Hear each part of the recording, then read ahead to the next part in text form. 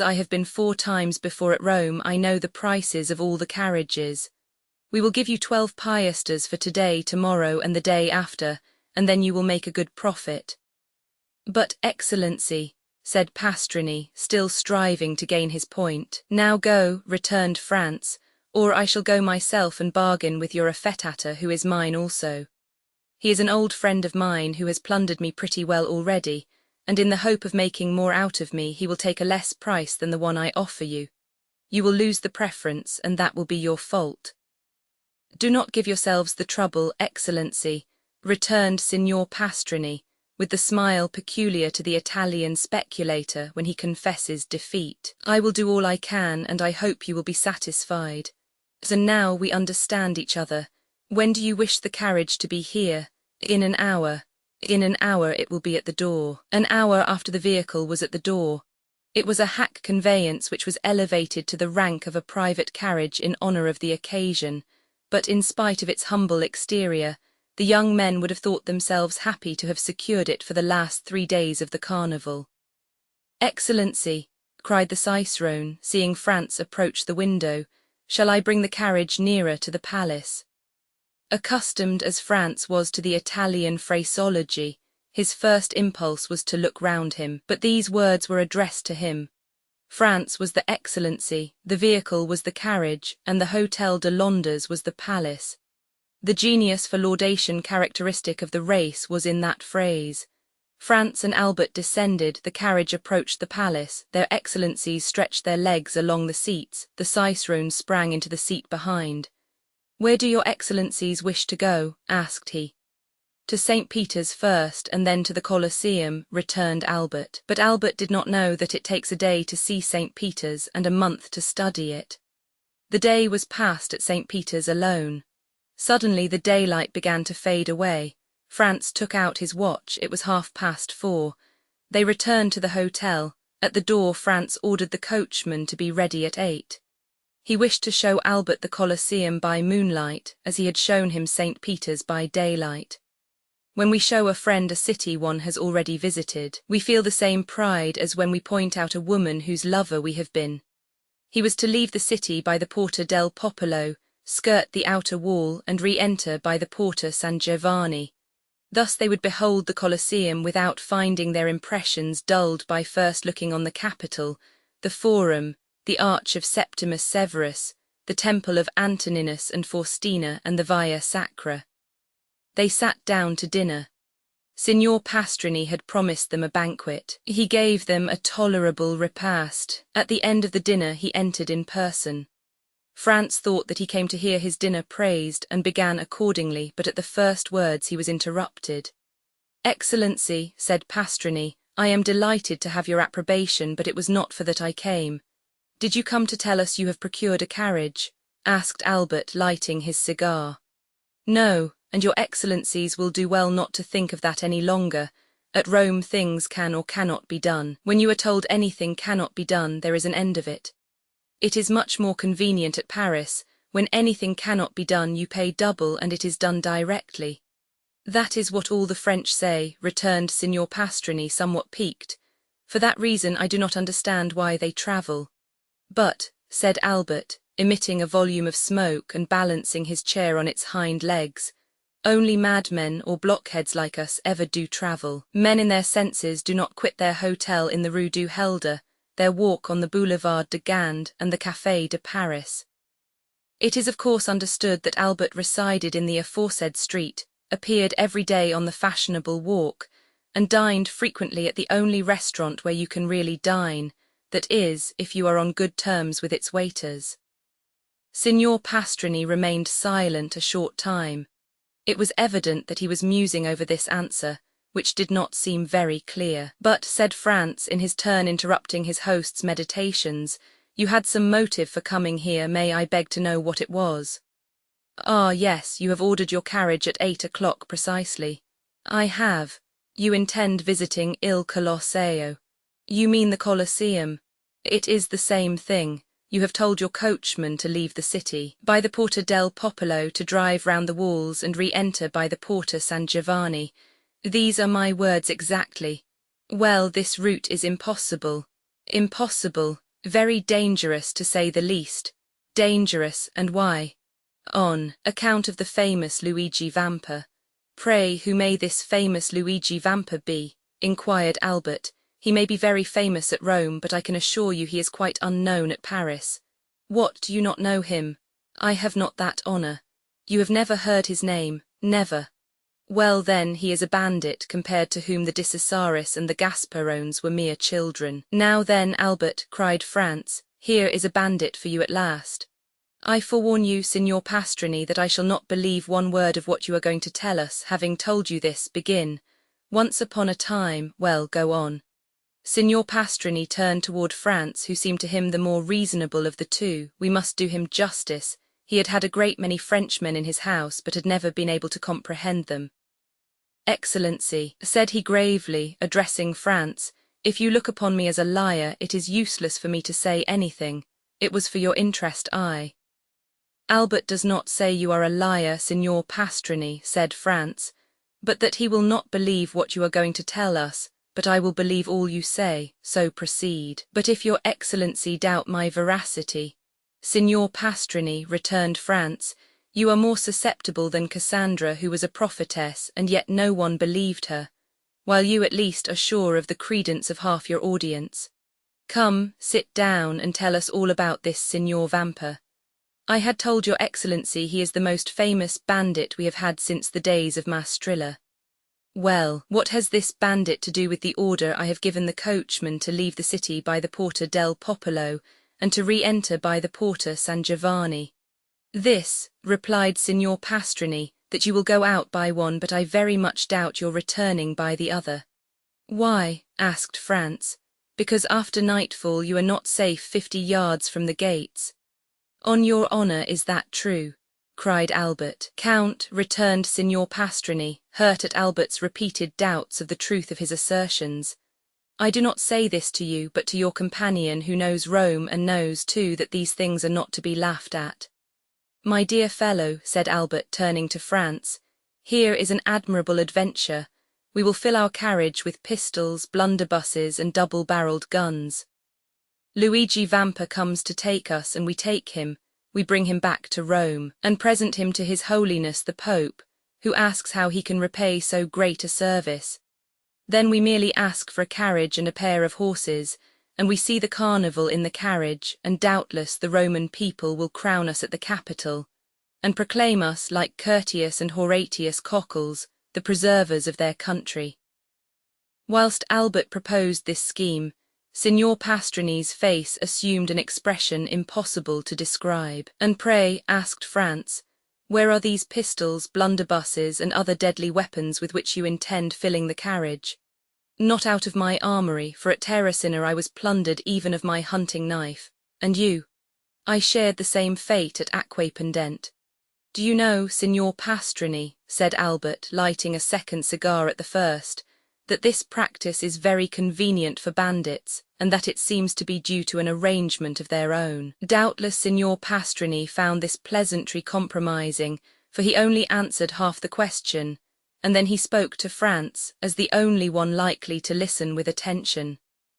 Your Excellency knows that it is not customary to defend yourself when attacked by bandits. What? Cried Albert, whose courage revolted at the idea of being plundered tamely. Not make any resistance? No, for it would be useless. What could you do against a dozen bandits who spring out of some pit, ruin, or aqueduct and level their pieces at you?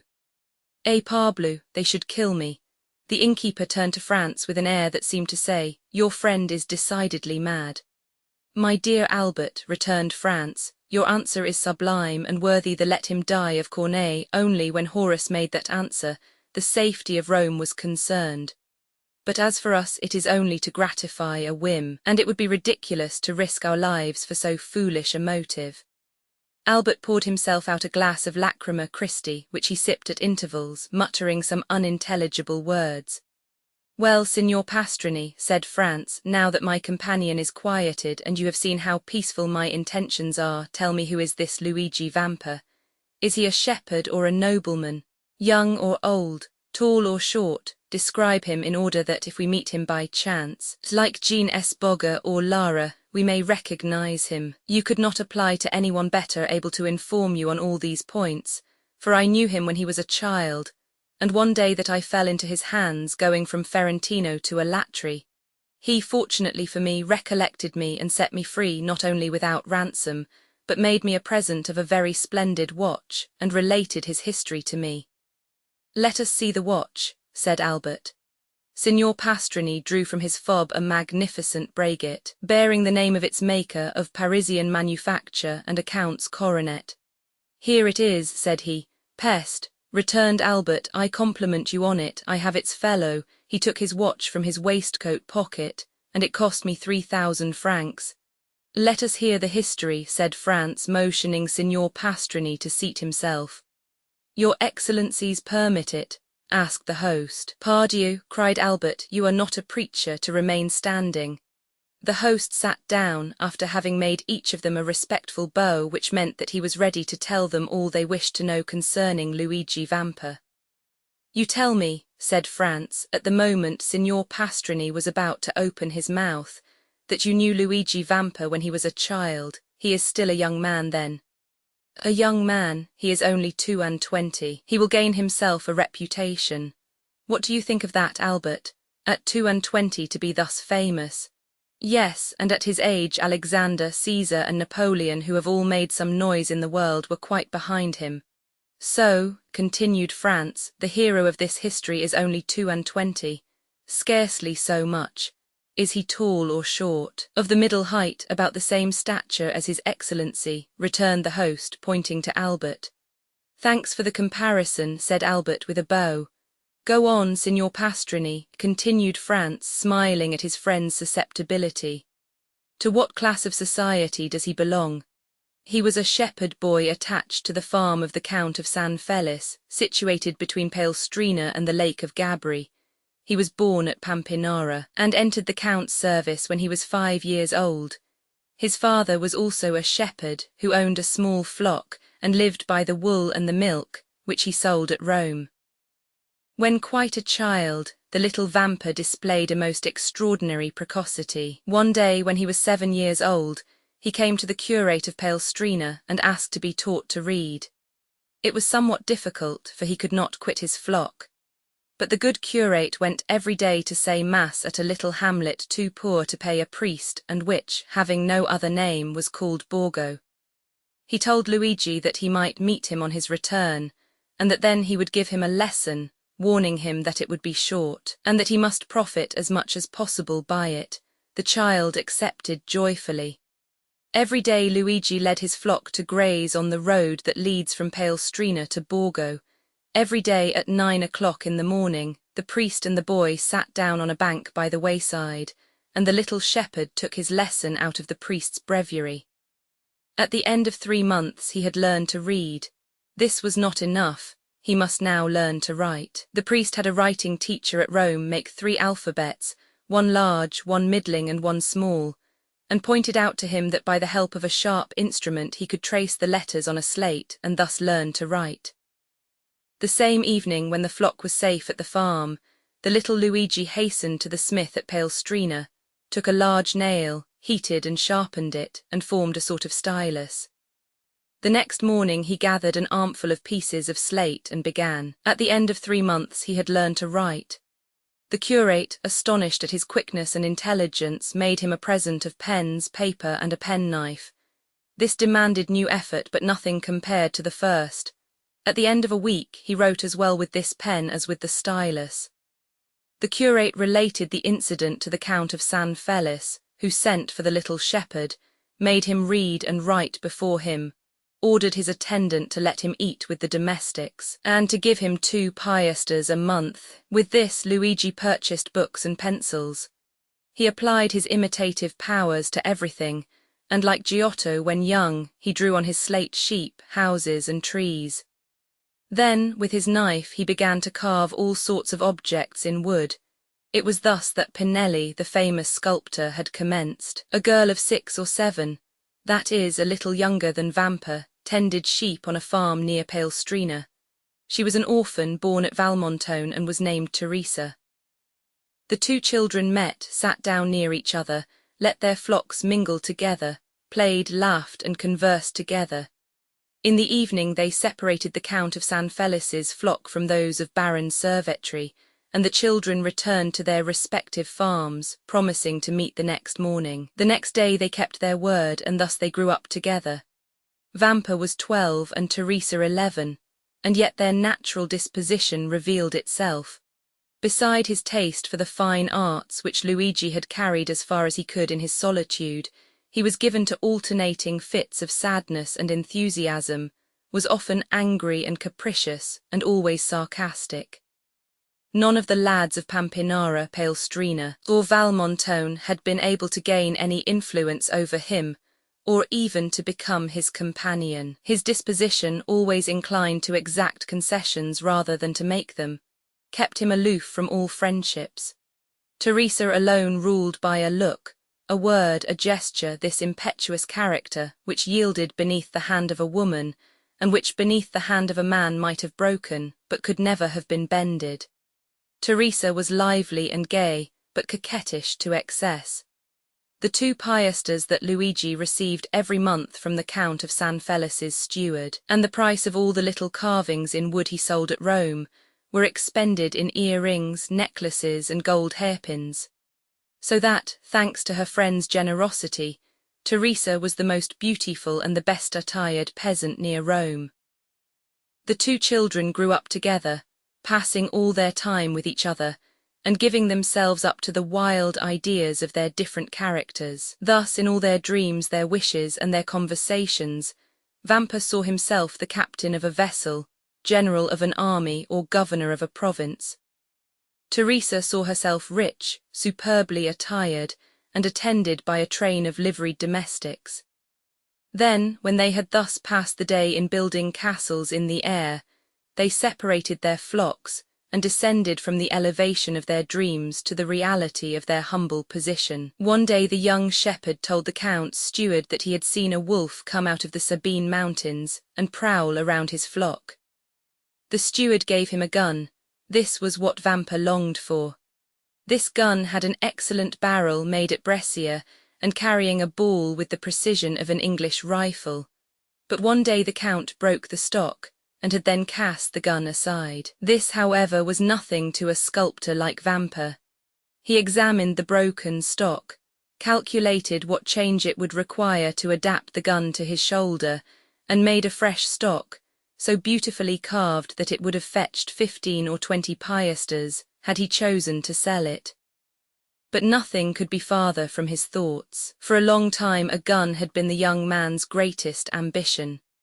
In every country where independence has taken the place of liberty, the first desire of a manly heart is to possess a weapon, which at once renders him capable of defence or attack, and by rendering its owner terrible, often makes him feared. From this moment, Vampa devoted all his leisure time to perfecting himself in the use of his precious weapon. He purchased powder and ball, and everything served him for a mark. The trunk of some old and moss-grown olive tree that grew on the Sabine mountains, the fox as he quitted his earth on some marauding excursion, the eagle that soared above their heads, and thus he soon became so expert that Teresa overcame the terror she at first felt at the report, and amused herself by watching him direct the ball wherever he pleased, with as much accuracy as if he placed it by hand. One evening a wolf emerged from a pine wood near which they were usually stationed, but the wolf had scarcely advanced 10 yards ere he was dead. Proud of this exploit, Vampa took the dead animal on his shoulders and carried him to the farm. These exploits had gained Luigi considerable reputation. The man of superior abilities always finds admirers, go where he will. He was spoken of as the most adroit, the strongest, and the most courageous contadino for 10 leagues around. And although Teresa was universally allowed to be the most beautiful girl of the Sabines, no one had ever spoken to her of love, because it was known that she was beloved by Vampa. And yet the 2 young people had never declared their affection. They had grown together like 2 trees whose roots are mingled, whose branches intertwined, and whose intermingled perfume rises to the heavens. Only their wish to see each other had become a necessity, and they would have preferred death to a day's separation. Teresa was 16 and Vampa 17. About this time, a band of brigands that had established itself in the Lepini Mountains began to be much spoken of. The brigands have never been really extirpated from the neighborhood of Rome. Sometimes a chief is wanted, but when a chief presents himself, he rarely has to wait long for a band of followers. The celebrated Cucumetto, pursued in the Abruzzo, driven out of the kingdom of Naples, where he had carried on a regular war, had crossed the Garigliano like Manfred, and had taken refuge on the banks of the Amasine between Sannino and Jupano. He strove to collect a band of followers, and followed the footsteps of Decisaris and Gasparone, whom he hoped to surpass. Many young men of Palestrina, Frascati and Pampinara had disappeared. Their disappearance at first caused much disquietude, but it was soon known that they had joined Cucumetto. After some time, Cucumetto became the object of universal attention. The most extraordinary traits of ferocious daring and brutality were related of him. One day he carried off a young girl, the daughter of a surveyor of Frosinone. The bandits' laws are positive. A young girl belongs first to him who carries her off, then the rest draw lots for her, and she is abandoned to their brutality until death relieves her sufferings. When their parents are sufficiently rich to pay a ransom, a messenger is sent to negotiate. The prisoner is hostage for the security of the messenger. Should the ransom be refused, the prisoner is irrevocably lost. The young girl's lover was in Cucumetto's troop. His name was Carlini. When she recognized her lover, the poor girl extended her arms to him and believed herself safe. But Carlini felt his heart sink, for he but too well knew the fate that awaited her. However, as he was a favorite with Cucumetto, as he had for 3 years faithfully served him, and as he had saved his life by shooting a dragoon who was about to cut him down, he hoped the chief would have pity on him. He took Cucumetto one side, while the young girl, seated at the foot of a huge pine that stood in the center of the forest, made a veil of her picturesque headdress to hide her face from the lascivious gaze of the bandits. There he told the chief all, his affection for the prisoner, their promises of mutual fidelity, and how every night, since he had been near, they had met in some neighboring ruins. It so happened that night that Cucumetto had sent Carlini to a village, so that he had been unable to go to the place of meeting. Cucumetto had been there, however, by accident, as he said, and had carried the maiden off. Carlini besought his chief to make an exception in Rita's favor, as her father was rich and could pay a large ransom. Cucumetto seemed to yield to his friend's entreaties, and bade him find a shepherd to send to Rita's father at Frosinone. Carlini flew joyfully to Rita, telling her she was saved and bidding her write to her father to inform him what had occurred and that her ransom was fixed at 300 piasters. 12 hours' delay was all that was granted, that is, until 9 the next morning. The instant the letter was written, Carlini seized it and hastened to the plain to find a messenger. He found a young shepherd watching his flock. The natural messengers of the bandits are the shepherds who live between the city and the mountains, between civilized and savage life. The boy undertook the commission, promising to be in Frosinone in less than an hour. Carlini returned, anxious to see his mistress, and announced the joyful intelligence. He found the troop in the glade, supping off the provisions exacted as contributions from the peasants, but his eye vainly sought Rita and Cucumetto among them. He inquired where they were and was answered by a burst of laughter. A cold perspiration burst from every pore and his hair stood on end. He repeated his question. One of the bandits rose and offered him a glass filled with Orvieto, saying to the health of the brave Cucumetto and the fair Rita. At this moment Carlini heard a woman's cry. He divined the truth, seized the glass, broke it across the face of him who presented it, and rushed towards the spot whence the cry came. After 100 yards he turned the corner of the thicket. He found Rita senseless in the arms of Cucumetto. At the sight of Carlini, Cucumetto rose, a pistol in each hand. The 2 brigands looked at each other for a moment, the one with a smile of lasciviousness on his lips, the other with the pallor of death on his brow. A terrible battle between the two men seemed imminent, but by degrees Carlini's features relaxed. His hand, which had grasped one of the pistols in his belt, fell to his side. Rita lay between them. The moon lighted the group. "Well," said Cucumetto, "have you executed your commission?" "Yes, Captain," returned Carlini. "At 9 o'clock tomorrow Rita's father will be here with the money. It is well. In the meantime we will have a merry night. This young girl is charming and does credit to your taste. Now, as I am not egotistical, we will return to our comrades and draw lots for her." "You have determined, then, to abandon her to the common law," said Carlini. "Why should an exception be made in her favour? I thought that my entreaties— What right have you, any more than the rest, to ask for an exception? It is true. But never mind," continued Cucumetto, laughing, "sooner or later your turn will come." Carlini's teeth clenched convulsively. "Now then," said Cucumetto, advancing towards the other bandits, "are you coming?"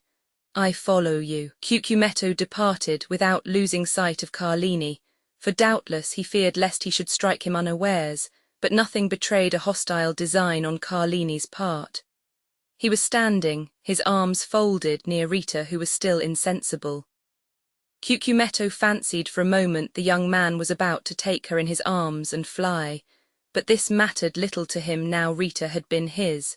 And as for the money, 300 piastres distributed among the band was so small a sum that he cared little about it. He continued to follow the path to the glade, but to his great surprise, Carlini arrived almost as soon as himself. "Let us draw lots, let us draw lots," cried all the brigands when they saw the chief. Their demand was fair, and the chief inclined his head in sign of acquiescence. The eyes of all shone fiercely as they made their demand, and the red light of the fire made them look like demons. The names of all, including Carlini, were placed in a hat, and the youngest of the band drew forth a ticket. The ticket bore the name of Diavolaxio. He was the man who had proposed to Carlini the health of their chief, and to whom Carlini replied by breaking the glass across his face.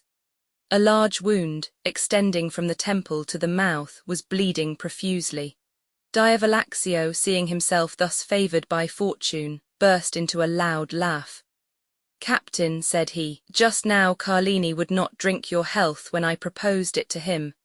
Propose mine to him, and let us see if he will be more condescending to you than to me." Everyone expected an explosion on Carlini's part, but to their great surprise he took a glass in one hand and a flask in the other, and filling it, "Your health, Diavolaxio," said he calmly, and he drank it off without his hand trembling in the least.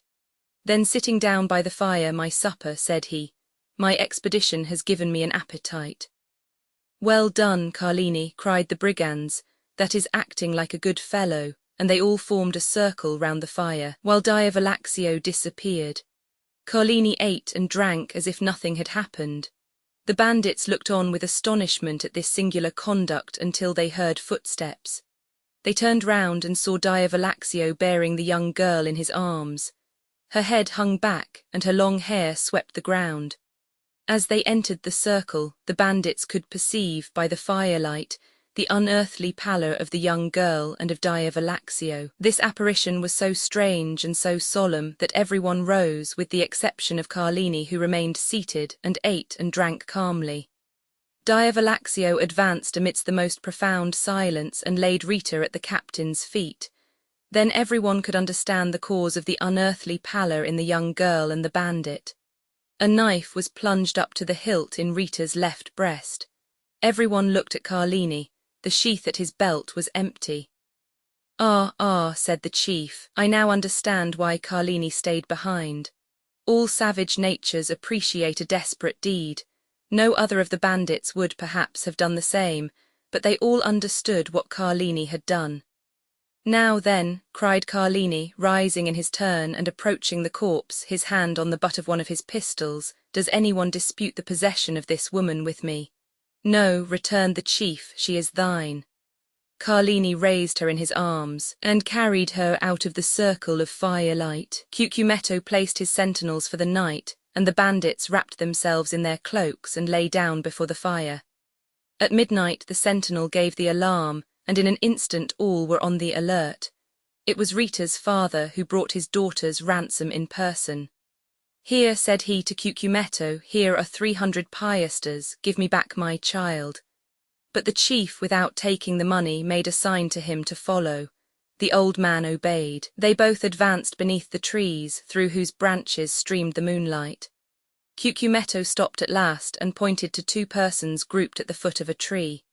"There," said he, "demand thy child of Carlini. He will tell thee what has become of her," and he returned to his companions. The old man remained motionless. He felt that some great and unforeseen misfortune hung over his head. At length he advanced toward the group, the meaning of which he could not comprehend. As he approached, Carlini raised his head and the forms of 2 persons became visible to the old man's eyes. A woman lay on the ground, her head resting on the knees of a man who was seated by her. As he raised his head, the woman's face became visible. The old man recognized his child, and Carlini recognized the old man. "I expected thee," said the bandit to Rita's father. "Wretch," returned the old man, "what hast thou done?" And he gazed with terror on Rita, pale and bloody, a knife buried in her bosom. A ray of moonlight poured through the trees and lighted up the face of the dead. "Cucumetto had violated thy daughter," said the bandit. "I loved her, therefore I slew her, for she would have served as the sport of the whole band." The old man spoke not and grew pale as death. "Now," continued Carlini, "if I have done wrongly, avenge her," and withdrawing the knife from the wound in Rita's bosom, he held it out to the old man with one hand, while with the other he tore open his vest. "Thou hast done well," returned the old man in a hoarse voice. "Embrace me, my son." Carlini threw himself, sobbing like a child, into the arms of his mistress's father. These were the first tears the man of blood had ever wept. "Now," said the old man, "aid me to bury my child." Carlini fetched 2 pickaxes, and the father and the lover began to dig at the foot of a huge oak, beneath which the young girl was to repose.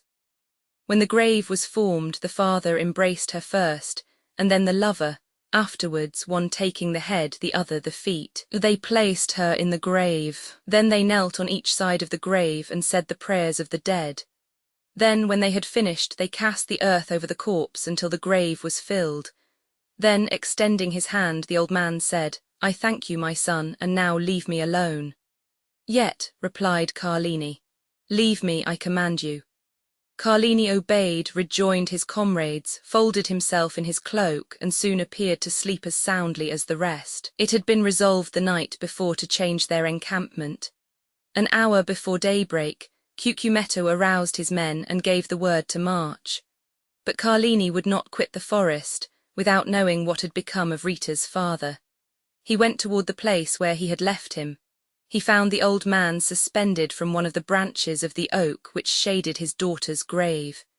He then took an oath of bitter vengeance over the dead body of the one and the tomb of the other. But he was unable to complete this oath, for 2 days afterwards, in an encounter with the Roman carbineers, Carlini was killed. There was some surprise, however, that, as he was with his face to the enemy, he should have received a ball between his shoulders. That astonishment ceased when one of the brigands remarked to his comrades that Cucumetto was stationed 10 paces in Carlini's rear when he fell. On the morning of the departure from the forest of Frosinone, he had followed Carlini in the darkness, and heard this oath of vengeance, and like a wise man anticipated it. They told 10 other stories of this bandit chief, each more singular than the other. Thus, from Fondi to Perusia, everyone trembles at the name of Cucumetto. These narratives were frequently the theme of conversation between Luigi and Teresa. The young girl trembled very much at hearing the stories, but Vampa reassured her with a smile, tapping the butt of his good fowling piece which threw its ball so well, and if that did not restore her courage, he pointed to a crow, perched on some dead branch, took aim, touched the trigger, and the bird fell dead at the foot of the tree. Time passed on, and the 2 young people had agreed to be married when Vampa should be 20 and Teresa 19 years of age. They were both orphans, and had only their employers' leave to ask, which had been already sought and obtained. One day when they were talking over their plans for the future, they heard 2 or 3 reports of firearms. And then suddenly a man came out of the wood, near which the two young persons used to graze their flocks, and hurried towards them. When he came within hearing, he exclaimed, "I am pursued, can you conceal me?" They knew full well that this fugitive must be a bandit, but there is an innate sympathy between the Roman brigand and the Roman peasant, and the latter is always ready to aid the former.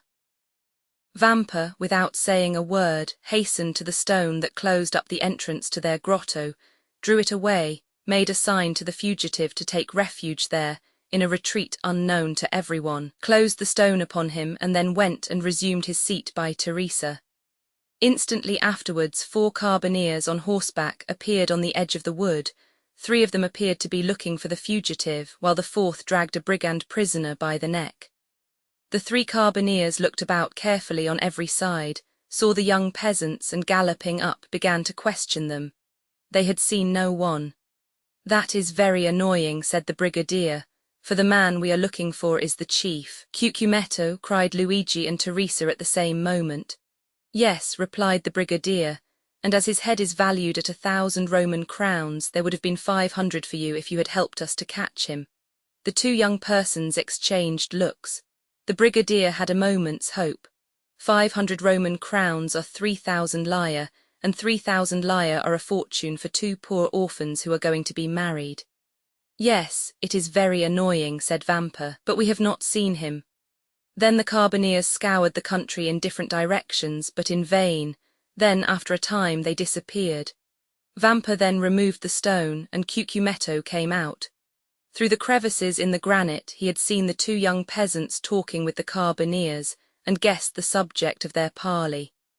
He had read in the countenances of Luigi and Teresa their steadfast resolution not to surrender him, and he drew from his pocket a purse full of gold, which he offered to them, but Vampa raised his head proudly.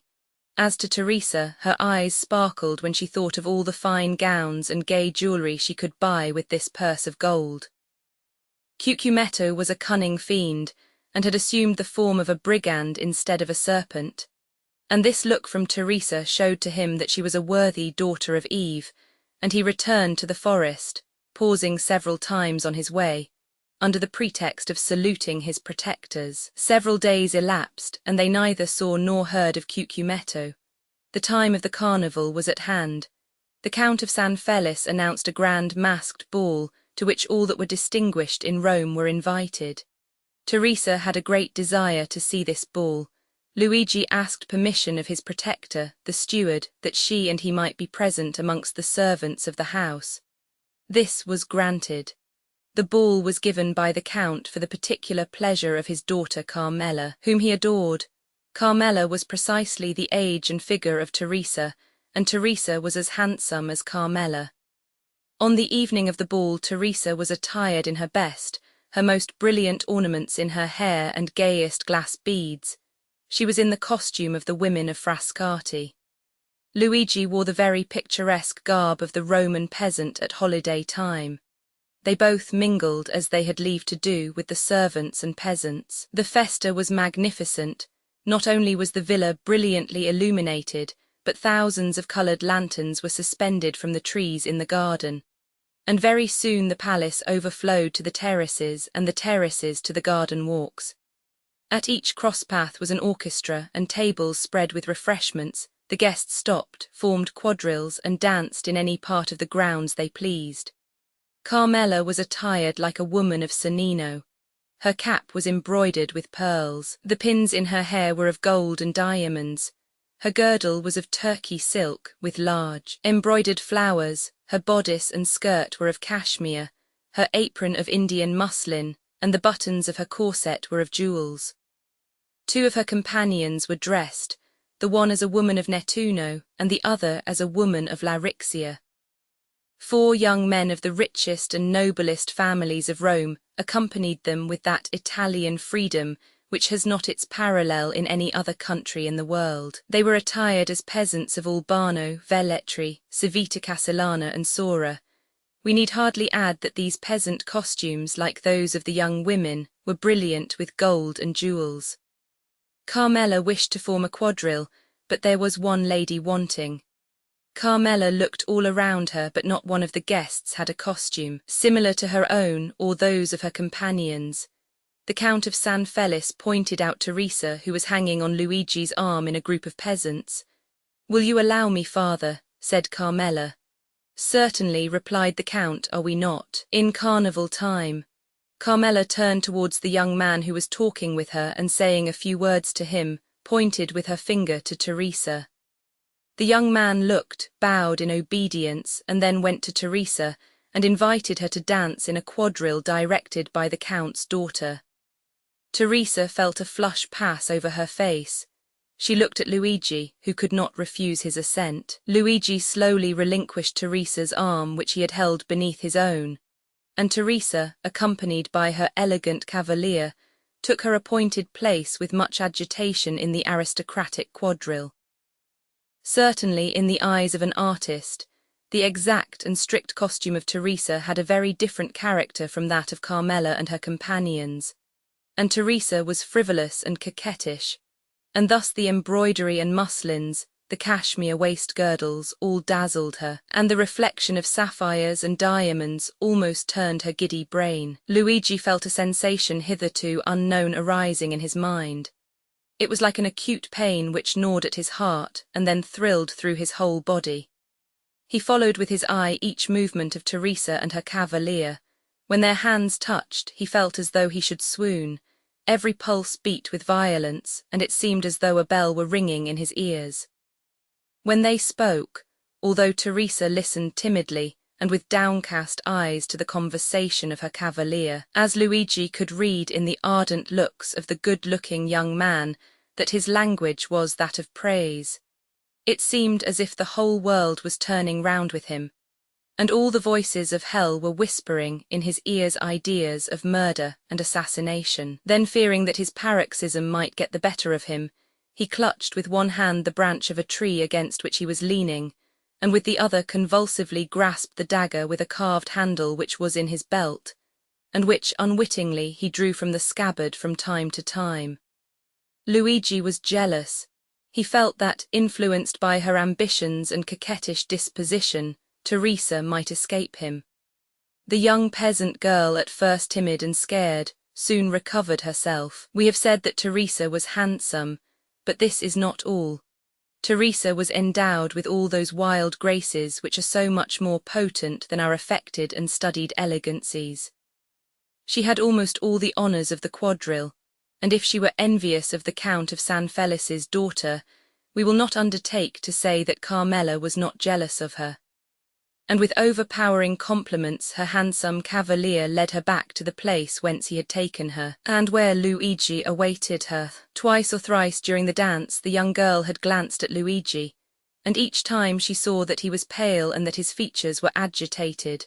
Once even the blade of his knife, half drawn from its sheath, had dazzled her eyes with its sinister glare. Thus it was almost tremblingly that she resumed her lover's arm.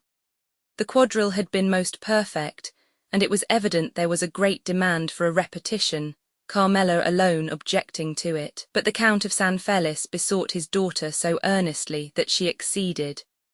One of the cavaliers then hastened to invite Teresa, without whom it was impossible for the quadrille to be formed, but the young girl had disappeared. The truth was that Luigi had not felt the strength to support another such trial, and half by persuasion and half by force, he had removed Teresa toward another part of the garden. Teresa had yielded in spite of herself, but when she looked at the agitated countenance of the young man, she understood by his silence and trembling voice that something strange was passing within him. She herself was not exempt from internal emotion, and without having done anything wrong, yet fully comprehended that Luigi was right in reproaching her. Why, she did not know, but yet she did not the less feel that these reproaches were merited. However, to Teresa's great astonishment, Luigi remained mute, and not a word escaped his lips the rest of the evening. When the chill of the night had driven away the guests from the gardens, and the gates of the villa were closed on them for the festa indoors, he took Teresa quite away, and as he left her at her home, he said, "Teresa, What were you thinking of as you danced opposite the young Countess of San Felice? I thought, replied the young girl with all the frankness of her nature, that I would give half my life for a costume such as she wore. And what said your cavalier to you? He said it only depended on myself to have it, and I had only one word to say. He was right, said Luigi. Do you desire it as ardently as you say? Yes. Well, then, you shall have it. The young girl, much astonished, raised her head to look at him, but his face was so gloomy and terrible that her words froze to her lips. As Luigi spoke thus, he left her. Teresa followed him with her eyes into the darkness as long as she could, and when he had quite disappeared, she went into the house with a sigh. That night, a memorable event occurred due, no doubt, to the imprudence of some servant who had neglected to extinguish the lights. The villa of San Felice took fire in the rooms adjoining the very apartment of the lovely Carmela. Awakened in the night by the light of the flames, she sprang out of bed, wrapped herself in a dressing gown, and attempted to escape by the door, but the corridor by which she hoped to fly was already a prey to the flames. She then returned to her room, calling for help as loudly as she could, when suddenly her window, which was 20 feet from the ground, was opened. A young peasant jumped into the chamber, seized her in his arms, and with superhuman skill and strength conveyed her to the turf of the grass plot, where she fainted. When she recovered, her father was by her side. All the servants surrounded her, offering her assistance. An entire wing of the villa was burnt down, but what of that as long as Carmela was safe and uninjured?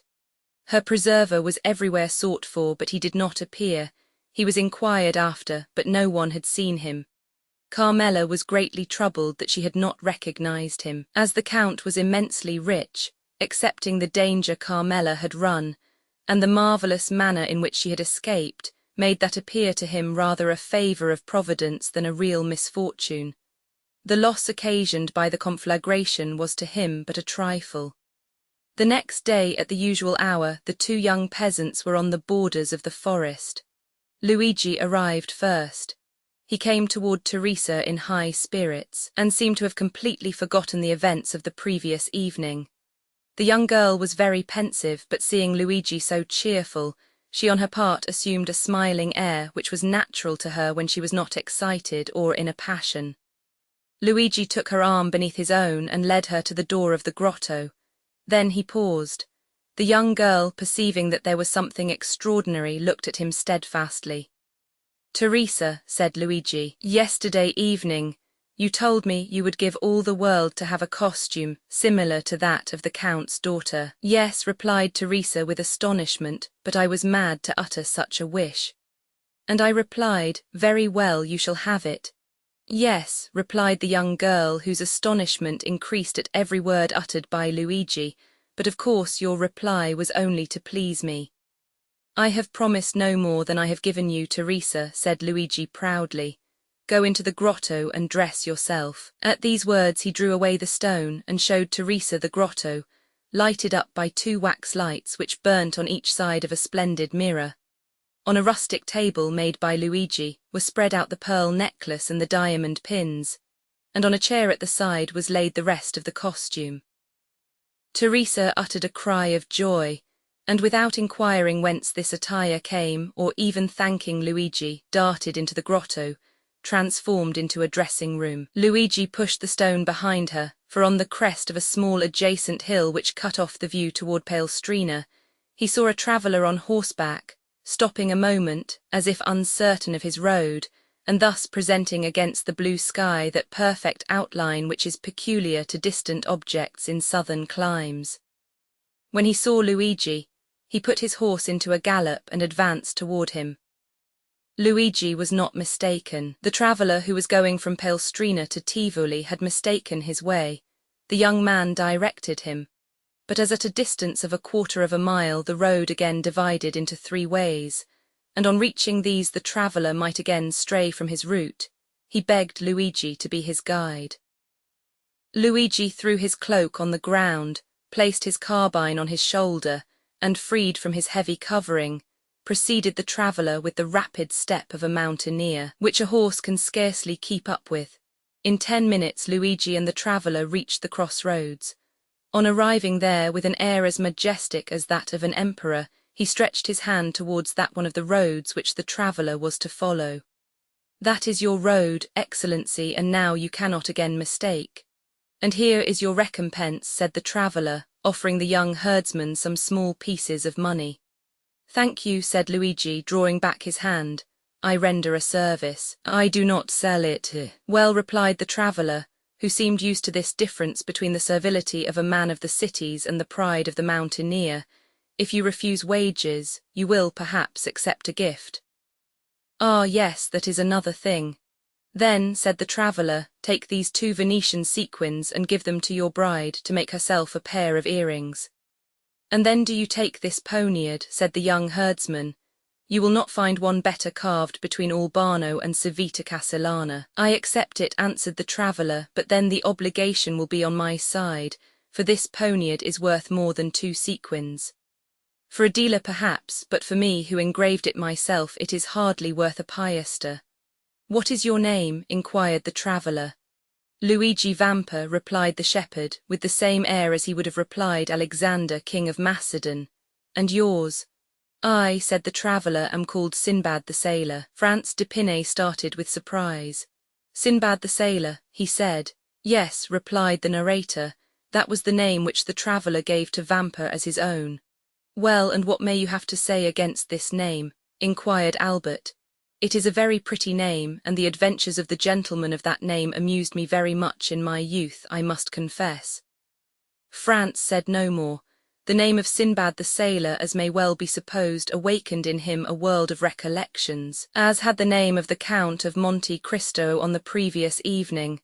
"Proceed," said he to the host. Vampa put the 2 sequins haughtily into his pocket, and slowly returned by the way he had gone. As he came within 200 or 300 paces of the grotto, he thought he heard a cry.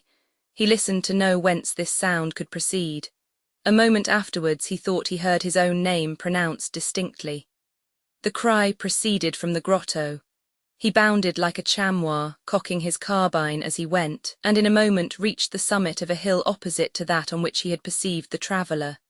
3 cries for help came more distinctly to his ear.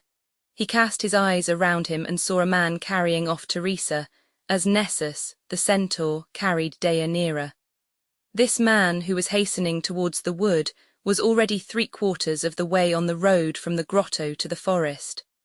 Vampa measured the distance. The man was at least 200 paces in advance of him, and there was not a chance of overtaking him. The young shepherd stopped as if his feet had been rooted to the ground. Then he put the butt of his carbine to his shoulder, took aim at the ravisher, followed him for a second in his track, and then fired. The ravisher stopped suddenly, his knees bent under him, and he fell with Teresa in his arms. The young girl rose instantly, but the man lay on the earth struggling in the agonies of death. Vampa then rushed towards Teresa, for at 10 paces from the dying man her legs had failed her, and she had dropped on her knees, so that the young man feared that the ball that had brought down his enemy had also wounded his betrothed. Fortunately she was unscathed, and it was fright alone that had overcome Teresa.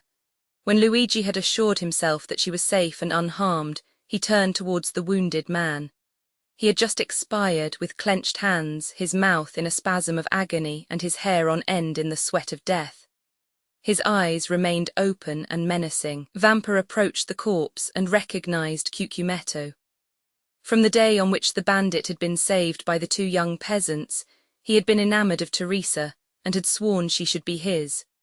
From that time he had watched them, and profiting by the moment when her lover had left her alone, had carried her off, and believed he at length had her in his power, when the ball, directed by the unerring skill of the young herdsman, had pierced his heart. Vampa gazed on him for a moment without betraying the slightest emotion, while, on the contrary, Teresa, shuddering in every limb, dared not approach the slain ruffian but by degrees, and threw a hesitating glance at the dead body over the shoulder of her lover.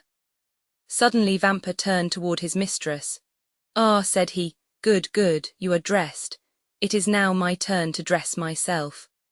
Teresa was clothed from head to foot in the garb of the Count of San Felis's daughter. Vampa took Cucumetto's body in his arms and conveyed it to the grotto, while in her turn Teresa remained outside. If a second traveller had passed, he would have seen a strange thing. A shepherdess watching her flock, clad in a cashmere grown, with earrings and necklace of pearls, diamond pins and buttons of sapphires, emeralds and rubies. He would no doubt have believed that he had returned to the times of Florian, and would have declared on reaching Paris that he had met an Alpine shepherdess seated at the foot of the Sabine hill. At the end of a quarter of an hour Vampa quitted the grotto. His costume was no less elegant than that of Teresa. He wore a vest of garnet-coloured velvet with buttons of cut gold, a silk waistcoat covered with embroidery, a Roman scarf tied round his neck, a cartridge box worked with gold and red and green silk, sky-blue velvet breeches fastened above the knee with diamond buckles, garters of deerskin worked with 1,000 arabesques, and a hat whereon hung ribbons of all colours. 2 watches hung from his girdle, and a splendid poniard was in his belt. Teresa uttered a cry of admiration. Vampa in this attire resembled a painting by Leopold Robert or Schnetz. He had assumed the entire costume of Cucumetto. The young man saw the effect produced on his betrothed, and a smile of pride passed over his lips. "Now," he said to Teresa, "are you ready to share my fortune, whatever it may be?" "Oh, yes," exclaimed the young girl enthusiastically, "and follow me wherever I go, to the world's end. Then take my arm and let us on, we have no time to lose." The young girl did so without questioning her lover as to where he was conducting her, for he appeared to her at this moment as handsome, proud, and powerful as a god. They went towards the forest and soon entered it. We need scarcely say that all the paths of the mountain were known to Vampa. He therefore went forward without a moment's hesitation, although there was no beaten track, but he knew his path by looking at the trees and bushes, and thus they kept on advancing for nearly an hour and a half. At the end of this time they had reached the thickest part of the forest. A torrent whose bed was dry led into a deep gorge. Vampa took this wild road, which, enclosed between 2 ridges and shadowed by the tufted umbrage of the pines, seemed, but for the difficulties of its descent, that path to Avernus of which Virgil speaks. Teresa had become alarmed at the wild and deserted look of the plain around her, and pressed closely against her guide, not uttering a syllable.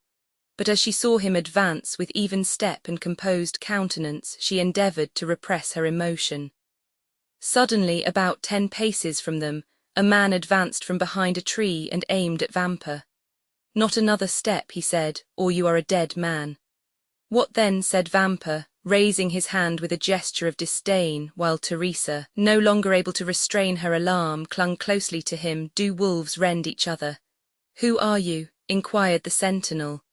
"I am Luigi Vampa, shepherd of the San Felice farm. What do you want? I would speak with your companions who are in the glade at Rocca Bianca."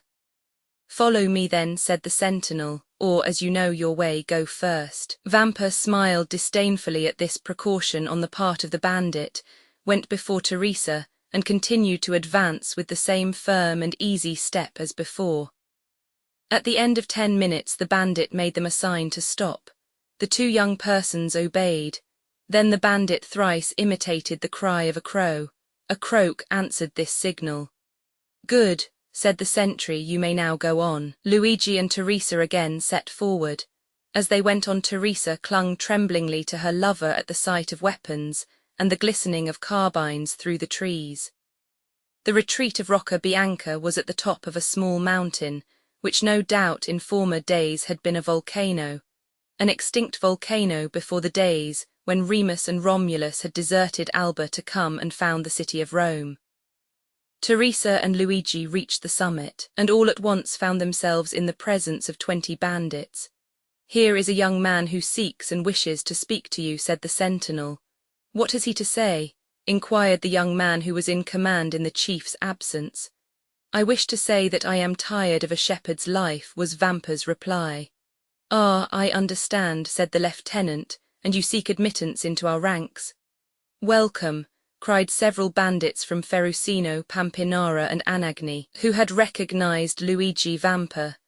"Yes, but I came to ask something more than to be your companion." "And what may that be?" inquired the bandits with astonishment. "I come to ask to be your captain," said the young man. The bandits shouted with laughter. "And what have you done to aspire to this honor?" demanded the lieutenant. "I have killed your chief, Cucumetto, whose dress I now wear, and I set fire to the Villa San Felice to procure a wedding dress for my betrothed." An hour afterwards Luigi Vampa was chosen captain, vice Cucumetto deceased. "Well, my dear Albert," said Franz, turning towards his friend, "what think you of citizen Luigi Vampa?" "I say he is a myth," replied Albert, "and never had an existence." "And what may a myth be?" inquired Pastrini. "The explanation would be too long, my dear landlord," replied Franz. "And you say that Signor Vampa exercises his profession at this moment in the environs of Rome, and with a boldness of which no bandit before him ever gave an example. Then the police have vainly tried to lay hands on him. Why, you see, he has a good understanding with the shepherds in the plains, the fishermen of the Tiber, and the smugglers of the coast. They seek for him in the mountains, and he is on the waters. They follow him on the waters, and he is on the open sea. Then they pursue him, and he has suddenly taken refuge in the islands at Giglio, Giannutri, or Monte Cristo.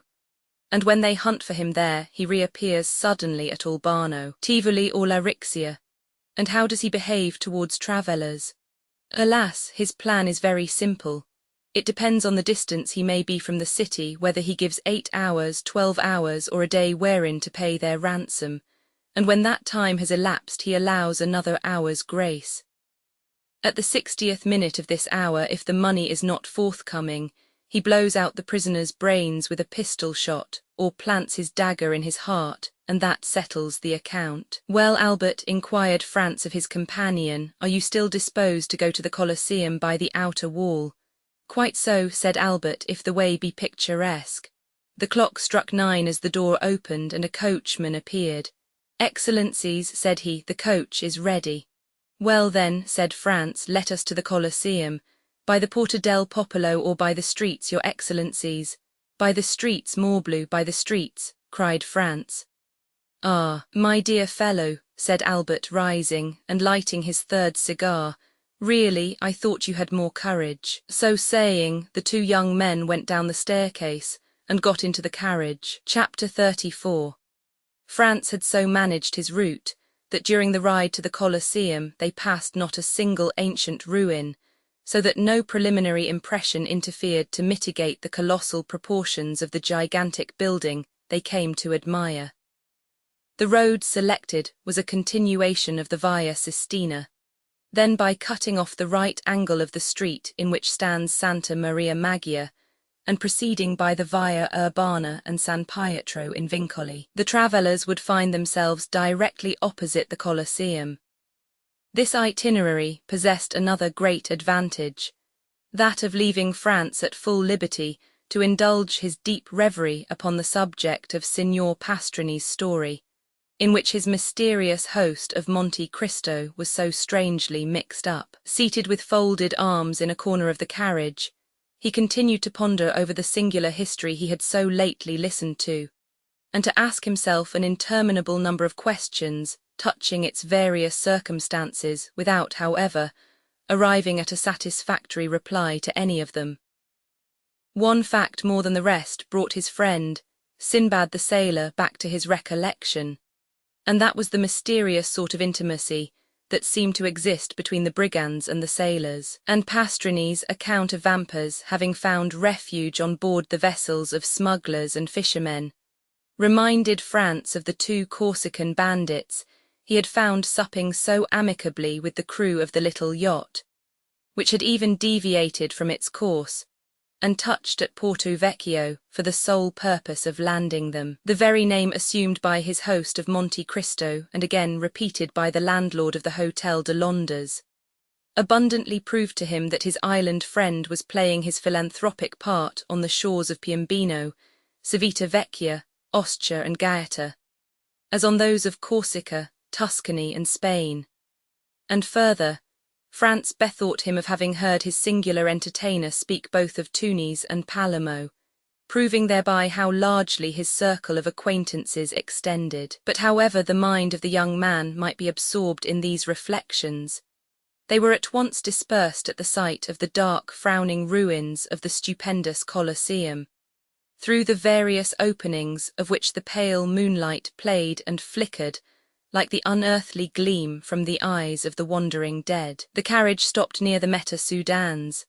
The door was opened, and the young men, eagerly alighting, found themselves opposite a cicerone who appeared to have sprung up from the ground, so unexpected was his appearance. The usual guide from the hotel having followed them, they had paid 2 conductors, nor is it possible at Rome to avoid this abundant supply of guides. Besides the ordinary cicerone, who seizes upon you directly you set foot in your hotel, and never quits you while you remain in the city, there is also a special cicerone belonging to each monument. Nay, almost to each part of a monument. It may therefore be easily imagined there is no scarcity of guides at the Colosseum, that wonder of all ages, which Martial thus eulogizes. Let Memphis cease to boast the barbarous miracles of her pyramids, and the wonders of Babylon be talked of no more among us. All must bow to the superiority of the gigantic labour of the Caesars, and the many voices of fame spread far and wide the surpassing merits of this incomparable monument. As for Albert and France, they essayed not to escape from their Ciceronian tyrants, and indeed it would have been so much the more difficult to break their bondage, as the guides alone are permitted to visit these monuments with torches in their hands. Thus, then, the young men made no attempt at resistance, but blindly and confidingly surrendered themselves into the care and custody of their conductors. France had already made 7 or 8 similar excursions to the Colosseum, while his less favoured companion trod for the first time in his life the classic ground forming the monument of Flavius Vespasian.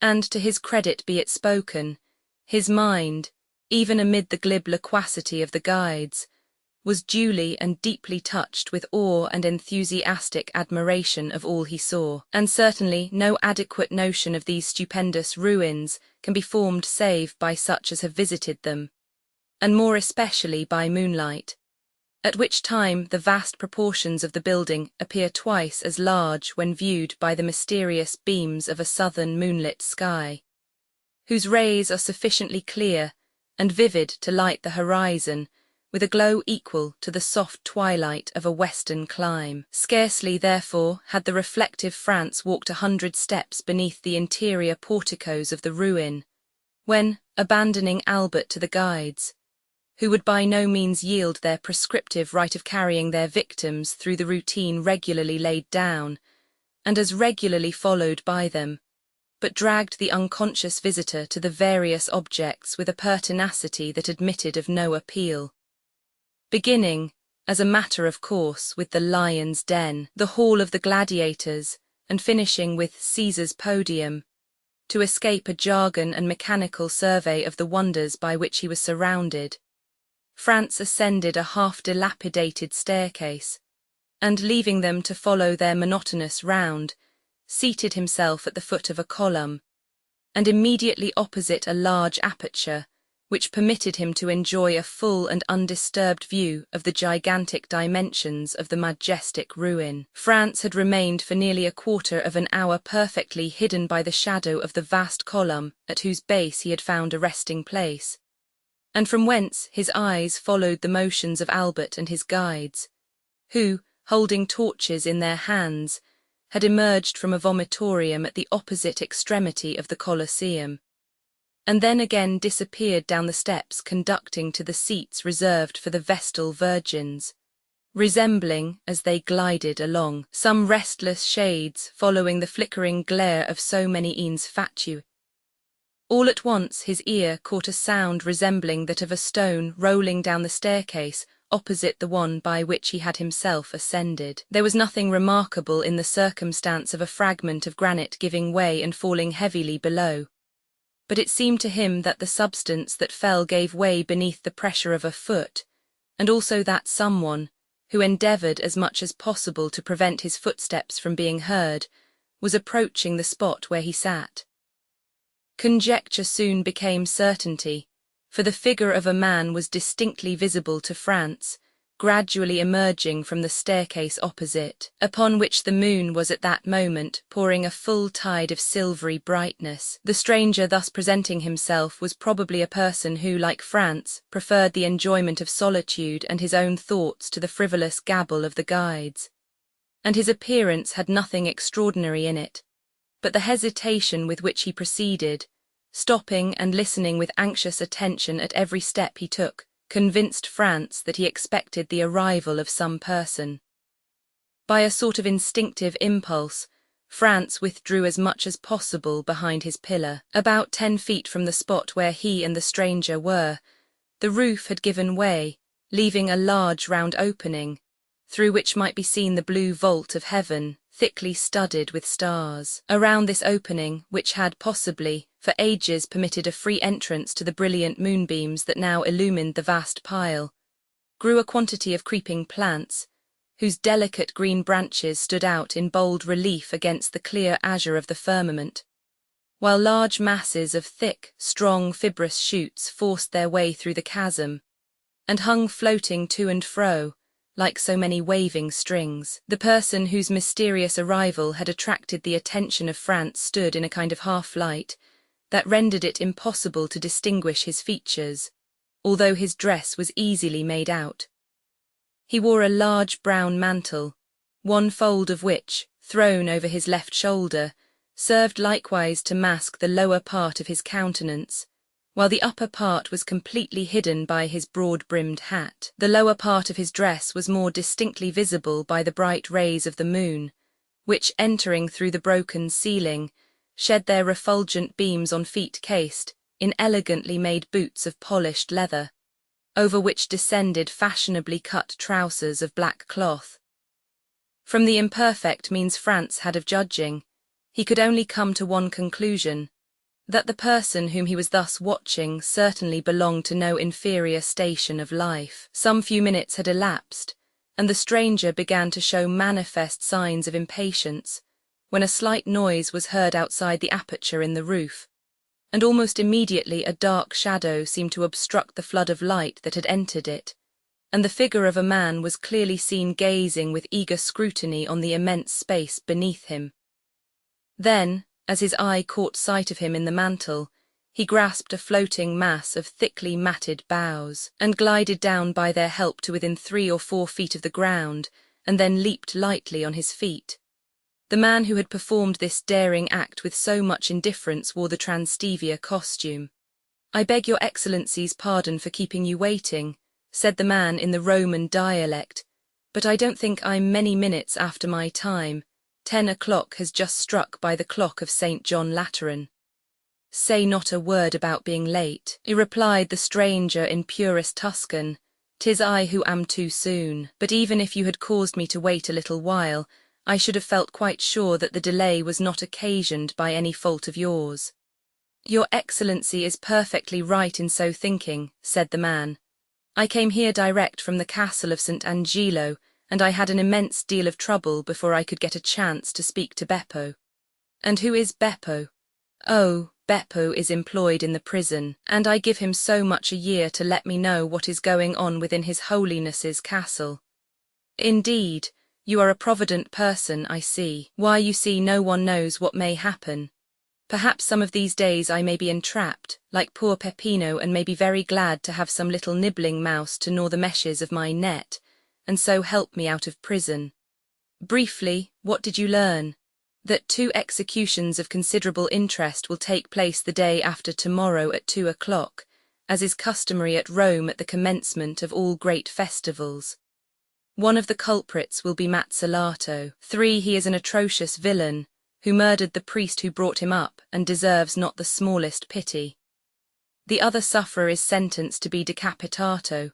4, and he, your Excellency, is poor Peppino. The fact is that you have inspired not only the pontifical government, but also the neighbouring states with such extreme fear that they are glad of all opportunity of making an example. But Peppino did not even belong to my band.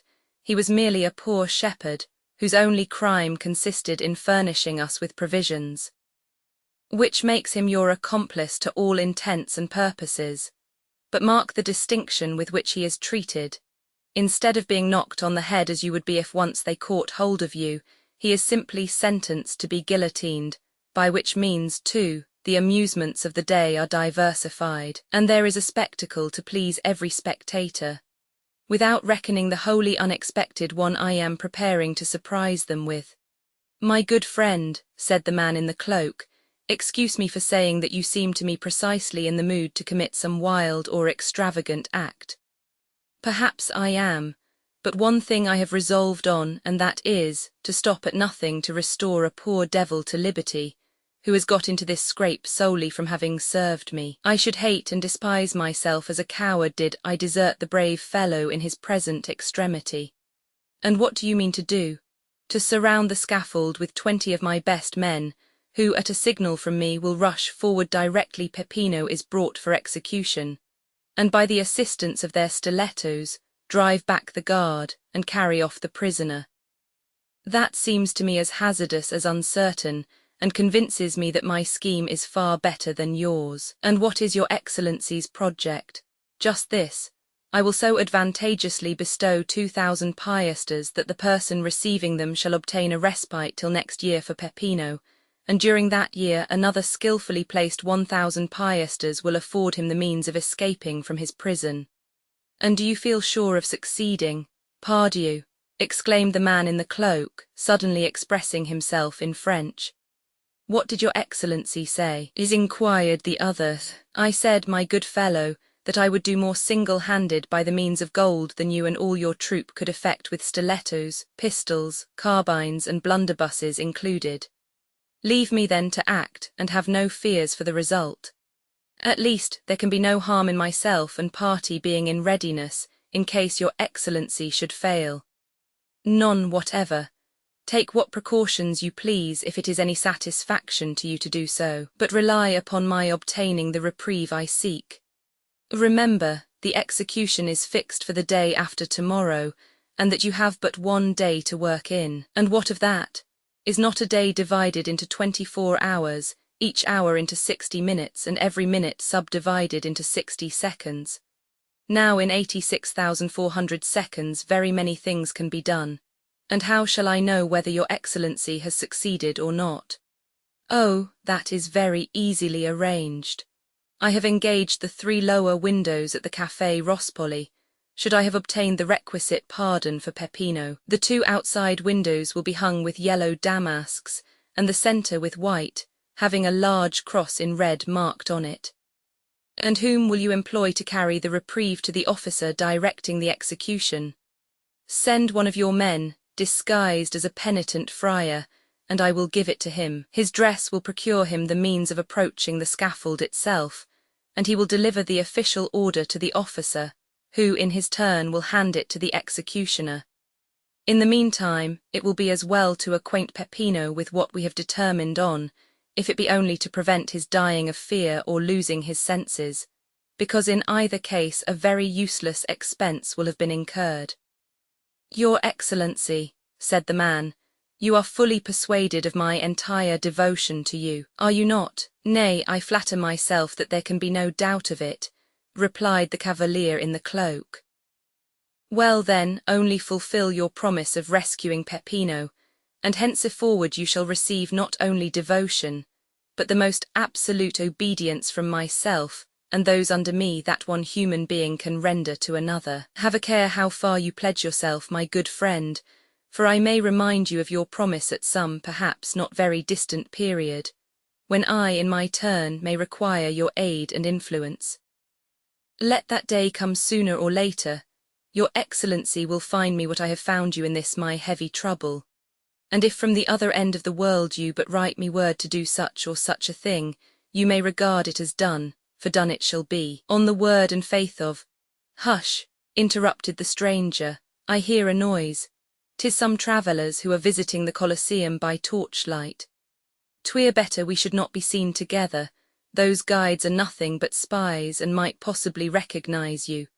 And however I may be honoured by your friendship, my worthy friend, if once the extent of our intimacy were known, I am sadly afraid both my reputation and credit would suffer thereby. Well then, if you obtain the reprieve, The middle window at the Café Rospoli will be hung with white damask bearing a red cross. And if you fail, then all 3 windows will have yellow draperies. And then, my good fellow, use your daggers in any way you please, and I further promise you to be there as a spectator of your prowess. We understand each other perfectly then.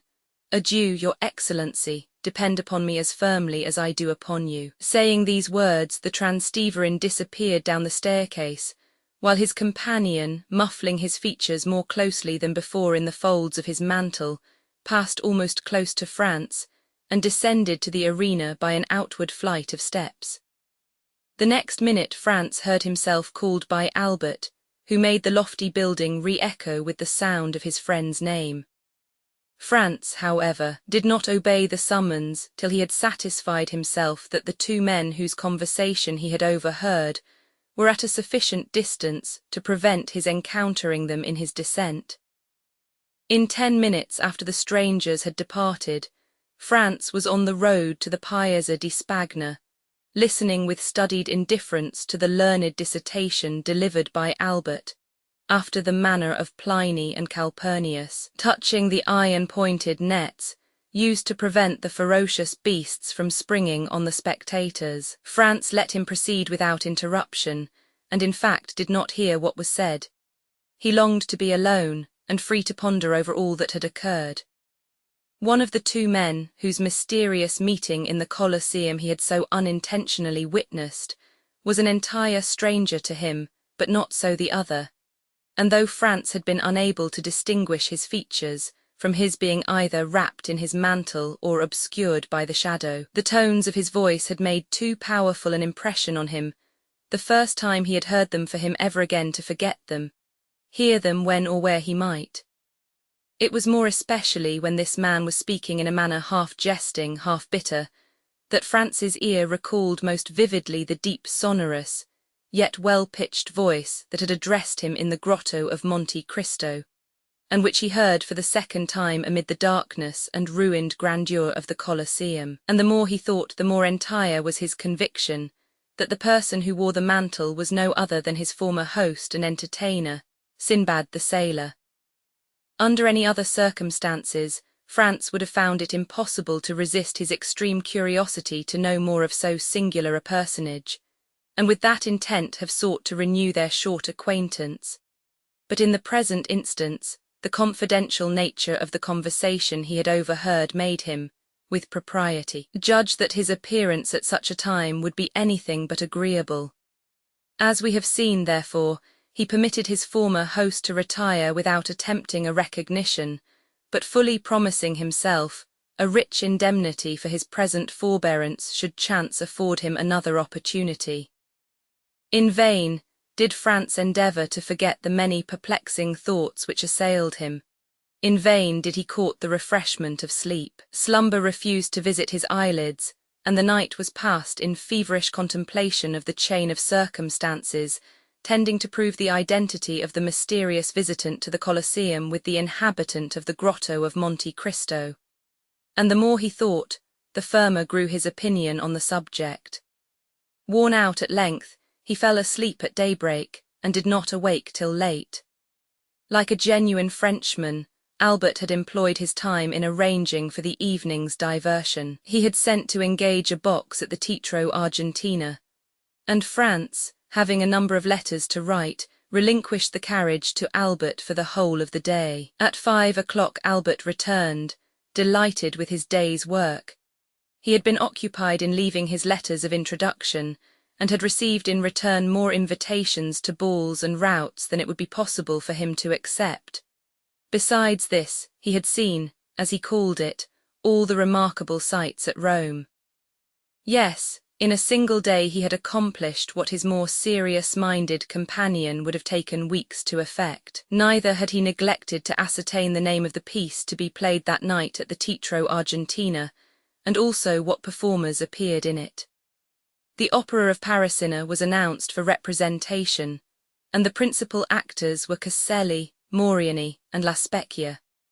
The young men, therefore, had reason to consider themselves fortunate in having the opportunity of hearing one of the best works by the composer of Lucia di Lammermoor, supported by three of the most renowned vocalists of Italy. Albert had never been able to endure the Italian theatres, with their orchestras from which it is impossible to see, and the absence of balconies or open boxes. All these defects pressed hard on a man who had had his stall at the booths, and had shared a lower box at the opera. Still, in spite of this, Albert displayed his most dazzling and effective costumes each time he visited the theatres.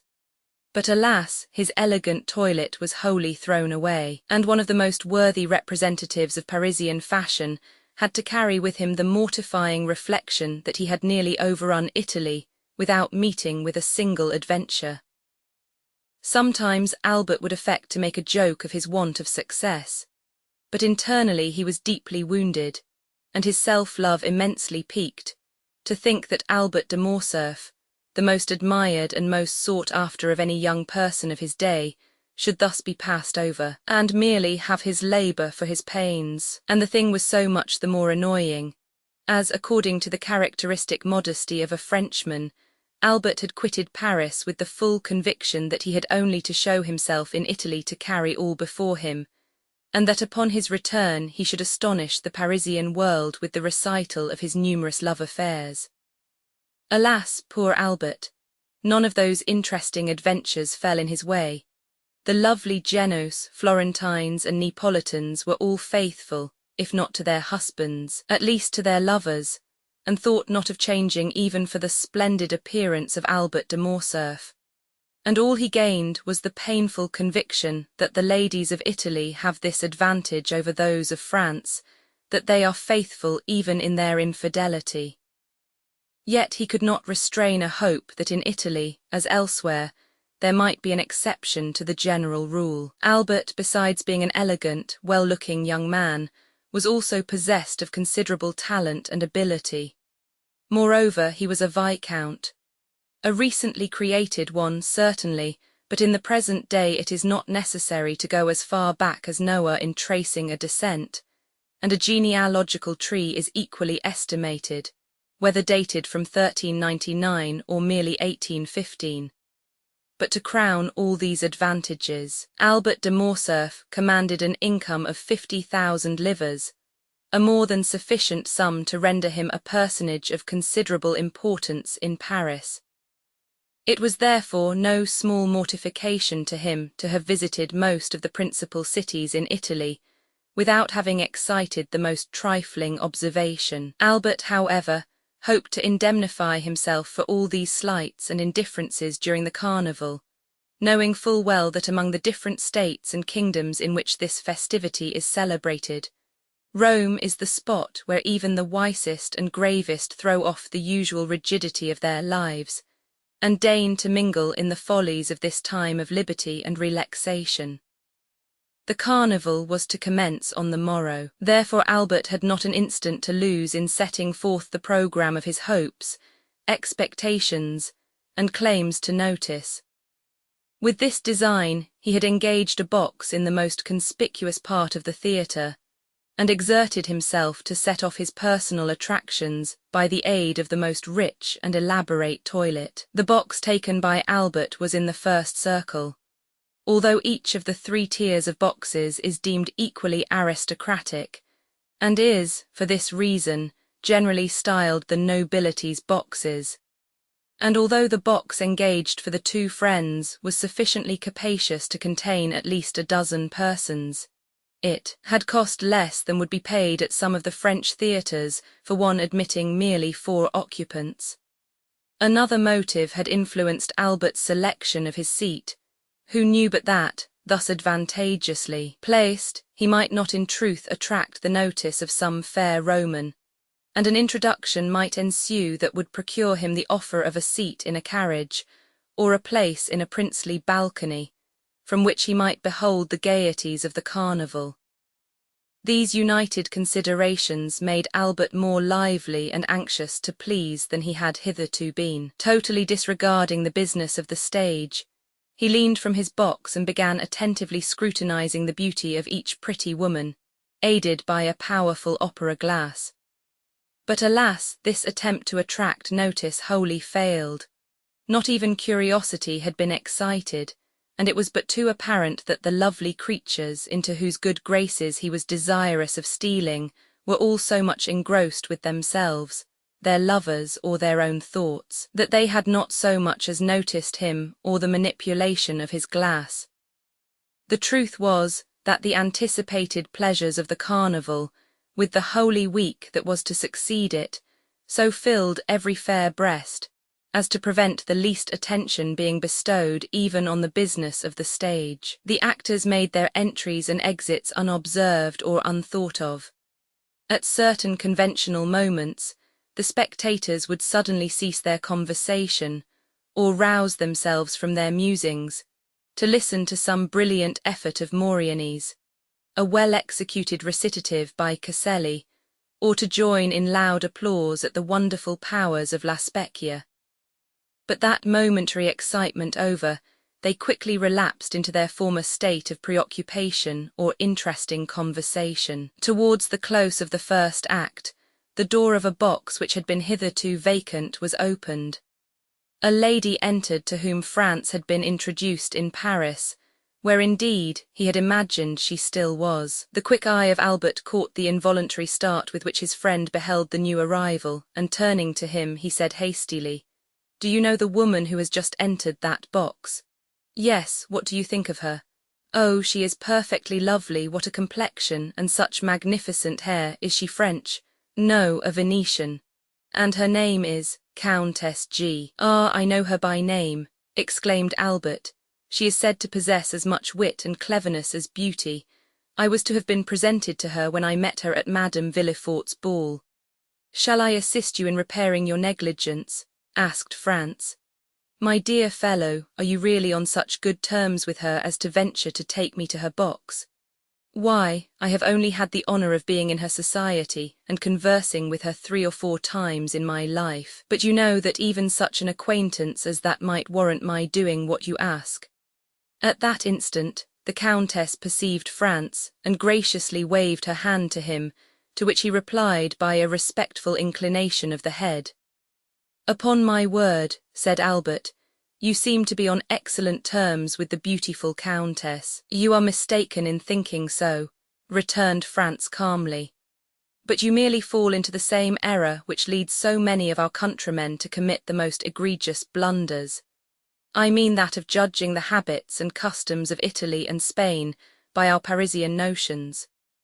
Believe me, nothing is more fallacious than to form any estimate of the degree of intimacy you may suppose existing among persons by the familiar terms they seem upon. There is a similarity of feeling at this instant between ourselves and the Countess, nothing more." "Is there indeed, my good fellow? Pray tell me, is it sympathy of heart?" "No, of taste," continued France gravely. "And in what manner has this congeniality of mind been evinced?" "By the Countess's visiting the Colosseum as we did last night, by moonlight and nearly alone." "You were with her, then?" "I was." "And what did you say to her?" "Oh, we talked of the illustrious dead of whom that magnificent ruin is a glorious monument." "Upon my word," cried Albert, "you must have been a very entertaining companion alone, or all but alone, with a beautiful woman in such a place of sentiment as the Colosseum, and yet to find nothing better to talk about than the dead. All I can say is, if ever I should get such a chance, the living should be my theme, and you will probably find your theme ill-chosen." "But," said Albert, breaking in upon his discourse, "never mind the past, let us only remember the present. Are you not going to keep your promise of introducing me to the fair subject of our remarks?" "Certainly, directly the curtain falls on the stage. What a confounded long time this first act lasts.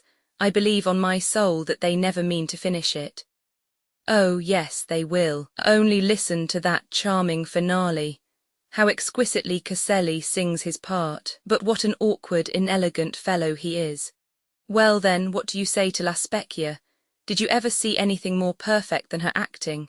Why, you know, my dear fellow, when one has been accustomed to Malibran and Sontag, such singers as these don't make the same impression on you they perhaps do on others.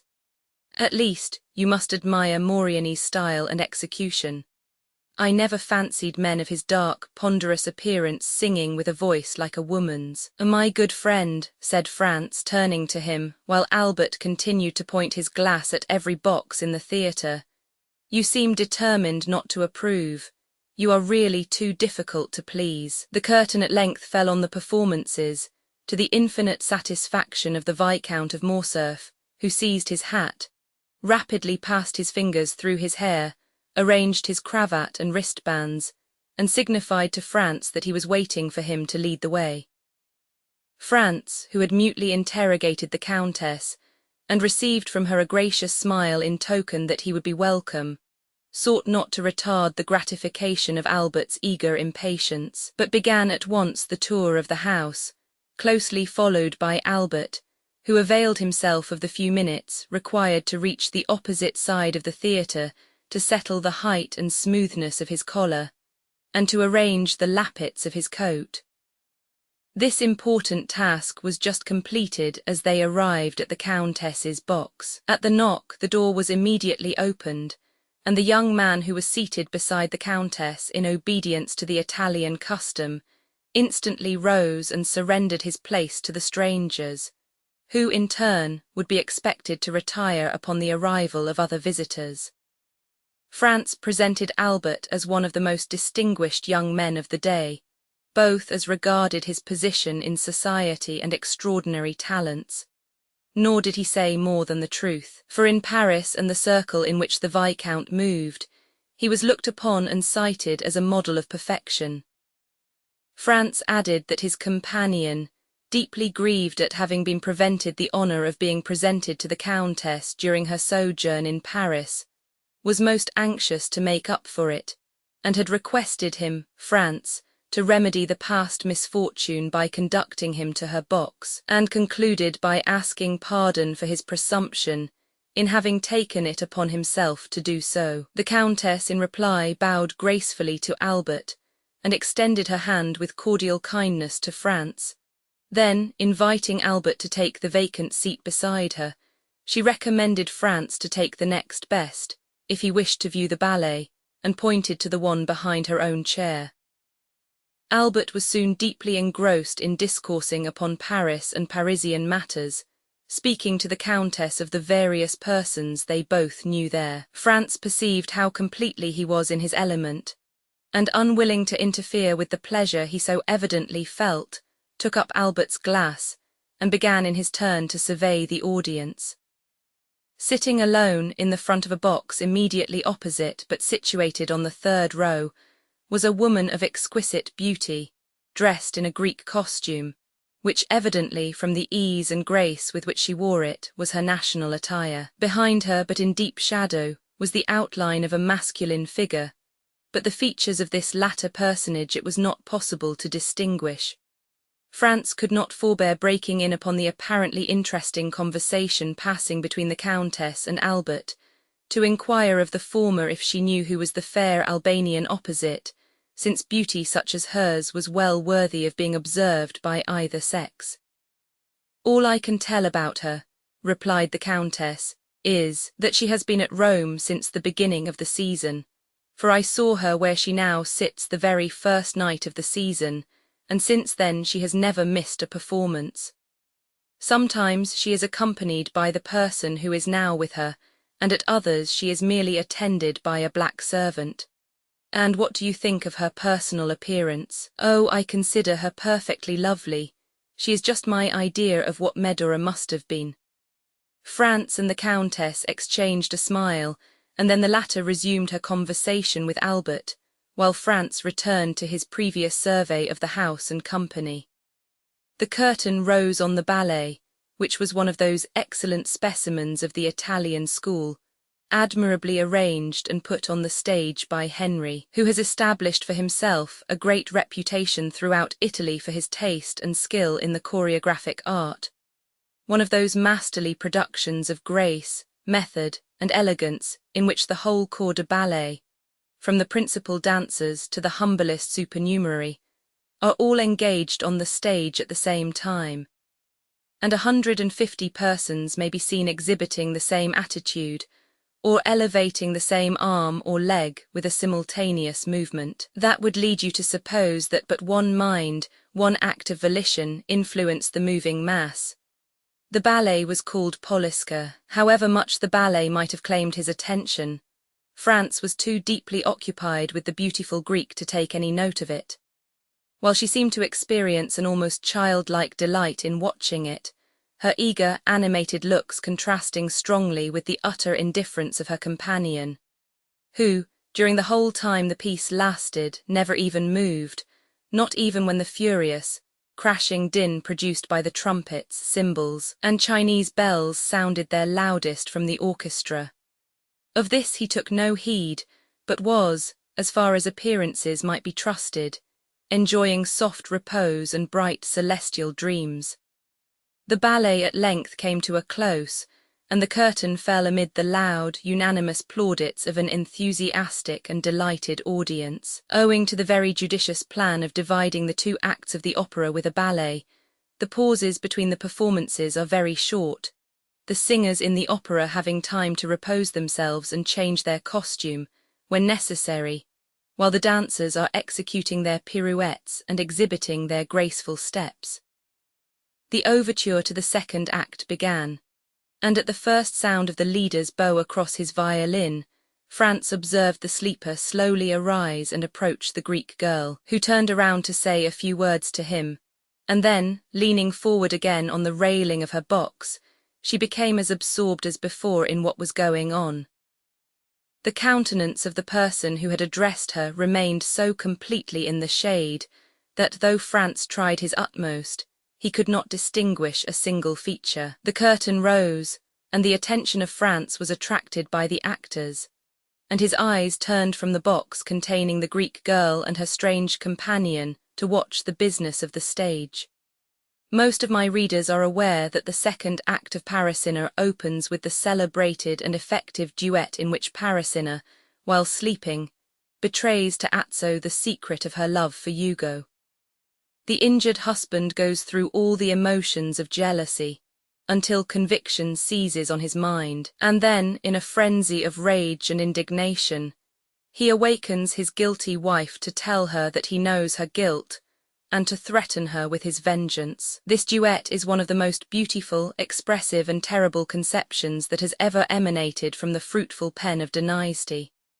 Franz now listened to it for the third time, yet its notes, so tenderly expressive and fearfully grand as the wretched husband and wife give vent to their different griefs and passions, thrilled through the soul of Franz with an effect equal to his first emotions upon hearing it. Excited beyond his usual calm demeanour, Franz rose with the audience and was about to join the loud, enthusiastic applause that followed. But suddenly his purpose was arrested, his hands fell by his sides, and the half-uttered bravos expired on his lips. The occupant of the box in which the Greek girl sat appeared to share the universal admiration that prevailed, for he left his seat to stand up in front, so that, his countenance being fully revealed, Franz had no difficulty in recognizing him as the mysterious inhabitant of Monte Cristo, and the very same person he had encountered the preceding evening in the ruins of the Colosseum, and whose voice and figure had seemed so familiar to him. All doubt of his identity was now at an end. His singular host evidently resided at Rome. The surprise and agitation occasioned by this full confirmation of Franz's former suspicion had no doubt imparted a corresponding expression to his features, for the Countess, after gazing with a puzzled look at his face, burst into a fit of laughter, and begged to know what had happened. "Countess," returned Franz, totally unheeding her raillery, "I asked you a short time since if you knew any particulars respecting the Albanian lady opposite. I must now beseech you to inform me who and what is her husband." "Nay," answered the Countess, "I know no more of him than yourself. Perhaps you never before noticed him. What a question, so truly French. Do you not know that we Italians have eyes only for the man we love?" "True," replied Franz. "All I can say is," continued the Countess, taking up the lorgnette and directing it toward the box in question, That the gentleman whose history I am unable to furnish seems to me as though he had just been dug up. He looks more like a corpse permitted by some friendly grave digger to quit his tomb for a while and revisit this earth of ours than anything human. How ghastly pale he is! Oh, he is always as colourless as you now see him, said Franz. Then you know him, almost screamed the Countess. Oh, pray do, for heaven's sake, tell us all about. Is he a vampire or a resuscitated corpse or what? I fancy I have seen him before, and I even think he recognizes me. And I can well understand, said the Countess, shrugging up her beautiful shoulders, as though an involuntary shudder passed through her veins, that those who have once seen that man will never be likely to forget him. The sensation experienced by Franz was evidently not peculiar to himself. Another and wholly uninterested person felt the same unaccountable awe and misgiving. Well, inquired Franz, after the Countess had a second time directed her lorgnette at the box, what do you think of our opposite neighbour?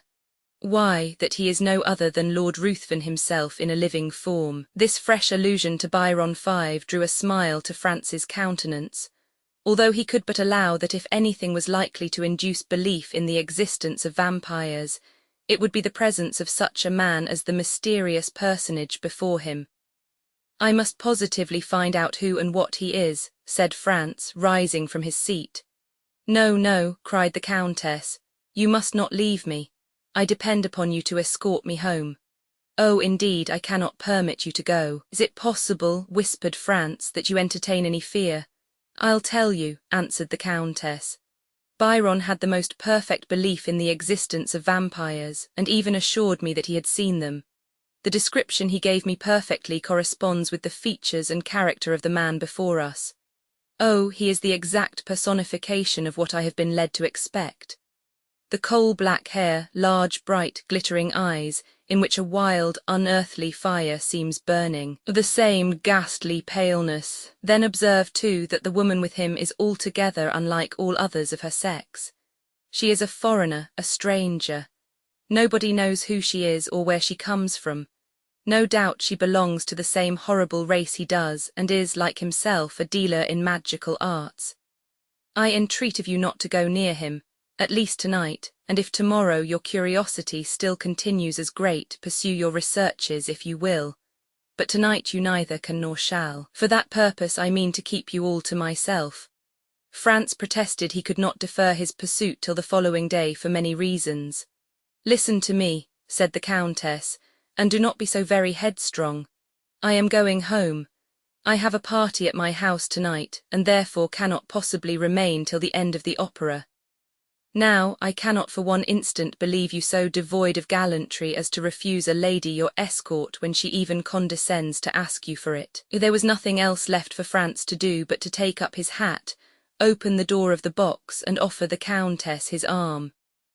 It was quite evident by her manner that her uneasiness was not feigned, and Franz himself could not resist a feeling of superstitious dread, so much the stronger in him as it arose from a variety of corroborative recollections, while the terror of the Countess sprang from an instinctive belief, originally created in her mind by the wild tales she had listened to till she believed them truths. Franz could even feel her arm tremble as he assisted her into the carriage. Upon arriving at her hotel, Franz perceived that she had deceived him when she spoke of expecting company. On the contrary, her own return before the appointed hour seemed greatly to astonish the servants. Excuse my little subterfuge, said the Countess in reply to her companion's half-reproachful observation on the subject, but that horrid man had made me feel quite uncomfortable, and I longed to be alone that I might compose my startled mind. Franz essayed to smile. Nay, said she, do not smile, it ill accords with the expression of your countenance, and I am sure it does not spring from your heart. However, promise me one thing. What is it? Promise me, I say. I will do anything you desire, except relinquish my determination of finding out who this man is. I have more reasons than you can imagine for desiring to know who he is, from whence he came, and whither he is going. Where he comes from I am ignorant, but I can readily tell you where he is going to, and that is down below without the least doubt. Let us only speak of the promise you wished me to make, said France. Well then, you must give me your word to return immediately to your hotel, and make no attempt to follow this man tonight. There are certain affinities between the persons we quit and those we meet afterwards. For heaven's sake, do not serve as a conductor between that man and me. Pursue your chase after him tomorrow as eagerly as you please, but never bring him near me if you would not see me die of terror. And now, good night. Go to your rooms and try to sleep away all recollections of this evening. For my own part, I am quite sure I shall not be able to close my eyes. So saying, the Countess quitted France, leaving him unable to decide whether she were merely amusing herself at his expense, or whether her fears and agitations were genuine. Upon his return to the hotel, France found Albert in his dressing gown and slippers, listlessly extended on a sofa, smoking a cigar. "My dear fellow," cried he, springing up, "is it really you? Why, I did not expect to see you before tomorrow." "My dear Albert," replied France, "I am glad of this opportunity to tell you once and forever that you entertain a most erroneous notion concerning Italian women. I should have thought the continual failures you have met with in all your own love affairs might have taught you better by this time. Upon my soul, these women would puzzle the very devil to read them aright. Why, here, they give you their hand, they press yours in return, they keep up a whispering conversation, permit you to accompany them home. Why, if a Parisian were to indulge in a quarter of these marks of flattering attention, her reputation would be gone forever. And the very reason why the women of this fine country, where sounds the sea as Dante writes, put so little restraint on their words and actions, is because they live so much in public, and have really nothing to conceal. Besides, you must have perceived that the Countess was really alarmed. At what? At the sight of that respectable gentleman sitting opposite to us in the same box with the lovely Greek girl. Now, for my part, I met them in the lobby after the conclusion of the piece, and hang me if I can guess where you took your notions of the other world from. I can assure you that this hobgoblin of yours is a deuced fine-looking fellow, admirably dressed. Indeed, I feel quite sure from the cut of his clothes they are made by a first-rate Paris tailor, probably Blin or Human. He was rather too pale, certainly, but then, you know, paleness is always looked upon as a strong proof of aristocratic descent and distinguished breeding. France smiled, for he well remembered that Albert particularly prided himself on the entire absence of colour in his own complexion. "Well, that tends to confirm my own ideas," said France, that the Countess's suspicions were destitute alike of sense and reason. "Did he speak in your hearing, and did you catch any of his words?" "I did, but they were uttered in the Romaic dialect. I knew that from the mixture of Greek words. I don't know whether I ever told you that when I was at college I was rather strong in Greek." "He spoke the Romaic language, did he?" "I think so. That settles it," murmured France. "'Tis he past all doubt. What do you say?" Nothing, but tell me, what were you thinking about when I came in?" "Oh, I was arranging a little surprise for you." "Indeed, of what nature?" "Why, you know it is quite impossible to procure a carriage." "Certainly, and I also know that we have done all that human means afforded to endeavour to get one. Now then, in this difficulty a bright idea has flashed across my brain." France looked at Albert as though he had not much confidence in the suggestions of his imagination. "I tell you what, France," cried Albert, "you deserve to be called out for such a misgiving and incredulous glance as that you were pleased to bestow on me just now. And I promise to give you the satisfaction of a gentleman if your scheme turns out as ingenious as you assert. Well then, hearken to me. I listen. You agree, do you not, that obtaining a carriage is out of the question?" "I do. Neither can we procure horses." "True, we have offered any sum but have failed." "Well now, what do you say to a cart? I dare say such a thing might be had." "Very possibly. And a pair of oxen?" "As easily found as the cart." "Then you see, my good fellow, with a cart and a couple of oxen our business can be managed. The cart must be tastefully ornamented, and if you and I dress ourselves as Neapolitan reapers we may get up a striking tableau, after the manner of that splendid picture by Leopold Robert. It would add greatly to the effect if the Countess would join us in the costume of a peasant from Puzzoli or Sorrento. Our group would then be quite complete, more especially as the Countess is quite beautiful enough to represent a Madonna. Well, said Franz, this time, Albert, I am bound to give you credit for having hit upon a most capital idea. And quite a national one too, replied Albert with gratified pride. A mere mask borrowed from our own festivities. Ha ha, ye Romans! You thought to make us, unhappy strangers, trot at the heels of your processions like so many Lazzaroni because no carriages or horses are to be had in your beggarly city. But you don't know us. When we can't have one thing, we invent another. And have you communicated your triumphant idea to anybody? Only to our host. Upon my return home I sent for him, and I then explained to him what I wished to procure. He assured me that nothing would be easier than to furnish all I desired. One thing I was sorry for, when I bade him have the horns of the oxen gilded, he told me there would not be time, as it would require 3 days to do that, so you see we must do without this little superfluity. And where is he now? Who? Our host. Gone out in search of our equipage. By tomorrow it might be too late. Then he will be able to give us an answer tonight.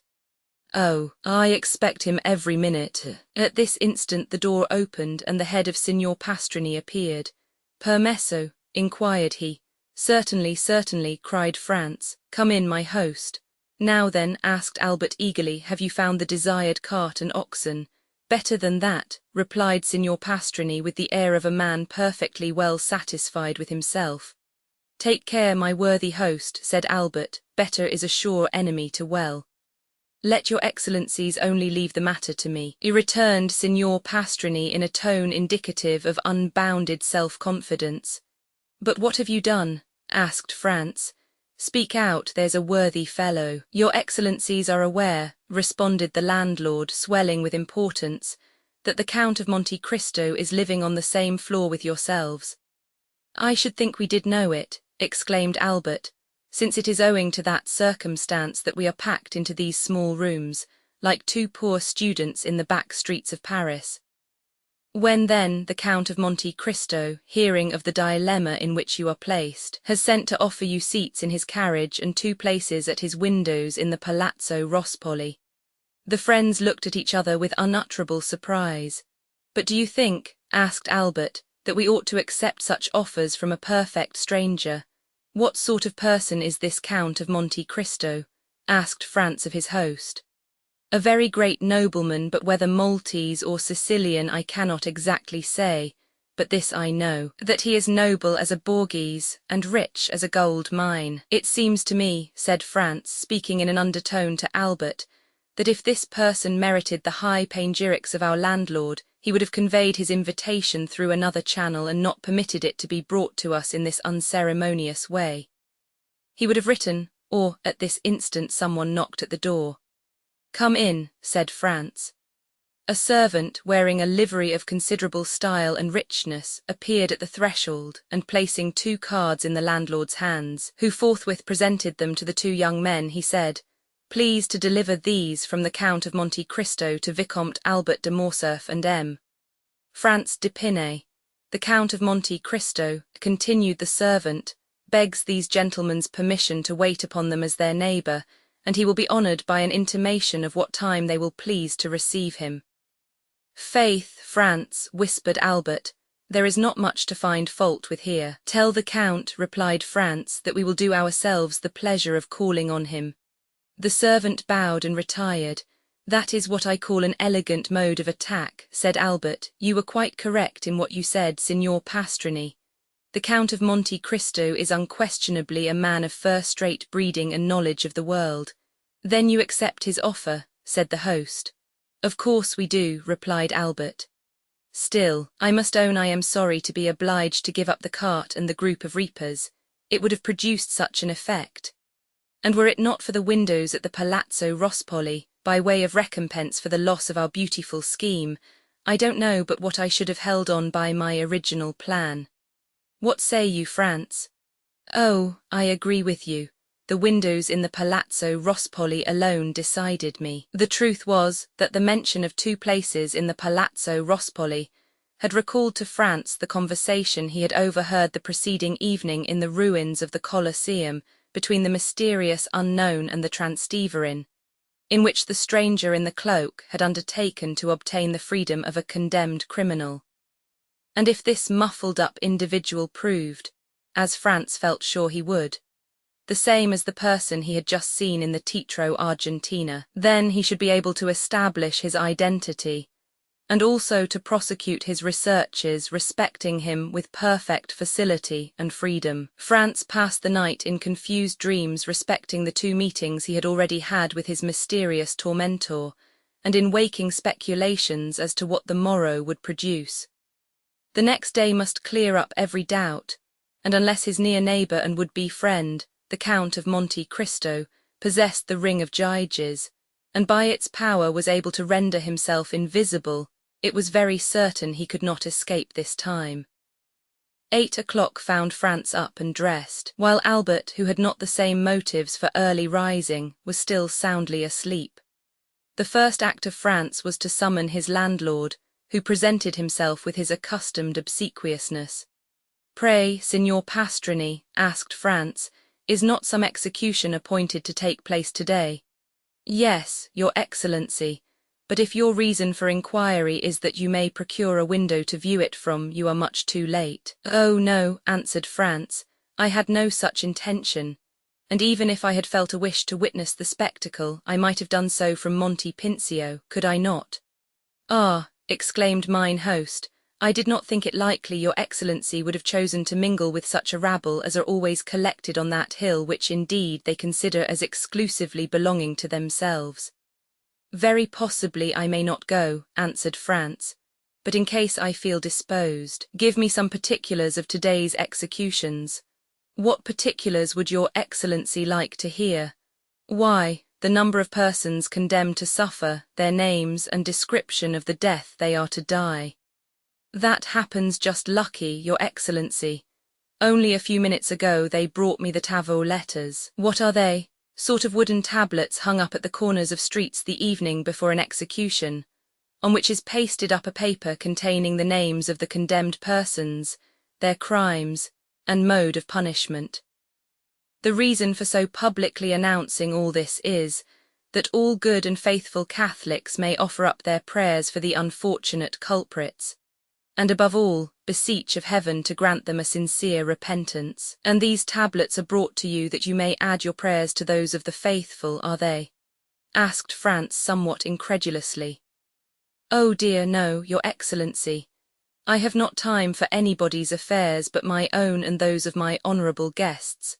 But I make an agreement with the man who pastes up the papers, and he brings them to me as he would the playbills, that in case any person staying at my hotel should like to witness an execution, he may obtain every requisite information concerning the time and place, etc." "Upon my word, that is a most delicate attention on your part, Signor Pastrini," cried Franz. "Why, Your Excellency," returned the landlord, chuckling and rubbing his hands with infinite complacency, "I think I may take upon myself to say I neglect nothing to deserve the support and patronage of the noble visitors to this poor hotel. I see that plainly enough, my most excellent host, and you may rely upon me to proclaim so striking a proof of your attention to your guests wherever I go. Meanwhile, oblige me by a sight of one of these Tavo letters." "Nothing can be easier than to comply with Your Excellency's wish," said the landlord, opening the door of the chamber. "I have caused one to be placed on the landing, close by your apartment." Then, taking the tablet from the wall, he handed it to Franz, who read as follows: "The public is informed that on Wednesday, February 23rd, being the first day of the Carnival, executions will take place in the Piazza del Popolo, by order of the Tribunal of the Rota, of 2 persons, named Andrea Rondolo and Peppino, otherwise called Rocca Priori. The former found guilty of the murder of a venerable and exemplary priest, named Don Cesar Torlini, canon of the Church of St. John Lateran, and the latter convicted of being an accomplice of the atrocious and sanguinary bandit, Luigi Vampa and his band. The first named malefactor will be mazzolato, the second culprit decapitato. The prayers of all good Christians are entreated for these unfortunate men, that it may please God to awaken them to a sense of their guilt, and to grant them a hearty and sincere repentance for their crimes. This was precisely what France had heard the evening before in the ruins of the Colosseum. No part of the programme differed. The names of the condemned persons, their crimes and mode of punishment, all agreed with his previous information. In all probability, therefore, the Transteverin was no other than the bandit Luigi Vampa himself, and the man shrouded in the mantle, the same he had known as Sinbad the Sailor, but who, no doubt, was still pursuing his philanthropic expedition in Rome, as he had already done at Porto Vecchio and Tunis.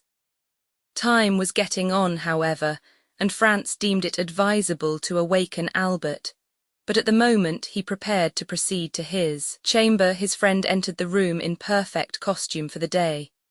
The anticipated delights of the carnival had so run in his head as to make him leave his pillow long before his usual hour.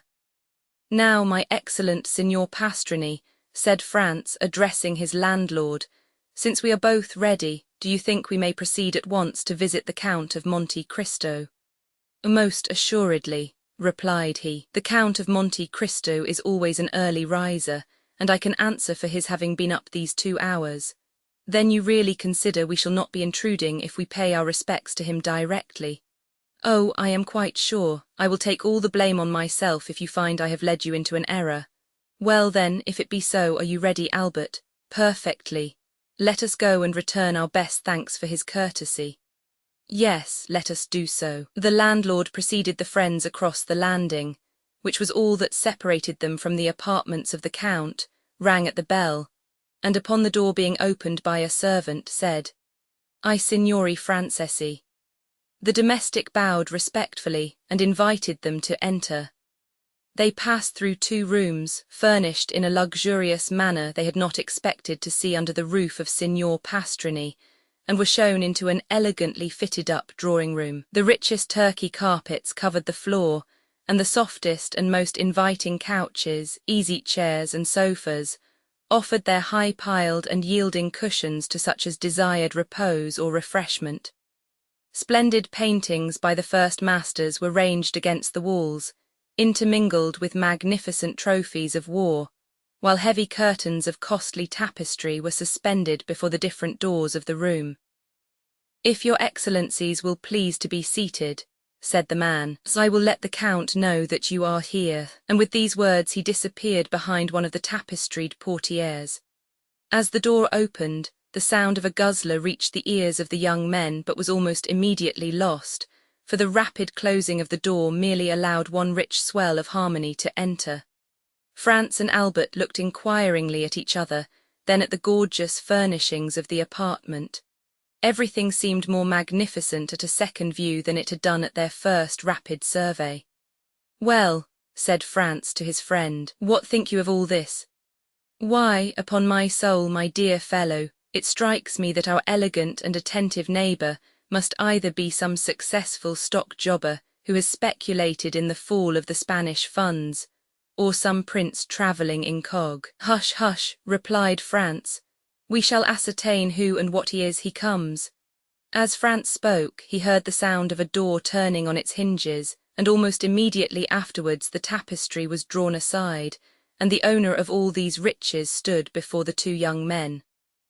Albert instantly rose to meet him, but France remained in a manner spellbound on his chair, for in the person of him who had just entered, he recognized not only the mysterious visitant to the Colosseum, and the occupant of the box at the Teatro Argentina, but also his extraordinary host of Monte Cristo. Chapter 35. "Gentlemen," said the Count of Monte Cristo as he entered, "I pray you excuse me for suffering my visit to be anticipated, but I feared to disturb you by presenting myself earlier at your apartments. Besides, you sent me word that you would come to me, and I have held myself at your disposal." "France and I have to thank you 1,000 times, Count," returned Albert. You extricated us from a great dilemma, and we were on the point of inventing a very fantastic vehicle when your friendly invitation reached us." "Indeed," returned the Count, motioning the two young men to sit down. "It was the fault of that blockhead Pastrini that I did not sooner assist you in your distress.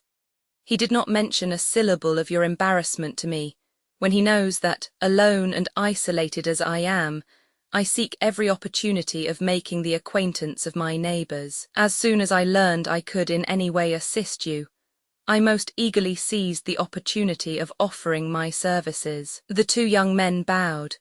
Franz had as yet found nothing to say. He had come to no determination, and as nothing in the Count's manner manifested the wish that he should recognize him, he did not know whether to make any allusion to the past or wait until he had more proof. Besides, although sure it was he who had been in the box the previous evening, he could not be equally positive that this was the man he had seen at the Colosseum. He resolved, therefore, to let things take their course without making any direct overture to the Count. Moreover, he had this advantage: he was master of the Count's secret, while the Count had no hold on Franz, who had nothing to conceal. However, he resolved to lead the conversation to a subject which might possibly clear up his doubts. "Count," said he, "you have offered us places in your carriage, and at your windows in the Wrongfully Palace. Can you tell us where we can obtain a sight of the Piazza del Popolo?" "Ah," said the Count negligently, looking attentively at Morcerf, "is there not something like an execution upon the Piazza del Popolo?" "Yes," returned Franz, finding that the Count was coming to the point he wished. "Stay, I think I told my steward yesterday to attend to this. Perhaps I can render you this slight service also." He extended his hand and rang the bell thrice. "Did you ever occupy yourself," said he to Franz, "with the employment of time and the means of simplifying the summoning your servants?" "I have. When I ring once it is for my valet, twice for my majordomo, thrice for my steward, thus I do not waste a minute or a word. Here he is." A man of about 45 or 50 entered, exactly resembling the smuggler who had introduced Franz into the cavern, but he did not appear to recognize him. It was evident he had his orders. "Monsieur Bertuccio," said the Count, "you have procured me windows looking on the Piazza del Popolo as I ordered you yesterday." "Yes, Excellency," returned the steward, "but it was very late." "Did I not tell you I wished for one?" replied the Count, frowning. "And your Excellency has one which was let to Prince Loberneff, but I was obliged to pay 100. That will do, Monsieur Bertuccio. Spare these gentlemen all such domestic arrangements. You have the window, that is sufficient. Give orders to the coachman, and be in readiness on the stairs to conduct us to it." The steward bowed and was about to quit the room. "Ah," continued the Count, "be good enough to ask Pastrini if he has received the Tavaux letter, and if he can send us an account of the execution." "There is no need to do that," said Franz, taking out his tablets, "for I saw the account and copied it down." "Very well, you can retire, M. Bertuccio, I need you no longer. Let us know when breakfast is ready. These gentlemen," added he, turning to the two friends, "will, I trust, do me the honour to breakfast with me." "But, my dear Count," said Albert, "we shall abuse your kindness." "Not at all, on the contrary, you will give me great pleasure. You will, one or other of you, perhaps both, return it to me at Paris. M. Bertuccio, lay covers for 3. He then took Franz's tablets out of his hand. "You announce," he read in the same tone with which he would have read a newspaper, "that today, the 23rd of February, will be executed Andrea Rondello, guilty of murder on the person of the respected and venerated Don Cesar Torlini, canon of the Church of St. John Lateran and Peppino, called Rocca Priori, convicted of complicity with the detestable bandit Luigi Vampa and the men of his band. The first will be mazzolato, the second decapitato." "Yes," continued the Count, "it was at first arranged in this way, but I think since yesterday some change has taken place in the order of the ceremony." "Really?" said Franz. "Yes, I passed the evening at the Cardinal Rospigliosi's, and their mention was made of something like a pardon for one of the two men."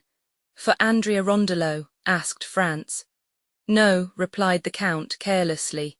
For the other, he glanced at the tablets as if to recall the name for Peppino, called Rocca Prioris. You are thus deprived of seeing a man guillotined, but the mazzolata still remains, which is a very curious punishment when seen for the first time, and even the second, while the other, as you must know, is very simple. The Manduiasix never fails, never trembles, never strikes 30 times ineffectually, like the soldier who beheaded the Count of Chalais, and to whose tender mercy Richelieu had doubtless recommended the sufferer. Ah, added the Count in a contemptuous tone, do not tell me of European punishments, they are in the infancy or rather the old age of cruelty. Really, Count, replied France, one would think that you had studied the different tortures of all the nations of the world. There are at least few that I have not seen, said the Count coldly, and you took pleasure in beholding these dreadful spectacles. My first sentiment was horror, the second indifference, the third curiosity. Curiosity, that is a terrible word. Why so? In life our greatest preoccupation is death. Is it not then curious to study the different ways by which the soul and body can part?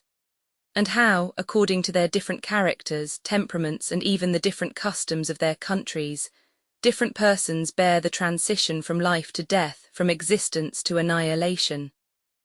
As for myself, I can assure you of one thing, the more men you see die, the easier it becomes to die yourself. And in my opinion, death may be a torture, but it is not an expiation. I do not quite understand you, replied France.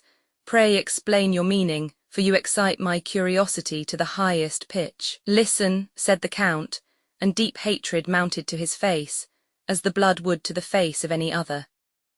If a man had by unheard of and excruciating tortures destroyed your father, your mother, your betrothed, a being who, when torn from you, left a desolation, a wound that never closes in your breast, do you think the reparation that society gives you is sufficient when it interposes the knife of the guillotine between the base of the occiput and the trapezial muscles of the murderer, and allows him who has caused us years of moral sufferings to escape with a few moments of physical pain?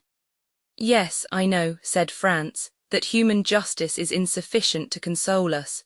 She can give blood in return for blood, that is all, but you must demand from her only what it is in her power to grant. I will put another case to you, continued the Count, that where society, attacked by the death of a person, avenges death by death, but are there not 1,000 tortures by which a man may be made to suffer without society taking the least cognizance of them, or offering him even the insufficient means of vengeance of which we have just spoken? Are there not crimes for which the impalement of the Turks, the augurs of the Persians, the stake and the brand of the Iroquois Indians are inadequate tortures, and which are unpunished by society? Answer me, do not these crimes exist? Yes, answered France, and it is to punish them that duelling is tolerated. Ah, duelling, cried the Count, a pleasant manner upon my soul of arriving at your end when that end is vengeance. A man has carried off your mistress, a man has seduced your wife, a man has dishonored your daughter. He has rendered the whole life of one who had the right to expect from heaven that portion of happiness God has promised to every one of his creatures, an existence of misery and infamy. And you think you are avenged because you send a ball through the head, or pass a sword through the breast of that man who has planted madness in your brain and despair in your heart. And remember, moreover, that it is often he who comes off victorious from the strife, absolved of all crime in the eyes of the world. No, no, continued the Count, had I to avenge myself, it is not thus I would take revenge. Then you disapprove of duelling, you would not fight a duel? Asked Albert in his turn, astonished at this strange theory. Oh yes, replied the Count. Understand me, I would fight a duel for a trifle, for an insult, for a blow, and the more so that, thanks to my skill in all bodily exercises and the indifference to danger I have gradually acquired, I should be almost certain to kill my man. Oh, I would fight for such a cause, but in return for a slow, profound, eternal torture I would give back the same were it possible. An eye for an eye, a tooth for a tooth, as the Orientalists say. Our masters in everything, those favoured creatures who have formed for themselves a life of dreams and a paradise of realities. But, said France to the Count, With this theory, which renders you at once judge and executioner of your own cause, it would be difficult to adopt a course that would forever prevent your falling under the power of the law. Hatred is blind, rage carries you away, and he who pours out vengeance runs the risk of tasting a bitter draught. Yes, if he be poor and inexperienced, not if he be rich and skillful. Besides, the worst that could happen to him would be the punishment of which we have already spoken, and which the philanthropic French Revolution has substituted for being torn to pieces by horses or broken on the wheel. What matters this punishment, as long as he is avenged? On my word, I almost regret that in all probability this miserable Peppino will not be beheaded, as you might have had an opportunity then of seeing how short a time the punishment lasts, and whether it is worth even mentioning. But really this is a most singular conversation for the carnival, gentlemen. How did it arise? Ah, I recollect you asked for a place at my window. You shall have it. But let us first sit down to table, for here comes the servant to inform us that breakfast is ready. As he spoke, a servant opened one of the 4 doors of the apartment, saying, "Al suo commodo." The 2 young men arose and entered the breakfast room. During the meal, which was excellent and admirably served, Franz looked repeatedly at Albert, in order to observe the impressions which he doubted not had been made on him by the words of their entertainer. But whether with his usual carelessness he had paid but little attention to him, whether the explanation of the Count of Monte Cristo with regard to duelling had satisfied him, or whether the events which Franz knew of had had their effect on him alone, he remarked that his companion did not pay the least regard to them, but on the contrary ate like a man who for the last 4 or 5 months had been condemned to partake of Italian cookery. That is, the worst in the world. As for the Count, he just touched the dishes. He seemed to fulfill the duties of a host by sitting down with his guests, and awaited their departure to be served with some strange or more delicate food. This brought back to Franz, in spite of himself, the recollection of the terror with which the Count had inspired the Countess G, and her firm conviction that the man in the opposite box was a vampire. At the end of the breakfast, Franz took out his watch. "Well," said the Count, "what are you doing?" "You must excuse us, Count," returned Franz, "but we have still much to do." "What may that be?" "We have no masks, and it is absolutely necessary to procure them." "Do not concern yourself about that. We have, I think, a private room in the Piazza del Popolo. I will have whatever costumes you choose brought to us, and you can dress there." "After the execution," cried Franz, "before or after, whichever you please." "Opposite the scaffold. The scaffold forms part of the fete." "Count, I have reflected on the matter," said Franz. "I thank you for your courtesy, but I shall content myself with accepting a place in your carriage and at your window at the Wrongfully Palace, and I leave you at liberty to dispose of my place at the Piazza del Popolo." "But I warn you, you will lose a very curious sight," returned the Count. "You will describe it to me," replied Franz, "and the recital from your lips will make as great an impression on me as if I had witnessed it. I have more than once intended witnessing an execution, but I have never been able to make up my mind. And you, Albert?" "I," replied the Viscount, "I saw Castaigne executed, but I think I was rather intoxicated that day, for I had quitted college the same morning, and we had passed the previous night at a tavern. Besides, it is no reason because you have not seen an execution at Paris that you should not see one anywhere else. When you travel, it is to see everything. Think what a figure you will make when you are asked, how do they execute at Rome, and you reply, I do not know. And besides, they say that the culprit is an infamous scoundrel who killed with a log of wood a worthy canon who had brought him up like his own son. Diable, when a churchman is killed, it should be with a different weapon than a log, especially when he has behaved like a father. If you went to Spain, would you not see the bull fights? Well, suppose it is a bull fight you are going to see. Recollect the ancient Romans of the circus, and the sports where they killed 300 lions and 100 men. Think of the 80,000 applauding spectators, the sage matrons who took their daughters, and the charming vestals who made with the thumb of their white hands the fatal sign that said, "Come, dispatch the dying." "Shall you go then, Albert?" asked Franz. Ma foi, yes, like you I hesitated, but the Count's eloquence decides me. Let us go, then, said France, since you wish it, but on our way to the Piazza del Popolo I wish to pass through the Corso. Is this possible? Count, on foot, yes, in a carriage, no. I will go on foot, then. Is it important that you should go that way? Yes, there is something I wish to see. Well, we will go by the Corso. We will send the carriage to wait for us on the Piazza del Popolo by the Via del Babuino, for I shall be glad to pass myself through the Corso to see if some orders I have given have been executed. Excellency, said a servant, opening the door, a man in the dress of a penitent wishes to speak to you. Ah, yes, returned the Count. I know who he is, gentlemen. Will you return to the salon? You will find good cigars on the centre table. I will be with you directly. The young men rose and returned into the salon, while the Count, again apologizing, left by another door. Albert, who was a great smoker, and who had considered it no small sacrifice to be deprived of the cigars of the Café de Paris, approached the table, and uttered a cry of joy at perceiving some veritable puros. Well, asked France, what think you of the Count of Monte Cristo? What do I think? Said Albert, evidently surprised at such a question from his companion.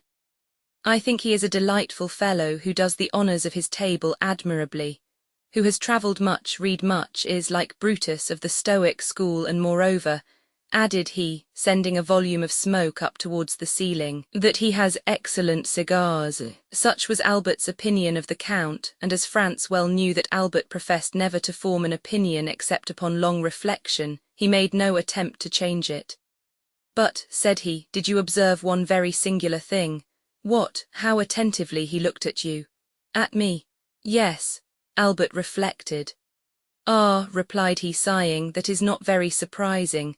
I have been more than a year absent from Paris, and my clothes are of a most antiquated cut. The Count takes me for a provincial. The first opportunity you have, undeceive him, I beg, and tell him I am nothing of the kind. France smiled. An instant after the Count entered. I am now quite at your service, gentlemen, said he. The carriage is going one way to the Piazza del Popolo, and we will go another, and if you please, by the Corso. Take some more of these cigars, M. de Morcerf. With all my heart, returned Albert. Italian cigars are horrible. When you come to Paris, I will return all this. I will not refuse. I intend going there soon, and since you allow me, I will pay you a visit. Come, we have not any time to lose. It is 12:30. Let us set off. All three descended. The coachman received his master's orders and drove down the Via del Babuino, while the three gentlemen walked along the Piazza di Spagna and the Via Fratina, which led directly between the Fiano and Rospoli palaces. France's attention was directed towards the windows of that last palace, for he had not forgotten the signal agreed upon between the man in the mantle and the Transtivia peasant. Which are your windows? Asked he of the Count with as much indifference as he could assume. The three last, returned he with a negligence evidently unaffected, for he could not imagine with what intention the question was put. France glanced rapidly towards the three windows. The side windows were hung with yellow damask, and the centre one with white damask and a red cross. The man in the mantle had kept his promise to the Transteverin, and there could now be no doubt that he was the Count. The three windows were still untenanted. Preparations were making on every side. Chairs were placed, scaffolds were raised, and windows were hung with flags. The masks could not appear, the carriages could not move about, but the masks were visible behind the windows, the carriages, and the doors. France, Albert, and the Count continued to descend the Corso. As they approached the Piazza del Popolo, the crowd became more dense, and above the heads of the multitude 2 objects were visible. The obelisk, surmounted by a cross, which marks the centre of the square, and in front of the obelisk at the point where the 3 streets, del Babuino, del Corso, and di Ripetta meet, the 2 uprights of the scaffold, between which glittered the curved knife of the Mandarin. At the corner of the street they met the Count's steward, who was awaiting his master. The window, let at an exorbitant price, which the Count had doubtless wished to conceal from his guests, was on the 2nd floor of the great palace, situated between the Via del Babuino and the Monte Pincio. It consisted, as we have said, of a small dressing room, opening into a bedroom, and when the door of communication was shut, the inmates were quite alone. On chairs were laid elegant masquerade costumes of blue and white satin. "As you left the choice of your costumes to me," said the Count to the two friends, "I have had these brought as they will be the most worn this year, and they are most suitable on account of the confetti, sweetmeats, as they do not show the flower." Franz heard the words of the Count, but imperfectly, and he perhaps did not fully appreciate this new attention to their wishes, for he was wholly absorbed by the spectacle that the Piazza del Popolo presented, and by the terrible instrument that was in the centre. It was the first time Franz had ever seen a guillotine. We say guillotine because the Roman mandaria is formed on almost the same model as the French instrument. 7. The knife, which is shaped like a crescent that cuts with the convex side, falls from a less height, and that is all the difference. 2 men, seated on the movable plank on which the victim is laid, were eating their breakfasts while waiting for the criminal. Their repast consisted apparently of bread and sausages. One of them lifted the plank, took out a flask of wine, drank some, and then passed it to his companion. These 2 men were the executioner's assistants. At this sight Franz felt the perspiration start forth upon his brow. The prisoners, transported the previous evening from the carcery Nuove to the little church of Santa Maria del Popolo, had passed the night, each accompanied by 2 priests, in a chapel closed by a grating before which were 2 sentinels, who were relieved at intervals. A double line of carbineers, placed on each side of the door of the church, reached to the scaffold and formed a circle around it, leaving a path about 10 feet wide, and around the guillotine a space of nearly 100 feet. All the rest of the square was paved with heads. Many women held their infants on their shoulders, and thus the children had the best view. The Monte Pincio seemed a vast amphitheatre filled with spectators. The balconies of the 2 churches at the corner of the Via del Babuino and the Via di Ripetta were crammed. The steps even seemed a party-coloured sea that was impelled towards the portico. Every niche in the wall held its living statue. What the Count said was true. The most curious spectacle in life is that of death. And yet, instead of the silence and the solemnity demanded by the occasion, laughter and jests arose from the crowd. It was evident that the execution was, in the eyes of the people, only the commencement of the carnival. Suddenly the tumult ceased, as if by magic, and the doors of the church opened. A brotherhood of penitents, clothed from head to foot in robes of grey sackcloth, with holes for the eyes, and holding in their hands lighted tapers, appeared first. The chief marched at the head. Behind the penitents came a man of vast stature and proportions. He was naked, with the exception of cloth drawers at the left side of which hung a large knife in a sheath, and he bore on his right shoulder a heavy iron sledge-hammer. This man was the executioner. He had, moreover, sandals bound on his feet by cords. Behind the executioner came, in the order in which they were to die, first Peppino and then Andrea. Each was accompanied by 2 priests. Neither had his eyes bandaged.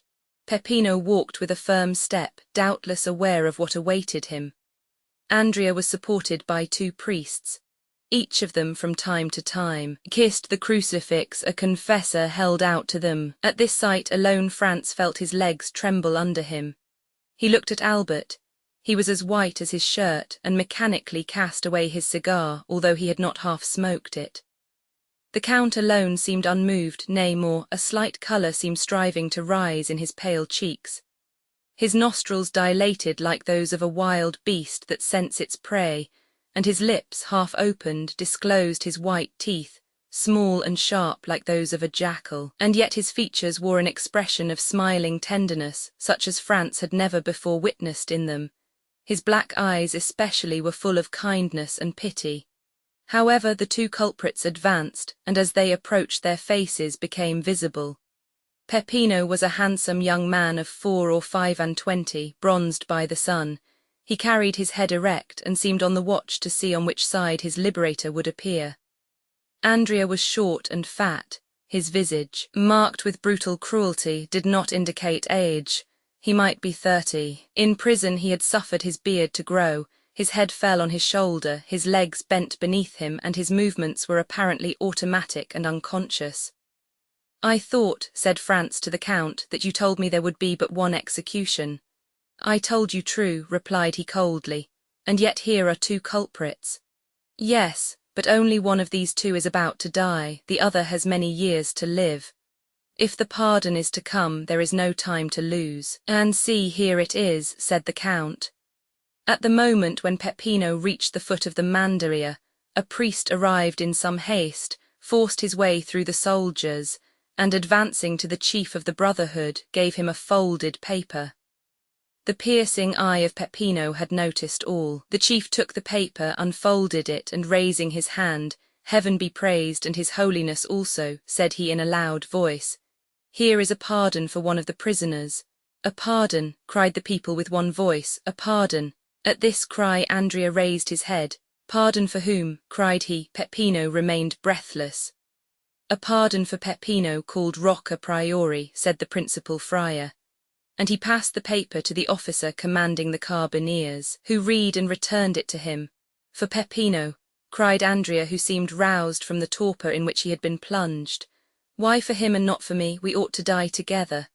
I was promised he should die with me. You have no right to put me to death alone. I will not die alone, I will not." And he broke from the priest, struggling and raving like a wild beast, and striving desperately to break the cords that bound his hands. The executioner made a sign, and his two assistants leaped from the scaffold and seized him. "What is going on?" asked France of the Count, for as all the talk was in the Roman dialect, he had not perfectly understood it. "Do you not see," returned the Count, "that this human creature who is about to die is furious that his fellow sufferer does not perish with him, and were he able, he would rather tear him to pieces with his teeth and nails than let him enjoy the life he himself is about to be deprived of." "Oh man, race of crocodiles," cried the Count, extending his clenched hands towards the crowd. "How well do I recognize you there, and that at all times you are worthy of yourselves." Meanwhile Andrea and the two executioners were struggling on the ground, and he kept exclaiming, "He ought to die. He shall die. I will not die alone." "Look, look," cried the Count, seizing the young men's hands. "Look, for on my soul it is curious. Here is a man who had resigned himself to his fate, who was going to the scaffold to die, like a coward, it is true, but he was about to die without resistance. Do you know what gave him strength? Do you know what consoled him?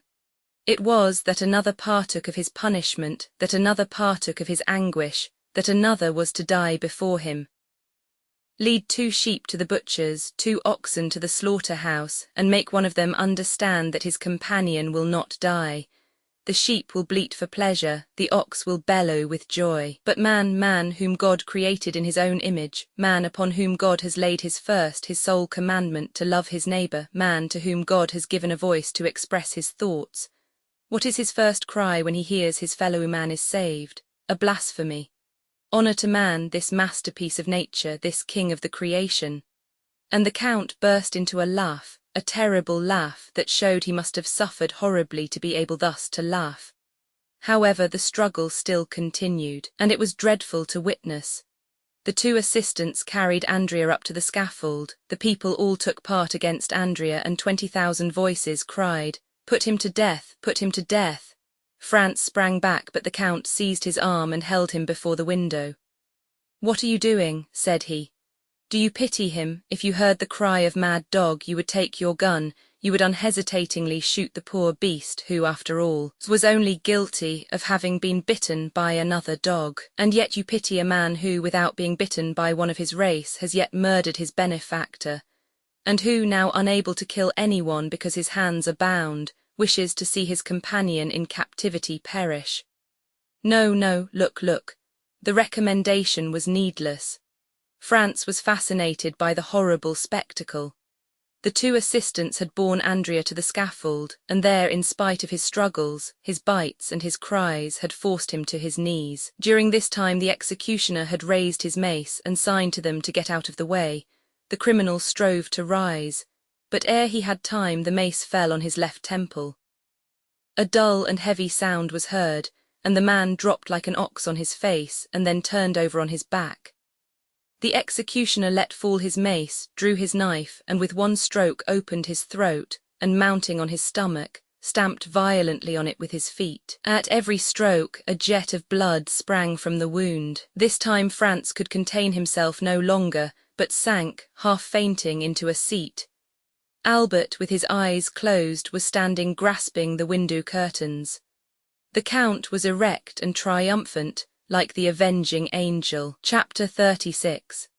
When Franz recovered his senses, he saw Albert drinking a glass of water of which, to judge from his pallor, he stood in great need, and the Count, who was assuming his masquerade costume.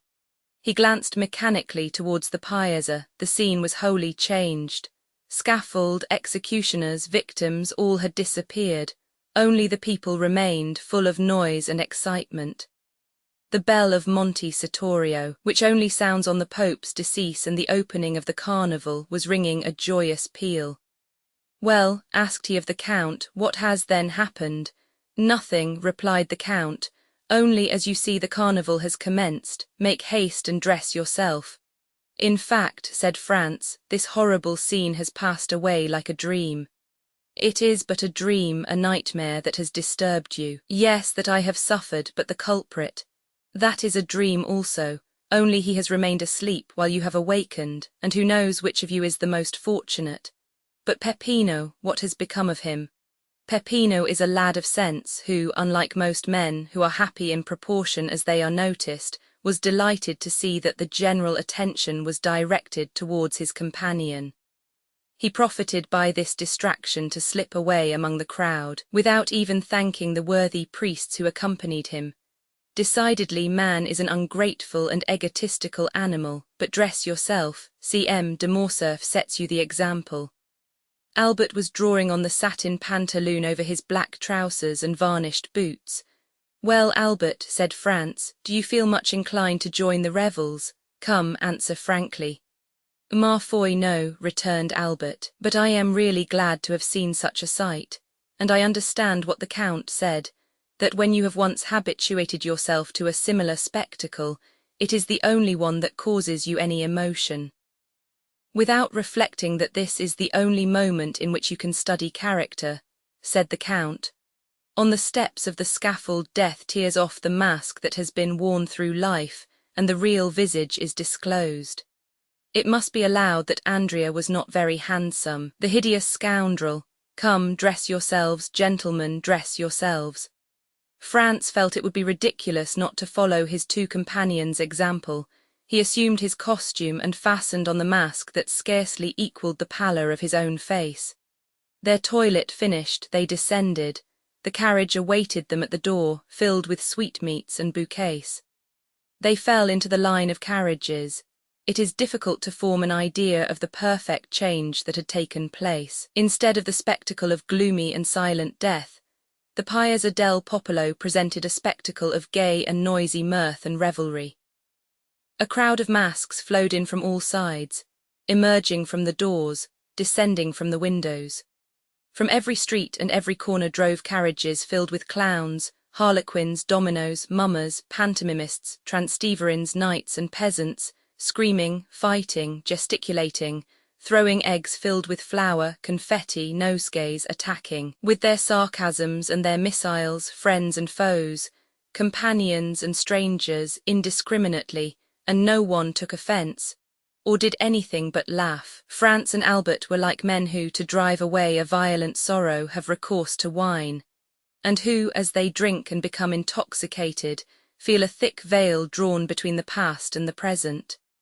They saw, or rather continued to see, the image of what they had witnessed.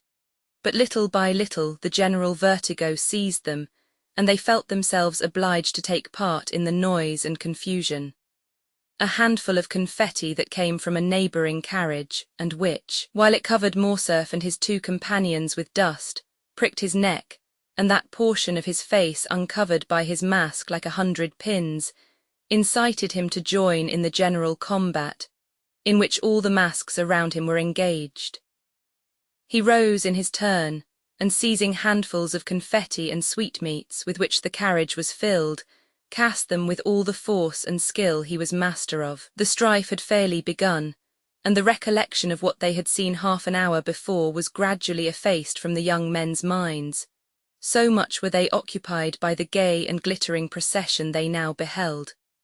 As for the Count of Monte Cristo, he had never for an instant shown any appearance of having been moved. Imagine the large and splendid Corso, bordered from one end to the other with lofty palaces, with their balconies hung with carpets and their windows with flags. At these balconies are 300,000 spectators, Romans, Italians, strangers from all parts of the world, the united aristocracy of birth, wealth, and genius. Lovely women, yielding to the influence of the scene, bend over their balconies or lean from their windows and shower down confetti, which are returned by bouquets. The air seems darkened with the falling confetti and flying flowers. In the streets, the lively crowd is dressed in the most fantastic costumes. Gigantic cabbages walk gravely about, buffaloes' heads bellow from men's shoulders, dogs walk on their hind legs. In the midst of all this a mask is lifted, and as in Callot's Temptation of St. Anthony, a lovely face is exhibited which we would fain follow, but from which we are separated by troops of fiends. This will give a faint idea of the carnival at Rome.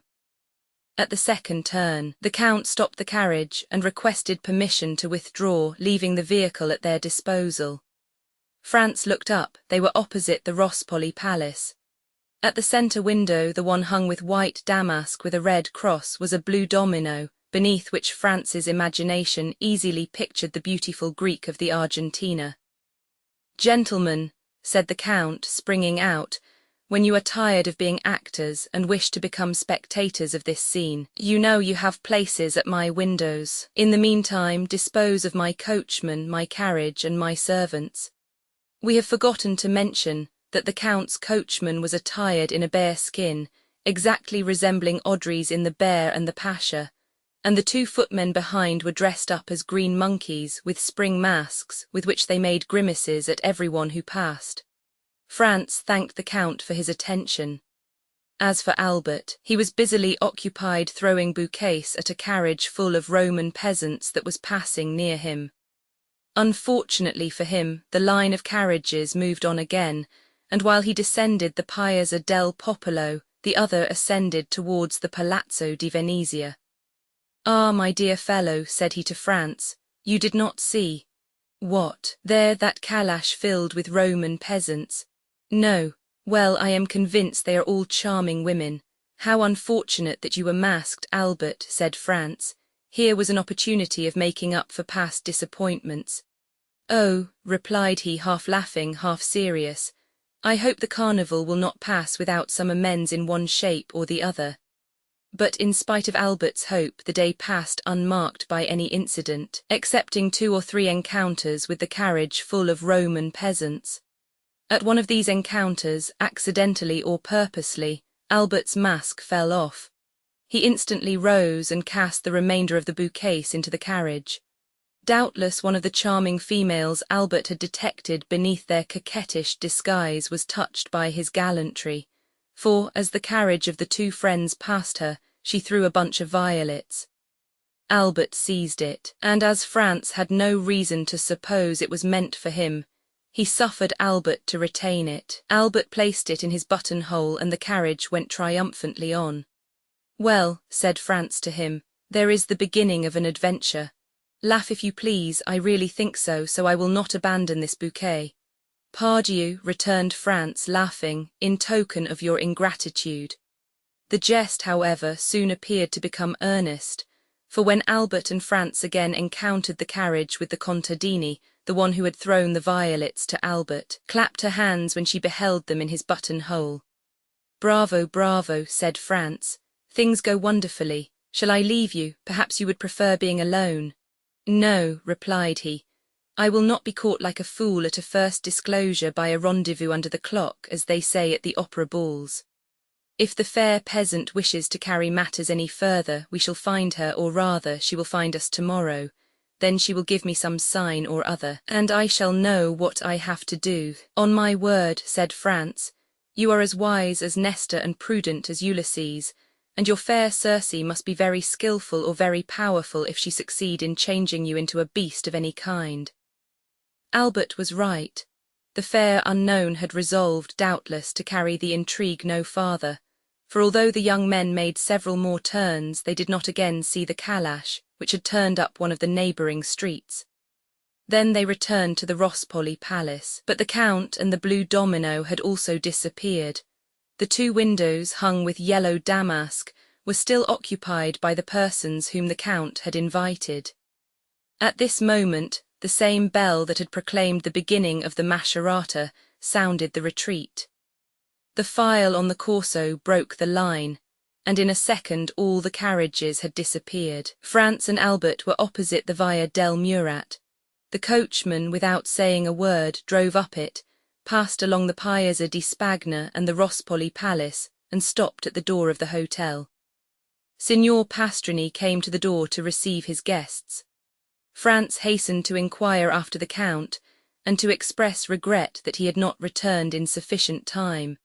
But Pastrini reassured him by saying that the Count of Monte Cristo had ordered a second carriage for himself, and that it had gone at 4 o'clock to fetch him from the Wrongfully Palace. The Count had moreover charged him to offer the two friends the key of his box at the Argentina. Franz questioned Albert as to his intentions, but Albert had great projects to put into execution before going to the theatre, and instead of making any answer he inquired if Signor Pastrini could procure him a tailor. "A tailor," said the host. "And for what?" "To make us between now and tomorrow 2 Roman peasant costumes," returned Albert. The host shook his head. "To make you 2 costumes between now and tomorrow. I ask your Excellency's pardon, but this is quite a French demand. For the next week you will not find a single tailor who would consent to sew 6 buttons on a waistcoat if you paid him 1 crown apiece for each button." "Then I must give up the idea." "No, we have them ready-made. Leave all to me, and tomorrow when you awake you shall find a collection of costumes with which you will be satisfied." "My dear Albert," said Franz, "leave all to our host. He has already proved himself full of resources. Let us dine quietly and afterwards go and see Elitalia Alger." "Agreed," returned Albert. "But remember, Signor Pastrini, that both my friend and myself attach the greatest importance to having tomorrow the costumes we have asked for." The host again assured them they might rely on him, and that their wishes should be attended to, upon which Franz and Albert mounted to their apartments and proceeded to disencumber themselves of their costumes. Albert, as he took off his dress, carefully preserved the bunch of violets. It was his token reserved for the morrow. The two friends sat down to table, but they could not refrain from remarking the difference between the Count of Monte Cristo's table and that of Signor Pastrini. Truth compelled Franz, in spite of the dislike he seemed to have taken to the Count, to confess that the advantage was not on Pastrini's side. During dessert, the servant inquired at what time they wished for the carriage. Albert and Franz looked at each other, fearing really to abuse the Count's kindness. The servant understood them. His Excellency the Count of Monte Cristo had, he said, given positive orders that the carriage was to remain at their lordships' orders all day, and they could therefore dispose of it without fear of indiscretion. They resolved to profit by the Count's courtesy, and ordered the horses to be harnessed, while they substituted evening dress for that which they had on, and which was somewhat the worse for the numerous combats they had sustained. This precaution taken, they went to the theatre and installed themselves in the Count's box. During the first act, the Countess G. entered. Her first look was at the box where she had seen the Count the previous evening, so that she perceived Franz and Albert in the place of the very person concerning whom she had expressed so strange an opinion to Franz. Her opera glass was so fixedly directed towards them that Franz saw it would be cruel not to satisfy her curiosity, and availing himself of one of the privileges of the spectators of the Italian theatres, who use their boxes to hold receptions, the two friends went to pay their respects to the Countess. Scarcely had they entered, when she motioned to Franz to assume the seat of honour. Albert, in his turn, sat behind. "Well," said she, hardly giving Franz time to sit down, It seems you have nothing better to do than to make the acquaintance of this new Lord Ruthven, and you are already the best friends in the world." "Without being so far advanced as that, my dear Countess," returned Franz, "I cannot deny that we have abused his good nature all day." "All day?" "Yes, this morning we breakfasted with him. We rode in his carriage all day, and now we have taken possession of his box." "You know him, then?" "Yes and no." "How so?" "It is a long story. Tell it to me. It would frighten you too much, so much the more reason. At least wait until the story has a conclusion." "Very well, I prefer complete histories, but tell me how you made his acquaintance. Did anyone introduce you to him?" "No, it was he who introduced himself to us." "When?" "Last night after we left you."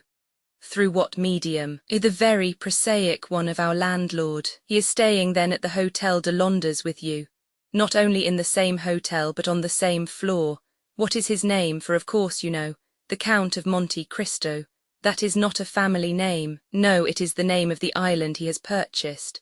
And he is a count, a Tuscan count. Well, we must put up with that," said the Countess, who was herself from one of the oldest Venetian families. "What sort of a man is he?"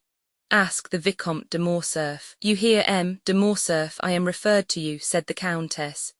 "We should be very hard to please, madam," returned Albert, "did we not think him delightful. A friend of 10 years' standing could not have done more for us, or with a more perfect courtesy." "Come," observed the Countess, smiling, "I see my vampire is only some millionaire who has taken the appearance of Lara in order to avoid being confounded with M. de Rothschild, and you have seen her." "Her? Oh, the beautiful Greek of yesterday." "No, we heard, I think, the sound of her guzzler, but she remained perfectly invisible."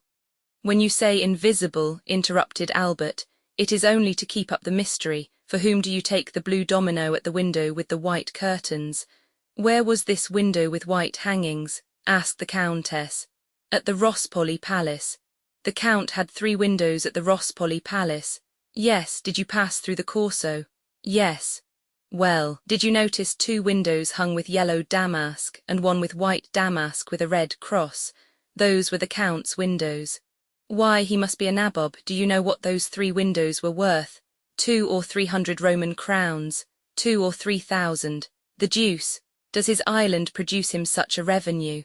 "It does not bring him a bad jocko." "Then why did he purchase it?" "For a whim." "He is an original, then." "In reality," observed Albert, "he seemed to me somewhat eccentric. Were he at Paris and a frequenter of the theatres, I should say he was a poor devil, literally mad. This morning he made 2 or 3 exits worthy of Didier or Antony." At this moment a fresh visitor entered, and according to custom, Franz gave up his seat to him. This circumstance had, moreover, the effect of changing the conversation. An hour afterwards, the 2 friends returned to their hotel. Signor Pastrini had already set about procuring their disguises for the morrow, and he assured them that they would be perfectly satisfied. The next morning, at 9 o'clock, he entered Franz's room, followed by a tailor, who had 8 or 10 Roman peasant costumes on his arm. They selected 2 exactly alike, and charged the tailor to sew on each of their hats about 20 yards of ribbon, and to procure them 2 of the long silk sashes of different colours with which the lower orders decorate themselves on fête days. Albert was impatient to see how he looked in his new dress, a jacket and breeches of blue velvet, silk stockings with clocks, shoes with buckles, and a silk waistcoat. This picturesque attire set him off to great advantage. And when he had bound the scarf around his waist, and when his hat, placed coquettishly on one side, let fall on his shoulder a stream of ribbons, Franz was forced to confess that costume has much to do with the physical superiority we accord to certain nations. The Turks used to be so picturesque with their long and flowing robes, but are they not now hideous with their blue frocks buttoned up to the chin, and their red caps, which make them look like a bottle of wine with a red seal? Franz complimented Albert, who looked at himself in the glass with an unequivocal smile of satisfaction. They were thus engaged when the Count of Monte Cristo entered. "Gentlemen," said he, "although a companion is agreeable, perfect freedom is sometimes still more agreeable. I come to say that today, and for the remainder of the carnival, I leave the carriage entirely at your disposal. The host will tell you I have 3 or 4 more, so that you will not inconvenience me in any way. Make use of it, I pray you, for your pleasure or your business." The young men wished to decline, but they could find no good reason for refusing an offer which was so agreeable to them. The Count of Monte Cristo remained a quarter of an hour with them, conversing on all subjects with the greatest ease. He was, as we have already said, perfectly well acquainted with the literature of all countries. A glance at the walls of his salon proved to Franz and Albert that he was a connoisseur of pictures. A few words he let fall showed them that he was no stranger to the sciences, and he seemed much occupied with chemistry. The 2 friends did not venture to return the Count the breakfast he had given them. It would have been too absurd to offer him in exchange for his excellent table the very inferior one of Signor Pastrini. They told him so frankly, and he received their excuses with the air of a man who appreciated their delicacy. Albert was charmed with the Count's manners, and he was only prevented from recognizing him for a perfect gentleman by reason of his varied knowledge. The permission to do what he liked with the carriage pleased him above all, for the fair peasants had appeared in a most elegant carriage the preceding evening, and Albert was not sorry to be upon an equal footing with them. At 1:30 they descended. The coachman and footman had put on their livery over their disguises, which gave them a more ridiculous appearance than ever, and which gained them the applause of Franz and Albert. Albert had fastened the faded bunch of violets to his buttonhole. At the first sound of the bell, they hastened into the Corso by the Via Vittoria. At the second turn, a bunch of fresh violets, thrown from a carriage filled with harlequins, indicated to Albert that, like himself and his friend, the peasants had changed their costume also, and whether it was the result of chance or whether a similar feeling had possessed them both, while he had donned their costume they had assumed his. Albert placed the fresh bouquet in his buttonhole, but he kept the faded one in his hand, and when he again met the calash, he raised it to his lips, an action which seemed greatly to amuse not only the fair lady who had thrown it, but her joyous companions also. The day was as gay as the preceding one, perhaps even more animated and noisy. The Count appeared for an instant at his window, but when they again passed he had disappeared. It is almost needless to say that the flirtation between Albert and the fair peasant continued all day. In the evening, on his return, Franz found a letter from the embassy, informing him that he would have the honour of being received by His Holiness the next day. At each previous visit he had made to Rome, he had solicited and obtained the same favour, and incited as much by a religious feeling as by gratitude. He was unwilling to quit the capital of the Christian world without laying his respectful homage at the feet of one of St. Peter's successors who has set the rare example of all the virtues.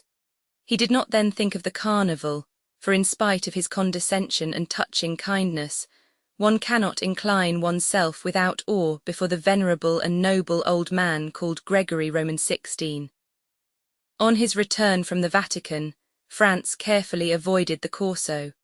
He brought away with him a treasure of pious thoughts, to which the mad gaiety of the maskers would have been profanation. At 5:10 Albert entered overjoyed. The harlequin had reassumed her peasant's costume, and as she passed she raised her mask.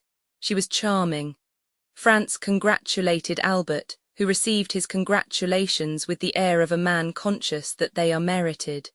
He had recognized by certain unmistakable signs that his fair incognita belonged to the aristocracy. He had made up his mind to write to her the next day. Franz remarked while he gave these details that Albert seemed to have something to ask of him, but that he was unwilling to ask it. He insisted upon it, declaring beforehand that he was willing to make any sacrifice the other wished. Albert let himself be pressed just as long as friendship required, and then avowed to Franz that he would do him a great favour by allowing him to occupy the carriage alone the next day. Albert attributed to France's absence the extreme kindness of the fair peasant in raising her mask. France was not sufficiently egotistical to stop Albert in the middle of an adventure that promised to prove so agreeable to his curiosity and so flattering to his vanity. He felt assured that the perfect indiscretion of his friend would duly inform him of all that happened.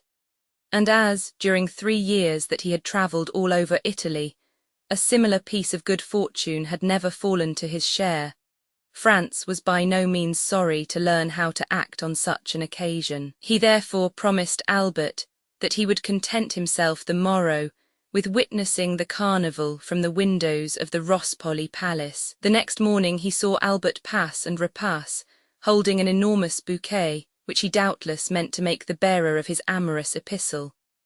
This belief was changed into certainty when France saw the bouquet, conspicuous by a circle of white camellias, in the hand of a charming harlequin dressed in rose-coloured satin.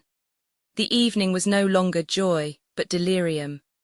Albert nothing doubted but that the fair unknown would reply in the same manner. France anticipated his wishes by saying that the noise fatigued him and that he should pass the next day in writing and looking over his journal. Albert was not deceived, for the next evening France saw him enter triumphantly shaking a folded paper which he held by one corner. "Well," said he, "was I mistaken? She has answered you," cried France. "Read." This word was pronounced in a manner impossible to describe. France took the letter and read, "Tuesday evening at 7 o'clock descend from your carriage opposite the Via dei Pontefici and follow the Roman peasant who snatches your torch from you. When you arrive at the first step of the Church of San Giacomo, be sure to fasten a knot of rose-coloured ribbons to the shoulder of your harlequin costume in order that you may be recognized. Until then you will not see me. Constancy and discretion." "Well," asked he, when France had finished, "what do you think of that?" "I think that the adventure is assuming a very agreeable appearance." "I think so also," replied Albert, "and I very much fear you will go alone to the Duke of Bracciano's ball." France and Albert had received that morning an invitation from the celebrated Roman banker. "Take care, Albert," said France. "All the nobility of Rome will be present, and if your fair incognita belong to the higher class of society, she must go there." "Whether she goes there or not, my opinion is still the same," returned Albert. "You have read the letter?" "Yes. You know how imperfectly the women of the Mezzoceto are educated in Italy. This is the name of the lower class." "Yes. Well, read the letter again. Look at the writing and find if you can any blemish in the language or orthography." The writing was in reality charming and the orthography irreproachable. "You are born to good fortune," said France, as he returned the letter. "Laugh as much as you will," replied Albert, "I am in love." "You alarm me," cried France. "I see that I shall not only go alone to the Duke of Bracciano's but also return to Florence alone." "If my unknown be as amiable as she is beautiful," said Albert, "I shall fix myself at Rome for 6 weeks at least. I adore Rome, and I have always had a great taste for archaeology. Come, 2 or 3 more such adventures, and I do not despair of seeing you a member of the Academy." Doubtless Albert was about to discuss seriously his right to the academic chair when they were informed that dinner was ready. Albert's love had not taken away his appetite. He hastened with France to seat himself, free to recommence the discussion after dinner. After dinner, the Count of Monte Cristo was announced. They had not seen him for 2 days. Signor Pastrini informed them that business had called him to Civita Vecchia. He had started the previous evening, and had only returned an hour since. He was charming. Whether he kept a watch over himself, or whether by accident he did not sound the acrimonious chords that in other circumstances had been touched, he was tonight like everybody else. The man was an enigma to France.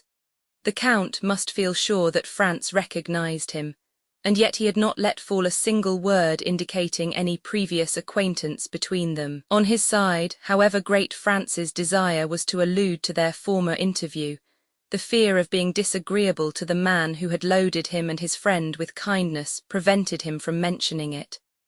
The Count had learned that the 2 friends had sent to secure a box at the Argentina Theatre, and were told they were all let. In consequence, he brought them the key of his own.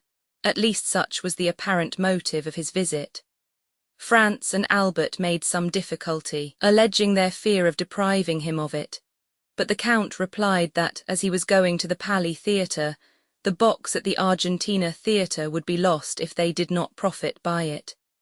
This assurance determined the two friends to accept it. France had by degrees become accustomed to the Count's pallor, which had so forcibly struck him at their first meeting. He could not refrain from admiring the severe beauty of his features, the only defect, or rather the principal quality of which was the pallor. Truly a Byronic hero. France could not, we will not say see him, but even think of him without imagining his stern head upon Manfred's shoulders, or beneath Lara's helmet. His forehead was marked with the line that indicates the constant presence of bitter thoughts.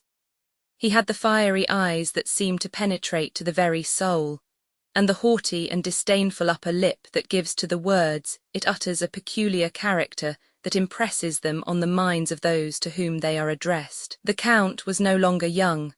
He was at least 40, and yet it was easy to understand that he was formed to rule the young men with whom he associated at present, and to complete his resemblance with the fantastic heroes of the English poet. The Count seemed to have the power of fascination.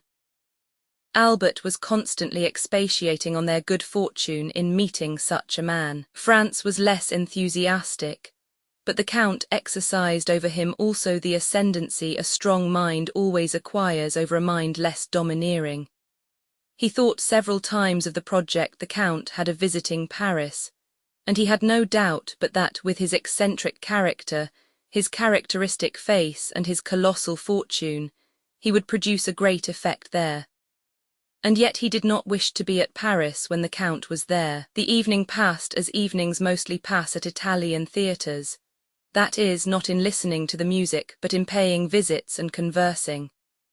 The Countess G. wished to revive the subject of the Count, but France announced he had something far newer to tell her, and in spite of Albert's demonstrations of false modesty, he informed the Countess of the great event which had preoccupied them for the last 3 days.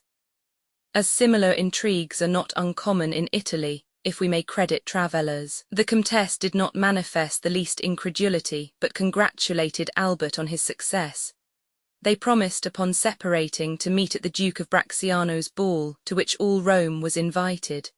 The heroine of the bouquet kept her word. She gave Albert no sign of her existence the morrow or the day after. At length Tuesday came, the last and most tumultuous day of the carnival. On Tuesday, the theatres open at 10 o'clock in the morning, as Lent begins after 8 at night. On Tuesday, all those who through want of money, time, or enthusiasm have not been to see the carnival before mingle in the gaiety and contribute to the noise and excitement. From 2 o'clock till 5 France and Albert followed in the fête, exchanging handfuls of confetti with the other carriages and the pedestrians, who crowded amongst the horses' feet, and the carriage wheels without a single accident, a single dispute, or a single fight. The fêtes are veritable pleasure days to the Italians. The author of this history, who has resided 5 or 6 years in Italy, does not recollect to have ever seen a ceremony interrupted by one of those events so common in other countries. Albert was triumphant in his harlequin costume. A knot of rose-coloured ribbons fell from his shoulder almost to the ground. In order that there might be no confusion, France wore his peasant's costume. As the day advanced, the tumult became greater. There was not on the pavement, in the carriages, at the windows, a single tongue that was silent, a single arm that did not move. It was a human storm made up of a thunder of cries and a hail of sweetmeats, flowers, eggs, oranges, and nosegays. At 3 o'clock the sound of fireworks, let off on the Piazza del Popolo and the Piazza di Venezia, heard with difficulty amid the din and confusion, announced that the races were about to begin. The races, like the moccoli, are one of the episodes peculiar to the last days of the carnival. At the sound of the fireworks the carriages instantly broke ranks and retired by the adjacent streets. All these evolutions are executed with an inconceivable address and marvelous rapidity, without the police interfering in the matter. The pedestrians ranged themselves against the walls, then the trampling of horses and the clashing of steel were heard. A detachment of carbineers, 15 abreast, galloped up the Corso in order to clear it for the Barbary. When the detachment arrived at the Piazza di Venezia, a second volley of fireworks was discharged, to announce that the street was clear. Almost instantly, in the midst of a tremendous and general outcry, 7 or 8 horses, excited by the shouts of 300,000 spectators, passed by like lightning. Then the castle of St. Angelo fired 3 cannon to indicate that number 3 had won. Immediately, without any other signal, the carriages moved on, flowing on towards the Corso, down all the streets like torrents pent up for a while, which again flow into the parent river, and the immense stream again continued its course between its 2 granite banks. A new source of noise and movement was added to the crowd. The sellers of Macolti entered on the scene.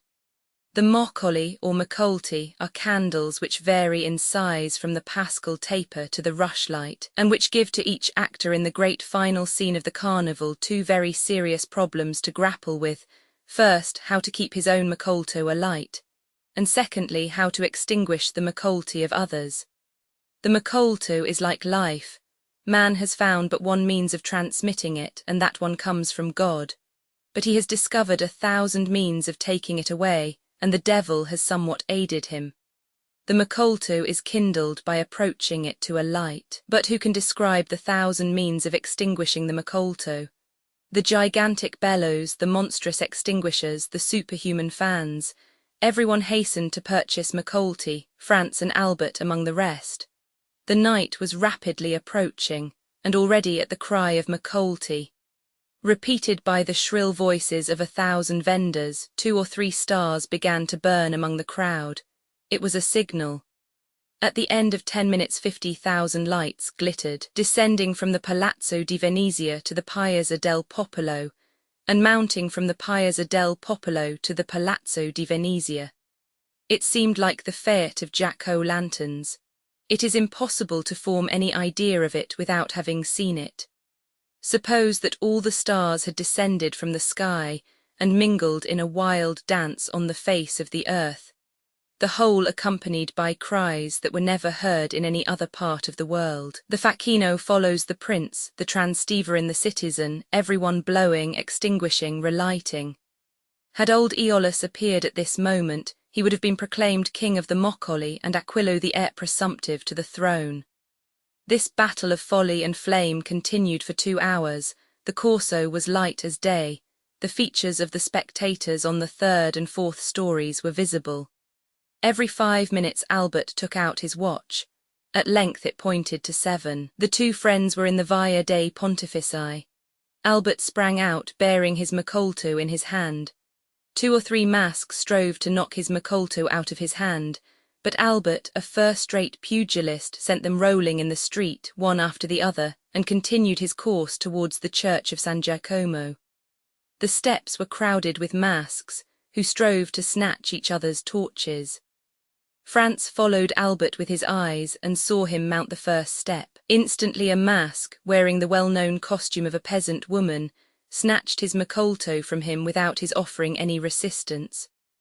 France was too far off to hear what they said, but without doubt nothing hostile passed, for he saw Albert disappear arm in arm with the peasant girl. He watched them pass through the crowd for some time, but at length he lost sight of them in the Via Maesolo. Suddenly the bell that gives the signal for the end of the carnival sounded, and at the same instant all the macolti were extinguished, as if by enchantment. It seemed as though one immense blast of the wind had extinguished everyone. France found himself in utter darkness. No sound was audible save that of the carriages that were carrying the maskers home. Nothing was visible save a few lights that burnt behind the windows. The carnival was over. Chapter 37. Sebastian, in his whole life perhaps, France had never before experienced so sudden an impression, so rapid a transition from gaiety to sadness, as in this moment. It seemed as though Rome, under the magic breath of some demon of the night, had suddenly changed into a vast tomb. By a chance which added yet more to the intensity of the darkness, the moon, which was on the wane, did not rise until 11 o'clock, and the streets which the young man traversed were plunged in the deepest obscurity. The distance was short, and at the end of 10 minutes his carriage, or rather the Count's, stopped before the Hôtel de Londres. Dinner was waiting, but as Albert had told him that he should not return so soon, Franz sat down without him.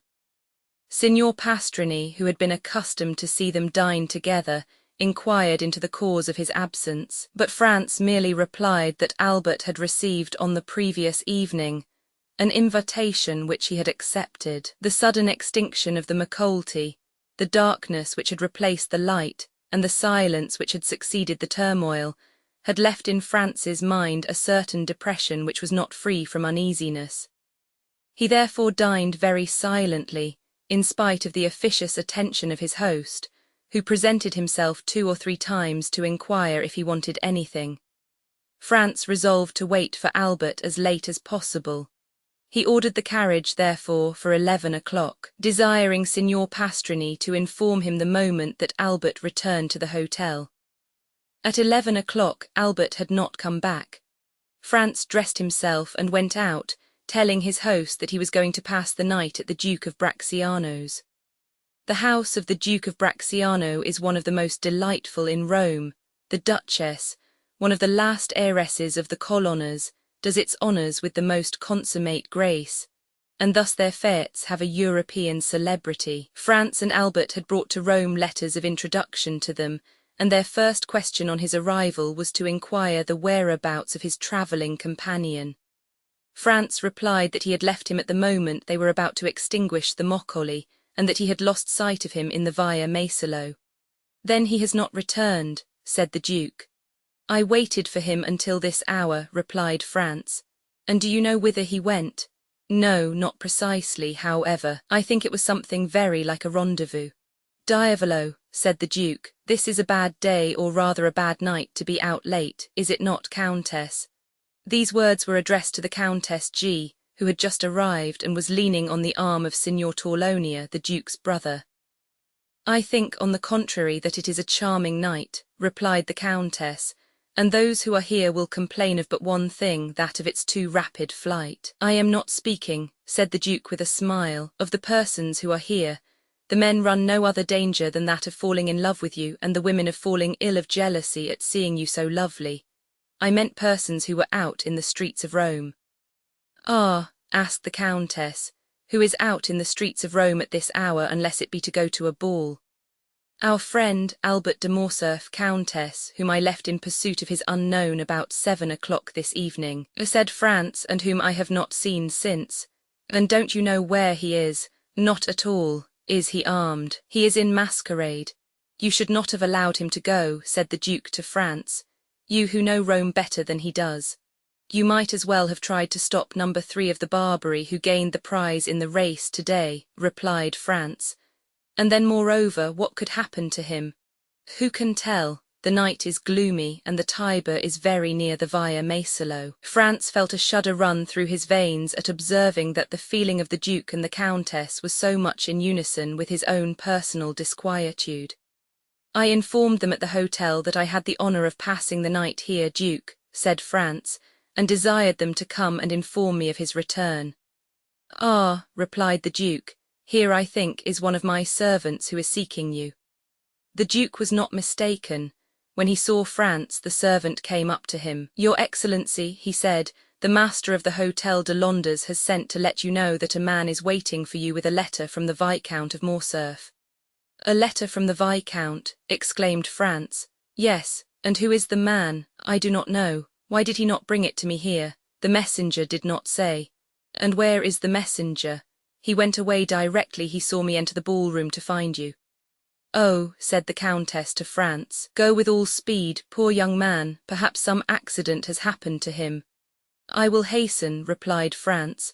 "Shall we see you again to give us any information?" inquired the Countess. "Yes, if it is not any serious affair, otherwise I cannot answer as to what I may do myself." Be prudent in any event, said the Countess. Oh, pray be assured of that. Franz took his hat and went away in haste. He had sent away his carriage with orders for it to fetch him at 2 o'clock. Fortunately, the Palazzo Bracciano, which is on one side in the Corso, and on the other in the Square of the Holy Apostles, is hardly 10 minutes' walk from the Hotel de Londres. As he came near the hotel, Franz saw a man in the middle of the street. He had no doubt that it was the messenger from Albert. The man was wrapped up in a large cloak. He went up to him, but to his extreme astonishment, stranger first addressed him. "What wants your excellency of me?" inquired the man, retreating a step or two as if to keep on his guard. "Are not you the person who brought me a letter?" inquired Franz from the Viscount of Morcerf. "Your excellency lodges at Pastrini's hotel." "I do." "Your excellency is the travelling companion of the Viscount." "I am." "Your excellency's name is the Baron Franz de Pinay." "Then it is to your excellency that this letter is addressed." "Is there any answer?" inquired Franz, taking the letter from him. "Yes, your friend at least hopes so. Come upstairs with me and I will give it to you." "I prefer waiting here," said the messenger with a smile. "And why? Your excellency will know when you have read the letter. Shall I find you here then?" "Certainly." Franz entered the hotel. On the staircase he met Signor Pastrini. "Well," said the landlord. "Well, what?" responded Franz. "You have seen the man who desired to speak with you from your friend?" he asked of Franz. "Yes, I have seen him," he replied, "and he has handed this letter to me." "Light the candles in my apartment, if you please." The innkeeper gave orders to a servant to go before Franz with a light. The young man had found Signor Pastrini looking very much alarmed, and this had only made him the more anxious to read Albert's letter, and so he went instantly towards the waxlight and unfolded it. It was written and signed by Albert. Franz read it twice before he could comprehend what it contained. It was thus worded: "My dear fellow, the moment you have received this, have the kindness to take the letter of credit from my pocket-book, which you will find in the square drawer of the secrétaire. Add your own to it, if it be not sufficient. Run to Torlonia, draw from him instantly 4,000 piastres, and give them to the bearer. It is urgent that I should have this money without delay. I do not say more, relying on you as you may rely on me. Your friend, Albert de Morcerf. P.S. I now believe in Italian banditti." Below these lines were written, in a strange hand, the following in Italian: "Si alle della mattina le 4.000 piastre non sono nel mie mani, alla 7 il Conte Alberto avrà cessato di vivere. Luigi Vampa.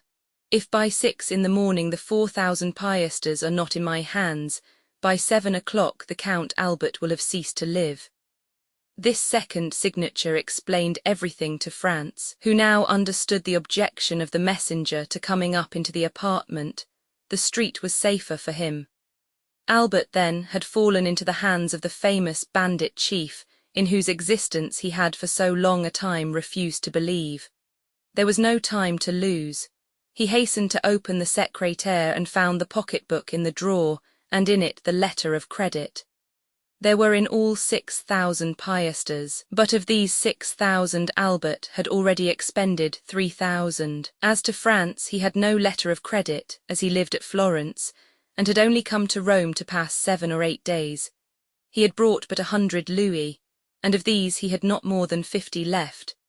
Thus 700 or 800 piastres were wanting to them both to make up the sum that Albert required. True, he might in such a case rely on the kindness of Signor Torlonia. He was, therefore, about to return to the Palazzo Bracciano without loss of time, when suddenly a luminous idea crossed his mind. He remembered the Count of Monte Cristo. Franz was about to ring for Signor Pastrini when that worthy presented himself. "My dear sir," he said hastily, "do you know if the Count is within?" "Yes, your excellency, he has this moment returned." "Is he in bed?" "I should say no."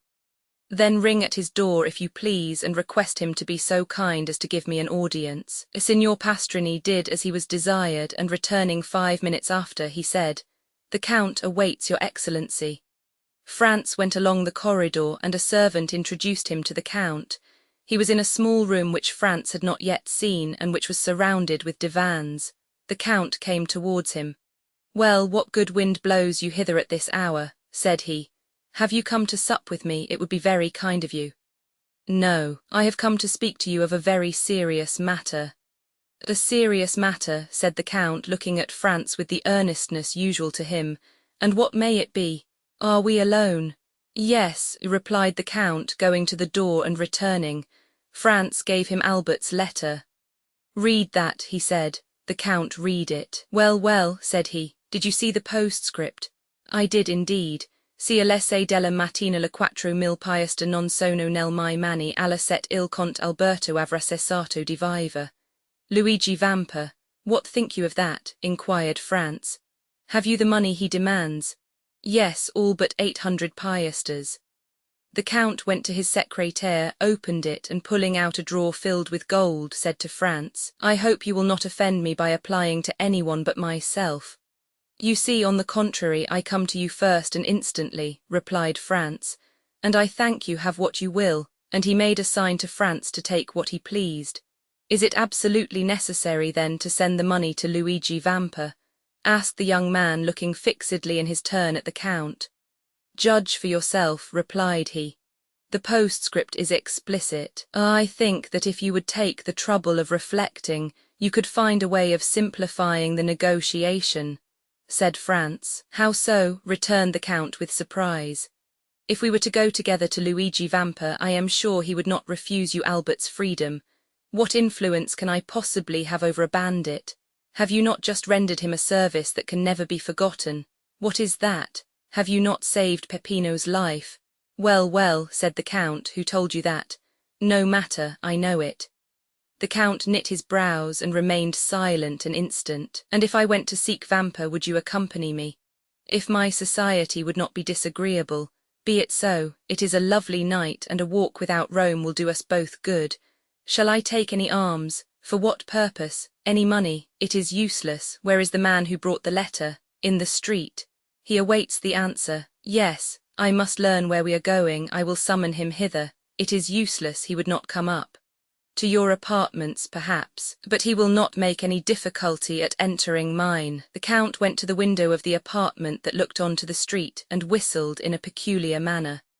The man in the mantle quitted the wall and advanced into the middle of the street. "Salite," said the Count in the same tone in which he would have given an order to his servant. The messenger obeyed without the least hesitation, but rather with alacrity, and mounting the steps at a bound entered the hotel. 5 seconds afterwards he was at the door of the room. "Ah, it is you, Peppino," said the Count, but Peppino, instead of answering, threw himself on his knees, seized the Count's hand, and covered it with kisses. "Ah," said the Count, "you have then not forgotten that I saved your life. That is strange, for it is a week ago." "No, Excellency, and never shall I forget it," returned Peppino with an accent of profound gratitude. "Never, that is a long time, but it is something that you believe so. Rise and answer." Peppino glanced anxiously at Franz. "Oh, you may speak before His Excellency," said he. "He is one of my friends. You allow me to give you this title." Continued the Count in French, "It is necessary to excite this man's confidence." "You can speak before me," said Franz. "I am a friend of the Count's." "Good," returned Peppino. "I am ready to answer any questions your Excellency may address to me." "How did the Viscount Albert fall into Luigi's hands?" "Excellency, the Frenchman's carriage passed several times the one in which was Teresa." "The chief's mistress?" "Yes, the Frenchman threw her a bouquet. Teresa returned it, all this with the consent of the chief who was in the carriage." "What?" cried Franz. "Was Luigi Vampa in the carriage with the Roman peasants?" "It was he who drove, disguised as the coachman," replied Peppino. "Well," said the Count. "Well, then, the Frenchman took off his mask. Teresa, with the chief's consent, did the same. The Frenchman asked for a rendezvous. Teresa gave him one, only instead of Teresa it was Beppo who was on the steps of the church of San Giacomo." "What?" exclaimed Franz. "The peasant girl who snatched his Macolto from him was a lad of 15, replied Peppino. "But it was no disgrace to your friend to have been deceived. Beppo has taken in plenty of others." "And Beppo led him outside the walls," said the Count. Exactly so. A carriage was waiting at the end of the Via Maesolo. Beppo got in, inviting the Frenchman to follow him, and he did not wait to be asked twice. He gallantly offered the right-hand seat to Beppo and sat by him. Beppo told him he was going to take him to a villa a league from Rome. The Frenchman assured him he would follow him to the end of the world.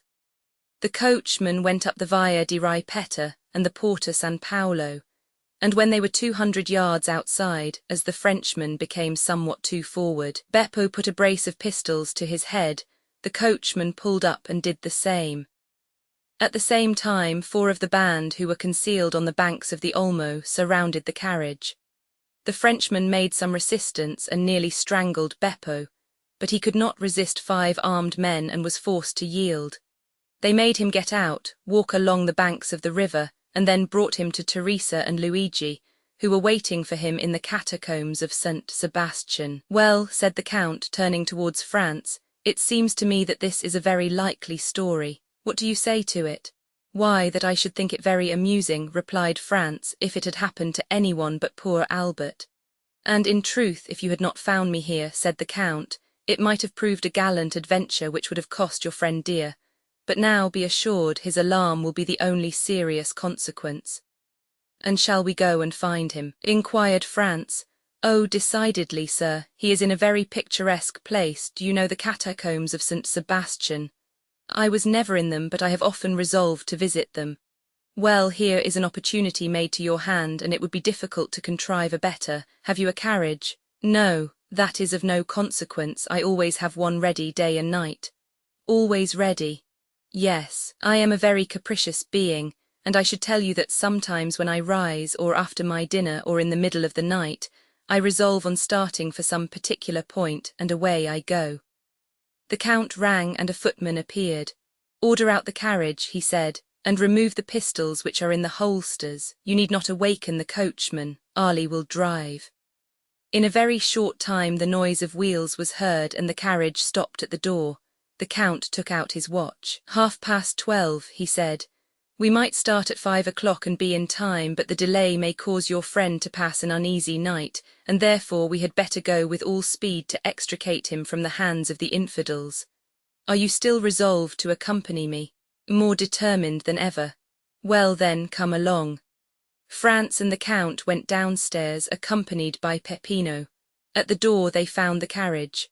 Ali was on the box, in whom Franz recognized the dumb slave of the grotto of Monte Cristo. Franz and the Count got into the carriage.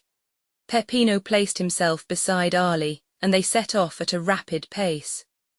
Ali had received his instructions and went down the Corso, crossed the Campo Vaccino, went up the Strada San Gregorio, and reached the gates of St. Sebastian. Then the porter raised some difficulties, but the Count of Monte Cristo produced a permit from the governor of Rome, allowing him to leave or enter the city at any hour of the day or night.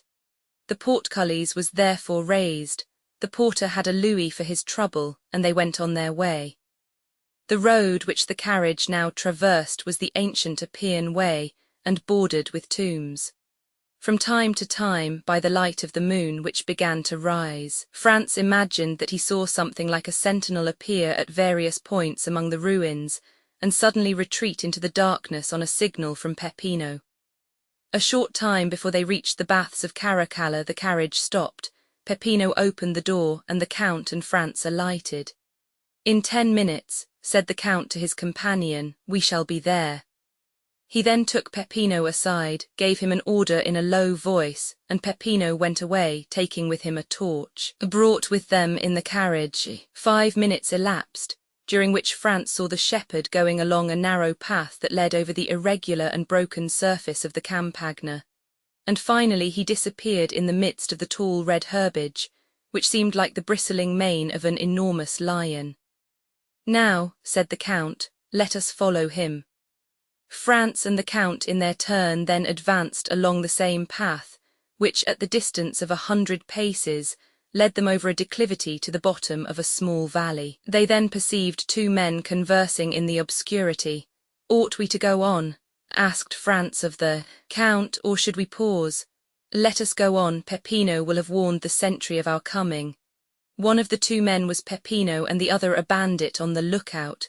France and the Count advanced and the bandits saluted them. "Your Excellency," said Peppino, addressing the Count, "if you will follow me, the opening of the catacombs is close at hand." "Go on, then," replied the Count. They came to an opening behind a clump of bushes and in the midst of a pile of rocks, by which a man could scarcely pass.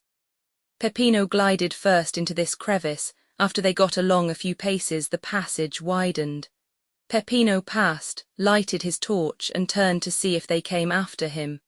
The Count first reached an open space, and France followed him closely. The passageway sloped in a gentle descent, enlarging as they proceeded. Still France and the Count were compelled to advance in a stooping posture, and were scarcely able to proceed abreast of one another. They went on 150 paces in this way, and then were stopped by, "Who comes there?" At the same time they saw the reflection of a torch on a carbine barrel. "A friend," responded Peppino, and advancing alone towards the sentry he said a few words to him in a low tone. And then he, like the first, saluted the nocturnal visitors, making a sign that they might proceed. Behind the sentinel was a staircase with 20 steps. France and the Count descended these, and found themselves in a mortuary chamber. 5 corridors diverged like the rays of a star, and the walls, dug into niches, which were arranged one above the other in the shape of coffins, showed that they were at last in the catacombs. Down one of the corridors, whose extent it was impossible to determine, rays of light were visible. The Count laid his hand on France's shoulder. "Would you like to see a camp of bandits in repose?" he inquired. "Exceedingly," replied France. "Come with me then." Peppino put out the torch. Peppino obeyed, and France and the Count were in utter darkness, except that 50 paces in advance of them a reddish glare, more evident since Peppino had put out his torch, was visible along the wall. They advanced silently, the Count guiding France as if he had the singular faculty of seeing in the dark. France himself, however, saw his way more plainly in proportion as he went on towards the light, which served in some manner as a guide. 3 arcades were before them, and the middle one was used as a door. These arcades opened on one side into the corridor where the Count and France were, and on the other into a large square chamber, entirely surrounded by niches similar to those of which we have spoken. In the midst of this chamber were 4 stones, which had formerly served as an altar, as was evident from the cross which still surmounted them. A lamp placed at the base of a pillar lighted up with its pale and flickering flame the singular scene which presented itself to the eyes of the 2 visitors concealed in the shadow. A man was seated with his elbow leaning on the column, and was reading with his back turned to the arcades, through the openings of which the newcomers contemplated him. This was the chief of the band, Luigi Vampa. Around him, and in groups according to their fancy, lying in their mantles, or with their backs against a sort of stone bench which went all round the columbarium, were to be seen 20 brigands or more, each having his carbine within reach. At the other end, silent, scarcely visible, and like a shadow, was a sentinel, who was walking up and down before a grotto, which was only distinguishable because in that spot the darkness seemed more dense than elsewhere. When the Count thought France had gazed sufficiently on this picturesque tableau, he raised his finger to his lips to warn him to be silent, and ascending the 3 steps which led to the corridor of the columbarium, entered the chamber by the middle arcade and advanced towards Vampa, who was so intent on the book before him that he did not hear the noise of his footsteps. "Who comes there?" cried the sentinel, who was less abstracted, and who saw by the lamplight a shadow approaching his chief. At this challenge, Vampa rose quickly, drawing at the same moment a pistol from his girdle.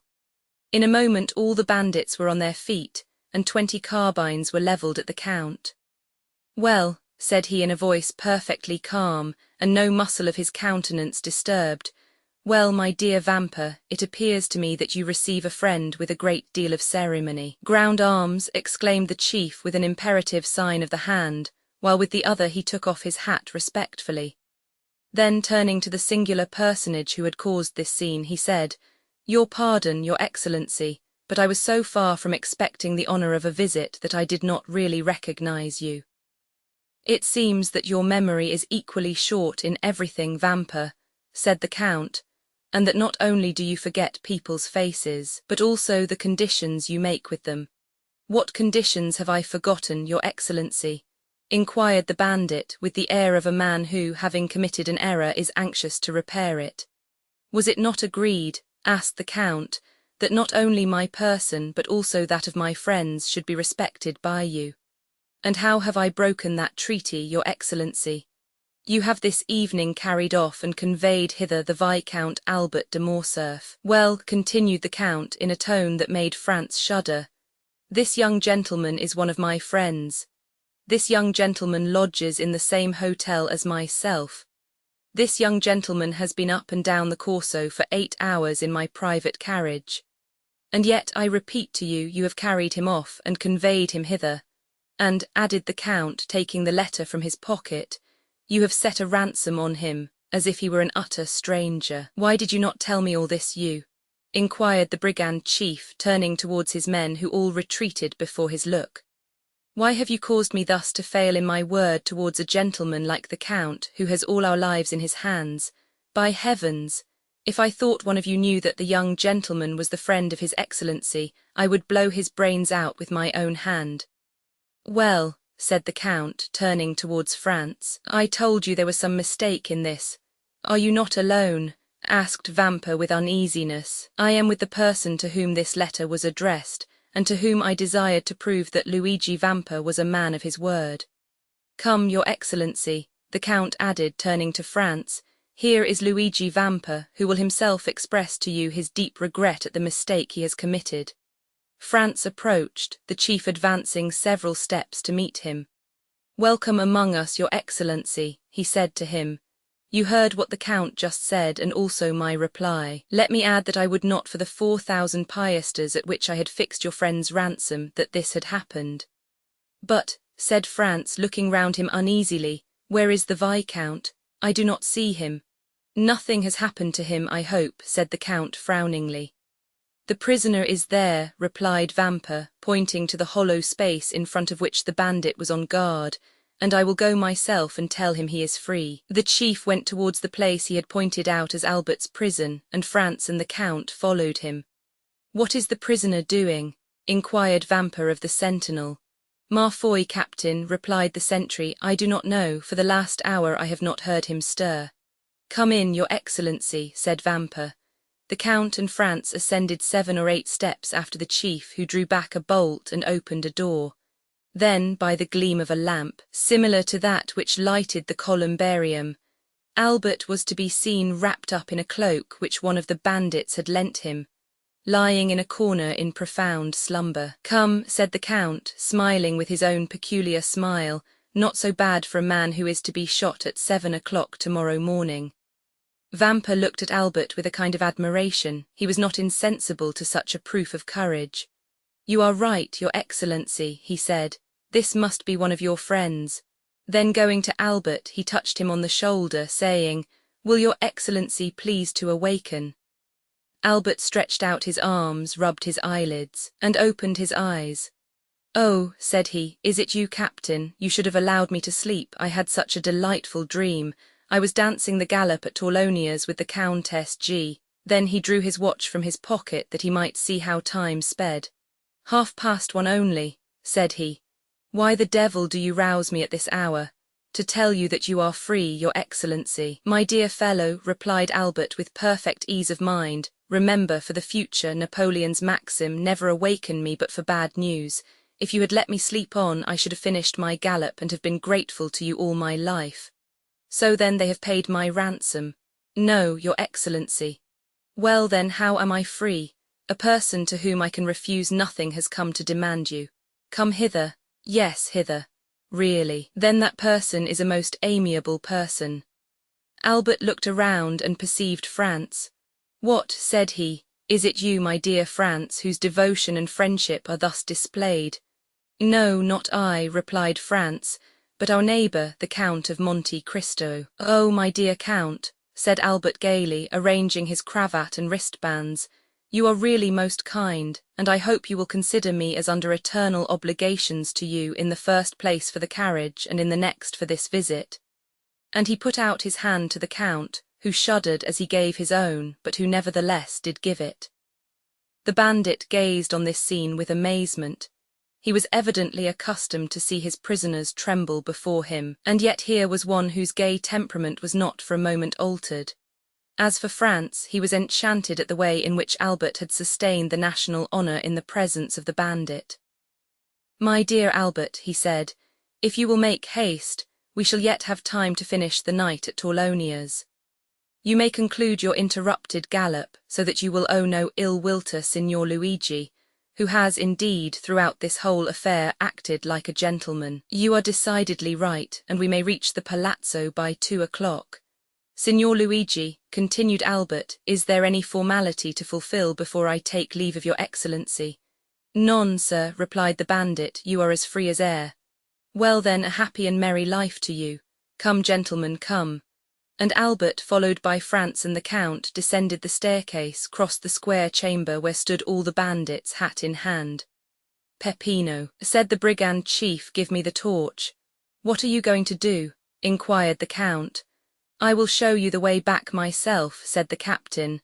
"That is the least honour that I can render to your Excellency." And taking the lighted torch from the hands of the herdsman, he preceded his guests, not as a servant who performs an act of civility, but like a king who precedes ambassadors. On reaching the door he bowed. "And now, your Excellency," added he, "allow me to repeat my apologies, and I hope you will not entertain any resentment at what has occurred." "No, my dear Vampa," replied the Count. "Besides, you compensate for your mistakes in so gentlemanly a way that one almost feels obliged to you for having committed them.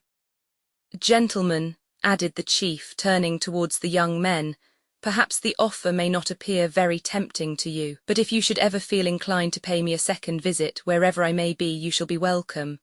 France and Albert bowed. The Count went out first, then Albert. France paused for a moment. "Has your Excellency anything to ask me?" said Vampa with a smile. "Yes, I have," replied France. "I am curious to know what work you were perusing with so much attention as we entered." "Caesar's Commentaries," said the bandit. "It is my favourite work." "Well, are you coming?" asked Albert. "Yes," replied France, "here I am," and he in his turn left the caves. They advanced to the plain. "Ah, your pardon," said Albert, turning round. "Will you allow me, Captain?"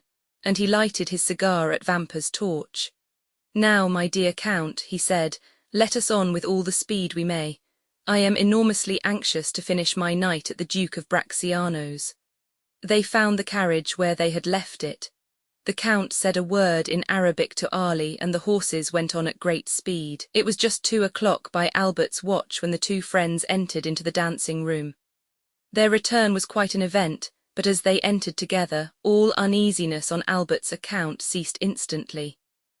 "Madam," said the Viscount of Morcerf, advancing towards the Countess, "yesterday you were so condescending as to promise me a gallop. I am rather late in claiming this gracious promise, but here is my friend, whose character for veracity you well know, and he will assure you the delay arose from no fault of mine." And as at this moment the orchestra gave the signal for the waltz, Albert put his arm round the waist of the Countess, and disappeared with her in the whirl of dancers. In the meanwhile France was considering the singular shudder that had passed over the Count of Monte Cristo at the moment when he had been in some sort forced to give his hand to Albert. Chapter 38. The first words that Albert uttered to his friend on the following morning contained a request that France would accompany him on a visit to the Count. True, the young man had warmly and energetically thanked the Count on the previous evening, but services such as he had rendered could never be too often acknowledged. France, who seemed attracted by some invisible influence towards the Count, in which terror was strangely mingled, felt an extreme reluctance to permit his friend to be exposed alone to the singular fascination that this mysterious personage seemed to exercise over him, and therefore made no objection to Albert's request, but at once accompanied him to the desired spot, and after a short delay, the Count joined them in the salon. "My dear Count," said Albert, advancing to meet him, "permit me to repeat the poor thanks I offered last night, and to assure you that the remembrance of all I owe to you will never be effaced from my memory. Believe me, as long as I live, I shall never cease to dwell with grateful recollection on the prompt and important service you rendered me, and also to remember that to you I am indebted even for my life." "My very good friend and excellent neighbour," replied the Count, with a smile, "you really exaggerate my trifling exertions. You owe me nothing but some trifle of 20,000 francs, which you have been saved out of your travelling expenses, so that there is not much of a score between us. But you must really permit me to congratulate you on the ease and unconcern with which you resigned yourself to your fate, and the perfect indifference you manifested as to the turn events might take." "Upon my word," said Albert, "I deserve no credit for what I could not help, namely, a determination to take everything as I found it, and to let those bandits see that although men get into troublesome scrapes all over the world, there is no nation but the French that can smile even in the face of grim death himself. All that, however, has nothing to do with my obligations to you, and I now come to ask you whether, in my own person, my family, or connections, I can in any way serve you. My father, the Comte de Morcerf, although of Spanish origin, possesses considerable influence, both at the court of France and Madrid, and I unhesitatingly place the best services of myself, and all to whom my life is dear, at your disposal." "Monsieur de Morcerf," replied the Count, "your offer, far from surprising me, is precisely what I expected from you, and I accept it in the same spirit of hearty sincerity with which it is made. Nay, I will go still further and say that I had previously made up my mind to ask a great favour at your hands." "Oh, pray name it." "I am wholly a stranger to Paris. It is a city I have never yet seen." "Is it possible," exclaimed Albert, "that you have reached your present age without visiting the finest capital in the world? I can scarcely credit it. Nevertheless, it is quite true. Still, I agree with you in thinking that my present ignorance of the first city in Europe is a reproach to me in every way, and calls for immediate correction. But in all probability, I should have performed so important, so necessary a duty, as that of making myself acquainted with the wonders and beauties of your justly celebrated capital, had I known any person who would have introduced me into the fashionable world. But unfortunately I possessed no acquaintance there, and of necessity was compelled to abandon the idea." "So distinguished an individual as yourself," cried Albert, "could scarcely have required an introduction." "You are most kind, but as regards myself I can find no merit I possess, save that, as a millionaire, I might have become a partner in the speculations of M. Aguado and M. Rothschild, but as my motive in travelling to your capital would not have been for the pleasure of dabbling in stocks, I stayed away till some favourable chance should present itself of carrying my wish into execution. Your offer, however, smooths all difficulties, and I have only to ask you, my dear M. de Morcerf," these words were accompanied by a most peculiar smile, "whether you undertake, upon my arrival in France, to open to me the doors of that fashionable world of which I know no more than a Huron or a native of Coach in China." "Oh, that I do, and with infinite pleasure," answered Albert, "and so much the more readily as a letter received this morning from my father summons me to Paris, in consequence of a treaty of marriage. My dear France, do not smile, I beg of you, with a family of high standing, and connected with the very cream of Parisian society." "Connected by marriage, you mean," said France laughingly. "Well, never mind how it is," answered Albert. "It comes to the same thing in the end. Perhaps by the time you return to Paris I shall be quite a sober, staid father of a family. A most edifying representative I shall make of all the domestic virtues, don't you think so? But as regards your wish to visit our fine city, my dear Count, I can only say that you may command me and mine to any extent you please." "Then it is settled," said the Count, "and I give you my solemn assurance that I only waited an opportunity, like the present, to realize plans that I have long meditated. France did not doubt that these plans were the same concerning which the Count had dropped a few words in the grotto of Monte Cristo. And while the Count was speaking, the young man watched him closely, hoping to read something of his purpose in his face. But his countenance was inscrutable, especially when, as in the present case, it was veiled in a sphinx-like smile. "But tell me now, Count," exclaimed Albert, delighted at the idea of having to chaperone so distinguished a person as Monte Cristo. "Tell me truly whether you are in earnest, or if this project of visiting Paris is merely one of the chimerical and uncertain air castles of which we make so many in the course of our lives, but which, like a house built on the sand, is liable to be blown over by the first puff of wind." "I pledge you my honour," returned the Count, "that I mean to do as I have said. Both inclination and positive necessity compel me to visit Paris. When do you propose going thither? Have you made up your mind when you shall be there yourself?" "Certainly I have, in a fortnight or 3 weeks' time, that is to say, as fast as I can get there." "Nay," said the Count, "I will give you 3 months ere I join you. You see, I make an ample allowance for all delays and difficulties." "And in 3 months' time," said Albert, "you will be at my house." "Shall we make a positive appointment for a particular day and hour?" inquired the Count. "Only let me warn you that I am proverbial for my punctilious exactitude in keeping my engagements."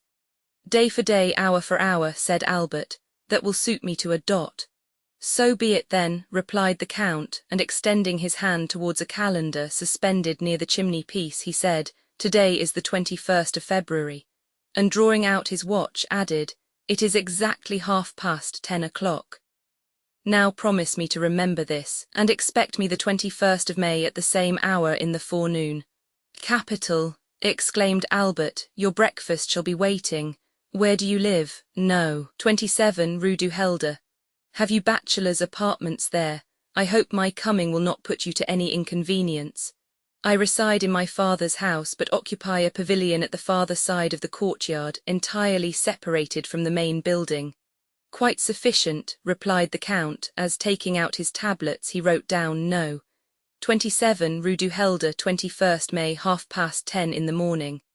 "Now then," said the Count, returning his tablets to his pocket, "make yourself perfectly easy.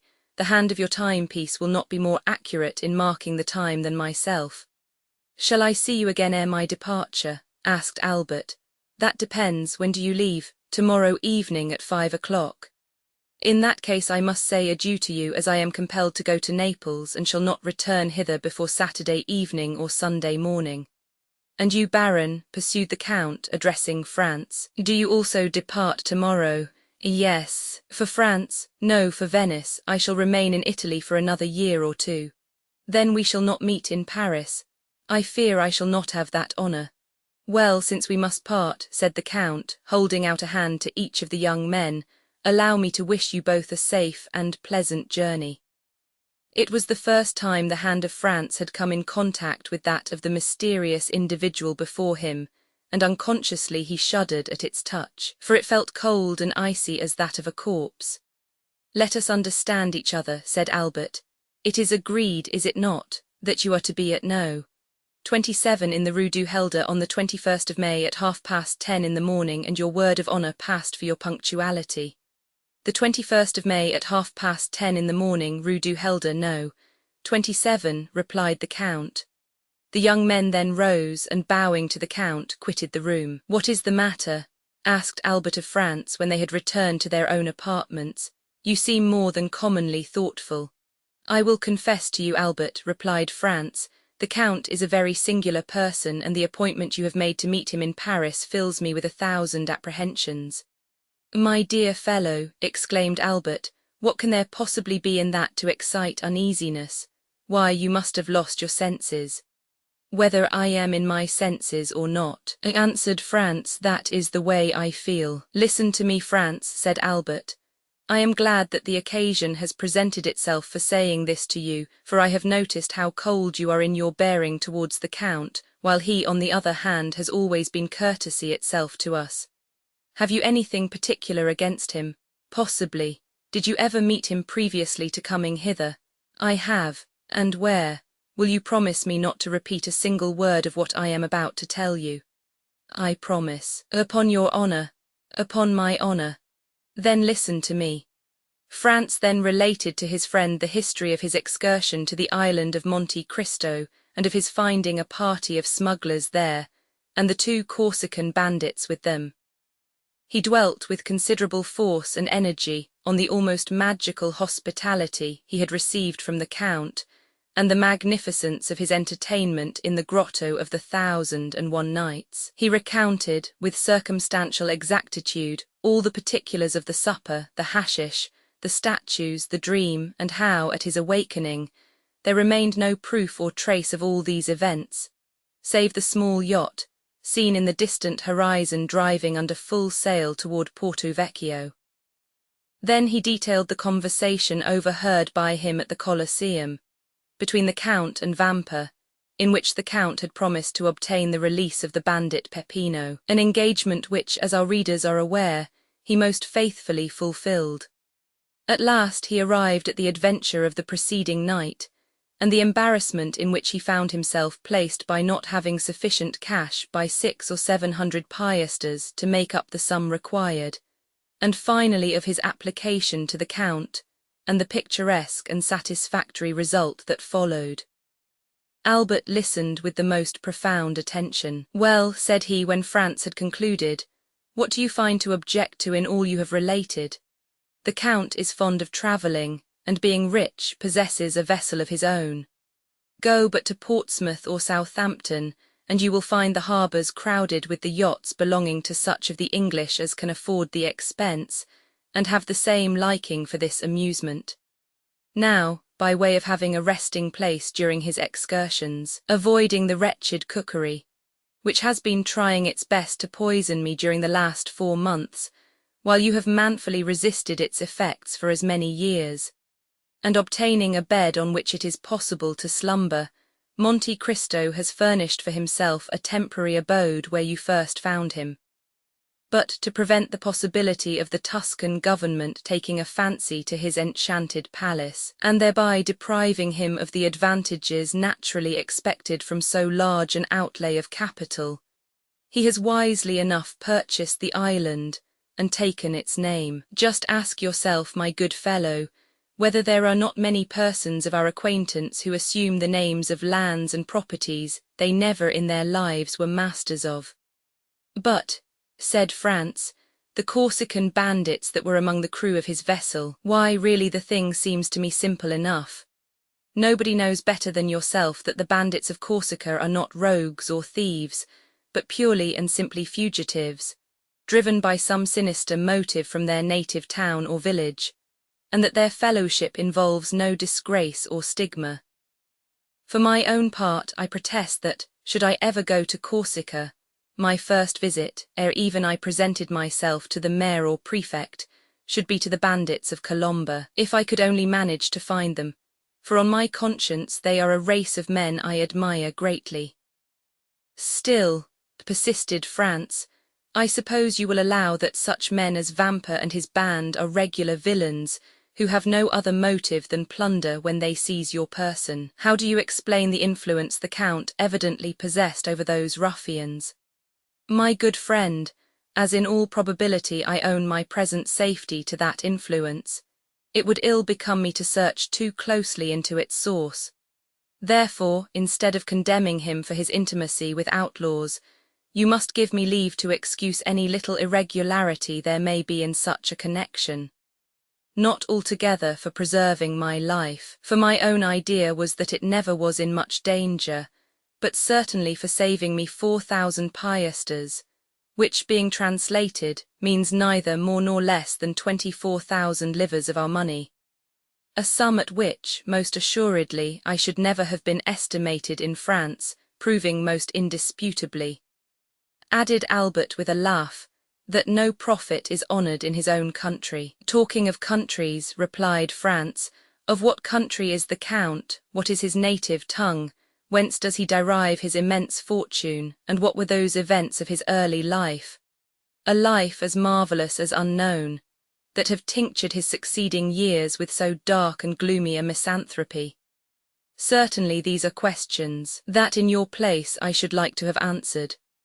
My dear Franz, replied Albert, when upon receipt of my letter you found the necessity of asking the Count's assistance, you promptly went to him, saying, my friend, Albert de Morcerf is in danger, help me to deliver him.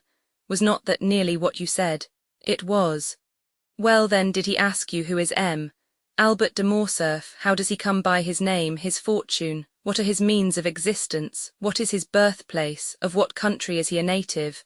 Tell me, did he put all these questions to you? I confess he asked me none. No, he merely came and freed me from the hands of Signor Vampa, where I can assure you, in spite of all my outward appearance of ease and unconcern, I did not very particularly care to remain. Now then, Franz, when, for services so promptly and unhesitatingly rendered, he but asks me in return to do for him what is done daily for any Russian prince or Italian nobleman who may pass through Paris, merely to introduce him into society, would you have me refuse? My good fellow, you must have lost your senses to think it possible I could act with such cold-blooded policy. And this time it must be confessed that, contrary to the usual state of affairs in discussions between the young men, the effective arguments were all on Albert's side. Well, said Franz with a sigh, do as you please, my dear Viscount, for your arguments are beyond my powers of refutation. Still, in spite of all, you must admit that this Count of Monte Cristo is a most singular personage. He is a philanthropist, answered the other, and no doubt his motive in visiting Paris is to compete for the Montheian prize, given, as you are aware, to whoever shall be proved to have most materially advanced the interests of virtue and humanity. If my vote and interest can obtain it for him, I will readily give him the one and promise the other. And now, my dear Franz, let us talk of something else. Come, shall we take our luncheon and then pay a last visit to St. Peter's? Franz silently assented, and the following afternoon at 5:30, the young men parted. Albert de Morcerf to return to Paris, and Franz d'Épinay to pass a fortnight at Venice. But ere he entered his travelling carriage, Albert, fearing that his expected guest might forget the engagement he had entered into, placed in the care of a waiter at the hotel a card to be delivered to the Count of Monte Cristo, on which, beneath the name of Viscount Albert de Morcerf, he had written in pencil, 27, Rue du Helder, on the 21st May, 10:30 a.m. Chapter 39. In the house in the Rue du Helder, where Albert had invited the Count of Monte Cristo, everything was being prepared on the morning of the 21st of May to do honour to the occasion. Albert de Morcerf inhabited a pavilion situated at the corner of a large court, and directly opposite another building, in which were the servants' apartments. 2 windows only of the pavilion faced the street, 3 other windows looked into the court, and 2 at the back into the garden. Between the court and the garden, built in the heavy style of the imperial architecture, was the large and fashionable dwelling of the Count and Countess of Morcerf. A high wall surrounded the whole of the property, surmounted at intervals by vases filled with flowers, and broken in the centre by a large gate of gilded iron, which served as the carriage entrance. A small door, close to the lodge of the concierge, gave ingress and egress to the servants and masters when they were on foot. It was easy to discover that the delicate care of a mother, unwilling to part from her son, and yet aware that a young man of the Viscount's age required the full exercise of his liberty, had chosen this habitation for Albert. There were not lacking, however, evidences of what we may call the intelligent egoism of a youth who is charmed with the indolent, careless life of an only son, and who lives, as it were, in a gilded cage. By means of the 2 windows looking into the street, Albert could see all that passed. The sight of what is going on is necessary to young men, who always want to see the world traverse their horizon, even if that horizon is only a public thoroughfare. Then, should anything appear to merit a more minute examination, Albert de Morcerf could follow up his researches by means of a small gate, similar to that close to the concierge's door, and which merits a particular description. It was a little entrance that seemed never to have been opened since the house was built, so entirely was it covered with dust and dirt. But the well-oiled hinges and locks told quite another story. This door was a mockery to the concierge, from whose vigilance and jurisdiction it was free, and like that famous portal in the Arabian Nights, opening at the sesame of Ali Baba, it was wont to swing backward at a cabalistic word or a concerted tap from without from the sweetest voices or whitest fingers in the world. At the end of a long corridor, with which the door communicated, and which formed the antechamber, was, on the right, Albert's breakfast room looking into the court, and on the left the salon looking into the garden. Shrubs and creeping plants covered the windows, and hid from the garden and court these two apartments, the only rooms into which, as they were on the ground floor, the prying eyes of the curious could penetrate. On the floor above were similar rooms with the addition of a third formed out of the antechamber. These 3 rooms were a salon, a boudoir, and a bedroom. The salon downstairs was only an Algerian divan for the use of smokers. The boudoir upstairs communicated with the bedchamber by an invisible door on the staircase. It was evident that every precaution had been taken. Above this floor was a large atelier, which had been increased in size by pulling down the partitions, a pandemonium, in which the artist and the dandy strove for preeminence. There were collected and piled up all Albert's successive caprices, hunting horns, bass viols, flutes, a whole orchestra, for Albert had had not a taste but a fancy for music. Easels, palettes, brushes, pencils, for music had been succeeded by painting, foils, boxing gloves, broadswords, and single sticks. For following the example of the fashionable young men of the time, Albert de Morcerf cultivated, with far more perseverance than music and drawing, the 3 arts that complete a dandy's education, i.e., fencing, boxing, and single stick, and it was here that he received Grassire, Cooks, and Charles Leboucher. The rest of the furniture of this privileged apartment consisted of old cabinets, filled with Chinese porcelain and Japanese vases, Luca della Robbia faïences and Palissy platters, of old armchairs in which perhaps had sat Henry Roman IV, or Sully, Louis Roman XIII, or Richelieu, for 2 of these armchairs, adorned with a carved shield on which were engraved the fleur-de-lis of France on an azure field, evidently came from the Louvre, or at least some royal residence. Over these dark and sombre chairs were thrown splendid stuffs, dyed beneath Persia's sun, or woven by the fingers of the women of Calcutta or of Chandernagor. What these stuffs did there, it was impossible to say. They awaited, while gratifying the eyes, a destination unknown to their owner himself. In the meantime, they filled the place with their golden and silky reflections. In the centre of the room was a Roller and Blanchet baby grand piano in rosewood, but holding the potentialities of an orchestra in its narrow and sonorous cavity, and groaning beneath the weight of the chef-d'oeuvre of Beethoven, Weber, Mozart, Haydn, Gratry, and Porpora. On the walls, over the doors, on the ceiling, were swords, daggers, Malay creeses, maces, battle-axes, gilded, damasked, and inlaid suits of armour, dried plants, minerals, and stuffed birds, their flame-coloured wings outspread in motionless flight, and their beaks forever open. This was Albert's favourite lounging place. However, the morning of the appointment, the young man had established himself in the small salon downstairs. There on a table, surrounded at some distance by a large and luxurious divan, every species of tobacco known, from the yellow tobacco of Petersburg to the black of Sinai, and so on along the scale from Maryland and Puerto Rico to Latakia, was exposed in pots of crackled earthenware of which the Dutch are so fond. Beside them, in boxes of fragrant wood, were ranged, according to their size and quality, puros, regalias, Havanas, and Manillas, and, in an open cabinet, a collection of German pipes, of chibouks with their amber mouthpieces ornamented with coral, and of narghiles with their long tubes of Morocco, awaiting the caprice or the sympathy of the smokers. Albert had himself presided at the arrangement, or rather the symmetrical derangement, which after coffee the guests at a breakfast of modern days love to contemplate through the vapour that escapes from their mouths, and ascends in long and fanciful wreaths to the ceiling. At 9:45 a valet entered.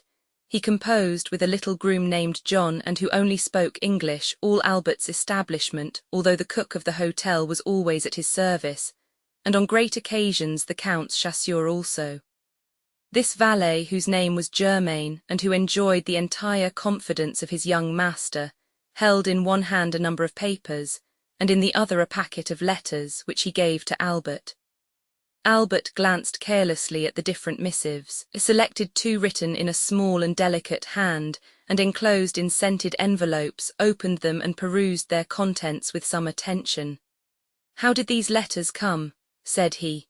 "One by the post, Madame Danglars' footman left the other. Let Madame Danglars know that I accept the place she offers me in her box. Wait. Then, during the day, tell Rosa that when I leave the opera I will sup with her as she wishes. Take her 6 bottles of different wine, Cyprus, sherry and Malaga, and a barrel of Ostend oysters. Get them at Borrell's, and be sure you say they are for me." "At what o'clock, sir, do you breakfast? What time is it now?" 9:45.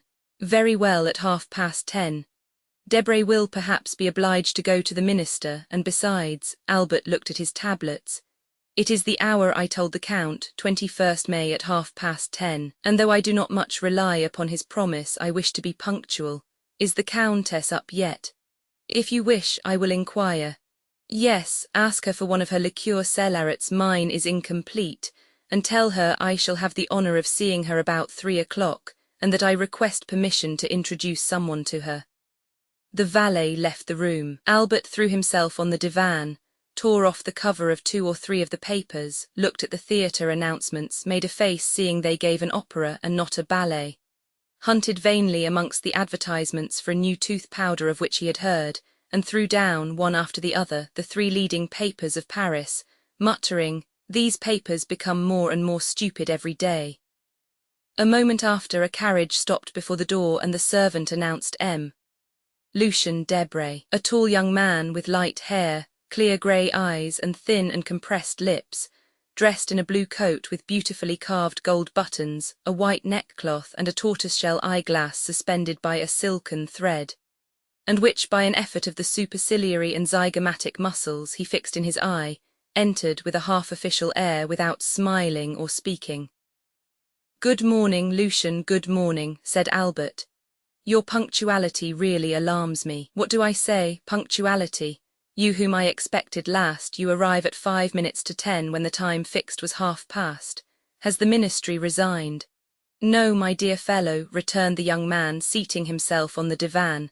"Reassure yourself, we are tottering always, but we never fall, and I begin to believe that we shall pass into a state of immobility, and then the affairs of the peninsula will completely consolidate us." "Ah, true. You drive Don Carlos out of Spain." "No, no, my dear fellow, do not confound our plans. We take him to the other side of the French frontier and offer him hospitality at Bourges." "At Bourges. Yes, he has not much to complain of. Bourges is the capital of Charles Roman VII. Do you not know that all Paris knew it yesterday, and the day before it had already transpired on the Bourse, and M. Danglars, I do not know by what means that man contrives to obtain intelligence as soon as we do, made a million. And you another order, for I see you have a blue ribbon at your buttonhole." "Yes, they sent me the order of Charles Roman III," returned Debray carelessly. "Come, do not affect indifference, but confess you were pleased to have it." "Oh, it is very well as a finish to the toilet. It looks very neat on a black coat buttoned up, and makes you resemble the Prince of Wales or the Duke of Reichstadt. It is for that reason you see me so early, because you have the order of Charles Roman III, and you wish to announce the good news to me." "No, because I passed the night writing letters, 25 dispatches. I returned home at daybreak and strove to sleep, but my head ached and I got up to have a ride for an hour. At the Bois de Boulogne, ennui and hunger attacked me at once, 2 enemies who rarely accompany each other and who are yet leagued against me, a sort of Carlo-Republican alliance. I then recollected you gave a breakfast this morning, and here I am. I am hungry, feed me, I am bored, amuse me.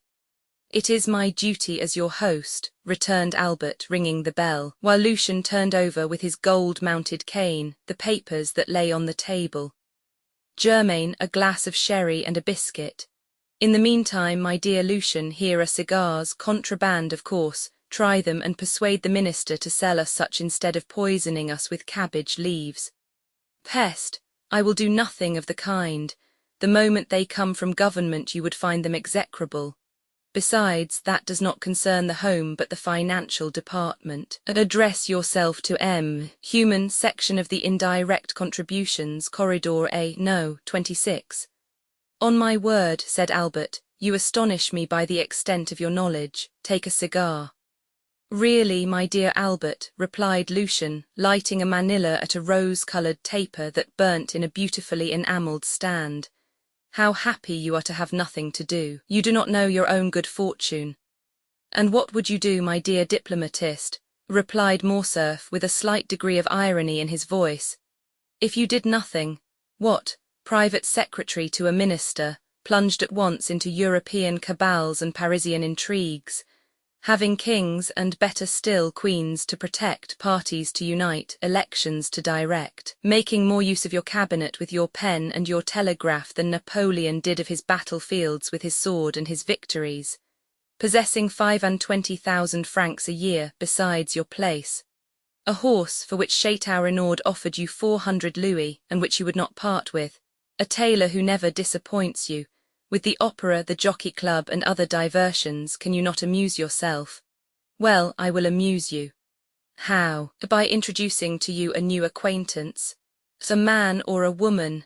A man. I know so many men already, but you do not know this man. Where does he come from? The end of the world?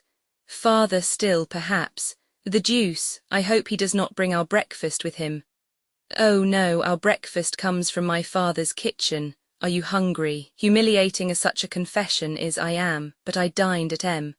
De Villefort's, and lawyers always give you very bad dinners. You would think they felt some remorse. Did you ever remark that? Ah, depreciate other persons' dinners. You ministers give such splendid ones. Yes, but we do not invite people of fashion. If we were not forced to entertain a parcel of country boobies because they think and vote with us, we should never dream of dining at home, I assure you. Well, take another glass of sherry and another biscuit. Willingly. Your Spanish wine is excellent. You see, we were quite right to pacify that country. Yes, but Don Carlos. Well, Don Carlos will drink Bordeaux, and in 10 years we will marry his son to the little queen. You will then obtain the golden fleece if you are still in the ministry. I think, Albert, you have adopted the system of feeding me on smoke this morning. Well, you must allow it is the best thing for the stomach, but I hear Beauchamp in the next room. You can dispute together and that will pass away the time. About what? About the papers. My dear friend, said Lucien with an air of sovereign contempt, do I ever read the papers? Then you will dispute the more. Beauchamp, announced the servant. Come in, said Albert, rising and advancing to meet the young man. Here is Debray, who detests you without reading you, so he says. He is quite right, returned Beauchamp, for I criticize him without knowing what he does. Good day, Commander. Ah, you know that already, said the private secretary, smiling and shaking hands with him. Pardieu, and what do they say of it in the world? In which world? We have so many worlds in the year of grace 1838. In the entire political world, of which you are one of the leaders. They say that it is quite fair, and that sowing so much red you ought to reap a little blue. Come, that is not bad, said Lucien. Why do you not join our party, my dear Beauchamp? With your talents you would make your fortune in 3 or 4 years. I only await one thing before following your advice, that is, a minister who will hold office for 6 months. My dear Albert, one word, for I must give poor Lucien a respite. Do we breakfast or dine? I must go to the chamber, for our life is not an idle one. You only breakfast. I await 2 persons, and the instant they arrive we shall sit down to table. Chapter 40. And what sort of persons do you expect to breakfast? Said Beauchamp. A gentleman and a diplomatist. Then we shall have to wait 2 hours for the gentleman and 3 for the diplomatist. I shall come back to dessert, keep me some strawberries, coffee and cigars. I shall take a cutlet on my way to the chamber. Do not do anything of the sort, for with the gentleman a Montmorency and the diplomatist a Metternich, we will breakfast at 11 in the meantime. Follow Debray's example and take a glass of sherry and a biscuit. Be it so, I will stay, I must do something to distract my thoughts. You are like Debray, and yet it seems to me that when the minister is out of spirits, the opposition ought to be joyous. Ah, you do not know with what I am threatened. I shall hear this morning that Danglars make a speech at the Chamber of Deputies, and at his wife's this evening I shall hear the tragedy of a peer of France. The devil take the constitutional government, and since we had our choice, as they say, at least how could we choose that? I understand, you must lay in a stock of hilarity. Do not run down Danglars' speeches, said Debray. He votes for you, for he belongs to the opposition. Pardieu, that is exactly the worst of all. I am waiting until you send him to speak at the Luxembourg to laugh at my ease. My dear friend, said Albert to Beauchamp, it is plain that the affairs of Spain are settled, for you are most desperately out of humour this morning. Recollect that Parisian gossip has spoken of a marriage between myself and Eugénie Danglars. I cannot in conscience, therefore, let you run down the speeches of a man who will one day say to me, Vicomte, you know I give my daughter 2 millions. Ah, this marriage will never take place, said Beauchamp. The king has made him a baron and can make him a peer, but he cannot make him a gentleman, and the Count of Morcerf is too aristocratic to consent, for the paltry sum of 2 million francs to a mésalliance. The Viscount of Morcerf can only wed a marchioness. But 2 million francs make a nice little sum, replied Morcerf. It is the social capital of a theatre on the boulevard, or a railroad from the Jardin des Plantes to La Râpée. Never mind what he says. Morcerf, said Debray, do you marry her? You marry a money-bag label, it is true. Well, but what does that matter? It is better to have a blazon less and a figure more on it. You have 7 martlets on your arms, give 3 to your wife, and you will still have 4, that is 1 more than de Guise had, who so nearly became King of France and whose cousin was Emperor of Germany. On my word, I think you are right, Lucien, said Albert absently. To be sure, besides, every millionaire is as noble as a bastard, that is, he can be. Do not say that, Debray, returned Beauchamp, laughing, for here is Chateau Renaud who, to cure you of your mania for paradoxes, will pass the sword of Renaud de Montauban, his ancestor, through your body. He will sully it then, returned Lucien, for I am low, very low. Oh heavens, cried Beauchamp, the minister quotes Béranger, what shall we come to next? De Chateau Renaud, Maximilian Morel, said the servant, announcing 2 fresh guests. Now then to breakfast, said Beauchamp, for if I remember you told me you only expected 2 persons, Albert. Morel, muttered Albert, Morel, who is he? But before he had finished, de Chateau Renaud, a handsome young man of 30, gentleman all over, that is, with the figure of a Gitch and the wit of a Mortimart, took Albert's hand. My dear Albert, said he, let me introduce to you Maximilian Morel, captain of Sparhais, my friend, and what is more, however the man speaks for himself, my preserver. Salute my hero, Viscount, and he stepped on one side to give place to a young man of refined and dignified bearing, with large and open brow, piercing eyes, and black moustache, whom our readers have already seen at Marseille, under circumstances sufficiently dramatic not to be forgotten. A rich uniform, half French, half Oriental, set off his graceful and stalwart figure, and his broad chest was decorated with the Order of the Legion of Honor. The young officer bowed with easy and elegant politeness. Monsieur, said Albert with affectionate courtesy, the Count of Chateau Renaud knew how much pleasure this introduction would give me. You are his friend, be ours also. Well said, interrupted Chateau Renaud, and pray that, if you should ever be in a similar predicament, he may do as much for you as he did for me. What has he done? Asked Albert. Oh, nothing worth speaking of, said Morel. De Chateau Renaud exaggerates. Not worth speaking of, cried Chateau Renaud. Life is not worth speaking of. That is rather too philosophical, on my word, Morel. It is very well for you who risk your life every day, but for me who only did so once. We gather from all this, Baron, that Captain Morel saved your life. Exactly so. On what occasion? Asked Beauchamp. Beauchamp, my good fellow, you know I am starving, said Debray. Do not set him off on some long story. Well, I do not prevent your sitting down to table, replied Beauchamp. Chateau Renaud can tell us while we eat our breakfast. Gentlemen, said Morcerf, it is only 10:15 and I expect someone else. Ah, true, a diplomatist, observed Debray. Diplomat or not, I don't know. I only know that he charged himself on my account with a mission which he terminated so entirely to my satisfaction that had I been king, I should have instantly created him knight of all my orders, even had I been able to offer him the golden fleece and the garter. Well, since we are not to sit down to table, said Debray, take a glass of sherry and tell us all about it. You all know that I had the fancy of going to Africa. It is a road your ancestors have traced for you, said Albert gallantly. Yes, but I doubt that your object was like theirs, to rescue the Holy Sepulchre. You are quite right, Beauchamp, observed the young aristocrat.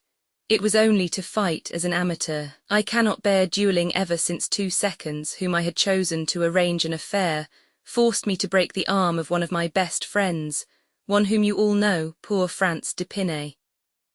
Ah, true, said Debray. You did fight some time ago. About what? The devil take me if I remember, returned Chateau Renaud. But I recollect perfectly one thing, that being unwilling to let such talents as mine sleep, I wished to try upon the Arabs the new pistols that had been given to me.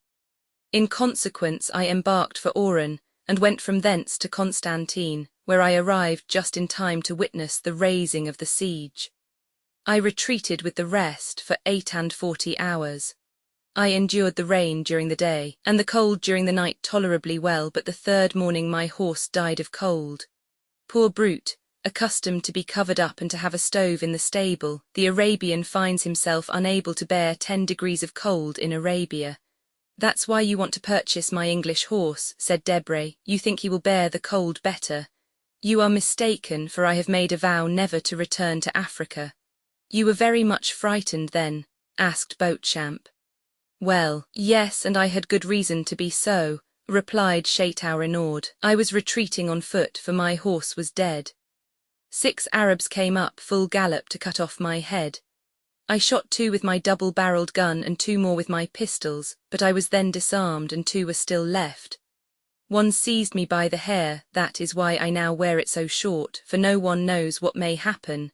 The other swung a yatagan, and I already felt the cold steel on my neck, when this gentleman whom you see here charged them, shot the one who held me by the hair and cleft the skull of the other with his sabre. He had assigned himself the task of saving a man's life that day. Chance caused that man to be myself. When I am rich I will order a statue of Chance from Clagman or Marichetti. Yes, said Morrel, smiling, it was the 5th of September, the anniversary of the day on which my father was miraculously preserved. Therefore, as far as it lies in my power, I endeavour to celebrate it by some heroic action, interrupted Chateau Renaud. I was chosen, but that is not all.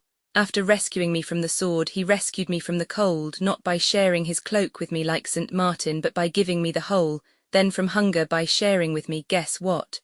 A Strasbourg pie, asked Beauchamp. No, his horse, of which we each of us ate a slice with a hearty appetite. It was very hard. The horse, said Morcerf, laughing. No, the sacrifice, returned Chateau Renaud. Ask Debray if he would sacrifice his English steed for a stranger. Not for a stranger, said Debray, but for a friend I might, perhaps.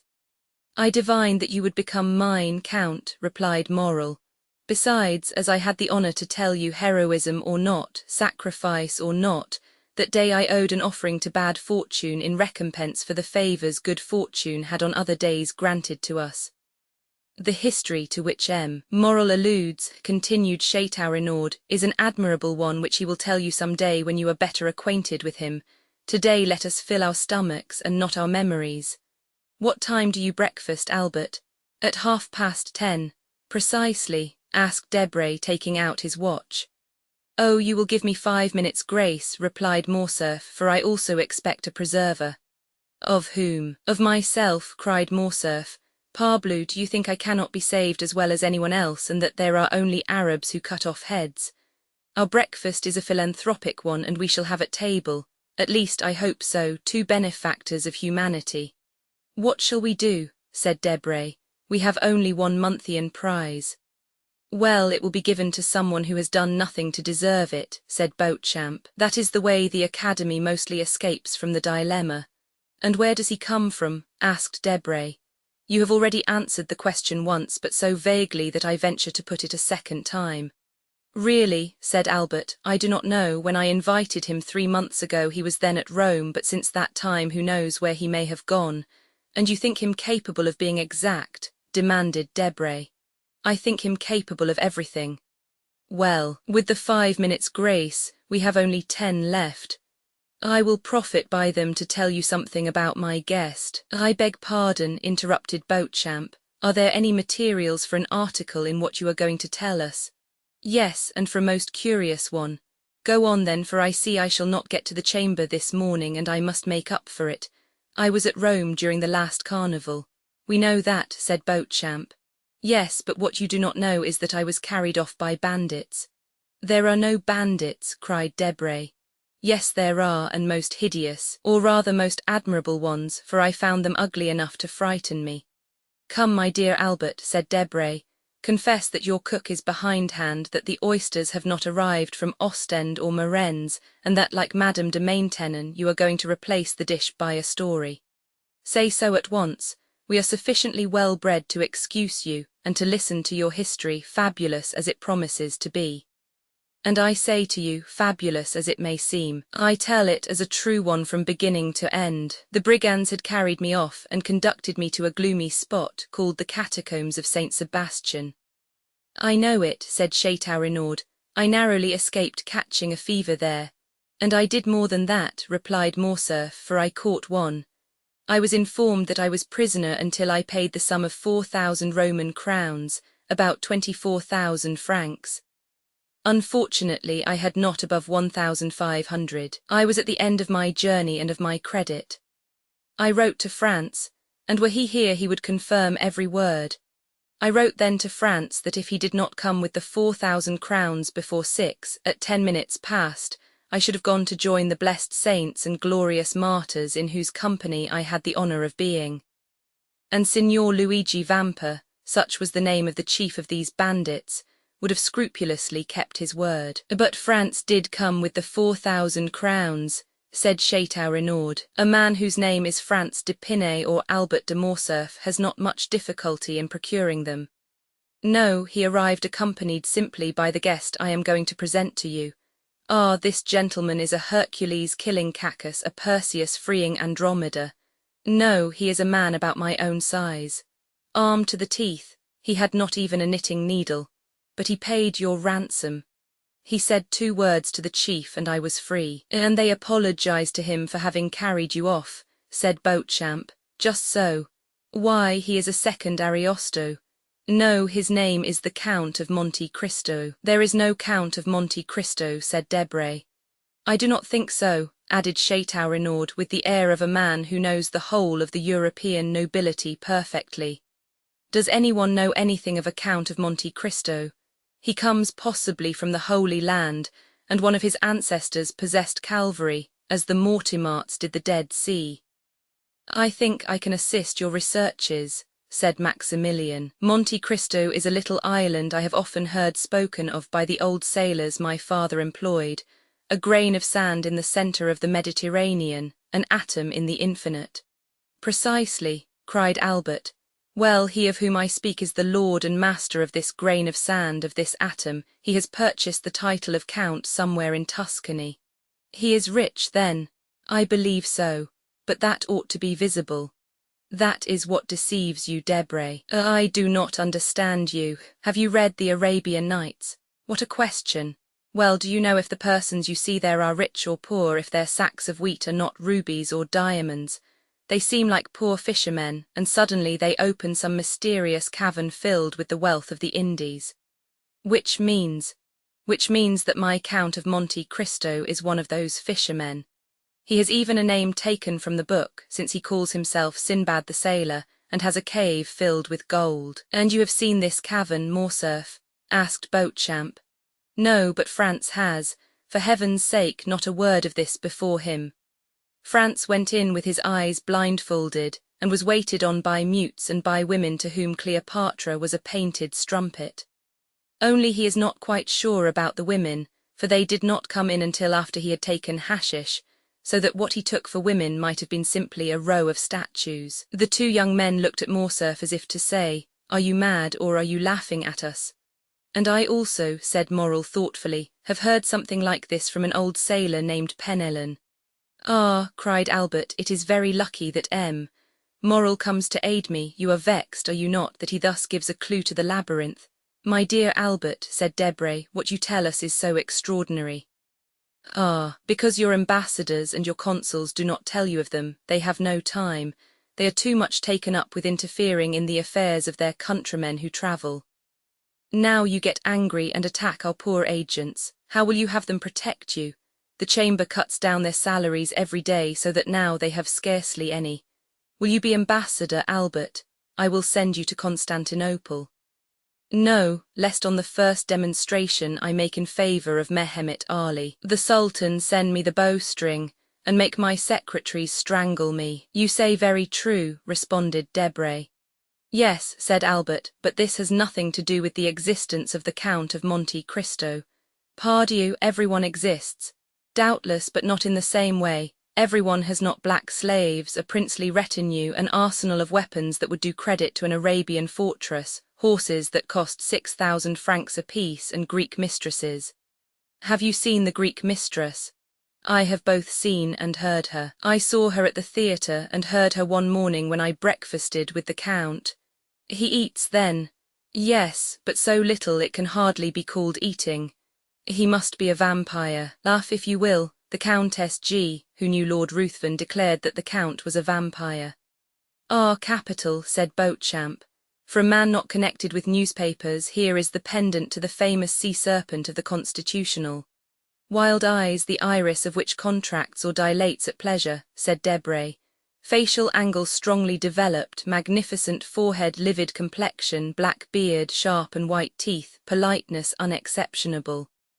"Just so, Lucian," returned Morcerf. "You have described him feature for feature." "Yes, keen and cutting politeness. This man has often made me shudder, and one day when we were viewing an execution I thought I should faint, more from hearing the cold and calm manner in which he spoke of every description of torture than from the sight of the executioner and the culprit." "Did he not conduct you to the ruins of the Colosseum and suck your blood?" asked Beauchamp. "Or, having delivered you, make you sign a flaming parchment, surrendering your soul to him as Esau did his birthright?" Rail on at your ease, gentlemen," said Morcerf, somewhat piqued. "When I look at you Parisians, idlers on the Boulevard de Gand or the Bois de Boulogne, and think of this man, it seems to me we are not of the same race." "I am highly flattered," returned Beauchamp.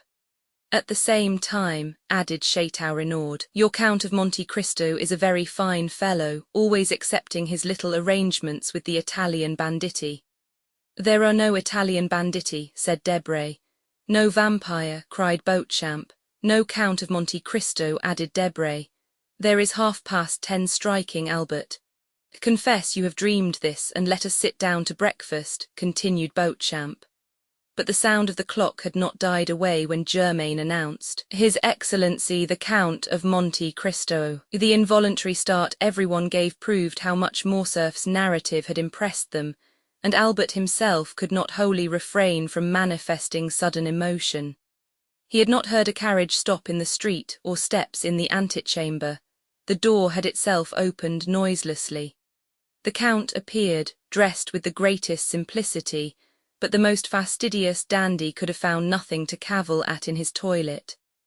Every article of dress, hat, coat, gloves, and boots was from the first makers.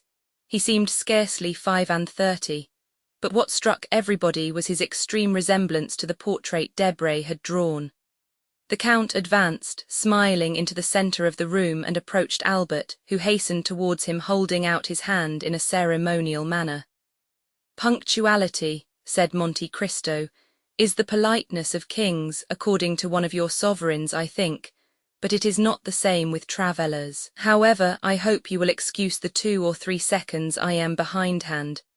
500 leagues are not to be accomplished without some trouble, and especially in France where, it seems, it is forbidden to beat the postilions. My dear Count, replied Albert, I was announcing your visit to some of my friends, whom I had invited in consequence of the promise you did me the honour to make, and whom I now present to you.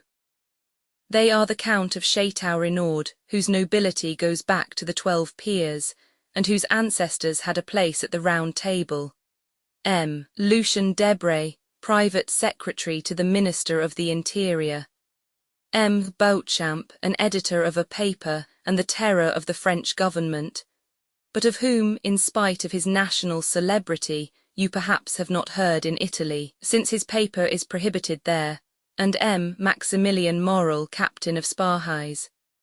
At this name the Count, who had hitherto saluted everyone with courtesy, but at the same time with coldness and formality, stepped a pace forward, and a slight tinge of red coloured his pale cheeks. You wear the uniform of the new French conquerors, monsieur, said he. It is a handsome uniform. No one could have said what caused the Count's voice to vibrate so deeply, and what made his eye flash, which was in general so clear, lustrous, and limpid when he pleased. You have never seen our Africans, Count, said Albert. Never, replied the Count, who was by this time perfectly master of himself again. Well, beneath this uniform beats one of the bravest and noblest hearts in the whole army. De Morcerf, interrupted Morel.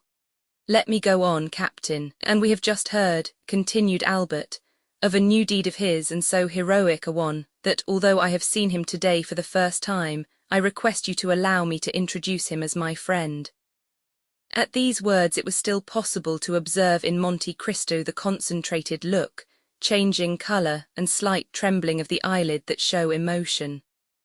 Ah, you have a noble heart, said the Count. So much the better. This exclamation, which corresponded to the Count's own thought rather than to what Albert was saying, surprised everybody and especially Morel, who looked at Monte Cristo with wonder. But at the same time the intonation was so soft that, however strange the speech might seem, it was impossible to be offended at it. Why should he doubt it? Said Beauchamp to Château-Renaud. In reality, replied the latter, who, with his aristocratic glance and his knowledge of the world, had penetrated at once all that was penetrable in Monte Cristo, Albert has not deceived us, for the Count is a most singular being. What say you, Morel? Ma foi, he has an open look about him that pleases me in spite of the singular remark he has made about me. Gentlemen, said Albert, Germain informs me that breakfast is ready. My dear Count, allow me to show you the way. They passed silently into the breakfast-room, and everyone took his place. Gentlemen, said the Count, seating himself, permit me to make a confession which must form my excuse for any improprieties I may commit. I am a stranger, and a stranger to such a degree that this is the first time I have ever been at Paris. The French way of living is utterly unknown to me, and up to the present time I have followed the Eastern customs, which are entirely in contrast to the Parisian. I beg you, therefore, to excuse if you find anything in me too Turkish, too Italian, or too Arabian. Now then, let us breakfast. With what an air he says all this, muttered Beauchamp. Decidedly he is a great man. A great man in his own country, added Debray. A great man in every country, Debray, said Château-Renaud. The Count was, it may be remembered, a most temperate guest. Albert remarked this, expressing his fears lest at the outset the Parisian mode of life should displease the traveller in the most essential point. My dear Count, said he, I fear one thing, and that is that the fare of the Rue du Helder is not so much to your taste as that of the Piazza di Spagna. I ought to have consulted you on the point, and have had some dishes prepared expressly. Did you know me better, returned the Count, smiling, you would not give one thought of such a thing for a traveller like myself, who has successively lived on macaroni at Naples, polenta at Milan, olla podrida at Valencia, pilau at Constantinople, curry in India, and swallows' nests in China. I eat everywhere and of everything, only I eat but little. And today that you reproach me with my want of appetite, is my day of appetite, for I have not eaten since yesterday morning." "What?" cried all the guests, "you have not eaten for 24 hours?" "No," replied the Count. "I was forced to go out of my road to obtain some information near Nimes, so that I was somewhat late, and therefore I did not choose to stop." "And you ate in your carriage?" asked Morcerf. "No, I slept, as I generally do when I am weary, without having the courage to amuse myself, or when I am hungry without feeling inclined to eat." "But you can sleep when you please, monsieur," said Morrel. "Yes, you have a recipe for it, an infallible one.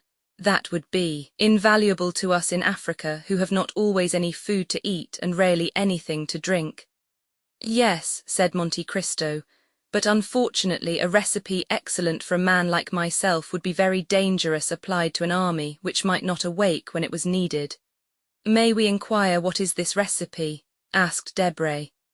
"Oh yes," returned Monte Cristo, "I make no secret of it. It is a mixture of excellent opium which I fetched myself from Canton in order to have it pure, and the best hashish which grows in the east, that is, between the Tigris and the Euphrates. These two ingredients are mixed in equal proportions and formed into pills. 10 minutes after one is taken, the effect is produced. Ask Baron Franz d'Épinay, I think he tasted them one day." "Yes," replied Morcerf, "he said something about it to me." "But," said Beauchamp, who, as became a journalist, was very incredulous, "you always carry this drug about you?" "Always. Would it be an indiscretion to ask to see those precious pills?" continued Beauchamp, hoping to take him at a disadvantage. "No, monsieur," returned the Count, and he drew from his pocket a marvellous casket, formed out of a single emerald and closed by a golden lid, which unscrewed and gave passage to a small greenish-coloured pellet about the size of a pea. This ball had an acrid and penetrating odour. There were 4 or 5 more in the emerald, which would contain about a dozen. The casket passed around the table, but it was more to examine the admirable emerald than to see the pills that it passed from hand to hand. "And is it your cook who prepares these pills?" asked Beauchamp. "Oh no, monsieur," replied Monte Cristo. "I do not thus betray my enjoyments to the vulgar. I am a tolerable chemist and prepare my pills myself." "This is a magnificent emerald and the largest I have ever seen," said Chateau Renaud, "although my mother has some remarkable family jewels." "I had 3 similar ones," returned Monte Cristo. "I gave one to the Sultan, who mounted it in his sabre, another to our Holy Father the Pope, who had it set in his tiara, opposite to one nearly as large, though not so fine, given by the Emperor Napoleon to his predecessor, Pius VII. I kept the 3rd for myself, and I had it hollowed out, which reduced its value, but rendered it more commodious for the purpose I intended." Everyone looked at Monte Cristo with astonishment. He spoke with so much simplicity that it was evident he spoke the truth, or that he was mad. However, the sight of the emerald made them naturally incline to the former belief. "And what did these 2 sovereigns give you in exchange for these magnificent presents?" asked Debray. "The Sultan the liberty of a woman," replied the Count. "The Pope the life of a man, so that once in my life I have been as powerful as if heaven had brought me into the world on the steps of a throne." "And it was Peppino you saved, was it not?" cried Morcerf. "It was for him that you obtained pardon." "Perhaps," returned the Count, smiling. "My dear Count, you have no idea what pleasure it gives me to hear you speak thus," said Morcerf. "I had announced you beforehand to my friends as an enchanter of the Arabian Nights, a wizard of the Middle Ages. But the Parisians are so subtle in paradoxes that they mistake for caprices of the imagination the most incontestable truths, when these truths do not form a part of their daily existence. For example, here is Debray who reads, and Beauchamp who prints every day, a member of the Jockey Club has been stopped and robbed on the boulevard. 4 persons have been assassinated in the Rue Saint-Denis, or the Faubourg Saint-Germain. 10, 15 or 20 thieves have been arrested in a café on the Boulevard du Temple, or in the Thermes de Julien.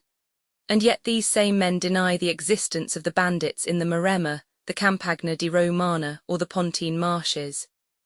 Tell them yourself that I was taken by bandits, and that without your generous intercession I should now have been sleeping in the catacombs of St. Sebastian, instead of receiving them in my humble abode in the Rue du Helder. Ah, said Monte Cristo, you promised me never to mention that circumstance. It was not I who made that promise, cried Morcerf. It must have been someone else whom you have rescued in the same manner and whom you have forgotten. Pray speak of it, for I shall not only, I trust, relate the little I do know, but also a great deal I do not know.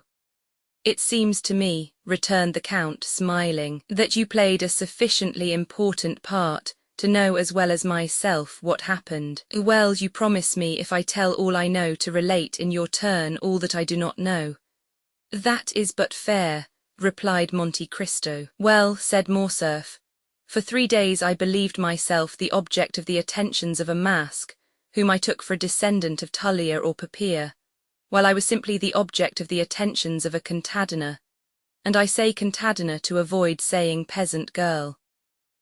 What I know is that, like a fool, a greater fool than he of whom I spoke just now, I mistook for this peasant girl a young bandit of 15 or 16, with a beardless chin and slim waist, and who, just as I was about to imprint a chaste salute on his lips, placed a pistol to my head, and, aided by 7 or 8 others, led, or rather dragged me, to the catacombs of St. Sebastian, where I found a highly educated brigand chief perusing Caesar's commentaries, and who deigned to leave off reading to inform me that unless the next morning, before 6 o'clock, 4,000 piastres were paid into his account at his banker's, at 6:15 I should have ceased to exist. The letter is still to be seen, for it is in Franz d'Épinay's possession, signed by me, and with a postscript of M. Luigi Vampa. This is all I know, but I know not, Count, how you contrive to inspire so much respect in the bandits of Rome who ordinarily have so little respect for anything.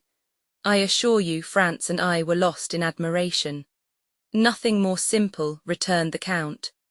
I had known the famous Vampa for more than 10 years, when he was quite a child, and only a shepherd. I gave him a few gold pieces for showing me my way, and he, in order to repay me, gave me a poniard, the hilt of which he had carved with his own hand, and which you may have seen in my collection of arms. In after years, whether he had forgotten this interchange of presents, which ought to have cemented our friendship, or whether he did not recollect me, he sought to take me. But on the contrary, it was I who captured him and a dozen of his band. I might have handed him over to Roman justice, which is somewhat expeditious, and which would have been particularly so with him, but I did nothing of the sort. I suffered him and his band to depart, with the condition that they should sin no more, said Beauchamp, laughing. I see they kept their promise. No, monsieur, returned Monte Cristo, upon the simple condition that they should respect myself and my friends. Perhaps what I am about to say may seem strange to you, who are socialists and vaunt humanity and your duty to your neighbour, but I never seek to protect a society which does not protect me, and which I will even say, generally occupies itself about me only to injure me. And thus, by giving them a low place in my esteem, and preserving a neutrality towards them, it is society and my neighbour who are indebted to me. Bravo, cried Chateau Renaud. You are the first man I ever met sufficiently courageous to preach egotism. Bravo, Count, bravo. It is frank at least, said Morrel. But I am sure that the Count does not regret having once deviated from the principles he has so boldly avowed. How have I deviated from those principles, monsieur? Asked Monte Cristo, who could not help looking at Morrel with so much intensity that 2 or 3 times the young man had been unable to sustain that clear and piercing glance. Why, it seems to me, replied Morrel, that in delivering M. de Morcerf, whom you did not know, you did good to your neighbour and to society. Of which he is the brightest ornament, said Beauchamp, drinking off a glass of champagne. My dear Count, cried Morcerf, you are at fault, you, one of the most formidable logicians I know, and you must see it clearly proved that instead of being an egotist, you are a philanthropist. Ah, you call yourself Oriental, a Levantine, Maltese, Indian, Chinese. Your family name is Monte Cristo. Sinbad the Sailor is your baptismal appellation, and yet the first day you set foot in Paris you instinctively display the greatest virtue, or rather the chief defect, of us eccentric Parisians. That is, you assume the vices you have not, and conceal the virtues you possess. My dear Vicomte, returned Monte Cristo, I do not see in all I have done anything that merits either from you or these gentlemen the pretended eulogies I have received. You were no stranger to me, for I knew you from the time I gave up 2 rooms to you, invited you to breakfast with me, lent you one of my carriages, witnessed the carnival in your company, and saw with you from a window in the Piazza del Popolo the execution that affected you so much that you nearly fainted. I will appeal to any of these gentlemen, could I leave my guest in the hands of a hideous bandit, as you term him. Besides, you know, I had the idea that you could introduce me into some of the Paris salons when I came to France. You might some time ago have looked upon this resolution as a vague project, but today you see it was a reality, and you must submit to it under penalty of breaking your word. I will keep it, returned Morcerf, but I fear that you will be much disappointed, accustomed as you are to picturesque events and fantastic horizons. Amongst us you will not meet with any of those episodes with which your adventurous existence has so familiarized you. Our Chimborazo is Montmartre, our Himalaya is Mount Valerian, our great desert is the plain of Grenelle, where they are now boring an artesian well to water the caravans. We have plenty of thieves, though not so many as is said, but these thieves stand in far more dread of a policeman than a lord. France is so prosaic, and Paris so civilized a city, that you will not find in its 85 departments. I say 85 because I do not include Corsica. You will not find then in these 85 departments a single hill on which there is not a telegraph, or a grotto in which the commissary of police has not put up a gas lamp. There is but one service I can render you, and for that I place myself entirely at your orders, that is, to present or make my friends present you everywhere. Besides, you have no need of anyone to introduce you, with your name and your fortune and your talent. Monte Cristo bowed with a somewhat ironical smile. You can present yourself everywhere and be well received. I can be useful in one way only, if knowledge of Parisian habits, of the means of rendering yourself comfortable, or of the bazaars can assist. You may depend upon me to find you a fitting dwelling here. I do not dare offer to share my apartments with you, as I shared yours at Rome. I, who do not profess egotism, but am yet egotist par excellence, for except myself these rooms would not hold a shadow more unless that shadow were feminine.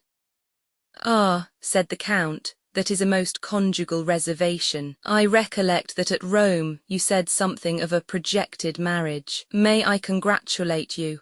The affair is still in projection, and he who says in projection means already decided, said Debray. No, replied Morcerf, my father is most anxious about it, and I hope ere long to introduce you if not to my wife at least to my betrothed, Mademoiselle Eugénie Danglars. Eugénie Danglars, said Monte Cristo, tell me is not her father Baron Danglars? Yes, returned Morcerf, a baron of a new creation. What matter, said Monte Cristo, if he has rendered the state services which merit this distinction? Enormous ones, answered Beauchamp. Although in reality a liberal, he negotiated a loan of 6 millions for Charles X. In 1829, who made him a baron and chevalier of the Legion of Honor, so that he wears the ribbon not, as you would think, in his waistcoat pocket, but at his buttonhole. Ah, interrupted Morcerf, laughing, Beauchamp, keep that for the Corsair or the Charivari, but spare my future father-in-law before me. Then, turning to Monte Cristo, you just now spoke his name as if you knew the Baron. I do not know him, returned Monte Cristo, but I shall probably soon make his acquaintance, for I have a credit opened with him by the house of Richard and Blount, of London, Arstein and Esquels of Vienna, and Thompson and French at Rome. As he pronounced the 2 last names, the Count glanced at Maximilian Morrel. If the stranger expected to produce an effect on Morrel, he was not mistaken. Maximilian started as if he had been electrified. Thompson and French, said he, do you know this house, monsieur? They are my bankers in the capital of the Christian world, returned the Count quietly. Can my influence with them be of any service to you? Oh, Count, you could assist me perhaps in researches which have been, up to the present, fruitless. This house in past years did ours a great service, and has, I know not for what reason, always denied having rendered us this service. I shall be at your orders, said Monte Cristo, bowing. But, continued Morcerf, apropos of Danglars, we have strangely wandered from the subject. We were speaking of a suitable habitation for the Count of Monte Cristo. Come, gentlemen, let us all propose some place. Where shall we lodge this new guest in our great capital? Faubourg Saint-Germain, said Chateau Renaud. The Count will find there a charming hotel with a court and garden. Bah, Chateau Renaud, returned Debray, you only know your dull and gloomy Faubourg Saint-Germain. Do not pay any attention to him, Count. Live in the Chaussée d'Antin, that's the real centre of Paris. Boulevard de l'Opéra, said Beauchamp. The second floor, a house with a balcony. The Count will have his cushions of silver cloth brought there, and as he smokes his chibouk, see all Paris pass before him.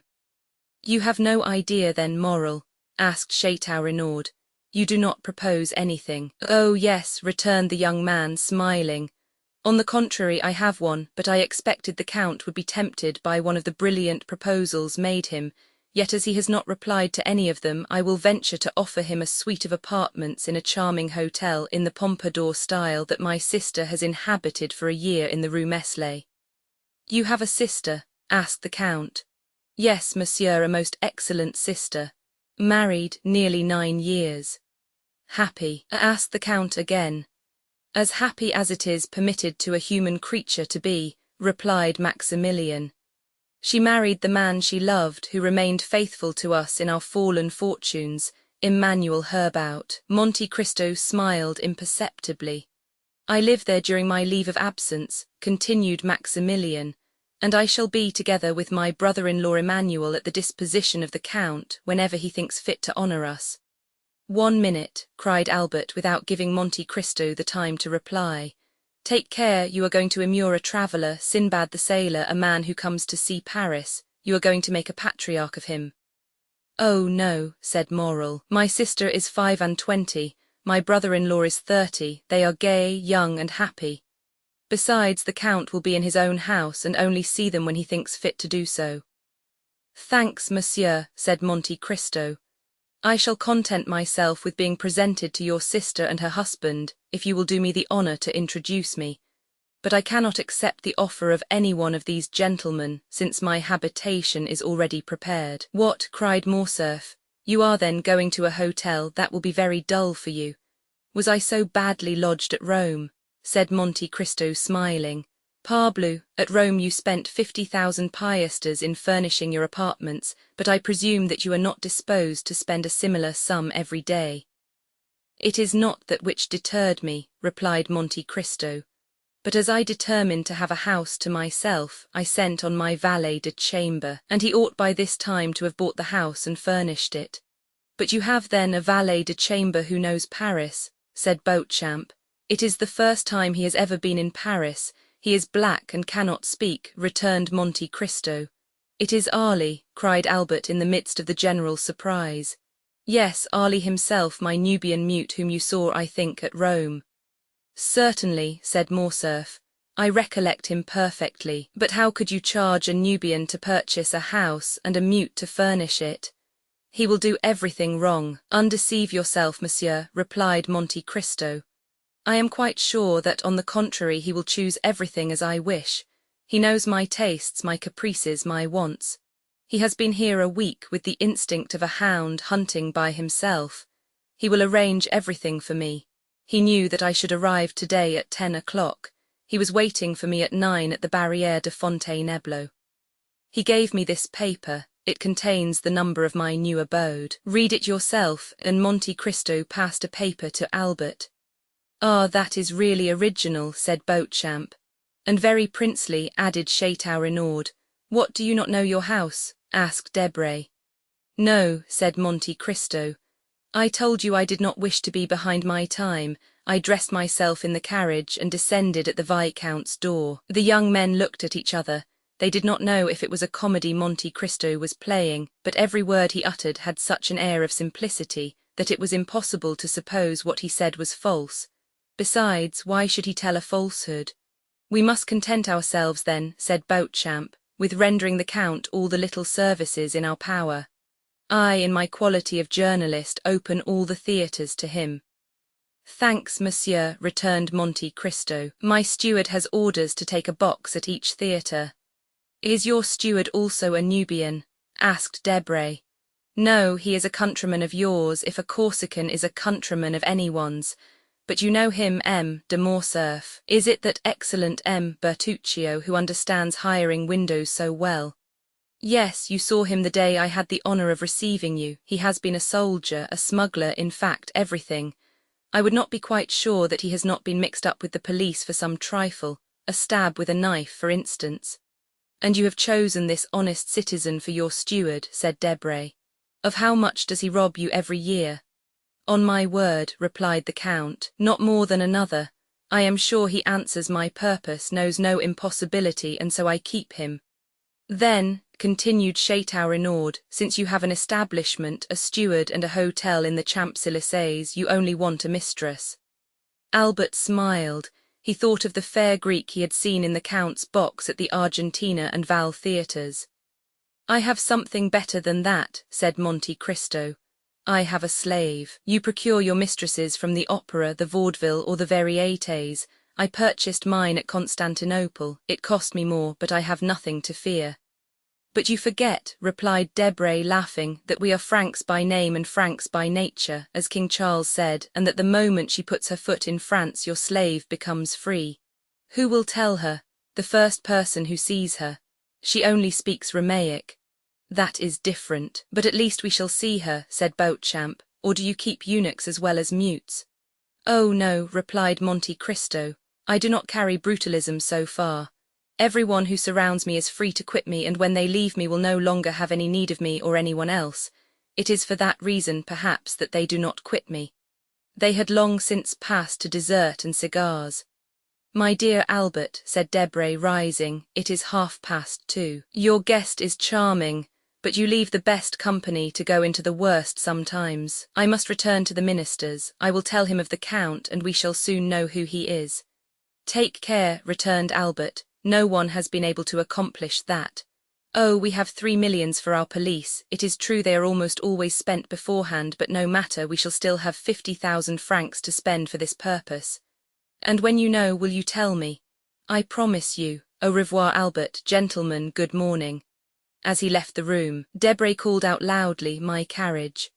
"Bravo," said Beauchamp to Albert. "I shall not go to the chamber, but I have something better to offer my readers than a speech of M. Danglars." "For heaven's sake, Beauchamp," returned Morcerf, "do not deprive me of the merit of introducing him everywhere. Is he not peculiar?" "He is more than that," replied Chateau Renaud. "He is one of the most extraordinary men I ever saw in my life. Are you coming, Morrel?" "Directly I have given my card to the Count, who has promised to pay us a visit at Rue Meslay, No. 14. "Be sure I shall not fail to do so," returned the Count, bowing. And Maximilian Morrel left the room with the Baron de Chateau Renaud, leaving Monte Cristo alone with Morcerf. Chapter 41. When Albert found himself alone with Monte Cristo, "My dear Count," said he, "allow me to commence my services as cicerone by showing you a specimen of a bachelor's apartment. You, who are accustomed to the palaces of Italy, can amuse yourself by calculating in how many square feet a young man who is not the worst lodged in Paris can live. As we pass from one room to another, I will open the windows to let you breathe." Monte Cristo had already seen the breakfast room and the salon on the ground floor. Albert led him first to his atelier, which was, as we have said, his favourite apartment. Monte Cristo quickly appreciated all that Albert had collected here: old cabinets, Japanese porcelain, oriental stuffs, Venetian glass, arms from all parts of the world. Everything was familiar to him, and at the first glance he recognized their date, their country, and their origin. The salon was filled with the works of modern artists. There were landscapes by Dupré with their long reeds and tall trees, their lowing oxen and marvellous skies. Delacroix's Arabian cavaliers with their long white burnouses, their shining belts, their damasked arms, their horses, who tore each other with their teeth while their riders contended fiercely with their maces. aquarelles of Boulanger, representing Notre Dame de Paris with that vigour that makes the artist the rival of the poet. There were paintings by Dyers, who makes his flowers more beautiful than flowers, his suns more brilliant than the sun. Designs by Decamp as vividly coloured as those of Salvator Rosa, but more poetic. Pastels by Giraud and Müller, representing children like angels and women with the features of a virgin. Sketches torn from the album of Dorsat's travels in the East, that had been made in a few seconds on the saddle of a camel or beneath the dome of a mosque. In a word, all that modern art can give in exchange and as recompense for the art lost and gone with ages long since past. Morcerf had expected he should be the guide.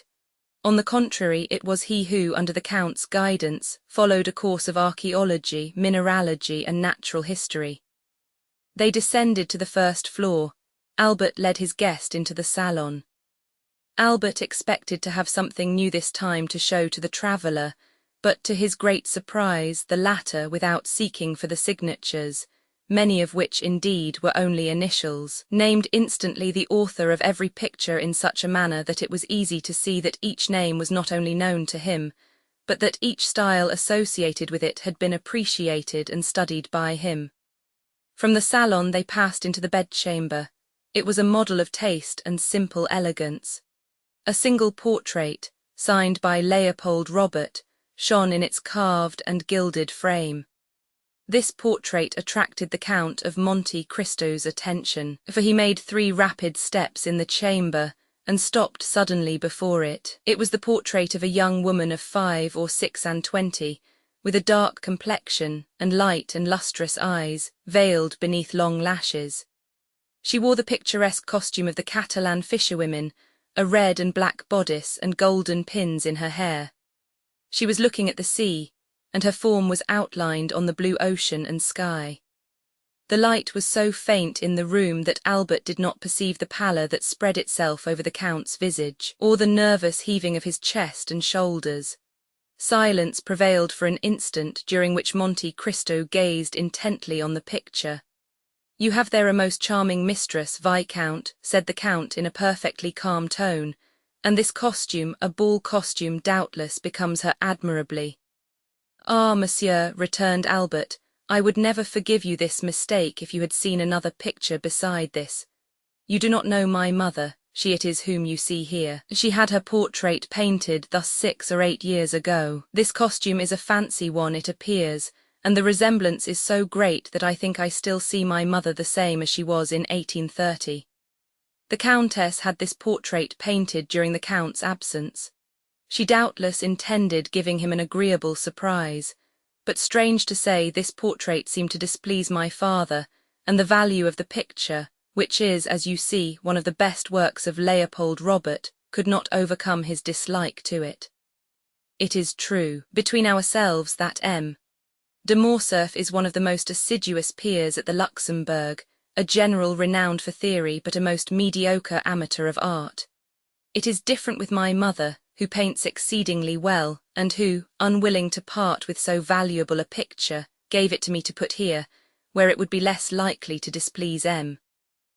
de Morcerf, whose portrait by Gros I will also show you. Excuse my talking of family matters, but as I shall have the honour of introducing you to the Count, I tell you this to prevent you making any allusions to this picture. The picture seems to have a malign influence, for my mother rarely comes here without looking at it, and still more rarely does she look at it without weeping. This disagreement is the only one that has ever taken place between the Count and Countess, who are still as much united, although married more than 20 years, as on the first day of their wedding. Monte Cristo glanced rapidly at Albert, as if to seek a hidden meaning in his words, but it was evident the young man uttered them in the simplicity of his heart.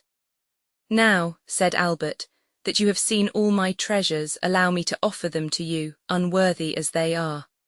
Consider yourself as in your own house, and to put yourself still more at your ease, pray accompany me to the apartments of M. de Morcerf, he whom I wrote from Rome an account of the services you rendered me, and to whom I announced your promised visit, and I may say that both the Count and Countess anxiously desire to thank you in person."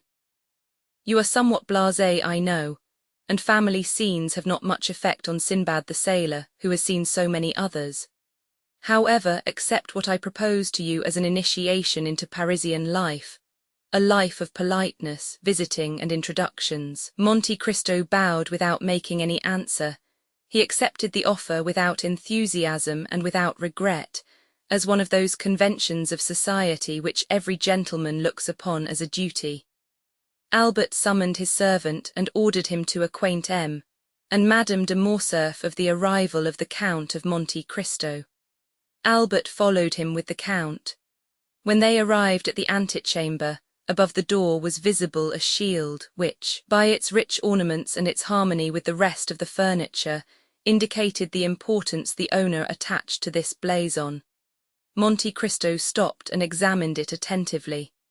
"Azure 7 merlets or placed bender," said he. "These are doubtless your family arms.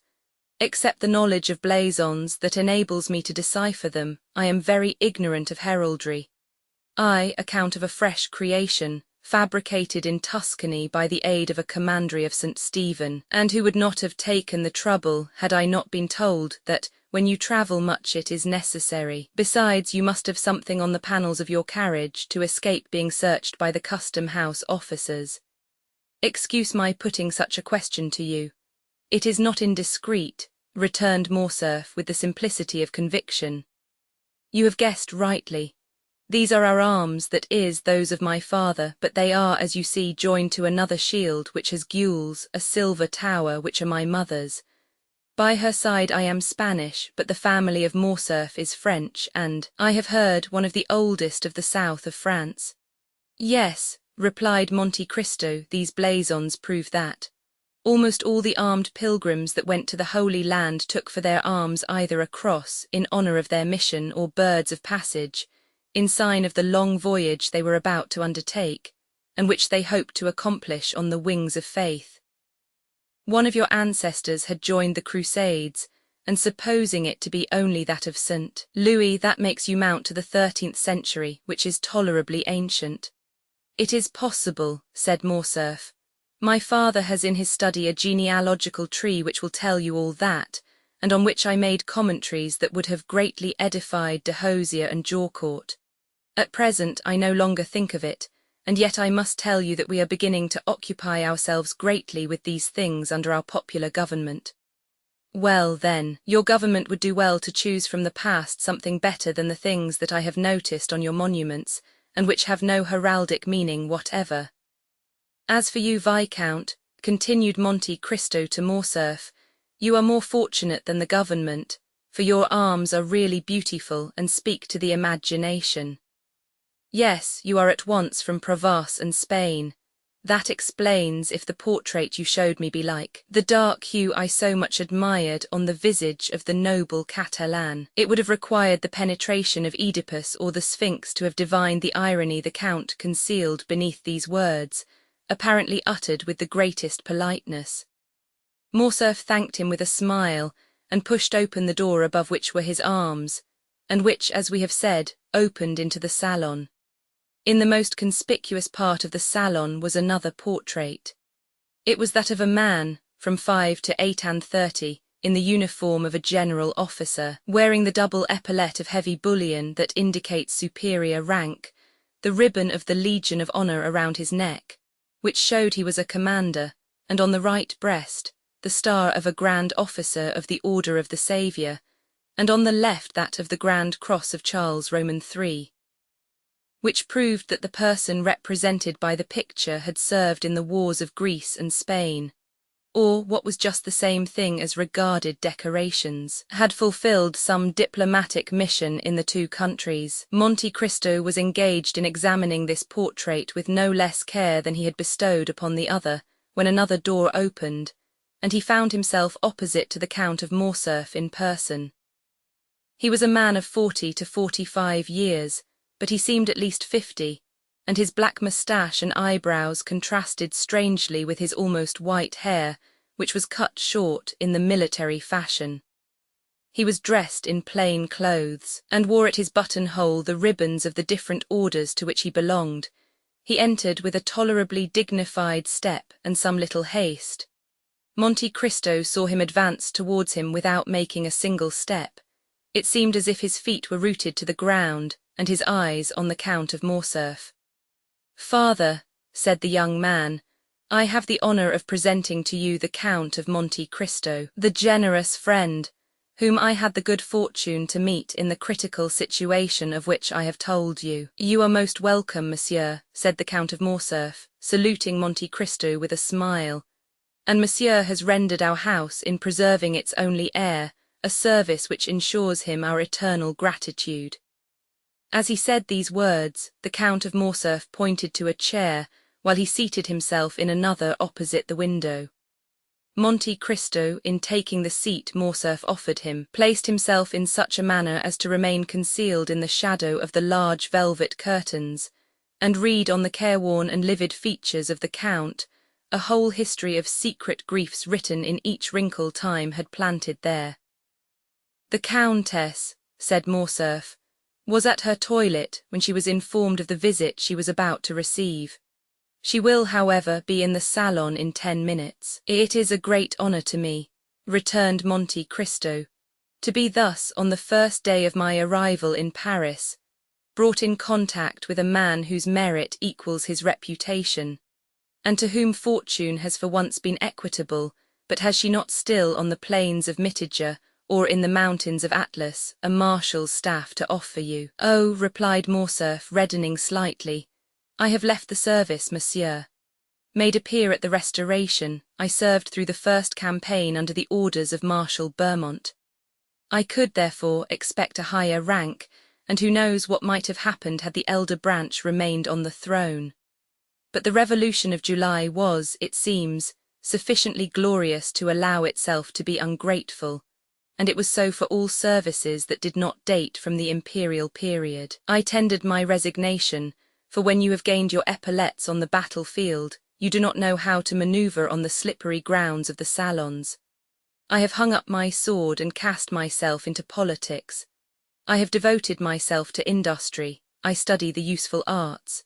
During the 20 years I served, I often wished to do so, but I had not the time. These are the ideas that render your nation superior to any other," returned Monte Cristo. "A gentleman of high birth, possessor of an ample fortune, you have consented to gain your promotion as an obscure soldier. Step by step, this is uncommon. Then become general, peer of France, commander of the Legion of Honor, you consent to again commence a second apprenticeship without any other hope or any other desire than that of one day becoming useful to your fellow creatures. This indeed is praiseworthy, nay more, it is sublime." Albert looked on and listened with astonishment. He was not used to see Monte Cristo give vent to such bursts of enthusiasm.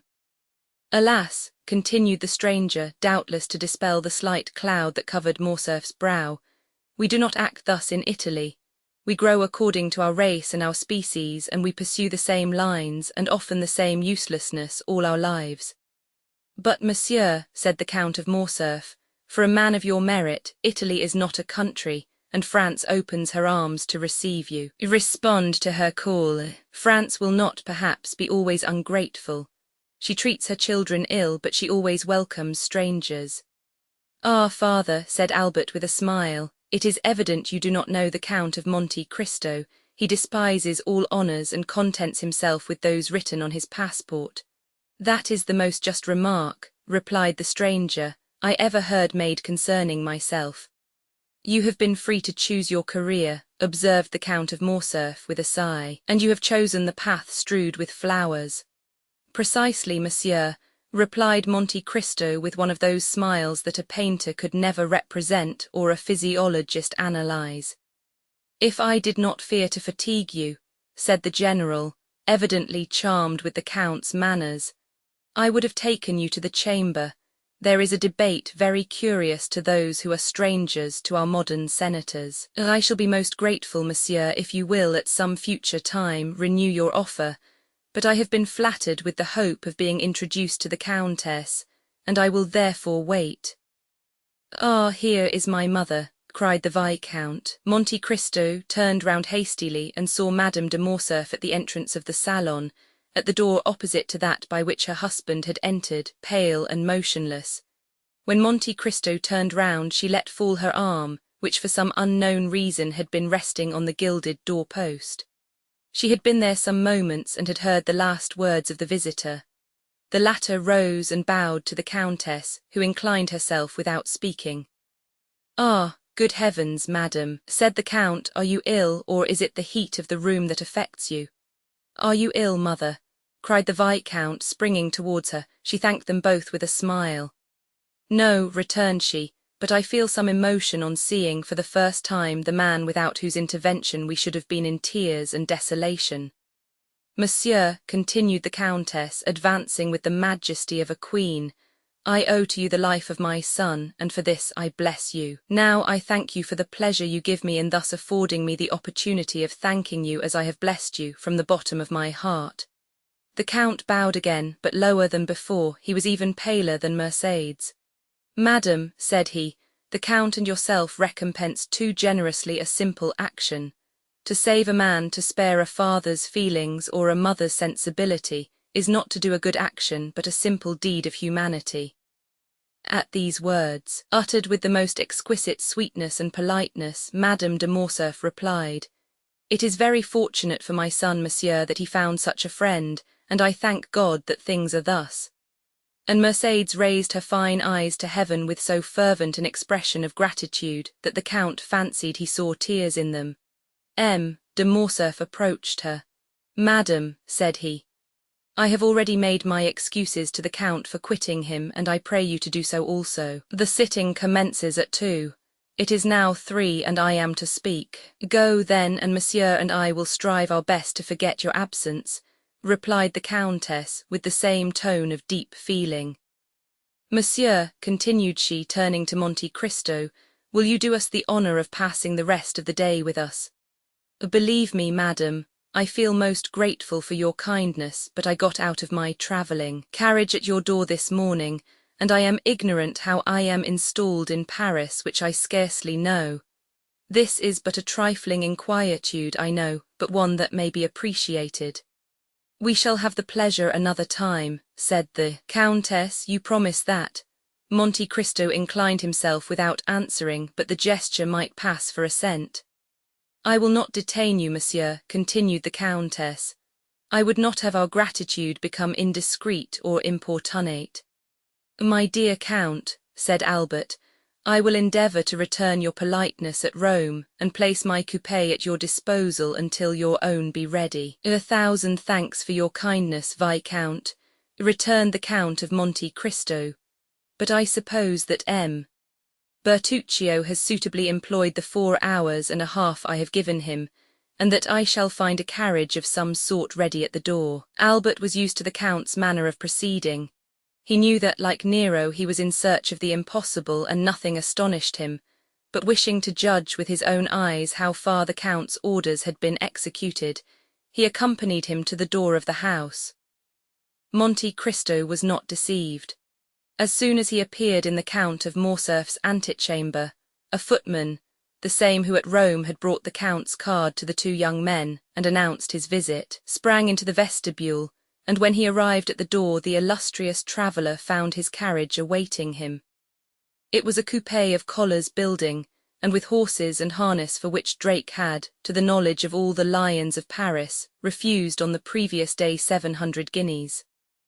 "Monsieur," said the Count to Albert, "I do not ask you to accompany me to my house, as I can only show you a habitation fitted up in a hurry, and I have, as you know, a reputation to keep up, as regards not being taken by surprise. Give me therefore 1 more day before I invite you.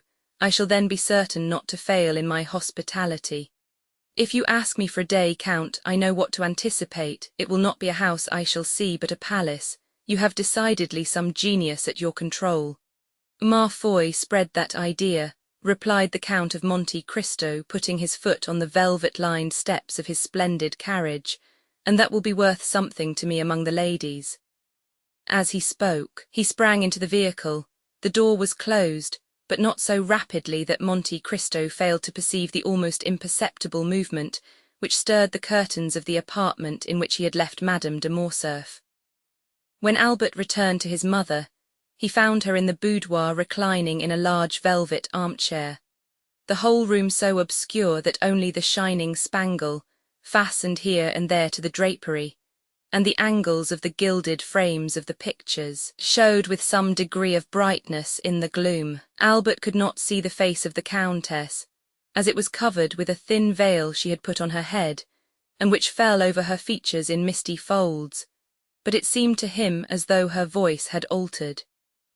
He could distinguish amid the perfumes of the roses and heliotropes in the flower stands the sharp and fragrant odour of volatile salts, and he noticed in one of the chased cups on the mantelpiece the Countess's smelling bottle, taken from its shagreen case, and exclaimed in a tone of uneasiness as he entered, "My dear mother, have you been ill during my absence?"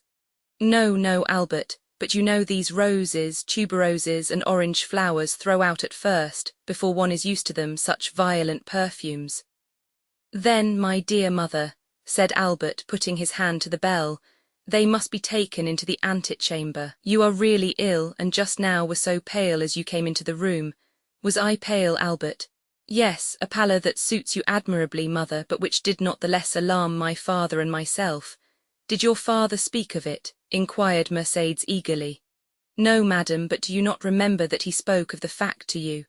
"Yes, I do remember," replied the Countess. A servant entered, summoned by Albert's ring of the bell. "Take these flowers into the anteroom or dressing-room," said the Viscount. "They make the Countess ill." The footman obeyed his orders. A long pause ensued, which lasted until all the flowers were removed. "What is this name of Monte Cristo?" inquired the Countess when the servant had taken away the last vase of flowers. "Is it a family name, or the name of the estate, or a simple title?" "I believe, mother, it is merely a title. The Count purchased an island in the Tuscan archipelago, and, as he told you today, has founded a commandery. You know the same thing was done for St. Stephen of Florence, St. George Constantinian of Parma, and even for the Order of Malta. Except this, he has no pretension to nobility, and calls himself a chance count, although the general opinion at Rome is that the Count is a man of very high distinction." "His manners are admirable," said the Countess, "at least as far as I could judge in the few minutes he remained here." "They are perfect, mother, so perfect that they surpass by far all I have known in the leading aristocracy of the three proudest nobilities of Europe, the English, the Spanish, and the German." The Countess paused a moment, then after a slight hesitation she resumed. "You have seen, my dear Albert, I ask the question as a mother, you have seen M. de Monte Cristo in his house, you are quick-sighted, have much knowledge of the world, more tact than is usual at your age. Do you think the Count is really what he appears to be?" "What does he appear to be?" "Why, you have just said, a man of high distinction." "I told you, my dear mother, he was esteemed such." "But what is your own opinion, Albert?" "I must tell you that I have not come to any decided opinion respecting him, but I think him a Maltese. I do not ask you of his origin, but what he is." "Ah, what he is, that is quite another thing. I have seen so many remarkable things in him, that if you would have me really say what I think, I shall reply that I really do look upon him as one of Byron's heroes, whom misery has marked with a fatal brand. Some Manfred, some Lara, some Werner, one of those wrecks, as it were, of some ancient family, who, disinherited of their patrimony, have achieved one by the force of their adventurous genius, which has placed them above the laws of society. You say, I say that Monte Cristo is an island in the midst of the Mediterranean, without inhabitants or garrison, the resort of smugglers of all nations and pirates of every flag. Who knows whether or not these industrious worthies do not pay to their feudal lord some dues for his protection?" "That is possible," said the Countess, reflecting. "Never mind," continued the young man, "smuggler or not, you must agree, mother dear, as you have seen him, that the Count of Monte Cristo is a remarkable man, who will have the greatest success in the salons of Paris. Why, this very morning in my rooms, he made his entrée amongst us by striking every man of us with amazement, not even excepting Chateau Renaud." "And what do you suppose is the Count's age?" inquired Mercedes, evidently attaching great importance to this question. 35 or 36, mother. So young, it is impossible, said Mercedes, replying at the same time to what Albert said as well as to her own private reflection. It is the truth, however. 3 or 4 times he has said to me, and certainly without the slightest premeditation, at such a period I was 5 years old, at another 10 years old, at another 12, and I, induced by curiosity, which kept me alive to these details, have compared the dates, and never found him inaccurate. The age of this singular man, who is of no age, is then, I am certain, 35. Besides, mother, remark how vivid his eye, how raven-black his hair, and his brow, though so pale, is free from wrinkles. He is not only vigorous, but also young. The Countess bent her head as if beneath a heavy wave of bitter thoughts. And has this man displayed a friendship for you, Albert? She asked with a nervous shudder. I am inclined to think so. And do you like him? Why, he pleases me in spite of Franz d'Épinay, who tries to convince me that he is a being returned from the other world. The Countess shuddered. Albert, she said in a voice which was altered by emotion, I have always put you on your guard against new acquaintances. Now you are a man and are able to give me advice, yet I repeat to you, Albert, be prudent. Why, my dear mother, it is necessary, in order to make your advice turn to account, that I should know beforehand what I have to distrust. The Count never plays, he only drinks pure water tinged with a little sherry, and is so rich that he cannot, without intending to laugh at me, try to borrow money. What then have I to fear from him? You are right, said the Countess, and my fears are weakness, especially when directed against a man who has saved your life. How did your father receive him, Albert? It is necessary that we should be more than complacent to the Count. De Morcerf is sometimes occupied. His business makes him reflective, and he might, without intending it. Nothing could be in better taste than my father's demeanour, madam, said Albert. Nay, more, he seemed greatly flattered at 2 or 3 compliments which the Count very skilfully and agreeably paid him with as much ease as if he had known him these 30 years. Each of these little tickling arrows must have pleased my father, added Albert with a laugh, and thus they parted the best possible friends, and de Morcerf even wished to take him to the chamber to hear the speakers. The Countess made no reply. She fell into so deep a reverie that her eyes gradually closed. The young man, standing up before her, gazed upon her with that filial affection which is so tender and endearing with children whose mothers are still young and handsome. Then, after seeing her eyes closed and hearing her breathe gently, he believed she had dropped asleep and left the apartment on tiptoe, closing the door after him with the utmost precaution. This devil of a fellow, he muttered, shaking his head. I said at the time he would create a sensation here, and I measure his effect by an infallible thermometer. My mother has noticed him, and he must therefore, perforce, be remarkable. He went down to the stables, not without some slight annoyance, when he remembered that the Count of Monte Cristo had laid his hands on a turnout, which sent his bays down to 2nd place in the opinion of connoisseurs. Most decidedly, said he, men are not equal, and I must beg my father to develop this theorem in the Chamber of Peers. Chapter 42. Meanwhile the Count had arrived at his house. It had taken him 6 minutes to perform the distance, but these 6 minutes were sufficient to induce 20 young men who knew the price of the equipage they had been unable to purchase themselves, to put their horses in a gallop in order to see the rich foreigner who could afford to give 20,000 francs apiece for his horses. The house Arley had chosen, and which was to serve as a town residence to Monte Cristo, was situated on the right hand as you ascend the Champs-Élysées. A thick clump of trees and shrubs rose in the centre and masked a portion of the front. Around this shrubbery 2 alleys like 2 arms extended right and left and formed a carriage drive from the iron gates to a double portico, on every step of which stood a porcelain vase filled with flowers. This house, isolated from the rest, had besides the main entrance another in the Rue de Ponthieu. Even before the coachman had hailed the concierge, the massy gates rolled on their hinges. They had seen the Count coming, and at Paris, as everywhere else, he was served with the rapidity of lightning. The coachman entered and traversed the half-circle without slackening his speed, and the gates were closed ere the wheels had ceased to sound on the gravel. The carriage stopped at the left side of the portico. 2 men presented themselves at the carriage window. The one was Ali, who, smiling with an expression of the most sincere joy, seemed amply repaid by a mere look from Monte Cristo. The other bowed respectfully and offered his arm to assist the Count in descending. "Thanks, Bertuccio," said the Count, springing lightly up the 3 steps of the portico. "And the notary?" "He is in the small salon, Excellency," returned Bertuccio. "And the cards I ordered to be engraved as soon as you knew the number of the house." "Your Excellency, it is done already. I have been myself to the best engraver of the Palais Royal who did the plate in my presence. The first card struck off was taken, according to your orders, to the Baron Danglars, Rue de la Chaussée-d'Antin, No. 7. The others are on the mantelpiece of your Excellency's bedroom." "Good. What o'clock is it?" 4 o'clock. Monte Cristo gave his hat, cane, and gloves to the same French footman who had called his carriage at the Count of Morcerf's, and then he passed into the small salon, preceded by Bertuccio, who showed him the way.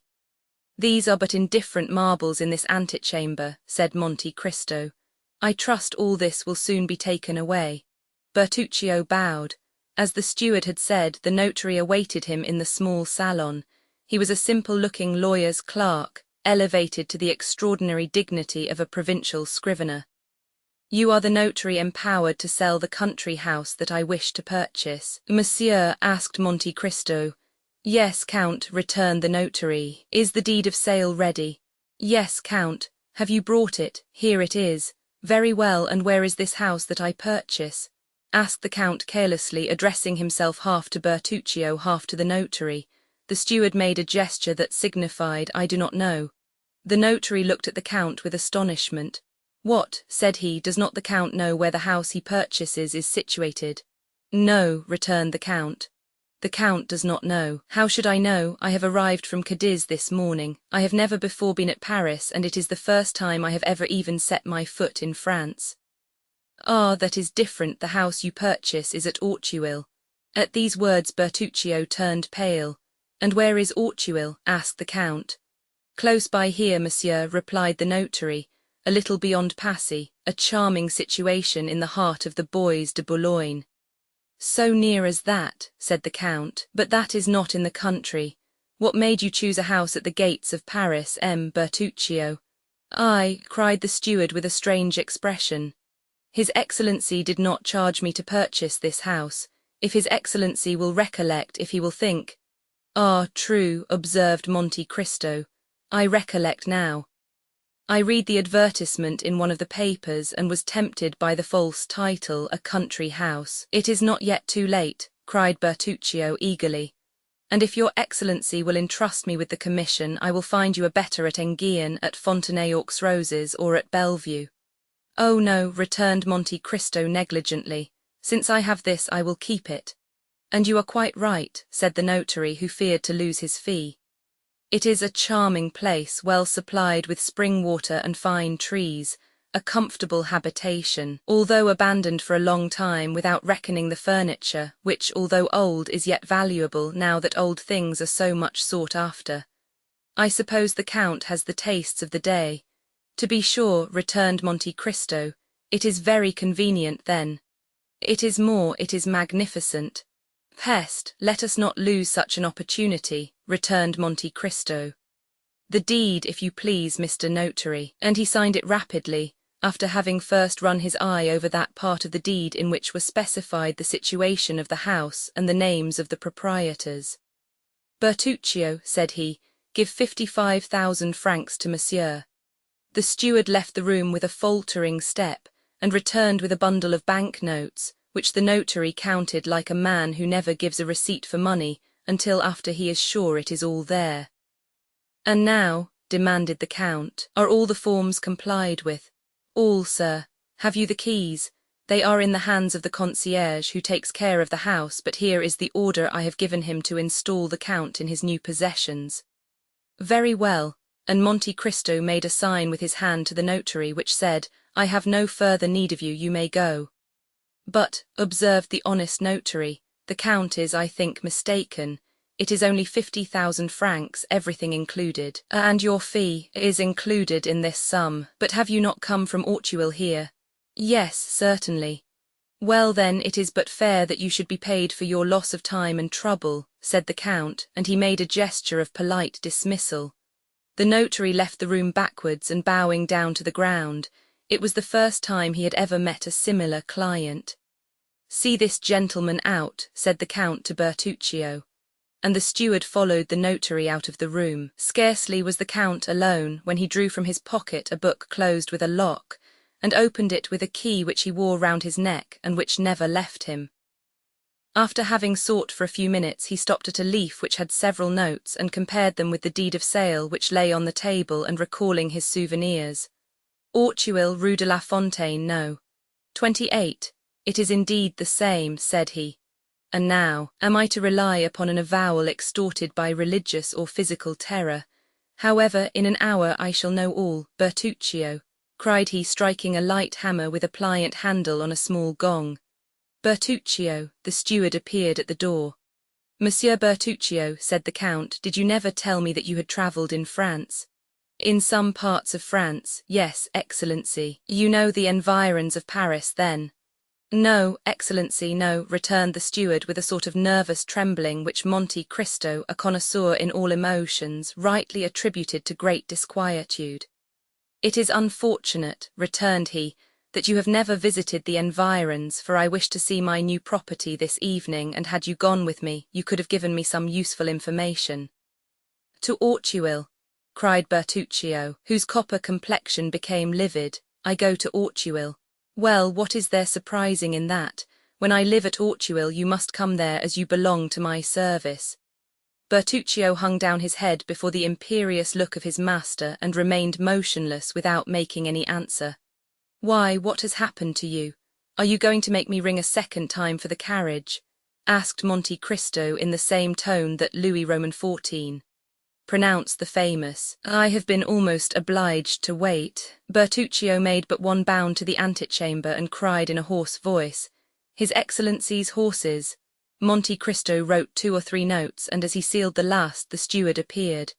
Your Excellency's carriage is at the door, said he. Well, take your hat and gloves, returned Monte Cristo. Am I to accompany you, Your Excellency? Cried Bertuccio. Certainly, you must give the orders, for I intend residing at the house. It was unexampled for a servant of the Count's to dare to dispute an order of his. So the steward, without saying a word, followed his master, who got into the carriage, and signed to him to follow, which he did, taking his place respectfully on the front seat. Chapter 43.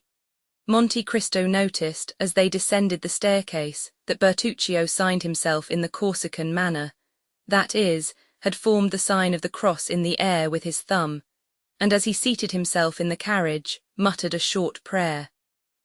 Anyone but a man of exhaustless thirst for knowledge would have had pity on seeing the steward's extraordinary repugnance for the Count's projected drive without the walls, but the Count was too curious to let Bertuccio off from this little journey. In 20 minutes they were at Autuil. The steward's emotion had continued to augment as they entered the village. Bertuccio, crouched in the corner of the carriage, began to examine with a feverish anxiety every house they passed. Tell them to stop at Rue de la Fontaine, No. 28, said the Count, fixing his eyes on the steward to whom he gave this order. Bertuccio's forehead was covered with perspiration. However, he obeyed, and leaning out of the window, he cried to the coachman, Rue de la Fontaine, No. 28. No. 28 was situated at the extremity of the village. During the drive, night had set in, and darkness gave the surroundings the artificial appearance of a scene on the stage. The carriage stopped, the footman sprang off the box and opened the door. Well, said the Count, you do not get out, M. Bertuccio, you are going to stay in the carriage then. What are you thinking of this evening? Bertuccio sprang out and offered his shoulder to the Count, who this time leaned upon it as he descended the 3 steps of the carriage. Knock, said the Count, and announce me. Bertuccio knocked, the door opened, and the concierge appeared. What is it? Asked he. It is your new master, my good fellow, said the footman. and he held out to the concierge the notary's order. "The house is sold then?" demanded the concierge, "and this gentleman is coming to live here?" "Yes, my friend," returned the Count, "and I will endeavour to give you no cause to regret your old master."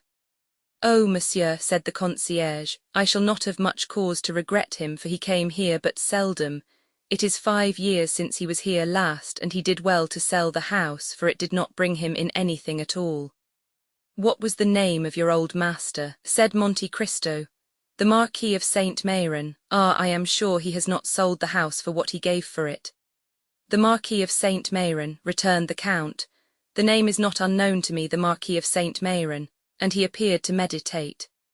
"An old gentleman," continued the concierge, "a staunch follower of the Bourbons. He had an only daughter who married M. de Villefort, who had been the king's attorney at Nimes and afterwards at Versailles." Monte Cristo glanced at Bertuccio, who became whiter than the wall against which he leaned to prevent himself from falling. "And is not this daughter dead?" demanded Monte Cristo. "I fancy I have heard so." "Yes, monsieur, 21 years ago, and since then we have not seen the poor Marquis 3 times.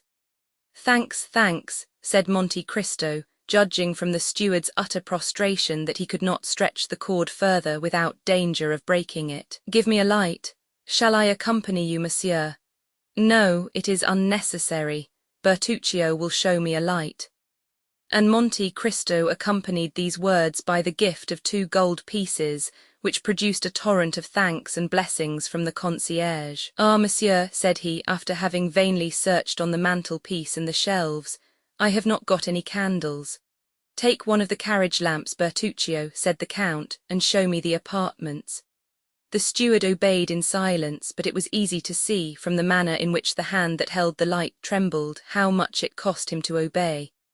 They went over a tolerably large ground floor. A first floor consisted of a salon, a bathroom, and 2 bedrooms. Near one of the bedrooms they came to a winding staircase that led down to the garden. "Ah, here is a private staircase," said the Count. "That is convenient. Light me, Bertuccio, and go first. We will see where it leads to." "Monsieur," replied Bertuccio, "it leads to the garden." "And pray, how do you know that? It ought to do so, at least." "Well, let us be sure of that." Bertuccio sighed and went on first. The stairs did indeed lead to the garden. At the outer door the steward paused. "Go on, Monsieur Bertuccio," said the Count. But he who was addressed stood there, stupefied, bewildered, stunned. His haggard eyes glanced around as if in search of the traces of some terrible event, and with his clenched hands he seemed striving to shut out horrible recollections.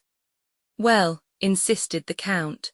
"No, no," cried Bertuccio, setting down the lantern at the angle of the interior wall. "No, monsieur, it is impossible. I can go no farther." "What does this mean?" demanded the irresistible voice of Monte Cristo. "Why, you must see, your excellency," cried the steward, "that this is not natural, that, having a house to purchase, you purchase it exactly at Auteuil, and that, purchasing it at Auteuil, this house should be no. 28 Rue de la Fontaine. Oh, why did I not tell you all? I am sure you would not have forced me to come. I hoped your house would have been some other one than this, as if there was not another house at Auteuil than that of the assassination." What? cried Monte Cristo, stopping suddenly. "What words do you utter? Devil of a man, Corsican that you are, always mysteries or superstitions. Come, take the lantern, and let us visit the garden. You are not afraid of ghosts with me, I hope." Bertuccio raised the lantern and obeyed. The door, as it opened, disclosed a gloomy sky, in which the moon strove vainly to struggle through a sea of clouds that covered her with billows of vapour which she illumined for an instant, only to sink into obscurity. The steward wished to turn to the left. "No, no, monsieur," said Monte Cristo. "What is the use of following the alleys? Here is a beautiful lawn, let us go on straight forwards." Bertuccio wiped the perspiration from his brow, but obeyed. However, he continued to take the left hand. Monte Cristo, on the contrary, took the right hand. Arrived near a clump of trees, he stopped. The steward could not restrain himself. "Move, monsieur, move away, I entreat you, you are exactly in the spot." "What spot?" "Where he fell." "My dear Monsieur Bertuccio," said Monte Cristo, laughing, "control yourself, we are not at Sartine or at court." This is not a Corsican Maquis but an English garden, badly kept, I own, but still you must not calumniate it for that. Monsieur, I implore you do not stay there. I think you are going mad, Bertuccio, said the Count coldly. If that is the case, I warn you, I shall have you put in a lunatic asylum. Alas, Excellency, returned Bertuccio, joining his hands and shaking his head in a manner that would have excited the Count's laughter, had not thoughts of a superior interest occupied him, and rendered him attentive to the least revelation of this timorous conscience. Alas, Excellency, the evil has arrived. Bertuccio, said the Count, I am very glad to tell you that while you gesticulate, you wring your hands and roll your eyes like a man possessed by a devil who will not leave him, and I have always observed that the devil most obstinate to be expelled is a secret. I knew you were a Corsican. I knew you were gloomy and always brooding over some old history of the vendetta, and I overlooked that in Italy, because in Italy those things are thought nothing of. But in France they are considered in very bad taste. There are gendarmes who occupy themselves with such affairs, judges who condemn, and scaffolds which avenge. Bertuccio clasped his hands, and as in all these evolutions he did not let fall the lantern, the light showed his pale and altered countenance. Monte Cristo examined him with the same look that at Rome he had bent upon the execution of Andrea, and then in a tone that made a shudder pass through the veins of the poor steward. The Abbé Busoni then told me an untruth, said he, when, after his journey in France in 1829, he sent you to me, with a letter of recommendation, in which he enumerated all your valuable qualities. Well, I shall write to the Abbé. I shall hold him responsible for his protége's misconduct, and I shall soon know all about this assassination. Only I warn you that when I reside in a country I conform to all its code, and I have no wish to put myself within the compass of the French laws for your sake. Oh, do not do that, Excellency. I have always served you faithfully, cried Bertuccio in despair. I have always been an honest man, and as far as lay in my power I have done good. I do not deny it, returned the Count, but why are you thus agitated? It is a bad sign. A quiet conscience does not occasion such paleness in the cheeks and such fever in the hands of a man. But, Your Excellency, replied Bertuccio hesitatingly, did not the Abbé Busoni, who heard my confession in the prison at Nimes, tell you that I had a heavy burden upon my conscience? Yes, but as he said you would make an excellent steward, I concluded you had stolen. That was all. Oh, Your Excellency, returned Bertuccio in deep contempt. Or, as you are a Corsican, that you had been unable to resist the desire of making a stiff, as you call it. Yes, my good master, cried Bertuccio, casting himself at the Count's feet. It was simply vengeance, nothing else. I understand that, but I do not understand what it is that galvanizes you in this manner. But, monsieur, it is very natural, returned Bertuccio, since it was in this house that my vengeance was accomplished. What, my house? Oh, Your Excellency, it was not yours then. Whose then? The Marquis de Saint-Méran, I think the concierge said.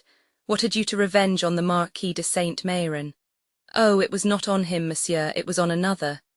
This is strange, returned Monte Cristo, seeming to yield to his reflections, that you should find yourself without any preparation, in a house where the event happened that causes you so much remorse. Monsieur, said the steward, it is fatality, I am sure. First you purchase a house at Auteuil. This house is the one where I have committed an assassination. You descend to the garden by the same staircase by which he descended. You stop at the spot where he received the blow, and 2 paces farther is the grave in which he had just buried his child. This is not chance, for chance in this case is too much like Providence. Well, amiable Corsican, let us suppose it is Providence. I always suppose anything people please, and besides you must concede something to diseased minds. Come, collect yourself and tell me all. I have related it but once, and that was to the Abbé Busoni. Such things, continued Bertuccio, shaking his head, are only related under the seal of confession. Then, said the Count, I refer you to your confessor. Turn chartreux or Trappist and relate your secrets. But as for me, I do not like anyone who is alarmed by such phantasms, and I do not choose that my servants should be afraid to walk in the garden of an evening.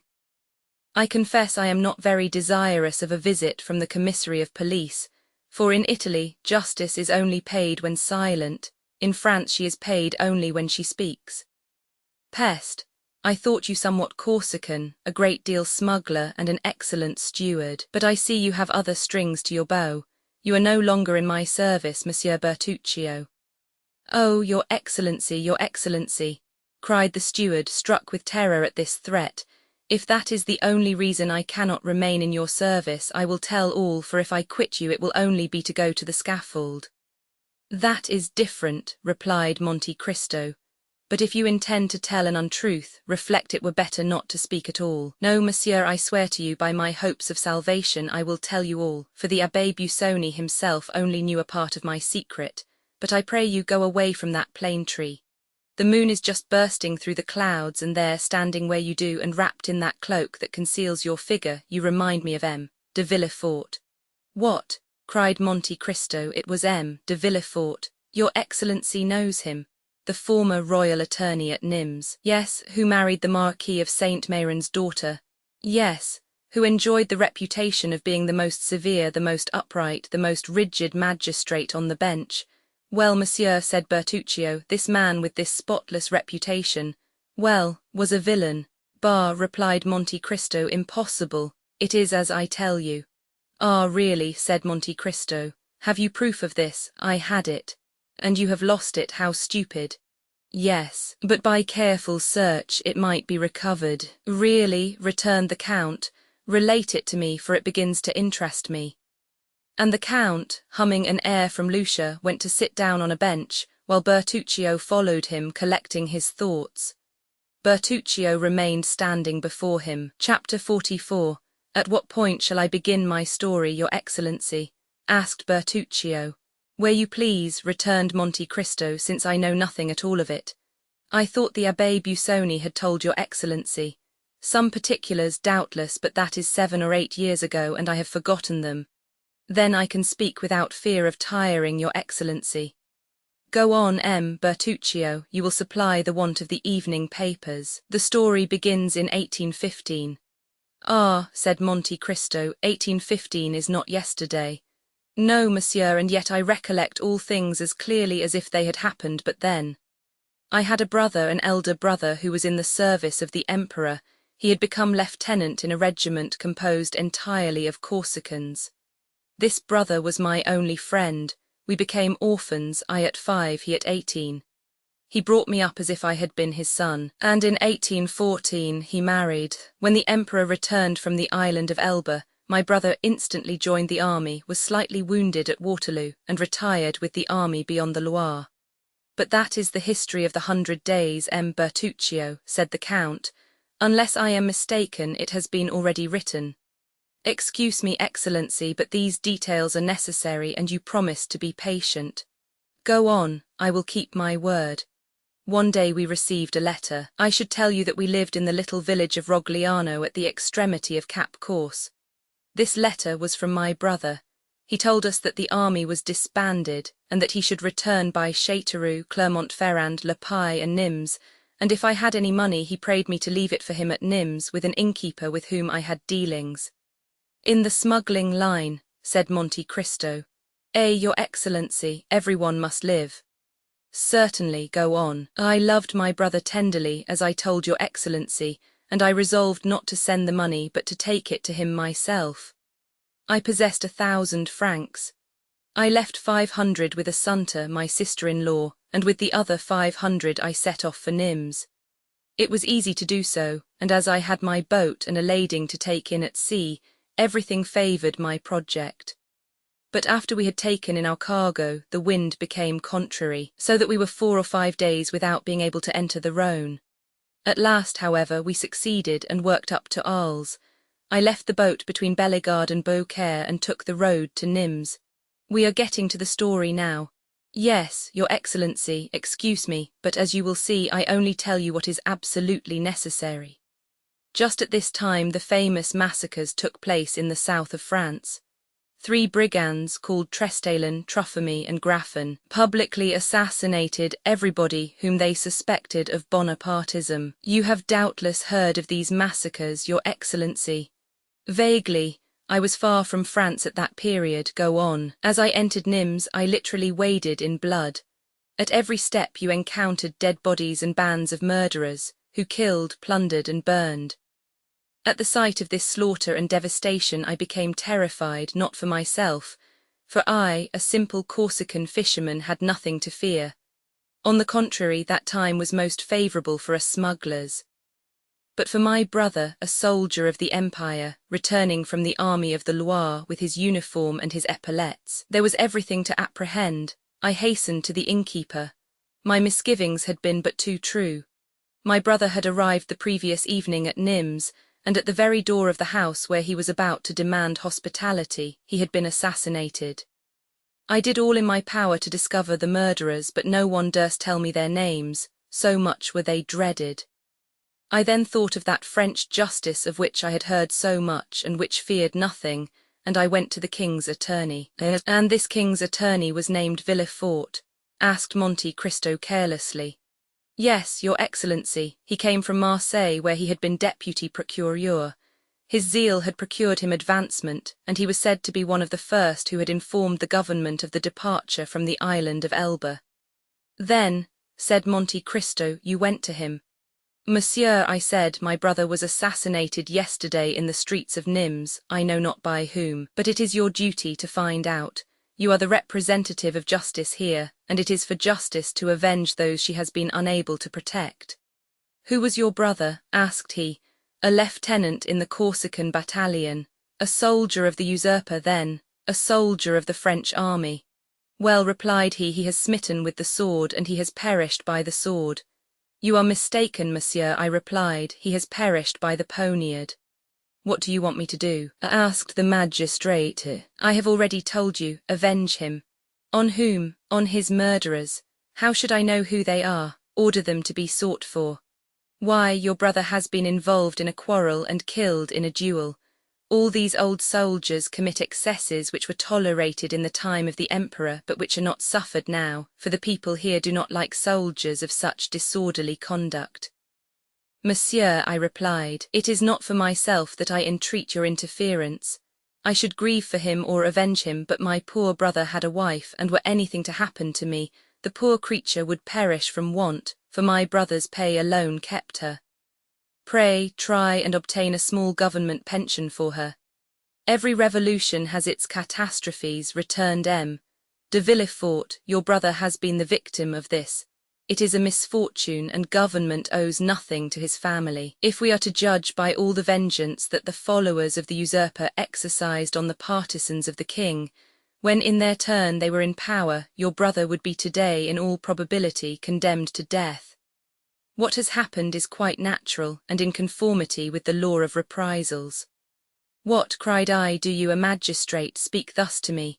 All these Corsicans are mad on my honour, replied M. de Villefort. They fancy that their countryman is still emperor. You have mistaken the time, you should have told me this 2 months ago, it is too late now. Go now at once, or I shall have you put out. I looked at him an instant to see if there was anything to hope from further entreaty. But he was a man of stone. I approached him, and said in a low voice, well, since you know the Corsicans so well, you know that they always keep their word. You think that it was a good deed to kill my brother, who was a Bonapartist, because you are a royalist. Well, I, who am a Bonapartist also, declare one thing to you, which is that I will kill you. From this moment I declare the vendetta against you, so protect yourself as well as you can, for the next time we meet your last hour has come. And before he had recovered from his surprise, I opened the door and left the room. Well, well, said Monte Cristo, such an innocent-looking person as you are to do those things, M. Bertuccio, and to a king's attorney at that. But did he know what was meant by the terrible word vendetta? He knew so well that from that moment he shut himself in his house and never went out unattended, seeking me high and low. Fortunately, I was so well concealed that he could not find me. Then he became alarmed and dared not stay any longer at Nimes, so he solicited a change of residence, and as he was in reality very influential. He was nominated to Versailles. But as you know, a Corsican who has sworn to avenge himself cares not for distance, so his carriage, fast as it went, was never above half a day's journey before me, who followed him on foot. The most important thing was not to kill him only, for I had an opportunity of doing so 100 times, but to kill him without being discovered, at least without being arrested. I no longer belonged to myself, for I had my sister-in-law to protect and provide for.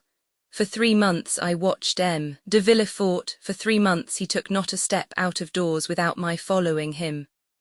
At length I discovered that he went mysteriously to Audiobook.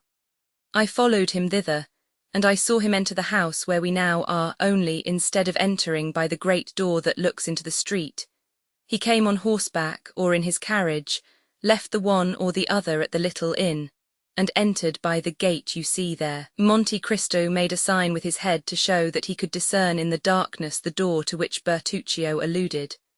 As I had nothing more to do at Versailles, I went to Audiobook and gained all the information I could. If I wished to surprise him, it was evident this was the spot to lie in wait for him. The house belonged, as the concierge informed your Excellency, to M. de Saint-Méran, Villefort's father-in-law. M. de Saint-Méran lived at Marseille, so that this country house was useless to him, and it was reported to be let to a young widow, known only by the name of the Baroness. One evening, as I was looking over the wall, I saw a young and handsome woman who was walking alone in that garden, which was not overlooked by any windows, and I guessed that she was awaiting M. de Villefort. When she was sufficiently near for me to distinguish her features, I saw she was from 18 to 19, tall and very fair. As she had a loose muslin dress on and as nothing concealed her figure, I saw she would ere long become a mother. A few moments after, the little door was opened and a man entered. The young woman hastened to meet him. They threw themselves into each other's arms, embraced tenderly, and returned together to the house. The man was M.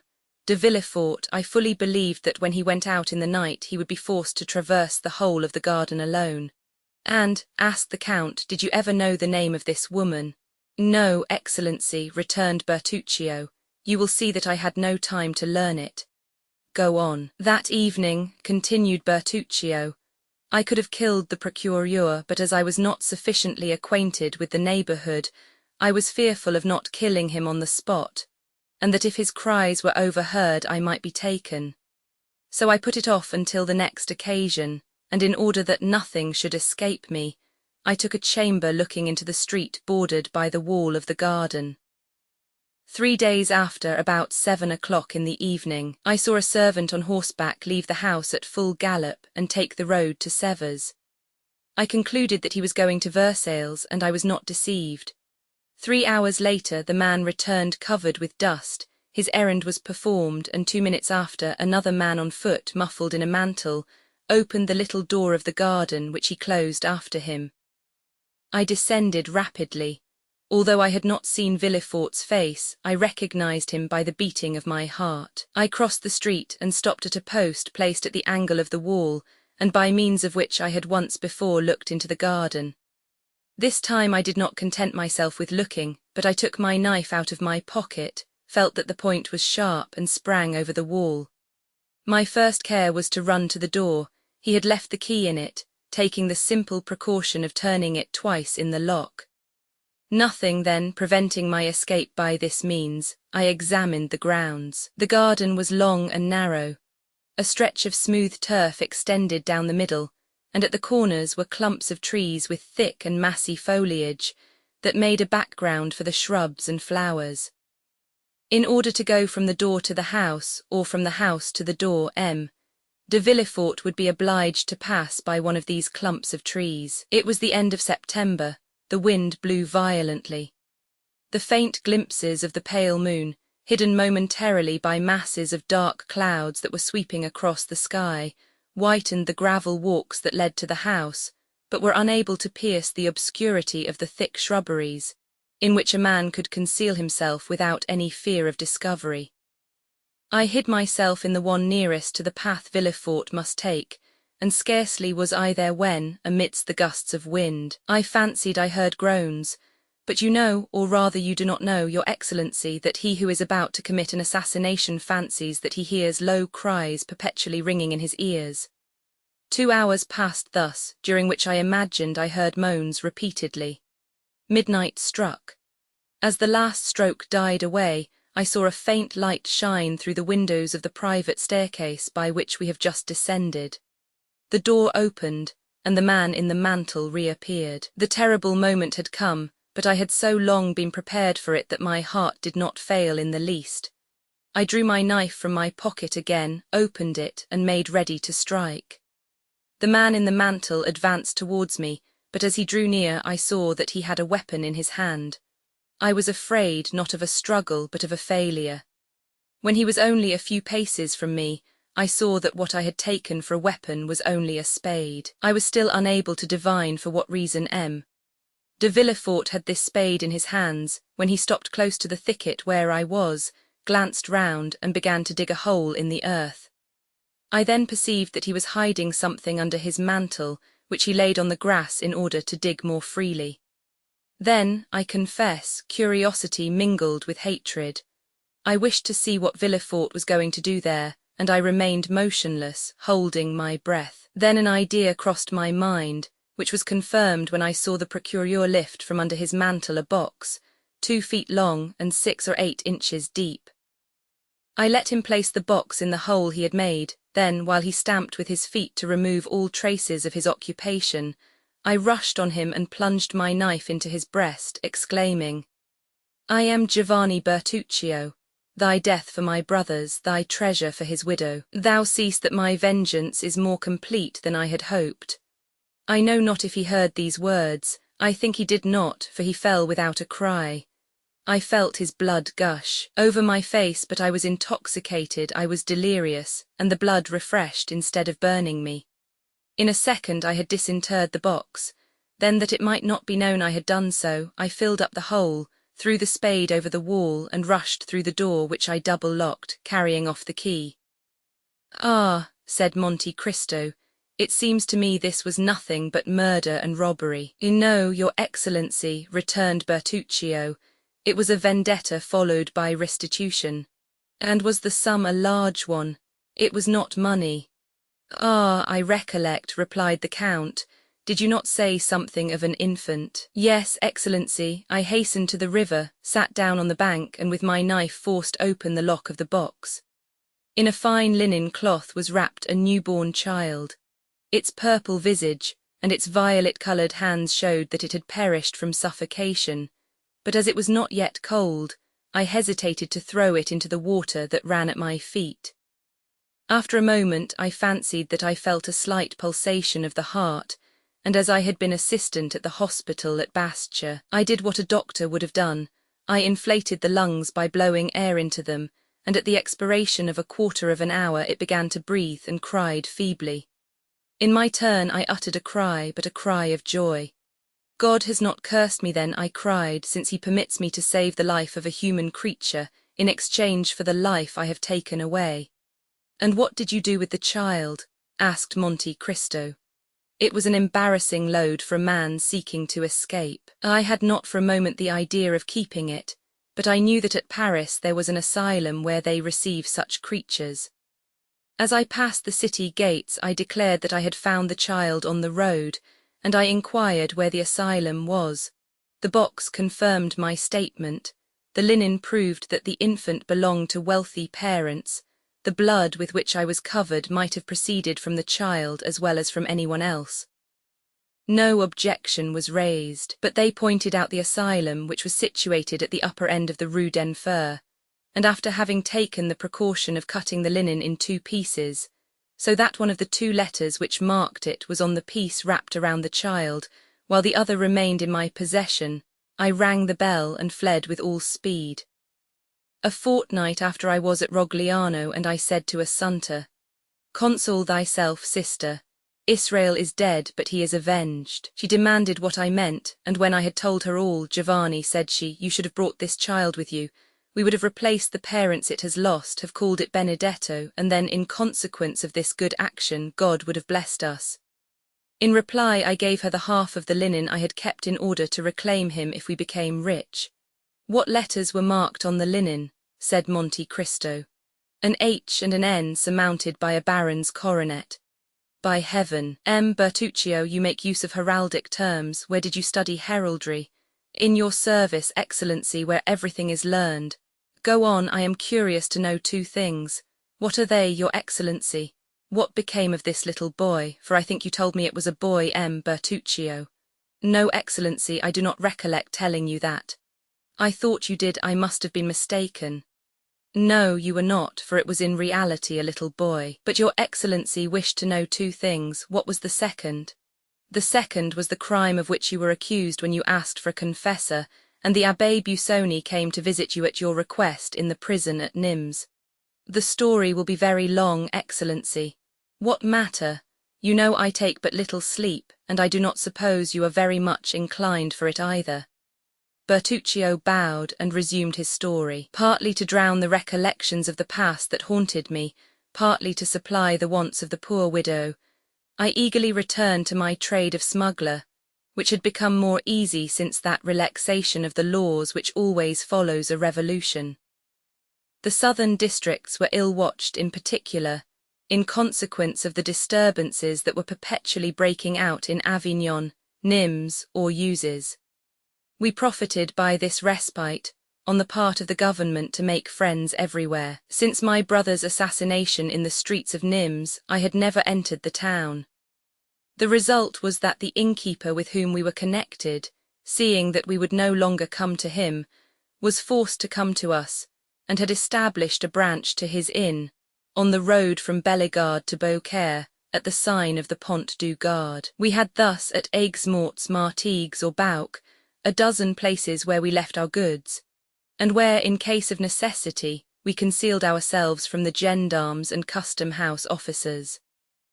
Smuggling is a profitable trade, when a certain degree of vigour and intelligence is employed.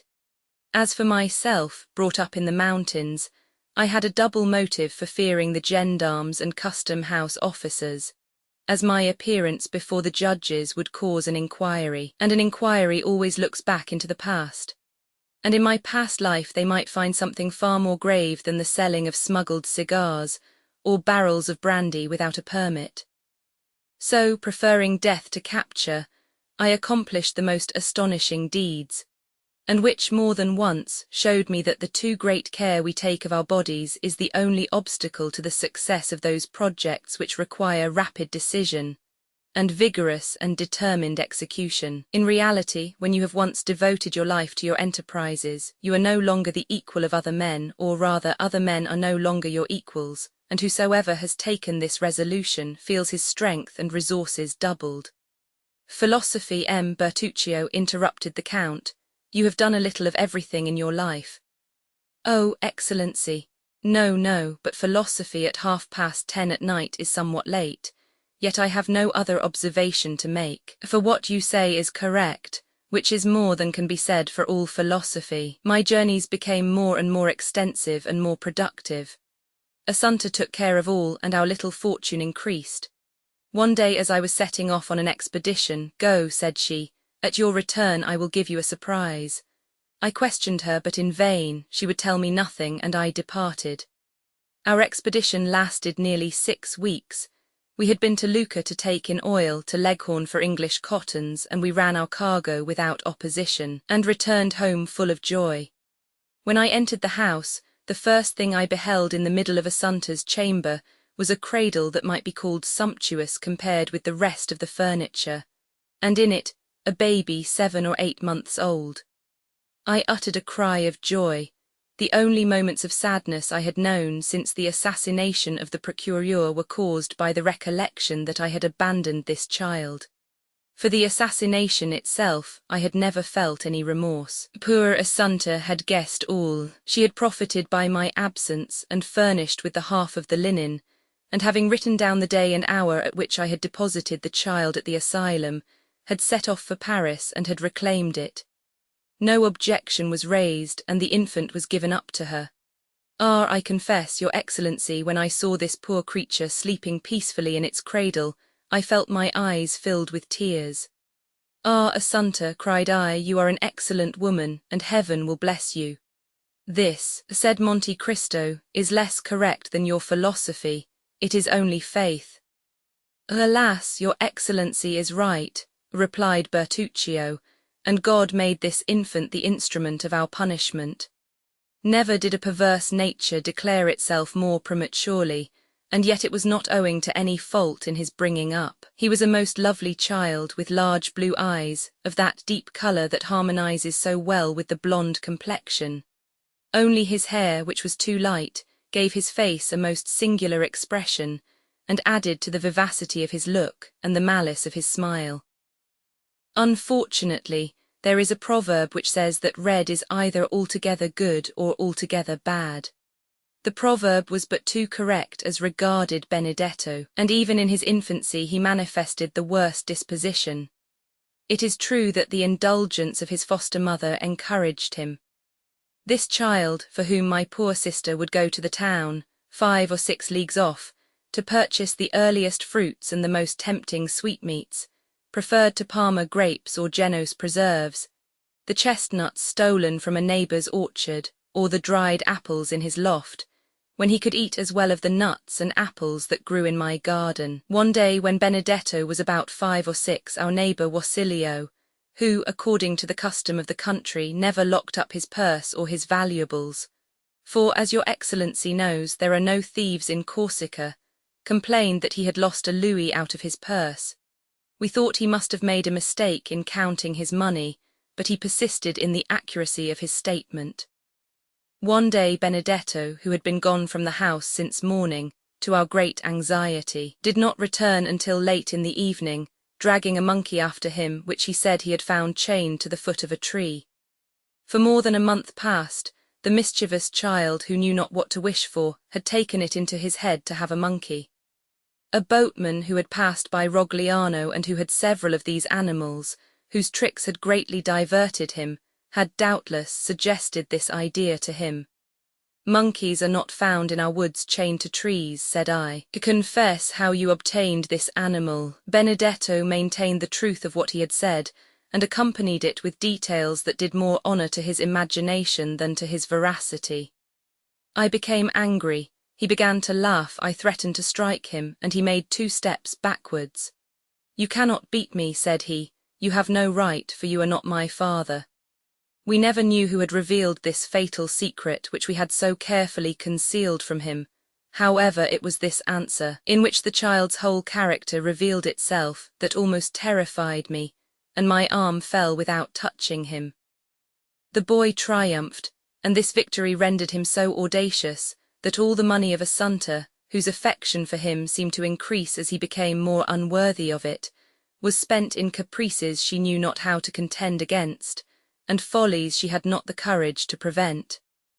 When I was at Rogliano everything went on properly, but no sooner was my back turned than Benedetto became master, and everything went ill. When he was only 11, he chose his companions from among the young men of 18 or 20, the worst characters in Bastia, or indeed in Corsica, and they had already, for some mischievous pranks, been several times threatened with a prosecution. I became alarmed, as any prosecution might be attended with serious consequences. I was compelled at this period to leave Corsica on an important expedition. I reflected for a long time, and with the hope of averting some impending misfortune, I resolved that Benedetto should accompany me. I hoped that the active and laborious life of a smuggler with the severe discipline on board would have a salutary effect on his character, which was now well nigh, if not quite, corrupt. I spoke to Benedetto alone, and proposed to him to accompany me, endeavouring to tempt him by all the promises most likely to dazzle the imagination of a child of 12. He heard me patiently, and when I had finished, burst out laughing. "Are you mad, uncle?" He called me by this name when he was in good humour. "Do you think I am going to change the life I lead for your mode of existence? My agreeable indolence for the hard and precarious toil you impose on yourself, exposed to the bitter frost at night, and the scorching heat by day, compelled to conceal yourself, and when you are perceived, receive a volley of bullets, all to earn a paltry sum. Why, I have as much money as I want. Mother Assunta always furnishes me when I ask for it. You see that I should be a fool to accept your offer. The arguments and his audacity perfectly stupefied me. Benedetto rejoined his associates, and I saw him from a distance point me out to them as a fool. "Sweet child," murmured Monte Cristo. "Oh, had he been my own son," replied Bertuccio, "or even my nephew, I would have brought him back to the right road, for the knowledge that you are doing your duty gives you strength. But the idea that I was striking a child whose father I had killed made it impossible for me to punish him. I gave my sister, who constantly defended the unfortunate boy, good advice, and as she confessed that she had several times missed money to a considerable amount, I showed her a safe place in which to conceal our little treasure for the future. My mind was already made up. Benedetto could read, write, and cipher perfectly, for when the fit seized him he learned more in a day than others in a week. My intention was to enter him as a clerk in some ship, and without letting him know anything of my plan, to convey him some morning on board. By this means his future treatment would depend upon his own conduct. I set off for France. After having fixed upon the plan, our cargo was to be landed in the Gulf of Lyons, and this was a difficult thing to do because it was then the year 1829. The most perfect tranquillity was restored, and the vigilance of the custom-house officers was redoubled, and their strictness was increased at this time, in consequence of the fair at Beaucaire. Our expedition made a favourable beginning. We anchored our vessel, which had a double hold, where our goods were concealed, amidst a number of other vessels that bordered the banks of the Rhône from Beaucaire to Arles. On our arrival, we began to discharge our cargo in the night, and to convey it into the town, by the help of the innkeeper with whom we were connected. Whether success rendered us imprudent, or whether we were betrayed, I know not. But one evening about 5 o'clock our little cabin boy came breathlessly to inform us that he had seen a detachment of custom-house officers advancing in our direction. It was not their proximity that alarmed us, for detachments were constantly patrolling along the banks of the Rhône, but the care, according to the boy's account, that they took to avoid being seen. In an instant we were on the alert, but it was too late. Our vessel was surrounded, and amongst the custom-house officers I observed several gendarmes, and as terrified at the sight of their uniforms as I was brave at the sight of any other. I sprang into the hold, opened a port, and dropped into the river, dived, and only rose at intervals to breathe, until I reached a ditch that had recently been made from the Rhône to the canal that runs from Beaucaire to Aigues-Mortes. I was now safe, for I could swim along the ditch without being seen, and I reached the canal in safety. I had designedly taken this direction. I have already told your Excellency of an innkeeper from Nimes who had set up a little tavern on the road from Bellegarde to Beaucaire. Yes, said Monte Cristo, I perfectly recollect him. I think he was your colleague.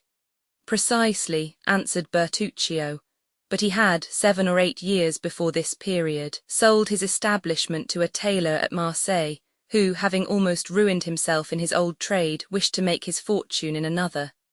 Of course, we made the same arrangements with the new landlord that we had with the old, and it was of this man that I intended to ask shelter. What was his name?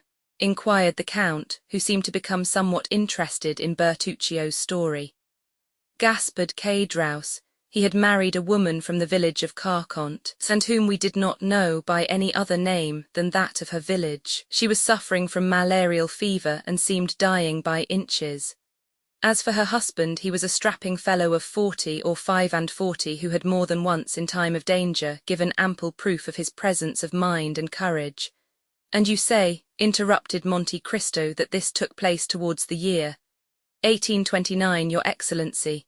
In what month? June. The beginning or the end? The evening of the 3rd.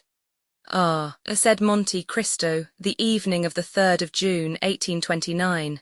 Go on. It was from Cadraus that I intended demanding shelter, and as we never entered by the door that opened onto the road, I resolved not to break through the rule, so climbing over the garden hedge, I crept amongst the olive and wild fig trees, and fearing that Cédras might have some guest, I entered a kind of shed in which I had often passed the night, and which was only separated from the inn by a partition, in which holes had been made in order to enable us to watch an opportunity of announcing our presence.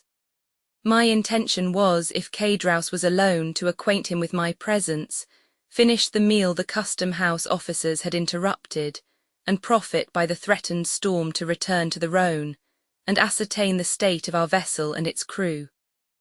I stepped into the shed, and it was fortunate I did so, for at that moment Cédras entered with a stranger. I waited patiently, not to overhear what they said, but because I could do nothing else. Besides, the same thing had occurred often before. The man who was with Cédras was evidently a stranger to the south of France. He was one of those merchants who come to sell jewellery at the Beaucaire fair, and who during the month the fair lasts, and during which there is so great an influx of merchants and customers from all parts of Europe, often have dealings to the amount of 100,000 to 150,000 francs. Cédras entered hastily. Then, seeing that the room was as usual empty and only guarded by the dog, he called to his wife. "Hello, Carconte," said he, "the worthy priest has not deceived us, the diamond is real." An exclamation of joy was heard, and the staircase creaked beneath a feeble step. "What do you say?" asked his wife, pale as death. "I say that the diamond is real, and that this gentleman, one of the first jewellers of Paris, will give us 50,000 francs for it, only in order to satisfy himself that it really belongs to us. He wishes you to relate to him, as I have done already, the miraculous manner in which the diamond came into our possession. In the meantime please to sit down, monsieur, and I will fetch you some refreshment." The jeweller examined attentively the interior of the inn and the apparent poverty of the persons who were about to sell him a diamond that seemed to have come from the casket of a prince. "Relate your story, madam," said he, wishing, no doubt, to profit by the absence of the husband, so that the latter could not influence the wife's story, to see if the two recitals tallied. "Oh," returned she, "it was a gift of heaven. My husband was a great friend in 1814 or 1815 of a sailor named Edmond Dantès. This poor fellow whom Cédras had not forgotten him, and at his death he bequeathed this diamond to him." "But how did he obtain it?" asked the jeweller. "Had he it before he was imprisoned?" "No, monsieur, but it appears that in prison he made the acquaintance of a rich Englishman, and as in prison he fell sick, and Dantès took the same care of him as if he had been his brother. The Englishman, when he was set free, gave this stone to Dantès, who, less fortunate, died and in his turn left it to us, and charged the excellent abbé who was here this morning to deliver it." "The same story," muttered the jeweller, "and improbable as it seemed at first, it may be true. There's only the price we are not agreed about." "How not agreed about?" said Cédras. "I thought we agreed for the price I asked." "That is," replied the jeweller, "I offered 40,000 francs. 40,000, cried La Carconte, "we will not part with it for that sum. The abbé told us it was worth 50,000 without the setting." "What was the abbé's name?" asked the indefatigable questioner. "Abbé Busoni," said La Carconte. "He was a foreigner, an Italian from the neighbourhood of Mantua, I believe." "Let me see this diamond again," replied the jeweller. "The first time you are often mistaken as to the value of a stone." Cédras took from his pocket a small case of black shagreen, opened, and gave it to the jeweller. At the sight of the diamond, which was as large as a hazel nut, La Carconte's eyes sparkled with cupidity. "And what did you think of this fine story?" "Eavesdropper," said Monte Cristo. "Did you credit it?" "Yes, your excellency.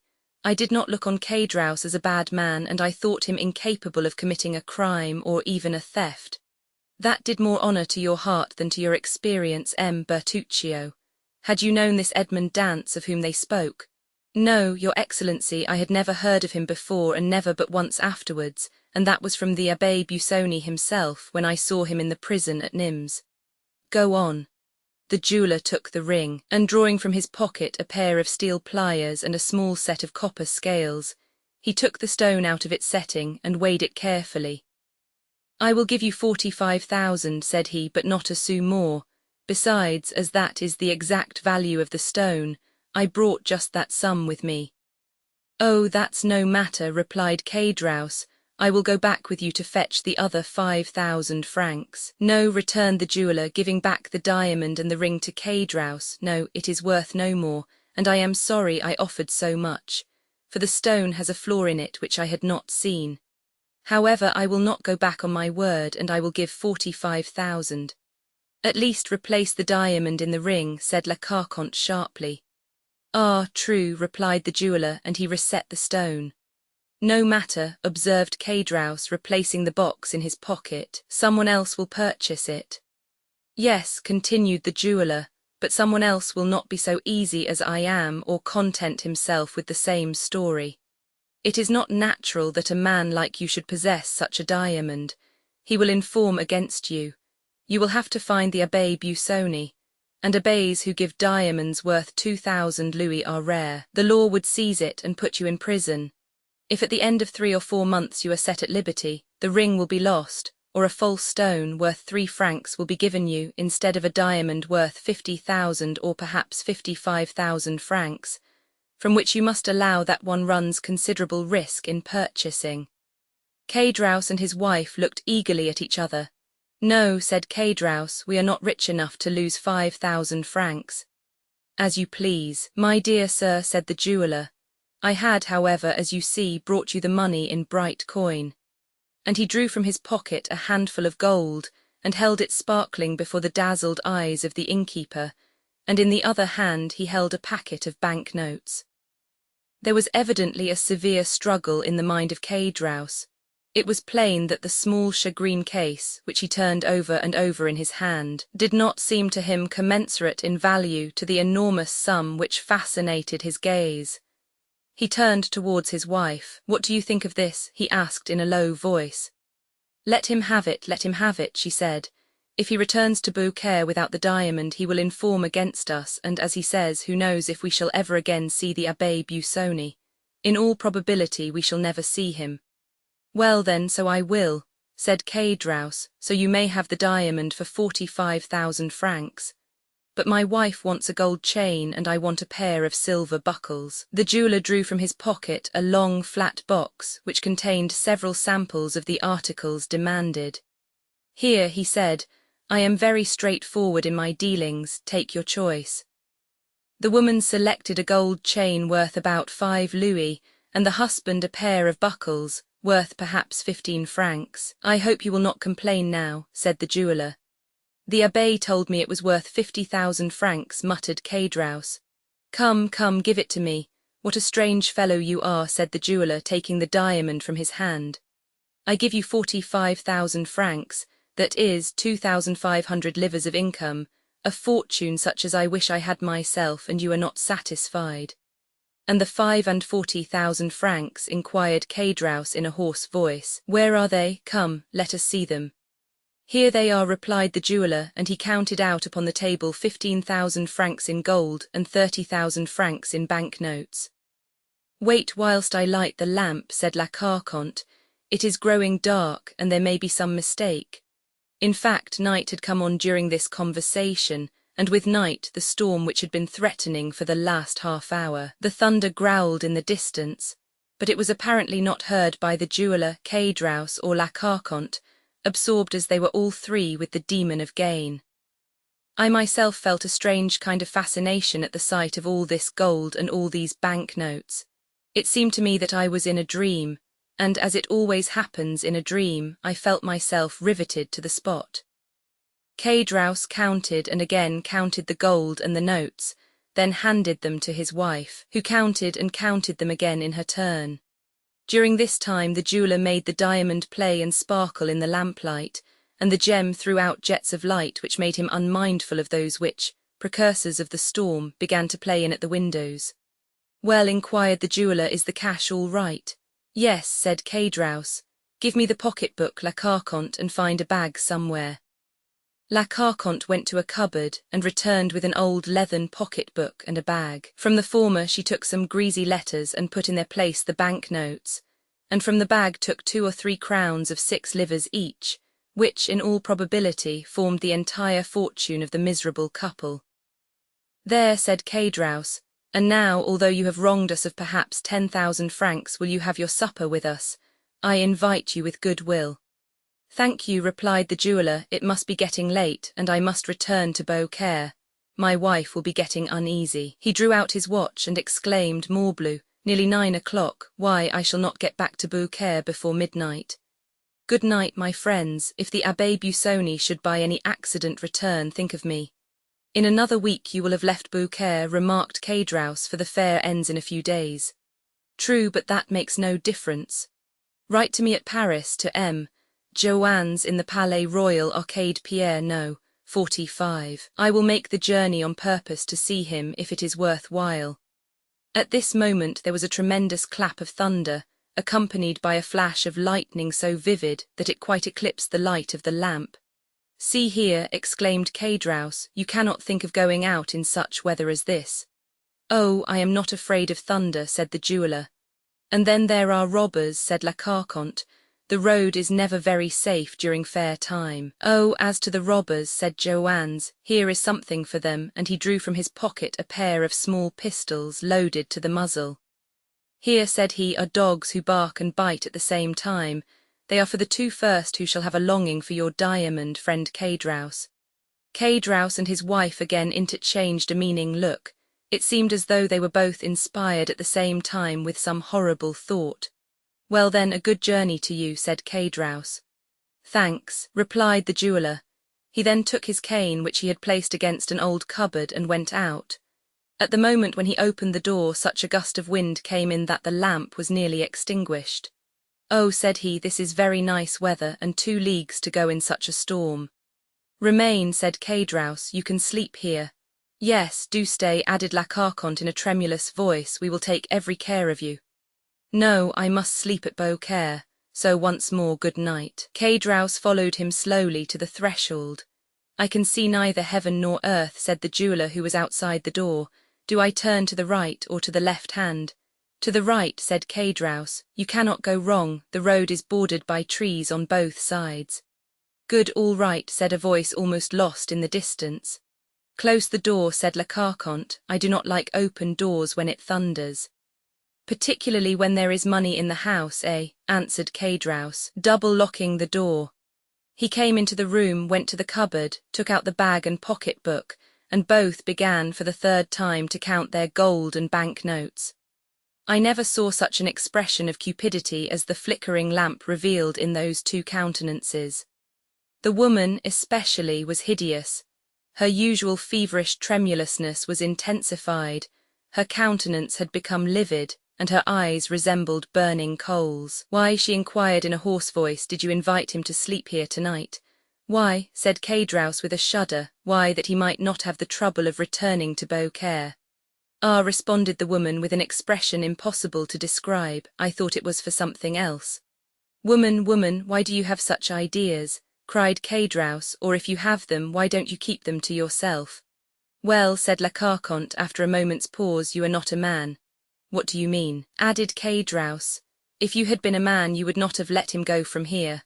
"Woman, or else he should not have reached Beaucaire."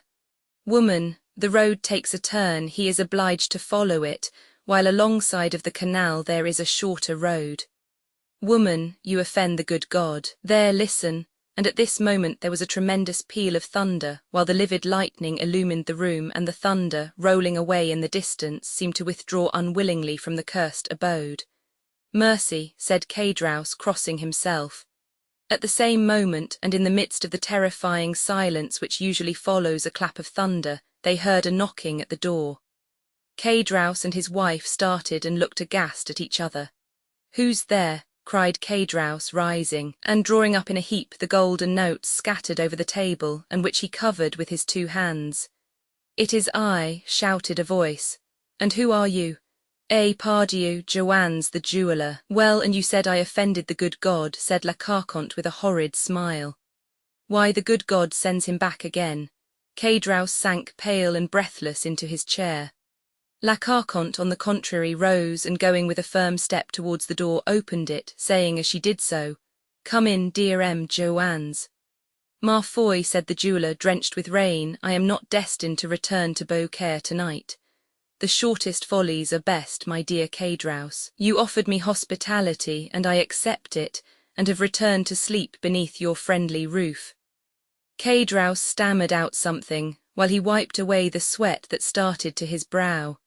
La Carconte double-locked the door behind the jeweller. Chapter 45. As the jeweller returned to the apartment, he cast around him a scrutinizing glance, but there was nothing to excite suspicion if it did not exist, or to confirm it if it were already awakened. Cadraus's hands still grasped the gold and banknotes, and La Carconte called up her sweetest smiles while welcoming the reappearance of their guest. "Well, well," said the jeweller, "you seem, my good friends, to have had some fears respecting the accuracy of your money, by counting it over so carefully directly I was gone."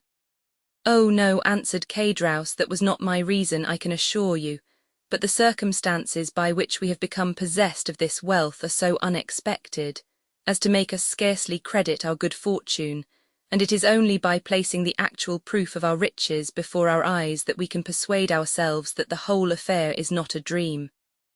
The jeweller smiled. "Have you any other guests in your house?" inquired he. "Nobody but ourselves," replied Cadraus. "The fact is, we do not lodge travellers. Indeed, our tavern is so near the town that nobody would think of stopping here." "Then I am afraid I shall very much inconvenience you." "Inconvenience us? Not at all, my dear sir," said La Carconte in her most gracious manner. "Not at all, I assure you.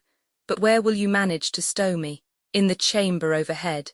"Surely that is where you yourselves sleep." "Never mind that. We have a second bed in the adjoining room." Cadraus stared at his wife with much astonishment. The jeweller, meanwhile, was humming a song as he stood warming his back at the fire La Carconte had kindled to dry the wet garments of her guest. And this done, she next occupied herself in arranging his supper, by spreading a napkin at the end of the table, and placing on it the slender remains of their dinner, to which she added 3 or 4 fresh-laid eggs. Cadraus had once more parted with his treasure. The banknotes were replaced in the pocket-book, the gold put back into the bag, and the whole carefully locked in the cupboard.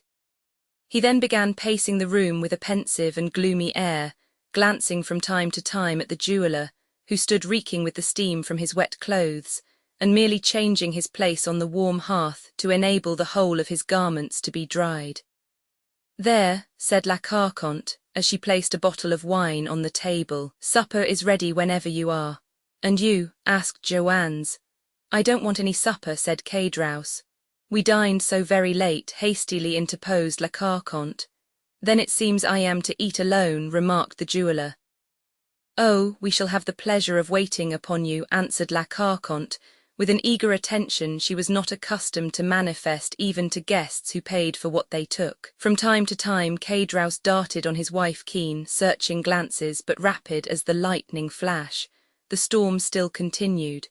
"There, there," said La Carconte, "do you hear that? Upon my word you did well to come back."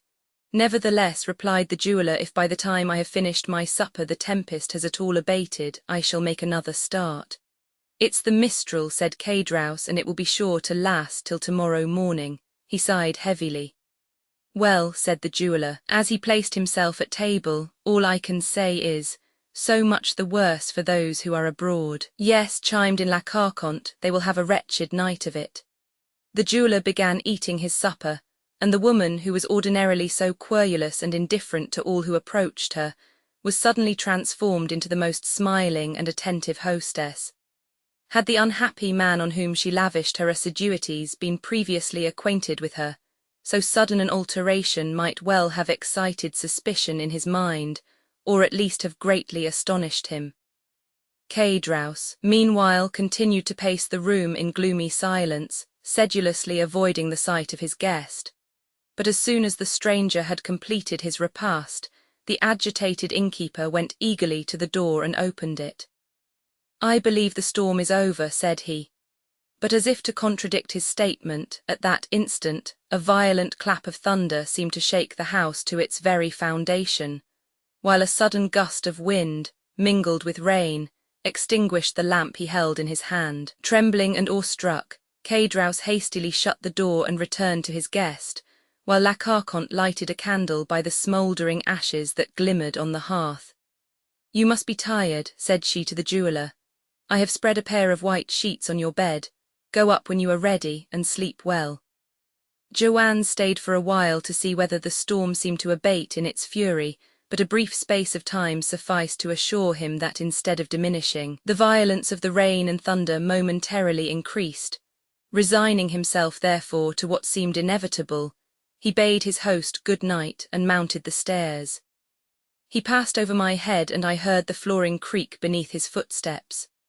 The quick, eager glance of La Carconte followed him as he ascended, while Cédras, on the contrary, turned his back and seemed most anxiously to avoid even glancing at him. All these circumstances did not strike me as painfully at the time as they have since done. In fact, all that had happened, with the exception of the story of the diamond, which certainly did wear an air of improbability, appeared natural enough and called for neither apprehension nor mistrust. But worn out as I was with fatigue, and fully purposing to proceed onwards directly the tempest abated, I determined to obtain a few hours' sleep. Overhead I could accurately distinguish every movement of the jeweller, who, after making the best arrangements in his power for passing a comfortable night, threw himself on his bed, and I could hear it creak and groan beneath his weight. Insensibly my eyelids grew heavy, deep sleep stole over me, and having no suspicion of anything wrong, I sought not to shake it off. I looked into the kitchen once more and saw Cédras sitting by the side of a long table upon one of the low wooden stools which in country places are frequently used instead of chairs. His back was turned towards me, so that I could not see the expression of his countenance. Neither should I have been able to do so had he been placed differently, as his head was buried between his two hands. La Carconte continued to gaze on him for some time, then shrugging her shoulders, she took her seat immediately opposite to him. At this moment the expiring embers threw up a fresh flame from the kindling of a piece of wood that lay near, and a bright light flashed over the room. La Carconte still kept her eyes fixed on her husband, but as he made no sign of changing his position, she extended her hard, bony hand and touched him on the forehead. Cédras shuddered. The woman's lips seemed to move as though she were talking, but because she merely spoke in an undertone, or my senses were dulled by sleep, I did not catch a word she uttered.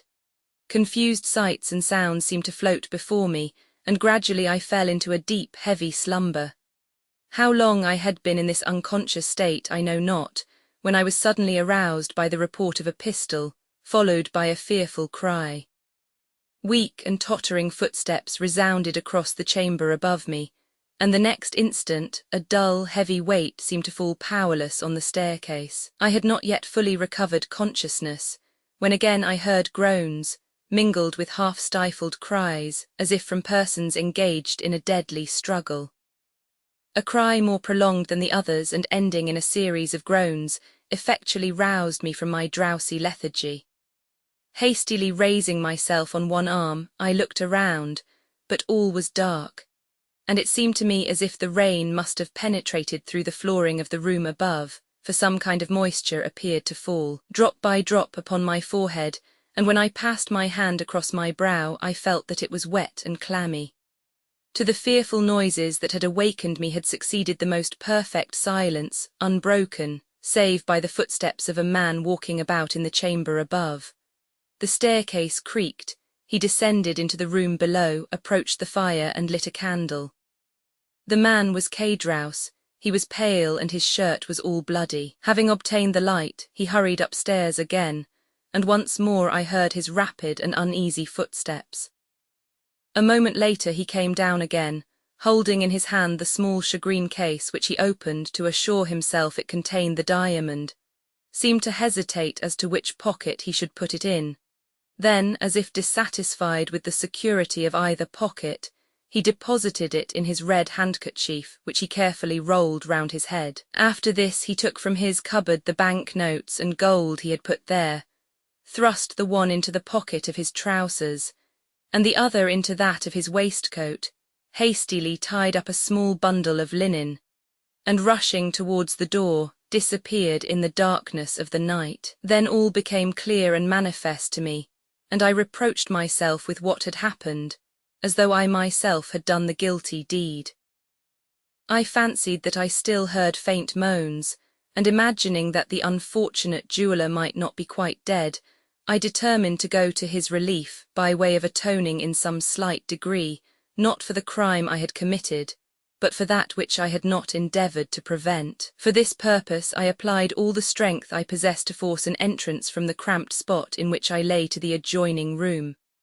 The poorly fastened boards which alone divided me from it yielded to my efforts, and I found myself in the house. Hastily snatching up the lighted candle, I hurried to the staircase. About midway a body was lying quite across the stairs. It was that of La Carconte. The pistol I had heard had doubtless been fired at her. The shot had frightfully lacerated her throat, leaving 2 gaping wounds from which, as well as the mouth, the blood was pouring in floods. She was stone dead. I strode past her and ascended to the sleeping chamber, which presented an appearance of the wildest disorder.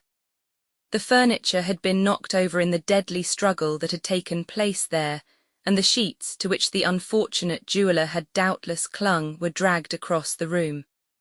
The murdered man lay on the floor, his head leaning against the wall, and about him was a pool of blood which poured forth from 3 large wounds in his breast. There was a 4th gash, in which a long table knife was plunged up to the handle. I stumbled over some object. I stooped to examine. It was the 2nd pistol, which had not gone off, probably from the powder being wet. I approached the jeweller, who was not quite dead, and at the sound of my footsteps and the creaking of the floor, he opened his eyes, fixed them on me with an anxious and inquiring gaze, moved his lips as though trying to speak, then, overcome by the effort, fell back and expired. This appalling sight almost bereft me of my senses, and finding that I could no longer be of service to anyone in the house, my only desire was to fly. I rushed towards the staircase, clutching my hair and uttering a groan of horror. Upon reaching the room below, I found 5 or 6 custom-house officers and 2 or 3 gendarmes, all heavily armed. They threw themselves upon me. I made no resistance. I was no longer master of my senses. When I strove to speak, a few inarticulate sounds alone escaped my lips. As I noticed the significant manner in which the whole party pointed to my blood-stained garments, I involuntarily surveyed myself, and then I discovered that the thick warm drops that had so bedewed me as I lay beneath the staircase must have been the blood of La Carconte. I pointed to the spot where I had concealed myself. "What does he mean?" asked a gendarme. One of the officers went to the place I directed. "He means," replied the man upon his return, "that he got in that way, and he showed the hole I had made when I broke through." Then I saw that they took me for the assassin. I recovered force and energy enough to free myself from the hands of those who held me, while I managed to stammer forth, "I did not do it. Indeed, I did not." A couple of gendarmes held the muzzles of their carbines against my breast. "Stir but a step," said they, "and you are a dead man." "Why should you threaten me with death?" cried I, "when I have already declared my innocence." "Tush, tush," cried the men, "keep your innocent stories to tell to the judge at Nimes. Meanwhile, come along with us, and the best advice we can give you is to do so unresistingly." Alas, resistance was far from my thoughts. I was utterly overpowered by surprise and terror, and without a word I suffered myself to be handcuffed and tied to a horse's tail, and thus they took me to Nimes. I had been tracked by a customs officer, who had lost sight of me near the tavern.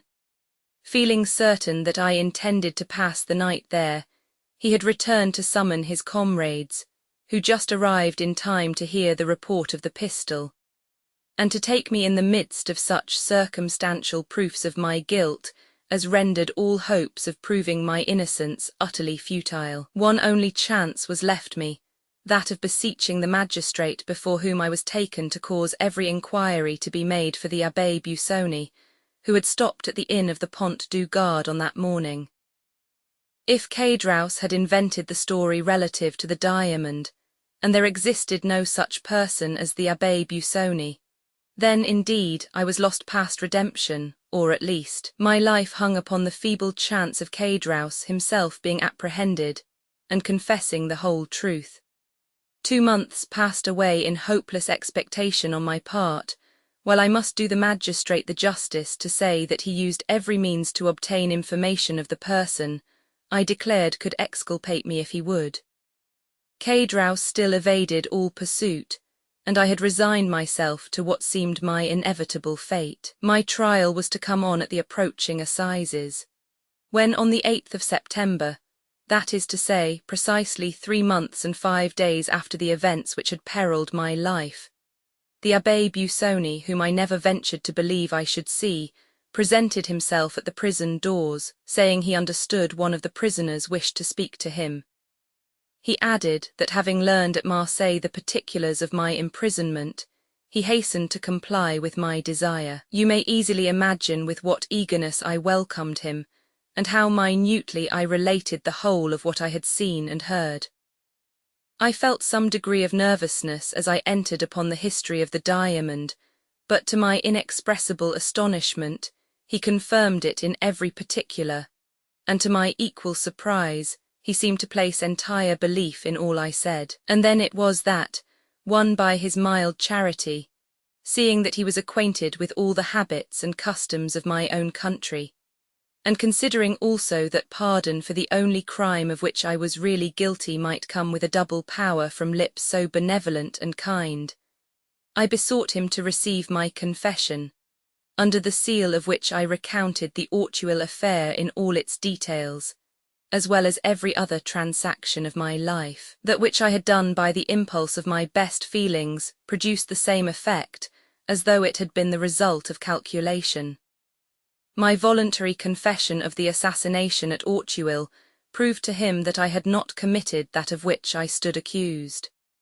When he quitted me, he bade me be of good courage, and to rely upon his doing all in his power to convince my judges of my innocence. I had speedy proofs that the excellent abbé was engaged in my behalf, for the rigours of my imprisonment were alleviated by many trifling though acceptable indulgences, and I was told that my trial was to be postponed to the assizes following those now being held. In the interim it pleased Providence to cause the apprehension of Cadraus, who was discovered in some distant country, and brought back to France, where he made a full confession, refusing to make the fact of his wife's having suggested and arranged the murder any excuse for his own guilt. The wretched man was sentenced to the galleys for life, and I was immediately set at liberty. And then it was, I presume, said Monte Cristo, that you came to me as the bearer of a letter from the Abbé Busoni. It was, Your Excellency. The benevolent abbé took an evident interest in all that concerned me. Your mode of life as a smuggler, said he to me one day, will be the ruin of you. If you get out, don't take it up again. But how, inquired I, am I to maintain myself and my poor sister? A person whose confessor I am, replied he, and who entertains a high regard for me, applied to me a short time since to procure him a confidential servant. Would you like such a post? If so, I will give you a letter of introduction to him. Oh, father, I exclaimed, you are very good, but you must swear solemnly that I shall never have reason to repent my recommendation. I extended my hand, and was about to pledge myself by any promise he would dictate, but he stopped me. It is unnecessary for you to bind yourself by any vow, said he. I know and admire the Corsican nature too well to fear you. Here, take this, continued he, after rapidly writing the few lines I brought to your Excellency, and upon receipt of which you deign to receive me into your service, and proudly I ask whether your Excellency has ever had cause to repent having done so. No, replied the Count. I take pleasure in saying that you have served me faithfully, Bertuccio, but you might have shown more confidence in me. I, your Excellency.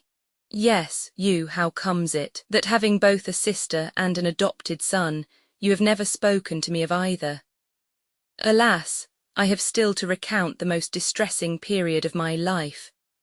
Anxious as you may suppose I was to behold and comfort my dear sister, I lost no time in hastening to Corsica, but when I arrived at Rogliano I found a house of mourning, the consequences of a scene so horrible that the neighbours remember and speak of it to this day. Acting by my advice, my poor sister had refused to comply with the unreasonable demands of Benedetto, who was continually tormenting her for money, as long as he believed there was a sou left in her possession. One morning he threatened her with the severest consequences if she did not supply him with what he desired, and disappeared and remained away all day, leaving the kind-hearted Assunta, who loved him as if he were her own child, to weep over his conduct and bewail his absence. Evening came, and still, with all the patient solicitude of a mother, she watched for his return. As the 11th hour struck, he entered with a swaggering air, attended by two of the most dissolute and reckless of his boon companions. She stretched out her arms to him, but they seized hold of her, and one of the three, none other than the accursed Benedetto, exclaimed, "Put her to torture, and she'll soon tell us where her money is." It unfortunately happened that our neighbour Wasilio was at Bastia, leaving no person in his house but his wife. No human creature beside could hear or see anything that took place within our dwelling. Two held poor Assunta, who, unable to conceive that any harm was intended to her, smiled in the face of those who were soon to become her executioners.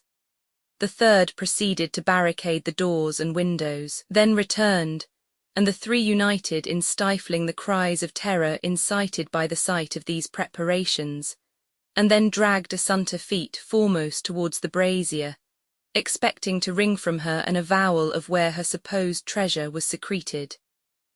In the struggle her clothes caught fire, and they were obliged to let go their hold in order to preserve themselves from sharing the same fate. Covered with flames, Assunta rushed wildly to the door, but it was fastened.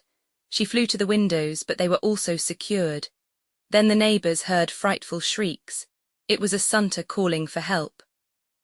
The cries died away in groans, and next morning, as soon as Wasilio's wife could muster up courage to venture abroad, she caused the door of our dwelling to be opened by the public authorities, when Assunta, although dreadfully burnt, was found still breathing. Every drawer and closet in the house had been forced open, and the money stolen.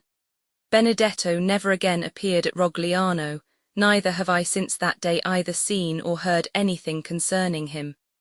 It was subsequently to these dreadful events that I waited on your Excellency, to whom it would have been folly to have mentioned Benedetto, since all trace of him seemed entirely lost, or of my sister, since she was dead. And in what light did you view the occurrence? Inquired Monte Cristo. As a punishment for the crime I had committed, answered Bertuccio. Oh, those Villeforts are an accursed race. Truly they are, murmured the Count in a lugubrious tone.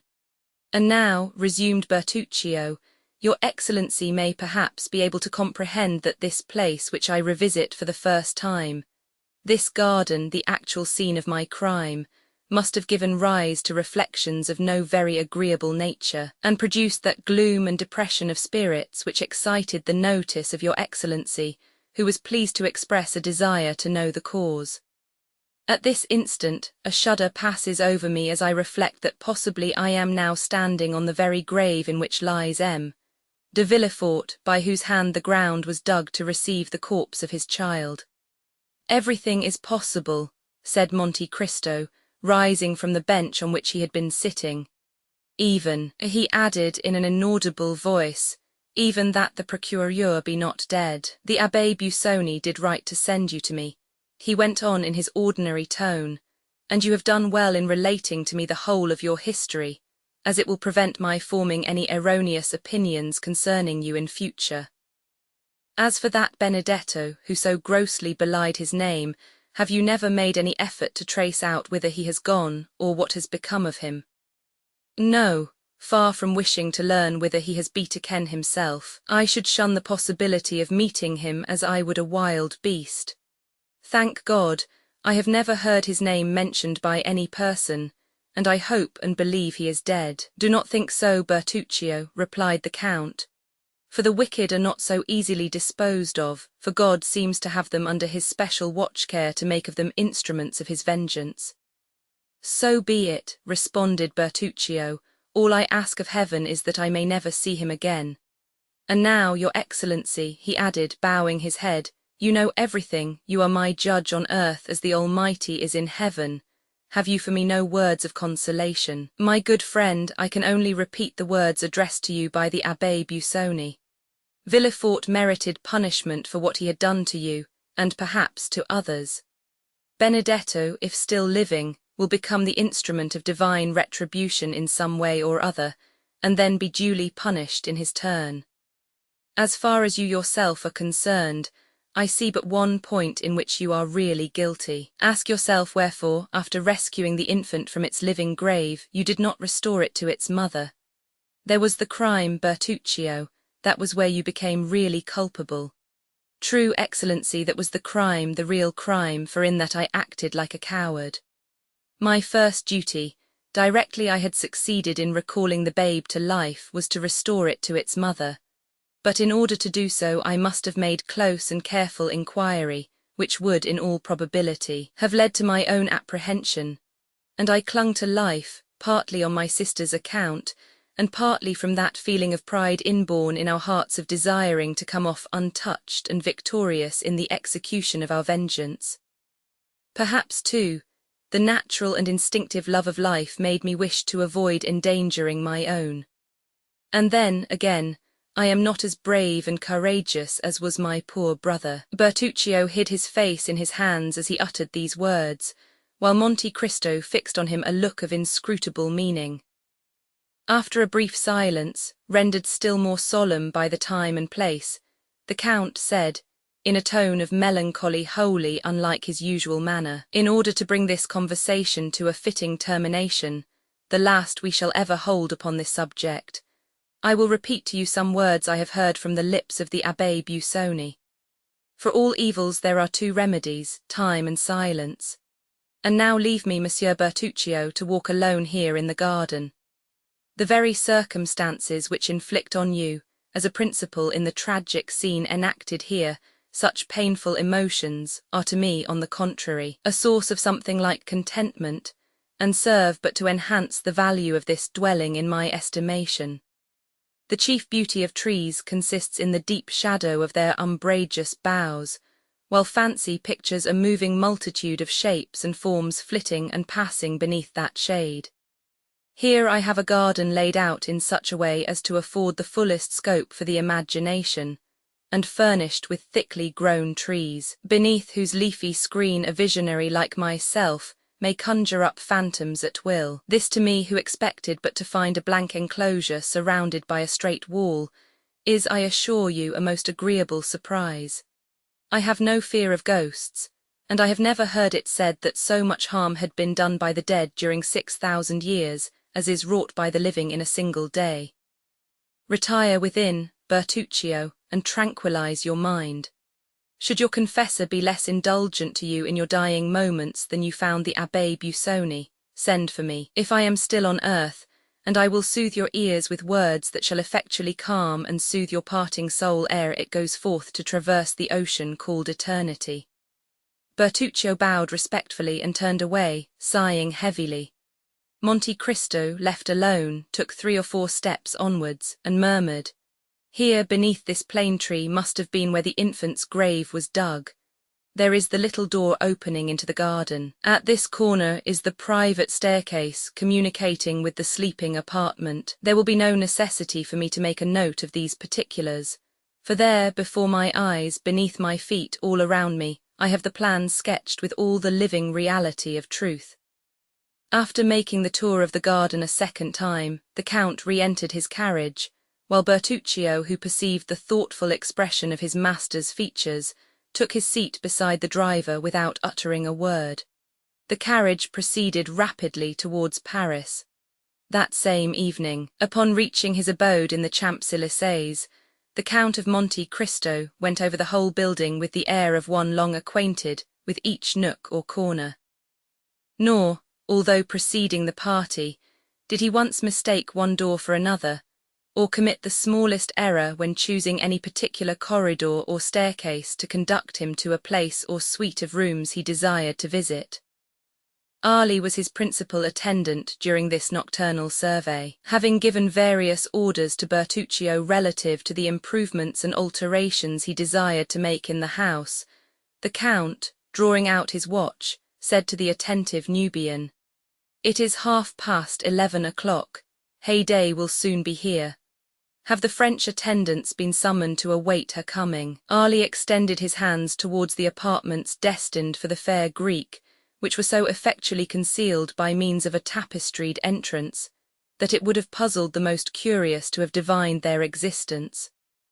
Ali, having pointed to the apartments, held up 3 fingers of his right hand, and then, placing it beneath his head, shut his eyes and feigned to sleep. "I understand," said Monte Cristo, well acquainted with Ali's pantomime. "You mean to tell me that 3 female attendants await their new mistress in her sleeping chamber?" Ali, with considerable animation, made a sign in the affirmative. "Madame will be tired tonight," continued Monte Cristo, "and will, no doubt, wish to rest. Desire the French attendants not to weary her with questions, but merely to pay their respectful duty and retire. You will also see that the Greek servants hold no communication with those of this country." He bowed. Just at that moment, voices were heard hailing the concierge. The gate opened. A carriage rolled down the avenue and stopped at the steps. The Count hastily descended, presented himself at the already opened carriage door, and held out his hand to a young woman, completely enveloped in a green silk mantle heavily embroidered with gold. She raised the hand extended towards her to her lips, and kissed it with a mixture of love and respect. Some few words passed between them in that sonorous language in which Homer makes his gods converse. The young woman spoke with an expression of deep tenderness, while the Count replied with an air of gentle gravity. Preceded by Ali, who carried a rose-coloured flambeau in his hand, the young lady, who was no other than the lovely Greek who had been Monte Cristo's companion in Italy, was conducted to her apartments, while the Count retired to the pavilion reserved for himself. In another hour every light in the house was extinguished, and it might have been thought that all its inmates slept. Chapter 46.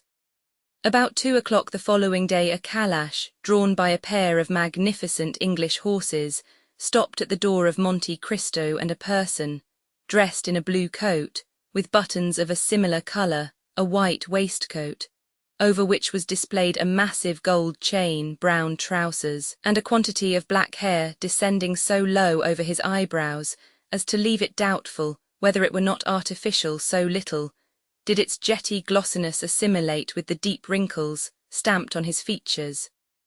A person, in a word, who, although evidently past 50, desired to be taken for not more than 40, bent forwards from the carriage door, on the panels of which were emblazoned the armorial bearings of a baron, and directed his groom to inquire at the porter's lodge whether the Count of Monte Cristo resided there, and if he were within. While waiting, the occupant of the carriage surveyed the house, the garden as far as he could distinguish it, and the livery of servants who passed to and fro, with an attention so close as to be somewhat impertinent.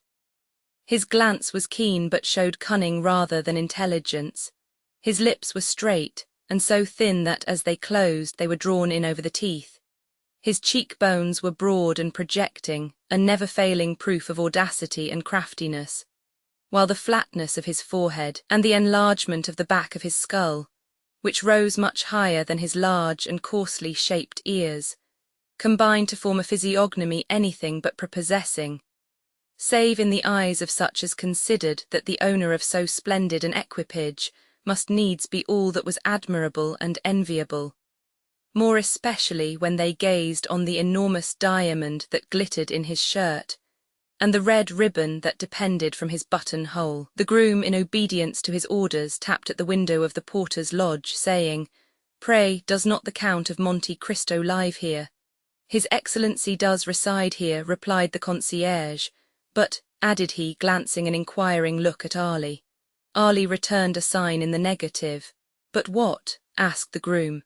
"His Excellency does not receive visitors today." Then here is my master's card, the Baron Danglars. You will take it to the Count and say that, although in haste to attend the chamber, my master came out of his way to have the honour of calling upon him. I never speak to his Excellency, replied the concierge. The valet de chamber will carry your message. The groom returned to the carriage. Well? Asked Danglars. The man, somewhat crestfallen by the rebuke he had received, repeated what the concierge had said. Bless me, murmured Baron Danglars. This must surely be a prince instead of a count by their styling him Excellency, and only venturing to address him by the medium of his valet de chamber. However, it does not signify. He has a letter of credit on me, so I must see him when he requires his money. Then, throwing himself back in his carriage, Danglars called out to his coachman, in a voice that might be heard across the road, to the Chamber of Deputies. Apprised in time of the visit paid him, Monte Cristo had, from behind the blinds of his pavilion, as minutely observed the Baron, by means of an excellent lorgnette, as Danglars himself had scrutinized the house, garden, and servants. That fellow has a decidedly bad countenance, said the Count in a tone of disgust as he shut up his glass into its ivory case. How comes it that all do not retreat in aversion at sight of that flat, receding, serpent-like forehead, round, vulture-shaped head, and sharp-hooked nose like the beak of a buzzard? Ali, cried he, striking at the same time on the brazen gong. Ali appeared. Summon Bertuccio, said the Count. Almost immediately Bertuccio entered the apartment. Did your Excellency desire to see me? Inquired he. I did, replied the Count. You no doubt observed the horses standing a few minutes since at the door. Certainly, your Excellency.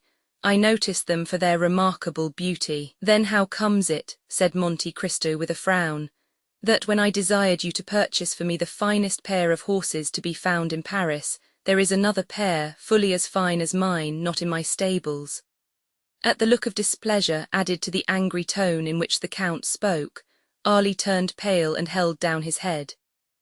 It is not your fault, my good Ali, said the Count in the Arabic language, and with a gentleness none would have thought him capable of showing, either in voice or face. It is not your fault, you do not understand the points of English horses. The countenance of poor Ali recovered its serenity. Permit me to assure your Excellency, said Bertuccio, that the horses you speak of were not to be sold when I purchased yours. Monte Cristo shrugged his shoulders. It seems, Sir Steward, said he, that you have yet to learn that all things are to be sold to such as care to pay the price. His Excellency is not, perhaps, as aware that Danglars gave 16,000 francs for his horses. Very well. Then offer him double that sum. A banker never loses an opportunity of doubling his capital. Is your Excellency really in earnest? Inquired the steward. Monte Cristo regarded the person who durst presume to doubt his words with the look of one equally surprised and displeased. I have to pay a visit this evening, replied he. I desire that these horses, with completely new harness, may be at the door with my carriage. Bertuccio bowed and was about to retire, but when he reached the door he paused and then said, At what o'clock does your Excellency wish the carriage and horses to be ready? At 5 o'clock, replied the Count. I beg your Excellency's pardon, interposed the steward in a deprecating manner, for venturing to observe that it is already 2 o'clock. I am perfectly aware of that fact, answered Monte Cristo calmly. Then turning towards Ali he said, Let all the horses in my stables be led before the windows of your young lady, that she may select those she prefers for her carriage. Request her also to oblige me by saying whether it is her pleasure to dine with me. If so, let dinner be served in her apartments. Now leave me, and desire my valet de chamber to come hither. Scarcely had Ali disappeared when the valet entered the chamber. Monsieur Baptistin, said the Count, you have been in my service 1 year, the time I generally give myself to judge of the merits or demerits of those about me. You suit me very well. Baptistin bowed low. It only remains for me to know whether I also suit you. Oh, your Excellency, exclaimed Baptistin eagerly. Listen, if you please, till I have finished speaking, replied Monte Cristo. You receive 1,500 francs per annum for your services here, more than many a brave subaltern, who continually risks his life for his country, obtains. You live in a manner far superior to many clerks who work 10 times harder than you do for their money. Then, though yourself a servant, you have other servants to wait upon you, take care of your clothes, and see that your linen is duly prepared for you. Again, you make a profit upon each article you purchase for my toilet, amounting in the course of a year to a sum equaling your wages. Nay, indeed, your Excellency, I am not condemning you for this, Monsieur Baptistin, but let your profits end here. It would be long indeed ere you would find so lucrative a post as that you have now the good fortune to fill. I neither ill-use nor ill-treat my servants by word or action.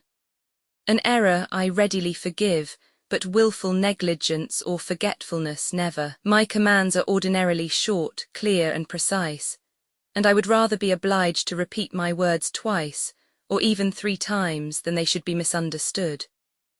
I am rich enough to know whatever I desire to know, and I can promise you I am not wanting in curiosity. If then I should learn that you had taken upon yourself to speak of me to anyone favourably or unfavourably, to comment on my actions, or watch my conduct, that very instant you would quit my service. You may now retire. I never caution my servants a second time, remember that. Baptistin bowed and was proceeding towards the door. I forgot to mention to you, said the Count, that I lay yearly aside a certain sum for each servant in my establishment. Those whom I am compelled to dismiss lose, as a matter of course, all participation in this money, while their portion goes to the fund accumulating for those domestics who remain with me, and among whom it will be divided at my death. You have been in my service a year, your fund has already begun to accumulate, let it continue to do so. This address, delivered in the presence of Ali, who, not understanding one word of the language in which it was spoken, stood wholly unmoved, produced an effect on M. Baptistin only to be conceived by such as have occasion to study the character and disposition of French domestics. I assure your Excellency, said he, that at least it shall be my study to merit your approbation in all things, and I will take M. Ali as my model. By no means, replied the Count in the most frigid tones. Ali has many faults mixed with most excellent qualities. He cannot possibly serve you as a pattern for your conduct, not being as you are a paid servant but a mere slave, a dog who, should he fail in his duty towards me, I should not discharge from my service but kill. Baptistin opened his eyes with astonishment. You seem incredulous, said Monte Cristo, who repeated to Ali in the Arabic language what he had just been saying to Baptistin in French. The Nubian smiled assentingly to his master's words, then, kneeling on one knee, respectfully kissed the hand of the Count. This corroboration of the lesson he had just received put the finishing stroke to the wonder and stupefaction of M. Baptistin. The Count then motioned the valet de chambre to retire, and to Ali to follow to his study, where they conversed long and earnestly together.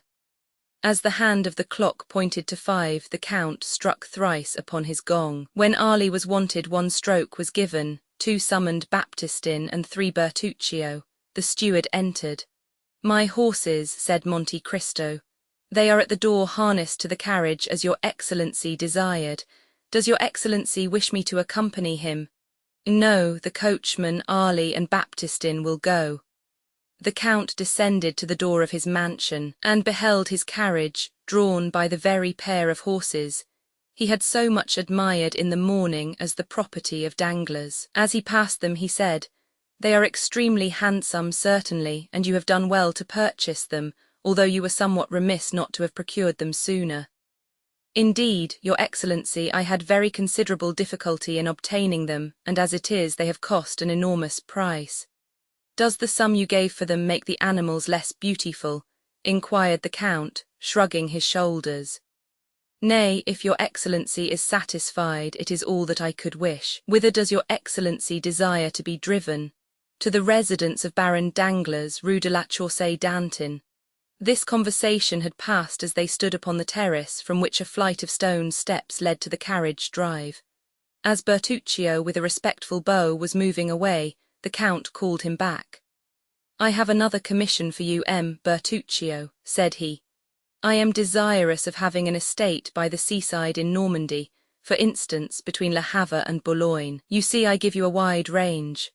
It will be absolutely necessary that the place you may select have a small harbour, creek or bay into which my corvette can enter and remain at anchor.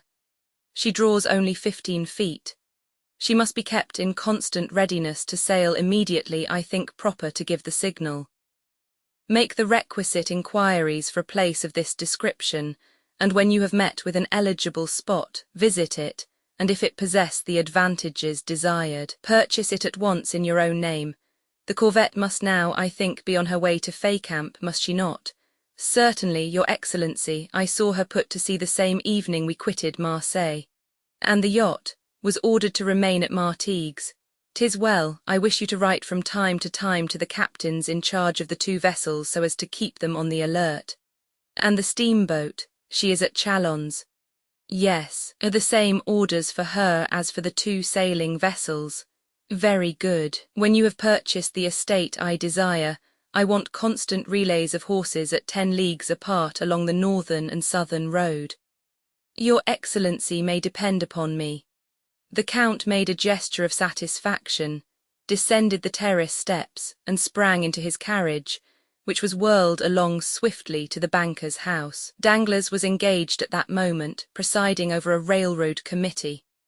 But the meeting was nearly concluded when the name of his visitor was announced.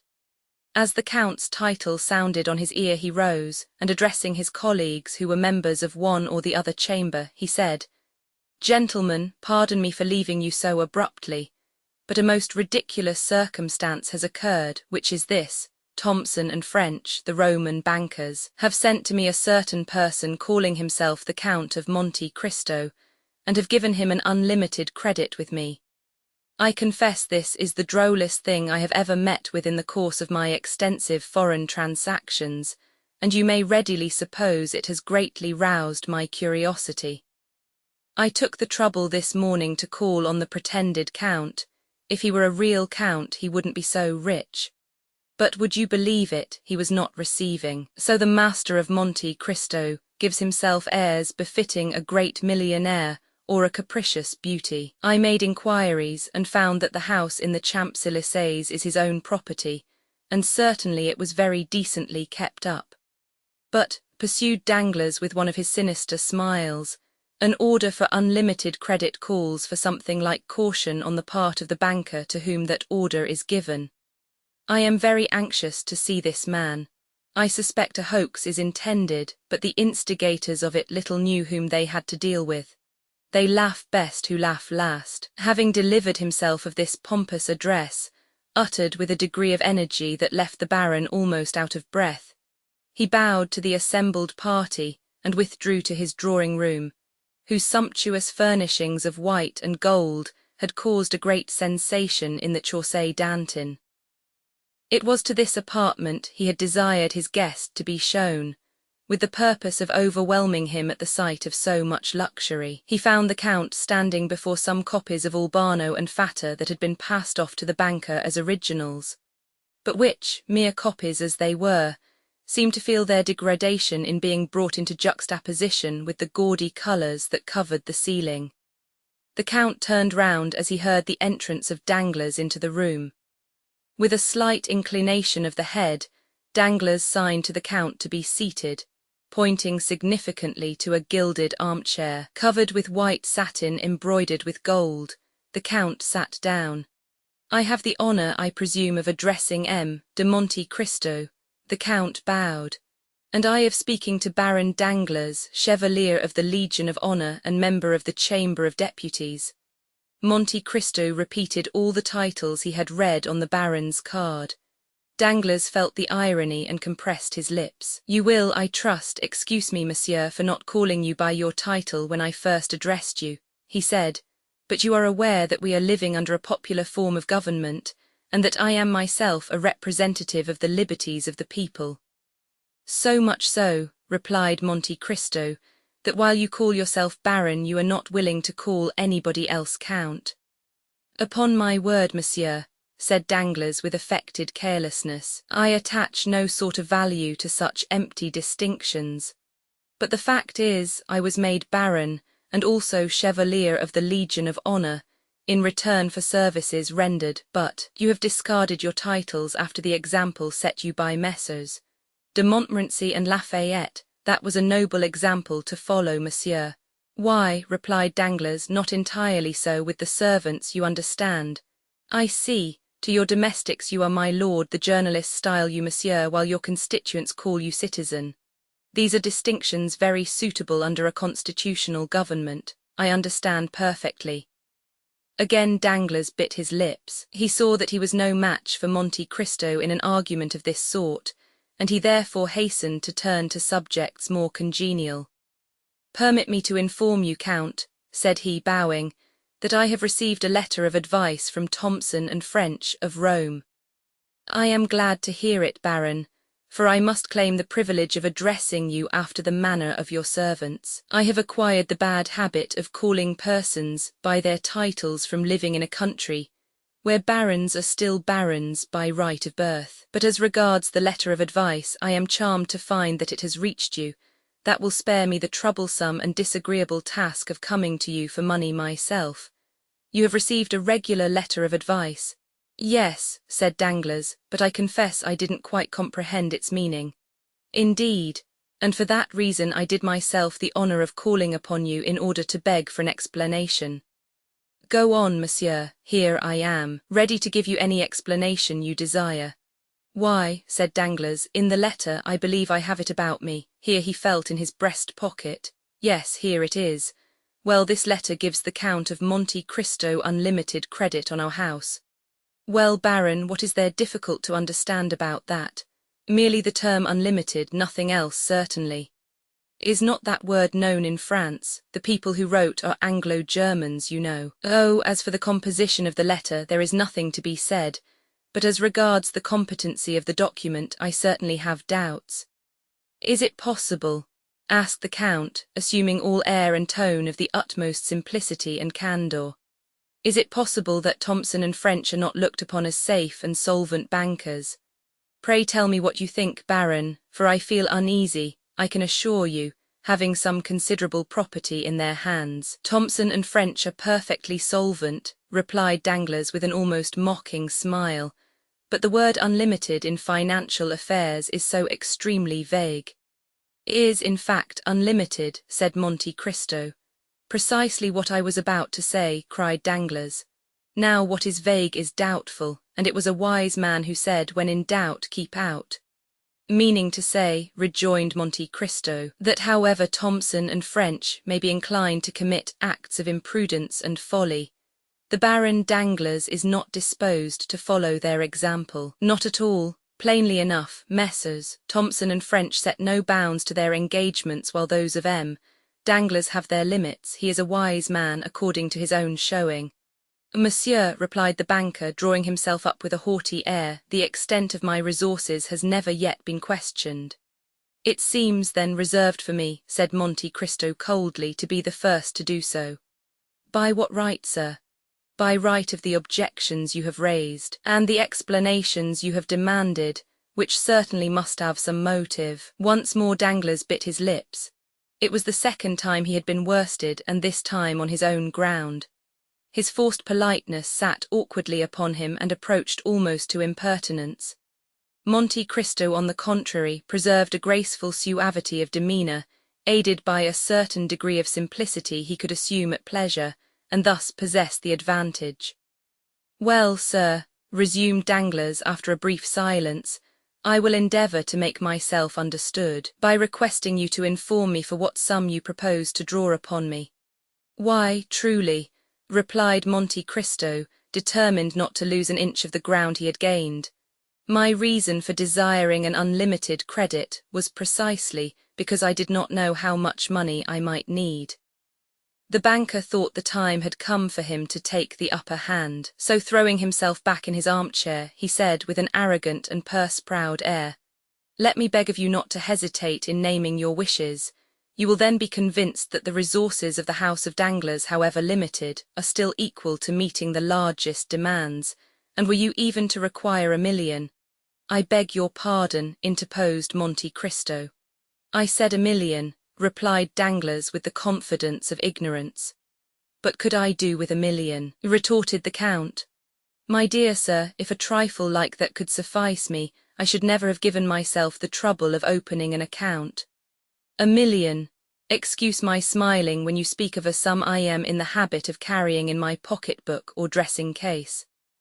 And with these words, Monte Cristo took from his pocket a small case containing his visiting cards, and drew forth 2 orders on the treasury for 500,000 francs each, payable at sight to the bearer. A man like Danglars was wholly inaccessible to any gentler method of correction.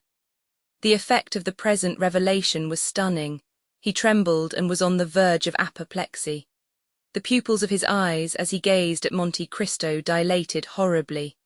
"Come, come," said Monte Cristo, "confess honestly that you have not perfect confidence in Thomson and French." "I understand, and foreseeing that such might be the case, I took, in spite of my ignorance of affairs, certain precautions. See, here are 2 similar letters to that you have yourself received.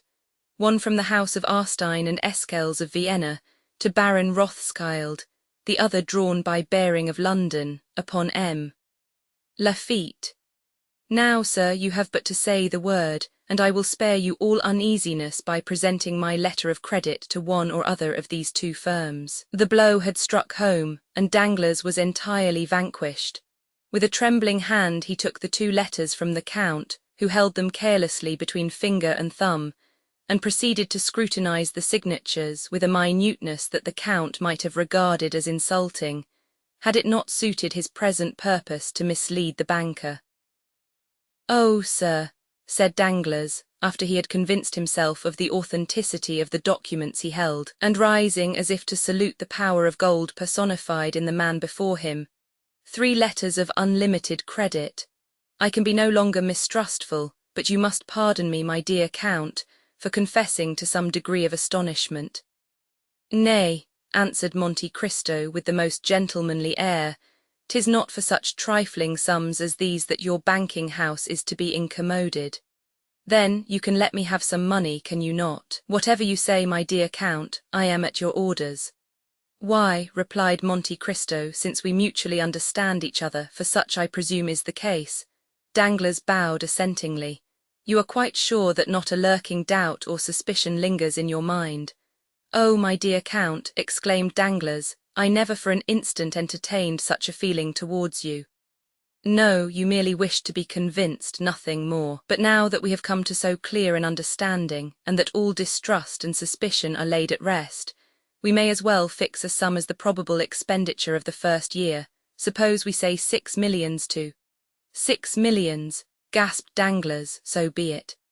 "Then, if I should require more," continued Monte Cristo in a careless manner, "why, of course, I should draw upon you, but my present intention is not to remain in France more than a year, and during that period I scarcely think I shall exceed the sum I mentioned.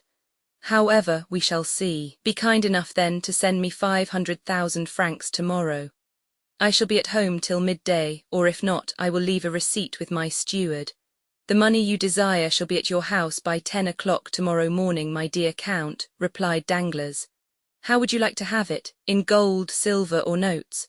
"Half in gold and the other half in banknotes, if you please," said the Count, rising from his seat. "I must confess to you, Count," said Danglars, "that I have hitherto imagined myself acquainted with the degree of all the great fortunes of Europe, and still wealth such as yours has been wholly unknown to me. May I presume to ask whether you have long possessed it?" "It has been in the family a very long while," returned Monte Cristo. "A sort of treasure expressly forbidden to be touched for a certain period of years, during which the accumulated interest has doubled the capital. The period appointed by the testator for the disposal of these riches occurred only a short time ago, and they have only been employed by me within the last few years. Your ignorance on the subject, therefore, is easily accounted for. However, you will be better informed as to me and my possessions ere long." And the Count, while pronouncing these latter words, accompanied them with one of those ghastly smiles that used to strike terror into poor Franz d'Épinay. "With your tastes, and means of gratifying them," continued Danglars, You will exhibit a splendour that must effectually put us poor miserable millionaires quite in the shade. If I mistake not, you are an admirer of paintings, at least I judged so from the attention you appeared to be bestowing on mine when I entered the room. If you will permit me, I shall be happy to show you my picture gallery, composed entirely of works by the ancient masters, warranted as such. Not a modern picture among them. I cannot endure the modern school of painting. You are perfectly right in objecting to them for this one great fault, that they have not yet had time to become old. Or will you allow me to show you several fine statues by Thorwaldsen, Bartoloni and Canova, all foreign artists, for as you may perceive I think but very indifferently of our French sculptors. You have a right to be unjust to them, monsieur, they are your compatriots, but all this may come later when we shall be better known to each other. For the present I will confine myself, if perfectly agreeable to you, to introducing you to the Baroness Danglars. Excuse my impatience, my dear Count, but a client like you is almost like a member of the family. Monte Cristo bowed in sign that he accepted the proffered honour. Danglars rang and was answered by a servant in a showy livery. "Is the Baroness at home?" inquired Danglars. "Yes, my lord," answered the man. "And alone?" "No, my lord, madam has visitors." "Have you any objection to meet any persons who may be with madam, or do you desire to preserve a strict incognito?" "No, indeed," replied Monte Cristo with a smile, "I do not arrogate to myself the right of so doing." "And who is with madam?" "M. Debray," inquired Danglars with an air of indulgence and good nature that made Monte Cristo smile, acquainted as he was with the secrets of the banker's domestic life. "Yes, my lord," replied the servant, "M. Debray is with madam." Danglars nodded his head, then turning to Monte Cristo said, "M. Lucien Debray is an old friend of ours and private secretary to the Minister of the Interior. As for my wife, I must tell you, she lowered herself by marrying me, for she belongs to one of the most ancient families in France. Her maiden name was de Servières, and her first husband was Colonel the Marquis of Nargon. I have not the honour of knowing Madame Danglars, but I have already met M. Lucien Debray." "Ah, indeed," said Danglars, "and where was that?" "At the house of M. de Morcerf." "Ah, you are acquainted with the young Viscount, are you? We were together a good deal during the carnival at Rome." "True, true," cried Danglars. "Let me see, have I not heard talk of some strange adventure with bandits or thieves hid in ruins, and of his having had a miraculous escape? I forget how, but I know he used to amuse my wife and daughter by telling them about it after his return from Italy." "Her ladyship is waiting to receive you, gentlemen," said the servant who had gone to inquire the pleasure of his mistress. "With your permission," said Danglars, bowing, "I will precede you to show you the way." "By all means," replied Monte Cristo, "I follow you." Chapter 47. The Baron, followed by the Count, traversed a long series of apartments, in which the prevailing characteristics were heavy magnificence and the gaudiness of ostentatious wealth, until he reached the boudoir of Madame Danglars, a small octagonal-shaped room, hung with pink satin, covered with white Indian muslin. The chairs were of ancient workmanship and materials. Over the doors were painted sketches of shepherds and shepherdesses, after the style and manner of Boucher, and at each side pretty medallions in crayons, harmonizing well with the furnishings of this charming apartment, the only one throughout the great mansion in which any distinctive taste prevailed. The truth was, it had been entirely overlooked in the plan arranged and followed out by M. Danglars and his architect, who had been selected to aid the Baron in the great work of improvement, solely because he was the most fashionable and celebrated decorator of the day. The decorations of the boudoir had then been left entirely to Madame Danglars and Lucien Debray.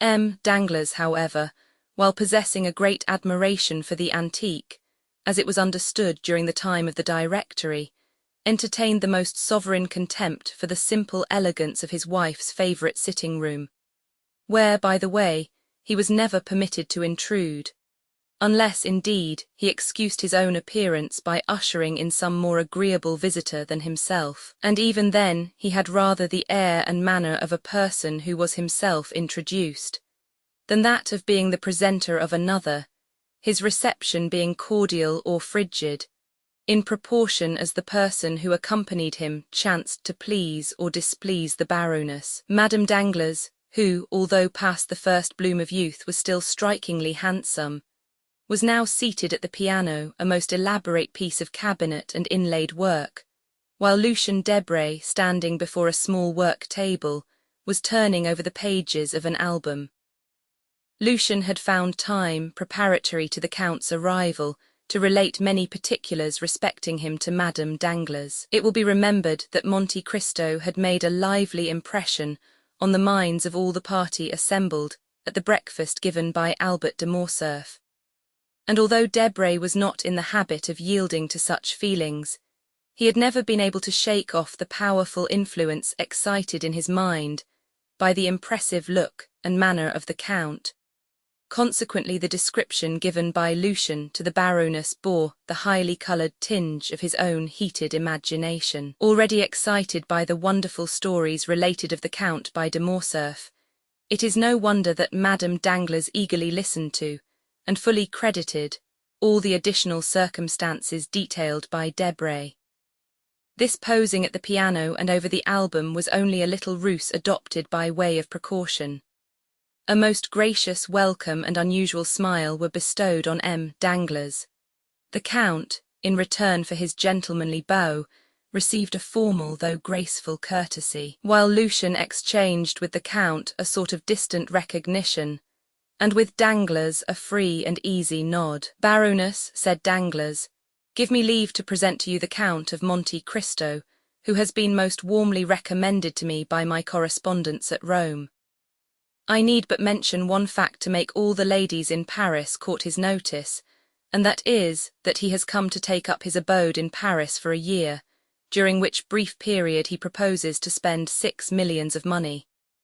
That means balls, dinners, and lawn parties without end, in all of which I trust the Count will remember us, as he may depend upon it we shall him, in our own humble entertainments."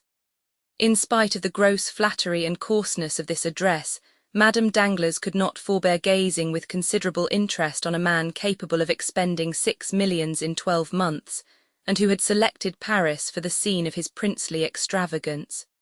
"And when did you arrive here?" inquired she. "Yesterday morning, madam, coming, as usual, I presume, from the extreme end of the globe. Pardon me, at least such I have heard is your custom." "Nay, madam, this time I have merely come from Cadiz. You have selected a most unfavourable moment for your first visit. Paris is a horrible place in summer. Balls, parties, and fêtes are over. The Italian opera is in London, the French opera everywhere except in Paris. As for the Théâtre Français, you know, of course, that it is nowhere. The only amusements left us are the indifferent races at the Champ de Mars and Sattery. Do you propose entering any horses at either of these races, Count?" "I shall do whatever they do at Paris, madam, if I have the good fortune to find someone who will initiate me into the prevalent ideas of amusement." "Are you fond of horses, Count?" "I have passed a considerable part of my life in the East, madam, and you are doubtless aware that the Orientals value only 2 things, the fine breeding of their horses and the beauty of their women." "Nay, Count," said the Baroness, "it would have been somewhat more gallant to have placed the ladies first. You see, madam, how rightly I spoke when I said I required a preceptor to guide me in all my sayings and doings here." At this instant the favourite attendant of Madame Danglars entered the boudoir. Approaching her mistress, she spoke some words in an undertone. Madame Danglars turned very pale, then exclaimed, "I cannot believe it, the thing is impossible." "I assure you, madam," replied the woman, "it is as I have said." Turning impatiently towards her husband, Madame Danglars demanded, "Is this true?" "Is what true, madam?" inquired Danglars, visibly agitated. "What my maid tells me." "But what does she tell you?" "That when my coachman was about to harness the horses to my carriage, he discovered that they had been removed from the stables without his knowledge. I desire to know what is the meaning of this." "Be kind enough, madam, to listen to me," said Danglars. "Oh yes, I will listen, monsieur, for I am most curious to hear what explanation you will give. These 2 gentlemen shall decide between us, but first I will state the case to them. Gentlemen, continued the Baroness, among the 10 horses in the stables of Baron Danglars are 2 that belong exclusively to me, a pair of the handsomest and most spirited creatures to be found in Paris. But to you, at least, Debray, I need not give a further description, because to you my beautiful pair of dappled greys were well known. Well, I had promised Madame de Villefort the loan of my carriage to drive tomorrow to the boys, but when my coachman goes to fetch the greys from the stables they are gone, positively gone.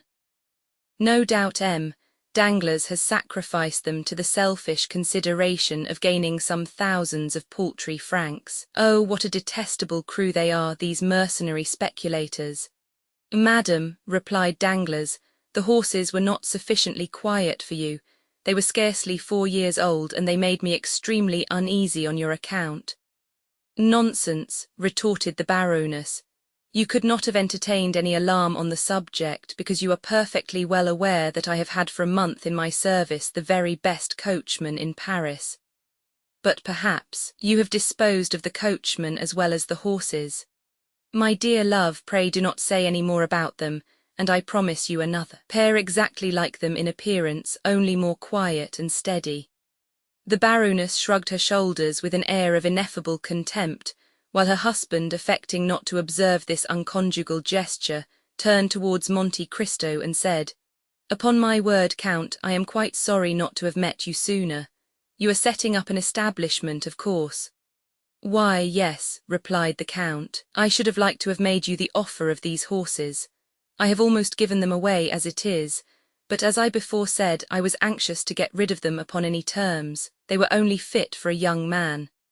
"I am much obliged by your kind intentions towards me," said Monte Cristo, "but this morning I purchased a very excellent pair of carriage horses, and I do not think they were dear.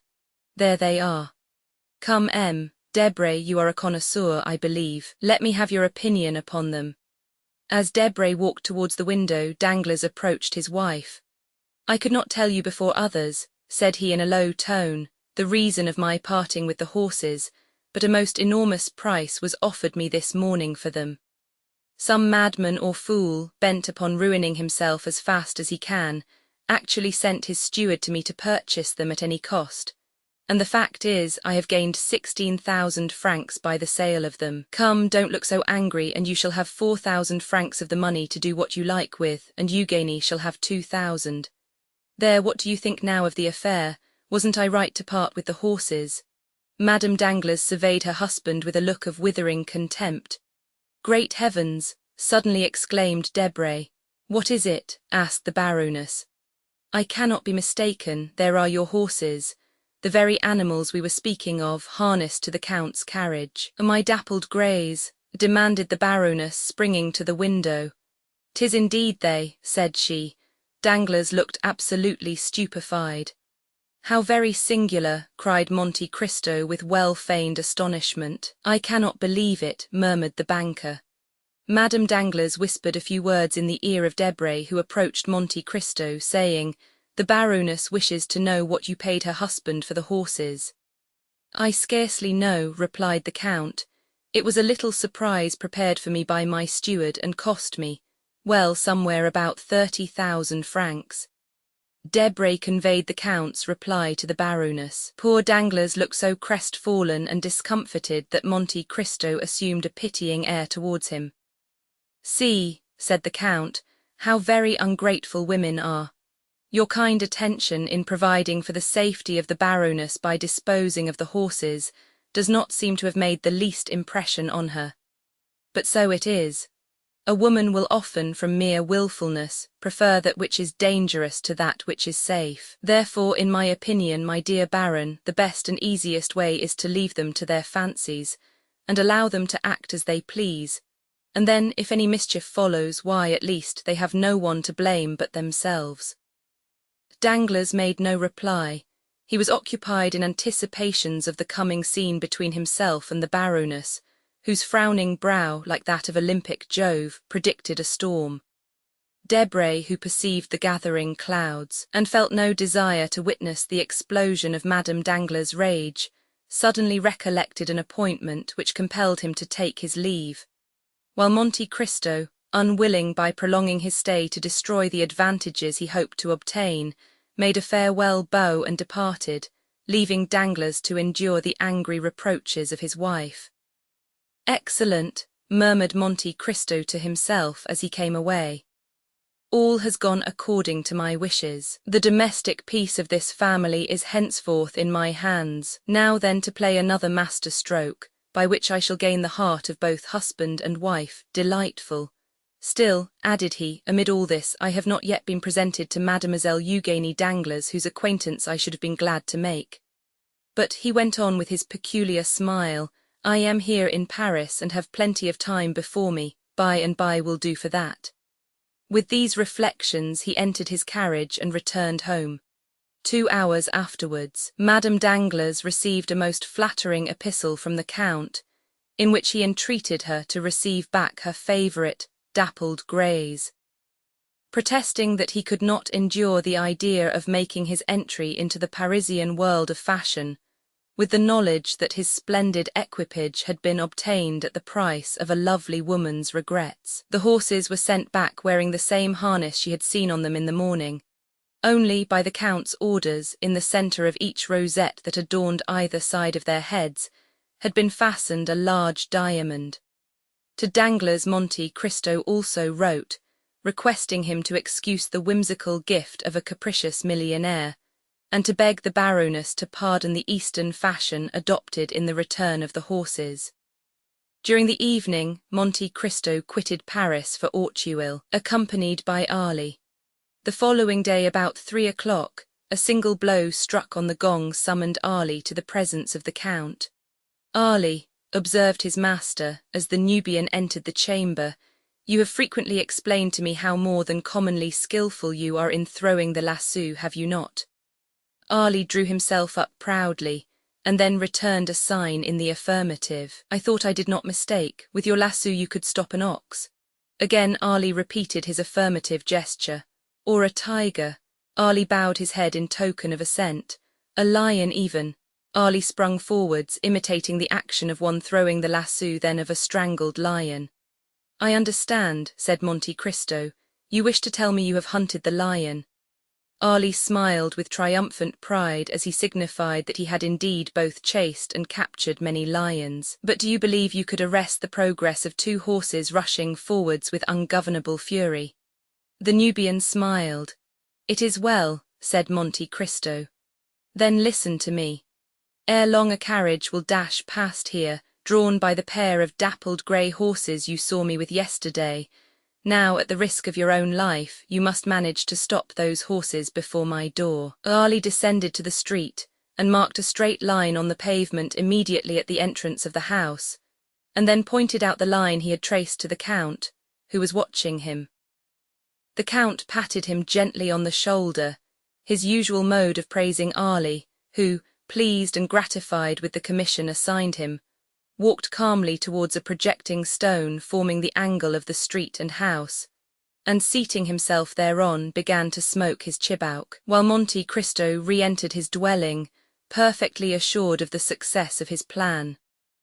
Still, as 5 o'clock approached, and the carriage was momentarily expected by the Count, the indication of more than common impatience and uneasiness might be observed in his manner. He stationed himself in a room commanding a view of the street, pacing the chamber with restless steps, stopping merely to listen from time to time for the sound of approaching wheels, then to cast an anxious glance on Ali. But the regularity with which the Nubian puffed forth the smoke of his chibouk proved that he at least was wholly absorbed in the enjoyment of his favourite occupation. Suddenly, a distant sound of rapidly advancing wheels was heard, and almost immediately a carriage appeared, drawn by a pair of wild, ungovernable horses, while the terrified coachman strove in vain to restrain their furious speed. In the vehicle was a young woman and a child of about 7 or 8, clasped in each other's arms. Terror seemed to have deprived them even of the power of uttering a cry. The carriage creaked and rattled as it flew over the rough stones, and the slightest obstacle under the wheels would have caused disaster. But it kept on in the middle of the road, and those who saw it pass uttered cries of terror. Ali suddenly cast aside his chibauk, drew the lasso from his pocket, threw it so skillfully as to catch the forelegs of the near horse in its triple fold, and suffered himself to be dragged on for a few steps by the violence of the shock. Then the animal fell over on the pole, which snapped and therefore prevented the other horse from pursuing its way. Gladly availing himself of this opportunity, the coachman leaped from his box, but Ali had promptly seized the nostrils of the second horse and held them in his iron grasp, till the beast, snorting with pain, sunk beside his companion. All this was achieved in much less time than is occupied in the recital. The brief space had, however, been sufficient for a man, followed by a number of servants, to rush from the house before which the accident had occurred, and as the coachman opened the door of the carriage, to take from it a lady who was convulsively grasping the cushions with one hand, while with the other she pressed to her bosom the young boy, who had lost consciousness. Monte Cristo carried them both to the salon, and deposited them on a sofa. "Compose yourself, madam," said he. "All danger is over." The woman looked up at these words, and with a glance far more expressive than any entreaties could have been, pointed to her child, who still continued insensible. "I understand the nature of your alarms, madam," said the Count, carefully examining the child, "but I assure you there is not the slightest occasion for uneasiness. Your little charge has not received the least injury. His insensibility is merely the effects of terror and will soon pass." "Are you quite sure you do not say so to tranquilize my fears? See how deadly pale he is. My child, my darling Edward, speak to your mother, open your dear eyes and look on me once again. Oh, sir, in pity send for a physician. My whole fortune shall not be thought too much for the recovery of my boy." With a calm smile and a gentle wave of the hand, Monte Cristo signed to the distracted mother to lay aside her apprehensions. Then, opening a casket that stood near, he drew forth a phial of Bohemian glass encrusted with gold, containing a liquid of the colour of blood, of which he let fall a single drop on the child's lips. Scarcely had it reached them, ere the boy, though still pale as marble, opened his eyes and eagerly gazed around him. At this, the delight of the mother was almost frantic. "Where am I?" exclaimed she, "and to whom am I indebted for so happy a termination to my late dreadful alarm?"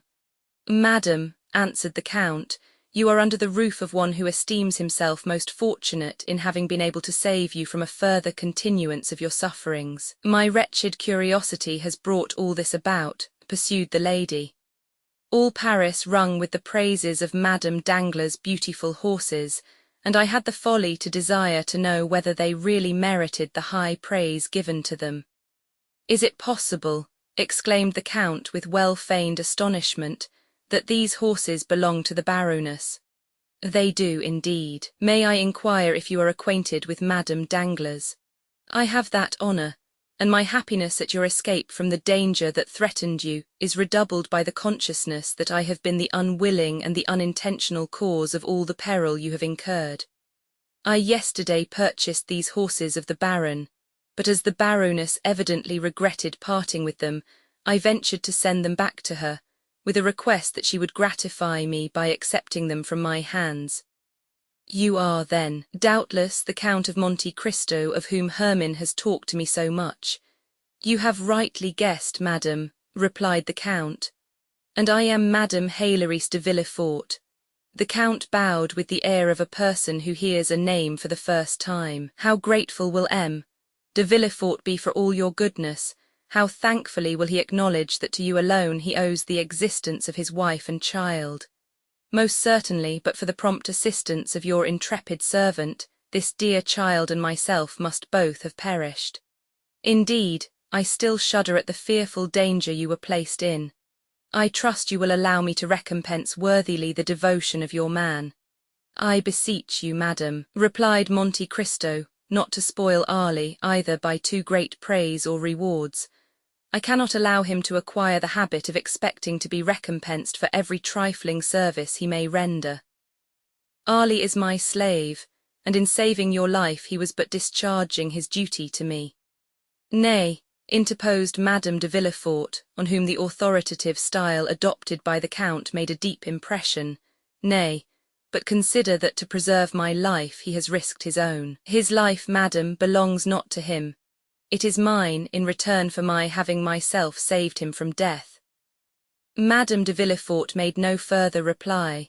Her mind was utterly absorbed in the contemplation of the person who, from the first instant she saw him, had made so powerful an impression on her. During the evident preoccupation of Madame de Villefort, Monte Cristo scrutinized the features and appearance of the boy she kept folded in her arms, lavishing on him the most tender endearments. The child was small for his age, and unnaturally pale. A mass of straight black hair, defying all attempts to train or curl it, fell over his projecting forehead and hung down to his shoulders, giving increased vivacity to eyes already sparkling with a youthful love of mischief and fondness for every forbidden enjoyment. His mouth was large, and the lips, which had not yet regained their colour, were particularly thin. In fact, the deep and crafty look, giving a predominant expression to the child's face, belonged rather to a boy of 12 or 14 than to one so young. His first movement was to free himself by a violent push from the encircling arms of his mother, and to rush forward to the casket from whence the Count had taken the phial of elixir. Then, without asking permission of anyone, he proceeded, in all the wilfulness of a spoiled child unaccustomed to restrain either whims or caprices, to pull the corks out of all the bottles.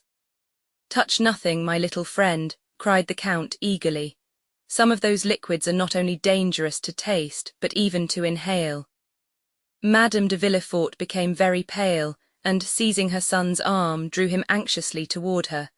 But once satisfied of his safety, she also cast a brief but expressive glance on the casket, which was not lost upon the Count. At this moment Arly entered.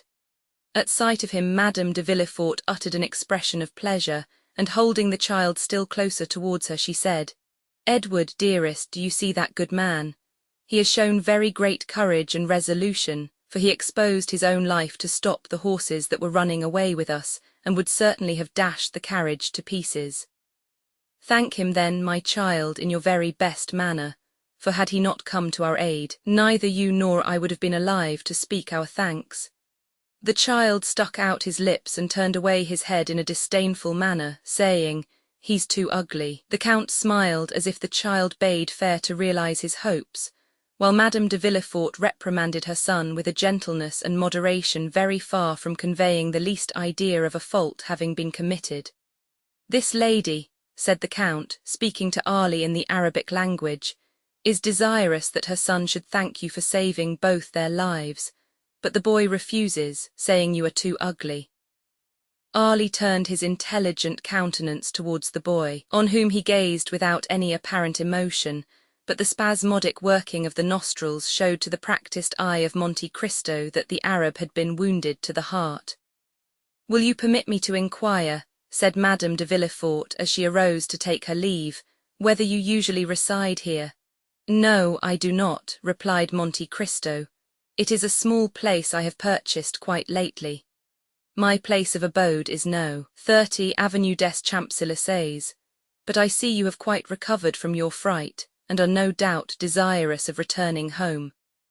Anticipating your wishes, I have desired the same horses you came with to be put to one of my carriages, and Arly, he whom you think so very ugly," continued he, addressing the boy with a smiling air, "will have the honour of driving you home, while your coachman remains here to attend to the necessary repairs of your calash. As soon as that important business is concluded, I will have a pair of my own horses harnessed to convey it direct to Madame Danglars." "I dare not return with those dreadful horses," said Madame de Villefort. "You will see," replied Monte Cristo, "that they will be as different as possible in the hands of Arly. With him they will be gentle and docile as lambs." Arly had indeed given proof of this, for approaching the animals, who had been got upon their legs with considerable difficulty, he rubbed their foreheads and nostrils with a sponge soaked in aromatic vinegar, and wiped off the sweat and foam that covered their mouths. Then, commencing a loud whistling noise, He rubbed them well all over their bodies for several minutes. Then, undisturbed by the noisy crowd collected round the broken carriage, Ali quietly harnessed the pacified animals to the Count's chariot, took the reins in his hands, and mounted the box, when to the utter astonishment of those who had witnessed the ungovernable spirit and maddened speed of the same horses, he was actually compelled to apply his whip in no very gentle manner before he could induce them to start.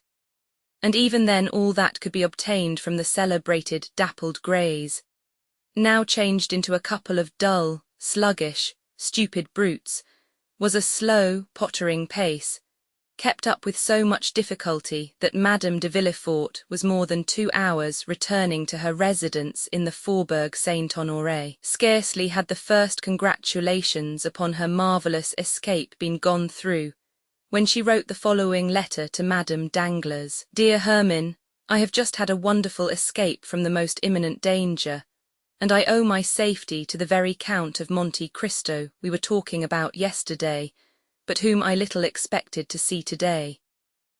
I remember how unmercifully I laughed at what I considered your eulogistic and exaggerated praises of him, but I have now ample cause to admit that your enthusiastic description of this wonderful man fell far short of his merits. Your horses got as far as Rainlag, when they darted forward like mad things, and galloped away at so fearful a rate, that there seemed no other prospect for myself and my poor Edward, but that of being dashed to pieces against the first object that impeded their progress, when a strange-looking man, an Arab, a Negro, or a Nubian, at least a black of some nation or other, at a signal from the Count, whose domestic he is, suddenly seized and stopped the infuriated animals, even at the risk of being trampled to death himself, and certainly he must have had a most wonderful escape. The Count then hastened to us and took us into his house, where he speedily recalled my poor Edward to life. He sent us home in his own carriage. Yours will be returned to you tomorrow. You will find your horses in bad condition from the results of this accident. They seem thoroughly stupefied, as if sulky and vexed at having been conquered by man. The Count, however, has commissioned me to assure you that 2 or 3 days' rest, with plenty of barley for their sole food during that time, will bring them back to as fine, that is, as terrifying, a condition as they were in yesterday. Adieu. I cannot return you many thanks for the drive of yesterday, but after all I ought not to blame you for the misconduct of your horses, more especially as it procured me the pleasure of an introduction to the Count of Monte Cristo, and certainly that illustrious personage, apart from the millions he is said to be so very anxious to dispose of, seemed to me one of those curiously interesting problems I, for one, delight in solving at any risk, even if it were to necessitate another drive to the boys behind your horses. Edward endured the accident with miraculous courage.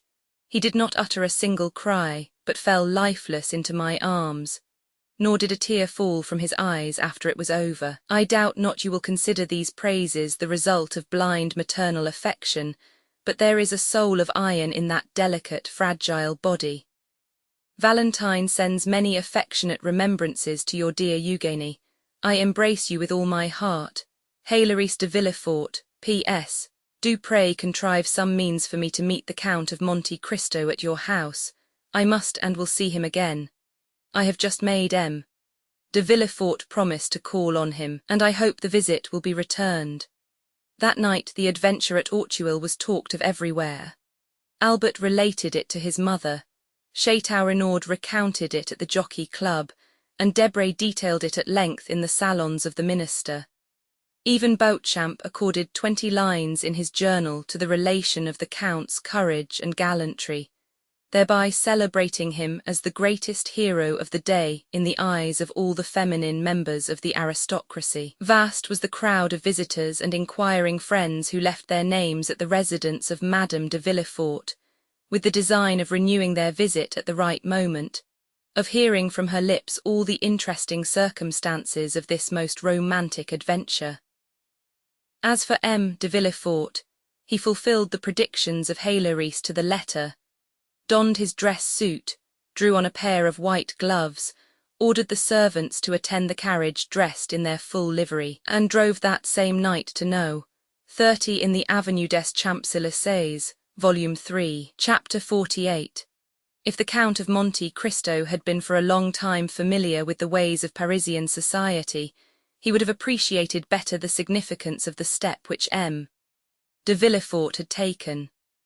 Standing well at court, whether the king regnant was of the older or younger branch, whether the government was doctrinaire liberal or conservative, looked upon by all as a man of talent, since those who have never experienced a political check are generally so regarded, hated by many but warmly supported by others, without being really liked by anybody. M. de Villefort held a high position in the magistracy, and maintained his eminence like a Harley or a Malay. His drawing-room, under the regenerating influence of a young wife and a daughter by his first marriage, scarcely 18, was still one of the well-regulated Paris salons where the worship of traditional customs and the observance of rigid etiquette were carefully maintained. A freezing politeness, a strict fidelity to government principles, a profound contempt for theories and theorists, a deep-seated hatred of ideality. These were the elements of private and public life displayed by M. de Villefort. M. de Villefort was not only a magistrate, he was almost a diplomatist. His relations with the former court, of which he always spoke with dignity and respect, made him respected by the new one, and he knew so many things, that not only was he always carefully considered, but sometimes consulted. Perhaps this would not have been so had it been possible to get rid of M. de Villefort, but like the feudal barons who rebelled against their sovereign, he dwelt in an impregnable fortress. This fortress was his post as king's attorney, all the advantages of which he exploited with marvellous skill, and which he would not have resigned but to be made deputy, and thus to replace neutrality by opposition. Ordinarily M. de Villefort made and returned very few visits. His wife visited for him, and this was the received thing in the world, where the weighty and multifarious occupations of the magistrate were accepted as an excuse for what was really only calculated pride, a manifestation of professed superiority. In fact, the application of the axiom, pretend to think well of yourself, and the world will think well of you, an axiom 100 times more useful in society nowadays than that of the Greeks, know thyself, a knowledge for which, in our days, we have substituted the less difficult and more advantageous science of knowing others. To his friends M. de Villefort was a powerful protector. To his enemies he was a silent but bitter opponent. For those who were neither the one nor the other, he was a statue of the law-made man. He had a haughty bearing, a look either steady and impenetrable or insolently piercing and inquisitorial. 4 successive revolutions had built and cemented the pedestal upon which his fortune was based. M. de Villefort had the reputation of being the least curious and the least wearisome man in France. He gave a ball every year at which he appeared for a quarter of an hour only, that is to say, 45 minutes less than the king is visible at his balls. He was never seen at the theatres, at concerts, or in any place of public resort. Occasionally, but seldom, he played at whist, and then care was taken to select partners worthy of him. Sometimes they were ambassadors, sometimes archbishops, or sometimes a prince or a president, or some dowager duchess. Such was the man whose carriage had just now stopped before the Count of Monte Cristo's door. The valet de chambre announced M. de Villefort at the moment when the Count, leaning over a large table, was tracing on a map the route from St. Petersburg to China. The procureur entered with the same grave and measured step he would have employed in entering a court of justice. He was the same man, or rather the development of the same man, whom we have heretofore seen as assistant attorney at Marseille. Nature, according to her way, had made no deviation in the path he had marked out for himself. From being slender he had now become meagre, once pale he was now yellow, his deep-set eyes were hollow, and the gold spectacles shielding his eyes seemed to be an integral portion of his face. He dressed entirely in black, with the exception of his white tie, and his funeral appearance was only mitigated by the slight line of red ribbon which passed almost imperceptibly through his buttonhole, and appeared like a streak of blood traced with a delicate brush. Although master of himself, Monte Cristo scrutinized with irrepressible curiosity the magistrate whose salute he returned, and who, distrustful by habit and especially incredulous as to social prodigies, was much more despised to look upon the noble stranger. As Monte Cristo was already called as an adventurer in search of new fields, or an escaped criminal, rather than as a prince of the Holy See, or a sultan of the 1,001 Nights. "Sir," said Villefort in the squeaky tone assumed by magistrates in their oratorical periods, and of which they cannot or will not divest themselves in society, "Sir, the signal service which you yesterday rendered to my wife and son has made it a duty for me to offer you my thanks. I have come therefore to discharge this duty, and to express to you my overwhelming gratitude." And as he said this, the eye severe of the magistrate had lost nothing of its habitual arrogance. He spoke in a voice of the Procureur General, with the rigid inflexibility of neck and shoulders which caused his flatterers to say, as we have before observed, that he was the living statue of the law. "Monsieur," replied the Count with a chilling air, "I am very happy to have been the means of preserving a son to his mother, for they say that the sentiment of maternity is the most holy of all. And the good fortune which occurred to me, monsieur, might have enabled you to dispense with a duty which, in its discharge, confers an undoubtedly great honour, for I am aware that M. de Villefort is not usually lavish of the favour which he now bestows on me, a favour which, however estimable, is unequal to the satisfaction which I have in my own consciousness." Villefort, astonished at this reply, which he by no means expected, started like a soldier who feels the blow levelled at him over the armour he wears, and a curl of his disdainful lip indicated that from that moment he noted in the tablets of his brain that the Count of Monte Cristo was by no means a highly bred gentleman. He glanced around, in order to seize on something on which the conversation might turn, and seemed to fall easily on a topic. He saw the map which Monte Cristo had been examining when he entered, and said, "You seem geographically engaged, sir. It is a rich study for you, who, as I learn, have seen as many lands as are delineated on this map." "Yes, sir," replied the Count. "I have sought to make of the human race, taken in the mass, what you practice every day on individuals, a physiological study. I have believed it was much easier to descend from the whole to a part than to ascend from a part to the whole. It is an algebraic axiom which makes us proceed from a known to an unknown quantity, and not from an unknown to a known. But sit down, sir, I beg of you." Monte Cristo pointed to a chair which the Procureur was obliged to take the trouble to move forwards himself, while the Count merely fell back into his own on which he had been kneeling when M. Villefort entered. Thus the Count was halfway turned towards his visitor, having his back towards the window, his elbow resting on the geographical chart which furnished the theme of conversation for the moment, a conversation which assumed, as in the case of the interviews with Danglars and Morcerf, a turn analogous to the persons, if not to the situation. "Ah, you philosophize," replied Villefort after a moment's silence, during which, like a wrestler who encounters a powerful opponent, he took breath. "Well, sir, really, if like you I had nothing else to do, I should seek a more amusing occupation." "Why, in truth, sir," was Monte Cristo's reply, "man is but an ugly caterpillar for him who studies him through a solar microscope. But you said, I think, that I had nothing else to do. Now, really, let me ask, sir, have you? Do you believe you have anything to do? Or to speak in plain terms, do you really think that what you do deserves being called anything?" Villefort's astonishment redoubled at this second thrust so forcibly made by his strange adversary. It was a long time since the magistrate had heard a paradox so strong, or rather, to say the truth more exactly, it was the first time he had ever heard of it. The Procureur exerted himself to reply.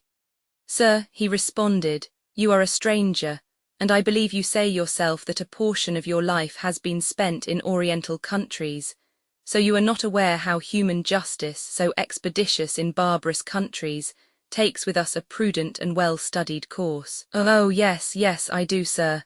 It is the pede claudo of the ancients. I know all that, for it is with the justice of all countries especially that I have occupied myself.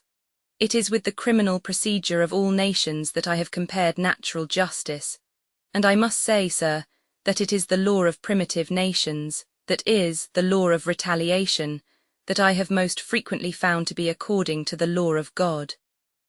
If this law were adopted, sir, said the procureur, it would greatly simplify our legal codes, and in that case the magistrates would not, as you just observed, have much to do. It may perhaps come to this in time, observed Monte Cristo. You know that human inventions march from the complex to the simple, and simplicity is always perfection. In the meanwhile, continued the magistrate, our codes are in full force, with all their contradictory enactments derived from Gallic customs, Roman laws, and Frank usages, the knowledge of all which, you will agree, is not to be acquired without extended labour. It needs tedious study to acquire this knowledge, and when acquired, a strong power of brain to retain it. I agree with you entirely, sir, but all that even you know with respect to the French code, I know not only in reference to that code, but as regards the codes of all nations. The English, Turkish, Japanese, Hindu laws are as familiar to me as the French laws, and thus I was right when I said to you that relatively you know that everything is relative, sir. That relatively to what I have done you have very little to do, but that relatively to all I have learned you have yet a great deal to learn. But with what motive have you learned all this? Inquired Villefort in astonishment. Monte Cristo smiled. Really, sir, he observed, I see that in spite of the reputation which you have acquired as a superior man, you look at everything from the material and vulgar view of society, beginning with man and ending with man. That is to say, in the most restricted, most narrow view which it is possible for human understanding to embrace. Pray, sir, explain yourself, said Villefort, more and more astonished. I really do not understand you perfectly. I say, sir, that with the eyes fixed on the social organization of nations, you see only the springs of the machine, and lose sight of the sublime workman who makes them act. I say that you do not recognize before you and around you any but those office holders whose commissions have been signed by a minister or king, and that the men whom God has put above those office holders, ministers, and kings, by giving them a mission to follow out, instead of a post to fill, I say that they escape your narrow, limited field of observation. It is thus that human weakness fails from its debilitated and imperfect organs.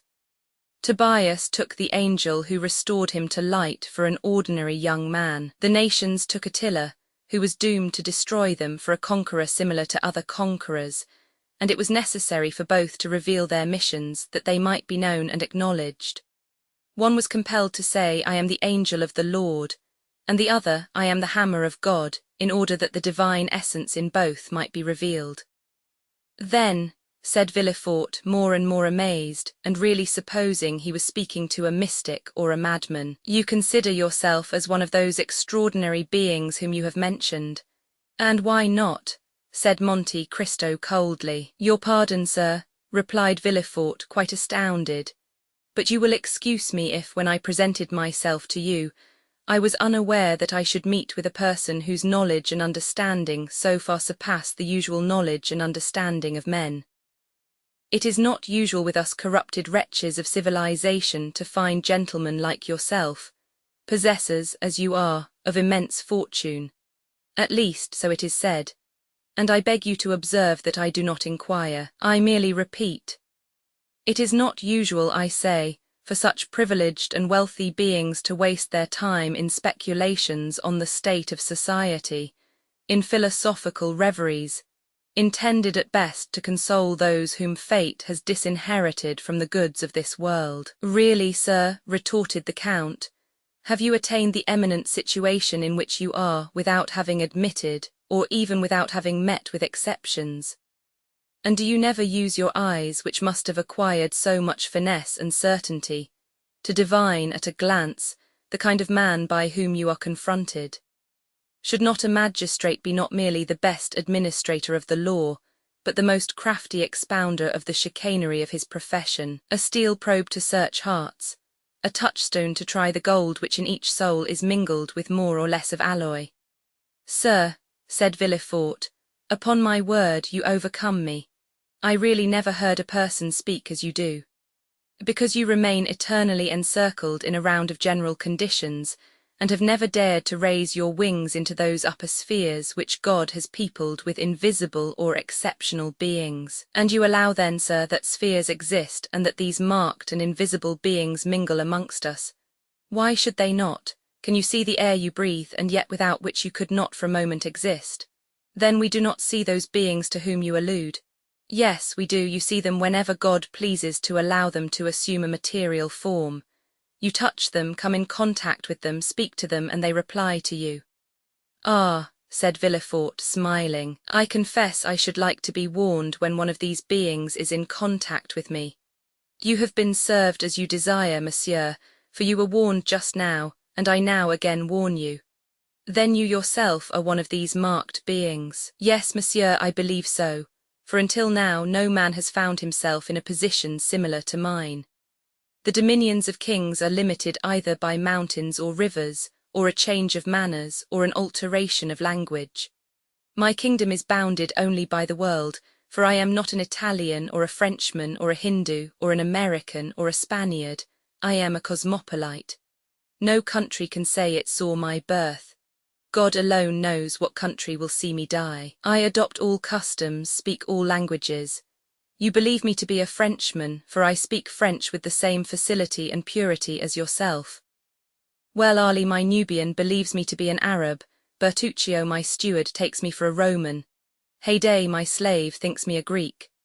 You may therefore comprehend that being of no country, asking no protection from any government, acknowledging no man as my brother, not one of the scruples that arrest the powerful, or the obstacles which paralyze the weak, paralyzes or arrests me. I have only two adversaries. I will not say two conquerors, for with perseverance I subdue even them. They are time and distance. There is a third and the most terrible, that is my condition as a mortal being. This alone can stop me in my onward career before I have attained the goal at which I aim, for all the rest I have reduced to mathematical terms. What men call the chances of fate, namely ruin, change, circumstances, I have fully anticipated, and if any of these should overtake me, yet it will not overwhelm me.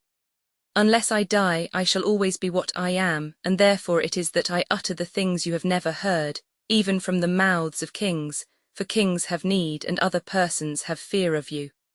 For who is there who does not say to himself, in a society as incongruously organized as ours, perhaps some day I shall have to do with the king's attorney? But can you not say that, sir, the moment you become an inhabitant of France, you are naturally subjected to the French law? I know it, sir, replied Monte Cristo. But when I visit a country I begin to study, by all the means which are available, the men from whom I may have anything to hope or to fear, till I know them as well as perhaps better than they know themselves. It follows from this that the king's attorney, be he who he may, with whom I should have to deal, would assuredly be more embarrassed than I should. That is to say, replied Villefort with hesitation, that human nature being weak, every man, according to your creed, has committed faults. Faults or crimes, responded Monte Cristo with a negligent air, and that you alone, amongst the men whom you do not recognize as your brothers, for you have said so, observed Villefort in a tone that faltered somewhat, you alone are perfect. No, not perfect, was the Count's reply. Only impenetrable, that's all. But let us leave off this strain, sir, if the tone of it is displeasing to you. I am no more disturbed by your justice than are you by my second sight. No, no, by no means, said Villefort, who was afraid of seeming to abandon his ground. No, by your brilliant and almost sublime conversation you have elevated me above the ordinary level. We no longer talk, we rise to dissertation. But you know how the theologians in their collegiate chairs, and philosophers in their controversies, occasionally say cruel truths. Let us suppose for the moment that we are theologizing in a social way, or even philosophically, and I will say to you, rude as it may seem, my brother, you sacrifice greatly to pride. You may be above others, but above you there is God.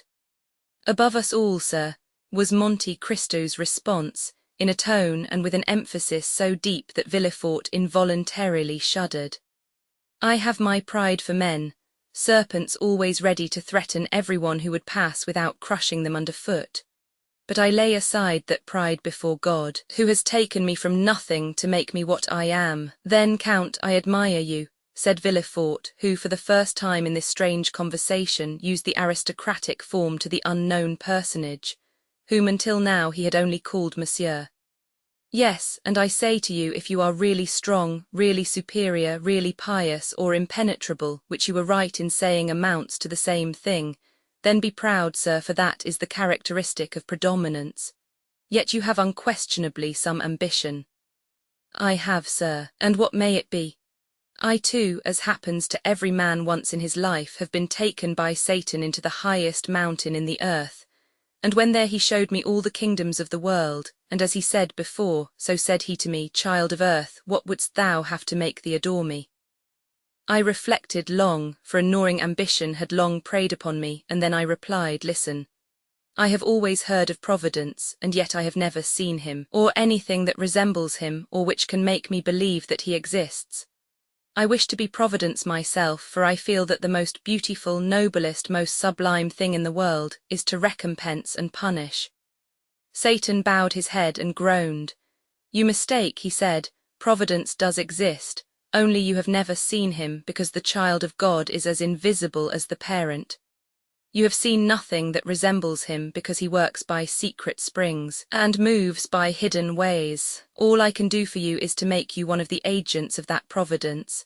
The bargain was concluded. I may sacrifice my soul, but what matters it? Added Monte Cristo.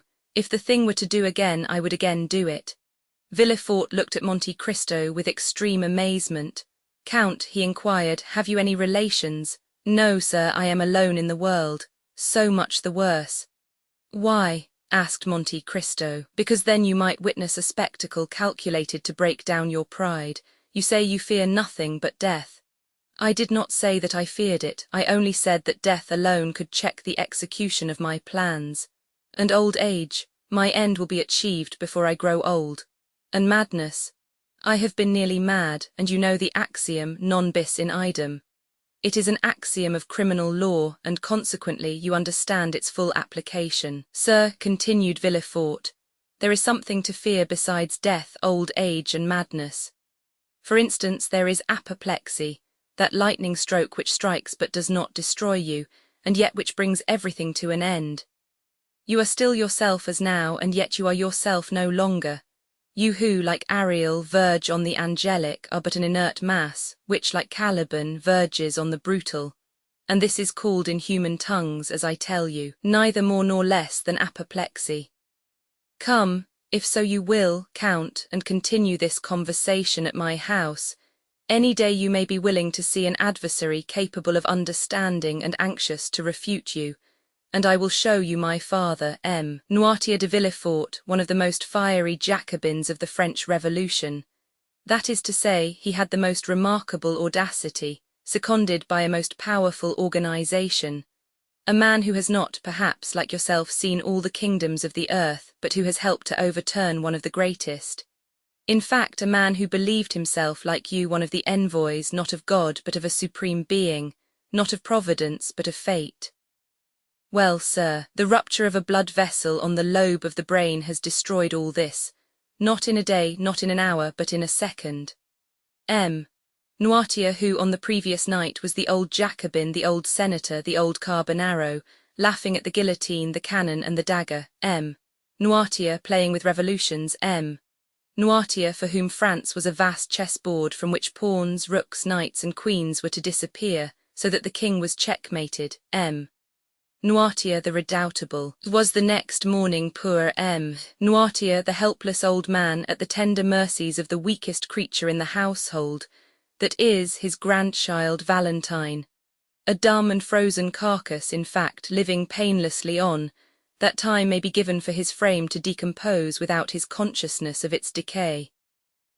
Alas, sir, said Monte Cristo, this spectacle is neither strange to my eye nor my thought. I am something of a physician, and have, like my fellows, sought more than once for the soul in living and in dead matter. Yet, like Providence, it has remained invisible to my eyes, although present to my heart. 100 writers since Socrates, Seneca, St. Augustine and Gall have made, in verse and prose, the comparison you have made, and yet I can well understand that a father's sufferings may effect great changes in the mind of a son. I will call on you, sir, since you bid me contemplate, for the advantage of my pride, this terrible spectacle, which must have been so great a source of sorrow to your family. It would have been so unquestionably, had not God given me so large a compensation. In contrast with the old man who is dragging his way to the tomb, are two children just entering into life, Valentine, the daughter by my first wife, Mademoiselle Renée de Saint-Méran, and Edward, the boy whose life you have this day saved. And what is your deduction from this compensation, sir? Inquired Monte Cristo. My deduction is, replied Villefort, that my father, led away by his passions, has committed some fault unknown to human justice, but marked by the justice of God. That God, desirous in his mercy to punish but one person, has visited this justice on him alone.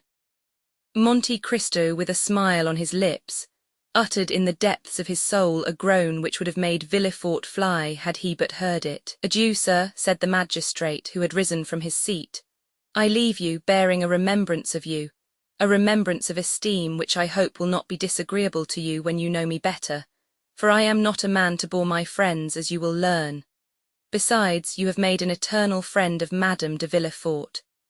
The Count bowed, and contented himself with seeing Villefort to the door of his cabinet, the procureur being escorted to his carriage by two footmen who, on a signal from their master, followed him with every mark of attention. When he had gone, Monte Cristo breathed a profound sigh and said, Enough of this poison, let me now seek the antidote. Then, sounding his bell, he said to Ali, who entered, I am going to Madame's chamber. Have the carriage ready at 1 o'clock. Chapter 49. It will be recollected that the new, or rather old, acquaintances of the Count of Monte Cristo, residing in the Rue Meslay, were no other than Maximilian, Julie, and Emmanuel. The very anticipations of delight to be enjoyed in his forthcoming visits, the bright, pure gleam of heavenly happiness it diffused over the almost deadly warfare in which he had voluntarily engaged, illumined his whole countenance with a look of ineffable joy and calmness, as, immediately after Villefort's departure, his thoughts flew back to the cheering prospect before him, of tasting, at least, a brief respite from the fierce and stormy passions of his mind. Even Ali, who had hastened to obey the Count's summons, went forth from his master's presence in charmed amazement at the unusual animation and pleasure depicted on features ordinarily so stern and cold. While, as though dreading to put to flight the agreeable ideas hovering over his patron's meditations, whatever they were, the faithful Nubian walked on tiptoe towards the door, holding his breath, lest its faintest sound should dissipate his master's happy reverie. It was noon, and Monte Cristo had set apart 1 hour to be passed in the apartments of Haydée, as though his oppressed spirit could not all at once admit the feeling of pure and unmixed joy, but required a gradual succession of calm and gentle emotions to prepare his mind to receive full and perfect happiness, in the same manner as ordinary natures demand to be inured by degrees to the reception of strong or violent sensations. The young Greek, as we have already said, occupied apartments wholly unconnected with those of the Count. The rooms had been fitted up in strict accordance with Oriental ideas. The floors were covered with the richest carpets Turkey could produce. The walls hung with brocaded silk of the most magnificent designs and texture. while around each chamber luxurious divans were placed, with piles of soft and yielding cushions that needed only to be arranged at the pleasure or convenience of such as sought repose. Haydée had 3 French maids, and one who was a Greek. The first 3 remained constantly in a small waiting room, ready to obey the summons of a small golden bell, or to receive the orders of the Romaic slave, who knew just enough French to be able to transmit her mistress's wishes to the 3 other waiting women. The latter had received most peremptory instructions from Monte Cristo to treat Haydée with all the deference they would observe to a queen. The young girl herself generally passed her time in the chamber at the farther end of her apartments. This was a sort of boudoir, circular, and lighted only from the roof, which consisted of rose-coloured glass. Haydée was reclining upon soft downy cushions, covered with blue satin spotted with silver. Her head, supported by one of her exquisitely moulded arms, rested on the divan immediately behind her, while the other was employed in adjusting to her lips the coral tube of a rich narghile, through whose flexible pipe she drew the smoke fragrant by its passage through perfumed water. Her attitude, though perfectly natural for an Eastern woman would in a European, have been deemed too full of coquettish straining after effect. Her dress, which was that of the women of Epirus, consisted of a pair of white satin trousers, embroidered with pink roses, displaying feet so exquisitely formed and so delicately fair, that they might well have been taken for Parian marble, had not the eye been undeceived by their movements as they constantly shifted in and out of a pair of little slippers with upturned toes, beautifully ornamented with gold and pearls. She wore a blue and white striped vest, with long open sleeves, trimmed with silver loops and buttons of pearls, and a sort of bodice, which, closing only from the centre to the waist, exhibited the whole of the ivory throat and upper part of the bosom. It was fastened with 3 magnificent diamond clasps. The junction of the bodice and drawers was entirely concealed by one of the many-coloured scarves, whose brilliant hues and rich silken fringe have rendered them so precious in the eyes of Parisian belles. Tilted on one side of her head, she had a small cap of gold-coloured silk, embroidered with pearls, while on the other a purple rose mingled its glowing colours with the luxuriant masses of her hair, of which the blackness was so intense that it was tinged with blue. The extreme beauty of the countenance that shone forth in loveliness that mocked the vain attempts of dress to augment it was peculiarly and purely Grecian. There were the large, dark, melting eyes, the finely formed nose, the coral lips, and pearly teeth that belonged to her race and country. And to complete the whole, Haydée was in the very springtide and fullness of youthful charms. She had not yet numbered more than 19 or 20 summers. Monte Cristo summoned the Greek attendant, and bade her inquire whether it would be agreeable to her mistress to receive his visit. Haydée's only reply was to direct her servant by a sign to withdraw the tapestried curtain that hung before the door of her boudoir, the framework of the opening thus made serving as a sort of border to the graceful tableau presented by the young girl's picturesque attitude and appearance. As Monte Cristo approached, she leaned upon the elbow of the arm that held the narghile, and extending to him her other hand, said, with a smile of captivating sweetness, in the sonorous language spoken by the women of Athens and Sparta, "Why demand permission ere you enter? Are you no longer my master, or have I ceased to be your slave?" Monte Cristo returned her smile. "Haydée," said he, "you well know. Why do you address me so coldly, so distantly?" asked the young Greek. "Have I by any means displeased you? Oh, if so, punish me as you will, but do not speak to me in tones and manner so formal and constrained." "Haydée," replied the Count, "you know that you are now in France and are free." "Free to do what?" asked the young girl. "Free to leave me." "Leave you? Why should I leave you? That is not for me to say, but we are now about to mix in society, to visit and be visited. I don't wish to see anybody but you, and should you see one whom you could prefer, I would not be so unjust. I have never seen anyone I preferred to you, and I have never loved anyone but you and my father." "My poor child," replied Monte Cristo, that is merely because your father and myself are the only men who have ever talked to you. I don't want anybody else to talk to me. My father said I was his joy, you style me your love, and both of you have called me my child. Do you remember your father, Heyday? The young Greek smiled. He is here and here, said she, touching her eyes and her heart. And where am I? Inquired Monte Cristo laughingly. You, cried she with tones of thrilling tenderness, you are everywhere. Monte Cristo took the delicate hand of the young girl in his and was about to raise it to his lips when the simple child of nature hastily withdrew it and presented her cheek. You now understand, Heyday, said the Count, that from this moment you are absolutely free, that here you exercise unlimited sway, and are at liberty to lay aside or continue the costume of your country, as it may suit your inclination. Within this mansion you are absolute mistress of your actions, and may go abroad or remain in your apartments as may seem most agreeable to you. A carriage waits your orders, and Arlie and Mirtho will accompany you whithersoever you desire to go. There is but one favour I would entreat of you. Speak, guard carefully the secret of your birth, make no allusion to the past, nor upon any occasion be induced to pronounce the names of your illustrious father or ill-fated mother. I have already told you, my lord, that I shall see no one.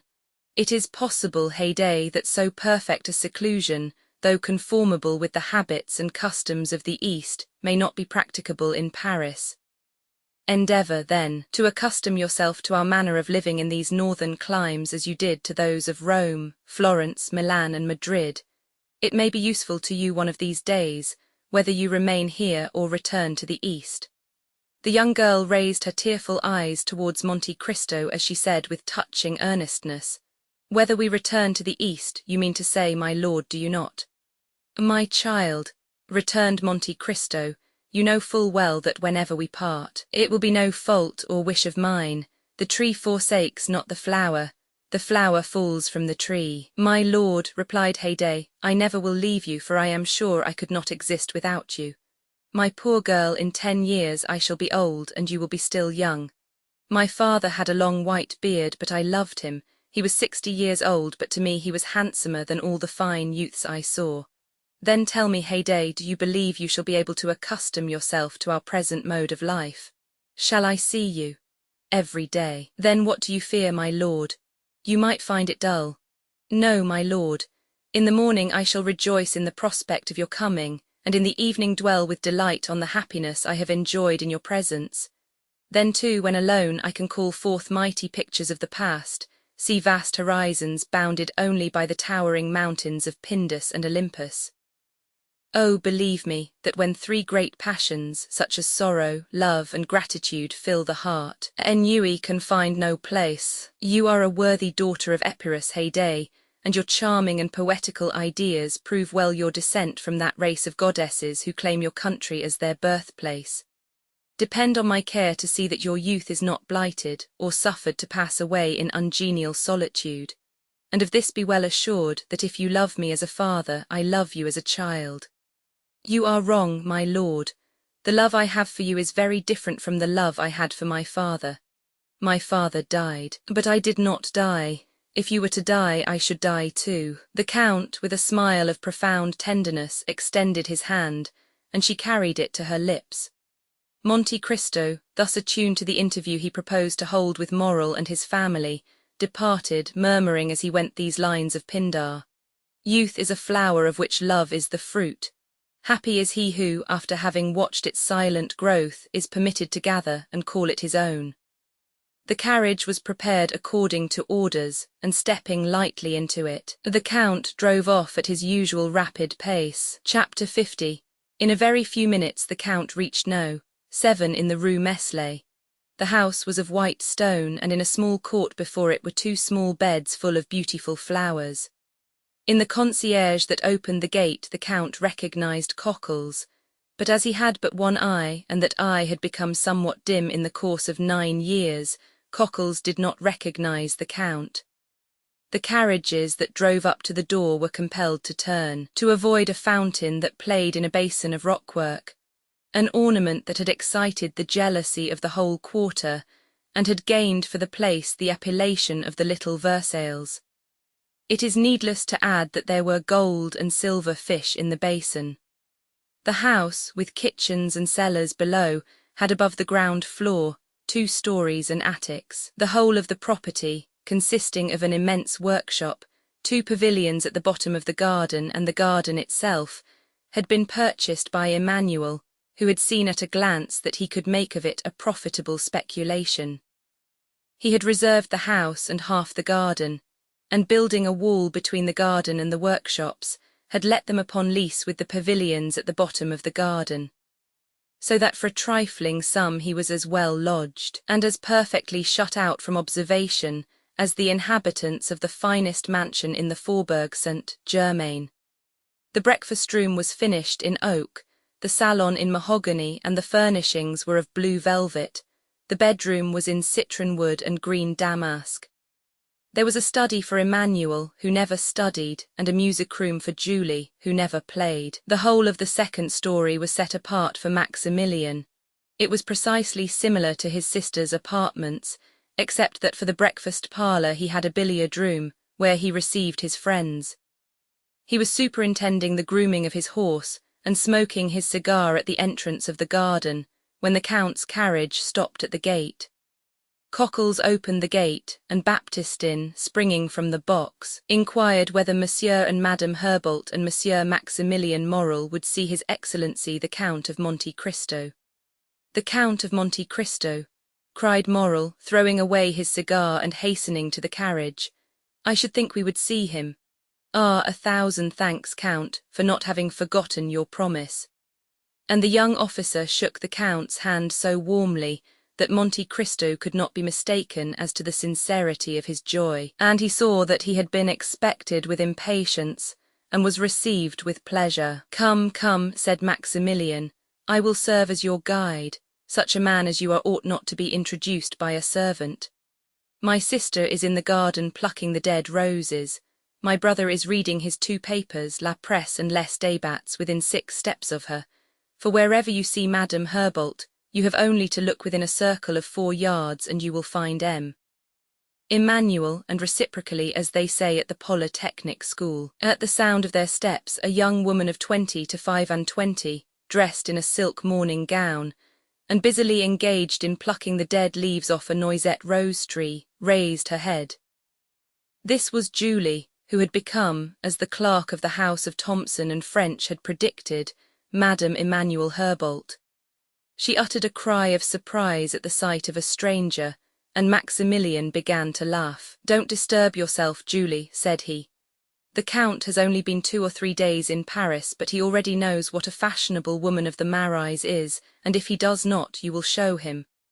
"Ah, monsieur," returned Julie, "it is treason in my brother to bring you thus, but he never has any regard for his poor sister."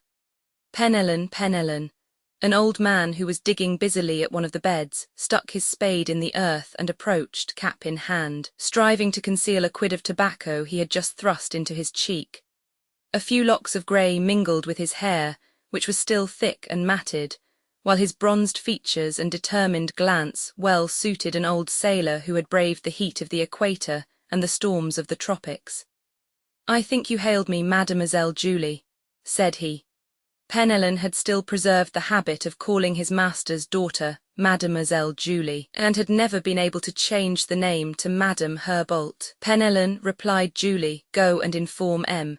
Emmanuel of this gentleman's visit, and Maximilian will conduct him to the salon." Then, turning to Monte Cristo, "I hope you will permit me to leave you for a few minutes," continued she, and without awaiting any reply, disappeared behind a clump of trees and escaped to the house by a lateral alley. "I am sorry to see," observed Monte Cristo to Morrel, "that I cause no small disturbance in your house." "Look there," said Maximilian, laughing. "There is her husband changing his jacket for a coat. I assure you, you are well known in the Rue Meslay." "Your family appears to be a very happy one," said the Count, as if speaking to himself. "Oh yes, I assure you, Count, they want nothing that can render them happy. They are young and cheerful, they are tenderly attached to each other, and with 25,000 francs a year they fancy themselves as rich as Rothschild. 25,000 francs is not a large sum, however. replied Monte Cristo with a tone so sweet and gentle that it went to Maximilian's heart like the voice of a father. But they will not be content with that. Your brother-in-law is a barrister, a doctor. He was a merchant, monsieur, and had succeeded to the business of my poor father. Moral at his death left 500,000 francs, which were divided between my sister and myself, for we were his only children. Her husband, who, when he married her, had no other patrimony than his noble probity, his first-rate ability, and his spotless reputation, wished to possess as much as his wife. He laboured and toiled until he had amassed 250,000 francs. 6 years sufficed to achieve this object. Oh, I assure you, sir, it was a touching spectacle to see these young creatures, destined by their talents for higher stations, toiling together, and through their unwillingness to change any of the customs of their paternal house, taking 6 years to accomplish what less scrupulous people would have effected in 2 or 3. Marseille resounded with their well-earned praises.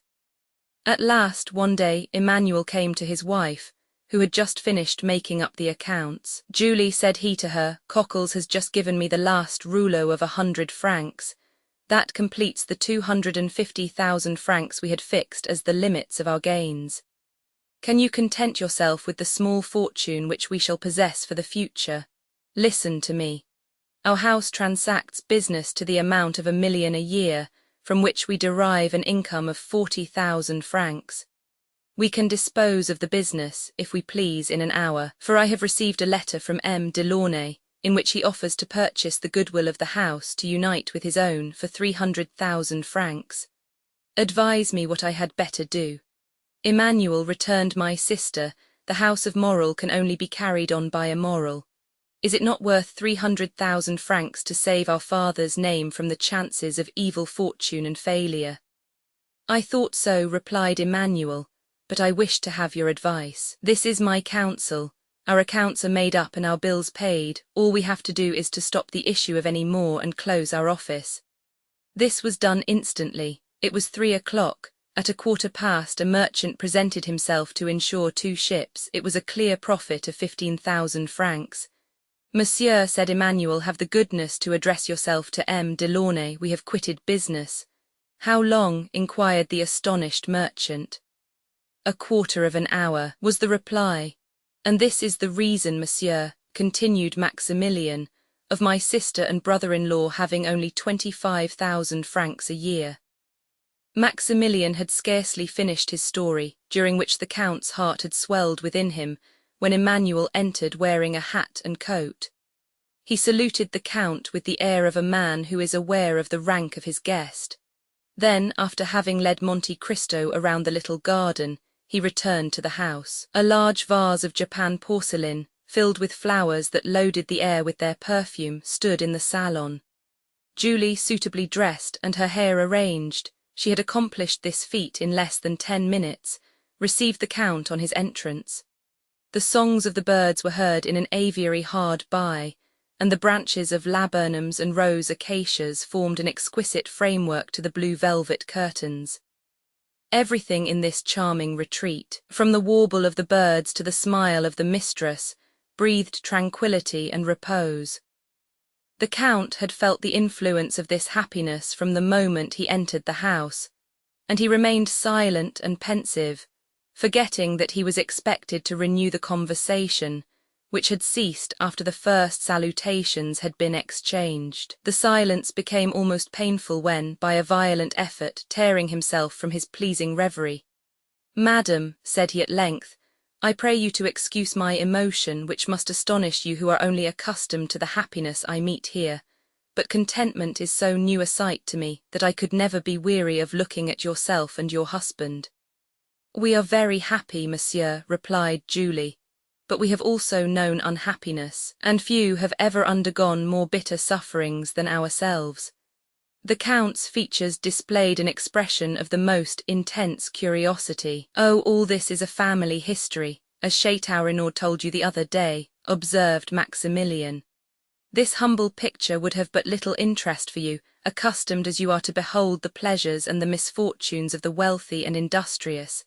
But such as we are, we have experienced bitter sorrows. And God has poured balm into your wounds as he does into those of all who are in affliction, said Monte Cristo inquiringly. Yes, Count, returned Julie, we may indeed say he has, for he has done for us what he grants only to his chosen.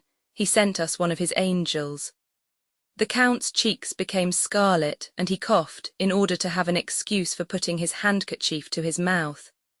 Those born to wealth, and who have the means of gratifying every wish, said Emmanuel, know not what is the real happiness of life, just as those who have been tossed on the stormy waters of the ocean on a few frail planks can alone realize the blessings of fair weather. Monte Cristo rose, and without making any answer, for the tremulousness of his voice would have betrayed his emotion, walked up and down the apartment with a slow step. Our magnificence makes you smile, Count, said Maximilian, who had followed him with his eyes. No, no, returned Monte Cristo, pale as death, pressing one hand on his heart to still its throbbings, while with the other he pointed to a crystal cover, beneath which a silken purse lay on a black velvet cushion. I was wondering what could be the significance of this purse, with the paper at one end and the large diamond at the other. Count, replied Maximilian with an air of gravity, those are our most precious family treasures. The stone seems very brilliant, answered the Count. Oh, my brother does not allude to its value, although it has been estimated at 100,000 francs. He means that the articles contained in this purse are the relics of the angel I spoke of just now. This I do not comprehend, and yet I may not ask for an explanation, madam, replied Monte Cristo, bowing. Pardon me, I had no intention of committing an indiscretion. Indiscretion? Oh, you make us happy by giving us an excuse for expatiating on this subject. If we wanted to conceal the noble action this purse commemorates, we should not expose it thus to view. Oh, would we could relate it everywhere and to everyone, so that the emotion of our unknown benefactor might reveal his presence. Ah, really, said Monte Cristo in a half-stifled voice. Monsieur, returned Maximilian, raising the glass cover and respectfully kissing the silken purse, this has touched the hand of a man who saved my father from suicide, us from ruin, and our name from shame and disgrace. A man by whose matchless benevolence we poor children, doomed to want and wretchedness, can at present hear everyone envying our happy lot. This letter, as he spoke, Maximilian drew a letter from the purse and gave it to the Count. This letter was written by him the day that my father had taken a desperate resolution, and this diamond was given by the generous unknown to my sister as her dowry. Monte Cristo opened the letter and read it with an indescribable feeling of delight. It was the letter written, as our readers know, to Julie, and signed Sinbad the Sailor. Unknown, you say. Is the man who rendered you this service unknown to you? Yes, we have never had the happiness of pressing his hand, continued Maximilian. We have supplicated heaven in vain to grant us this favour, but the whole affair has had a mysterious meaning that we cannot comprehend. We have been guided by an invisible hand, a hand as powerful as that of an enchanter. Oh, cried Julie, I have not lost all hope of some day kissing that hand, as I now kiss the purse which he has touched.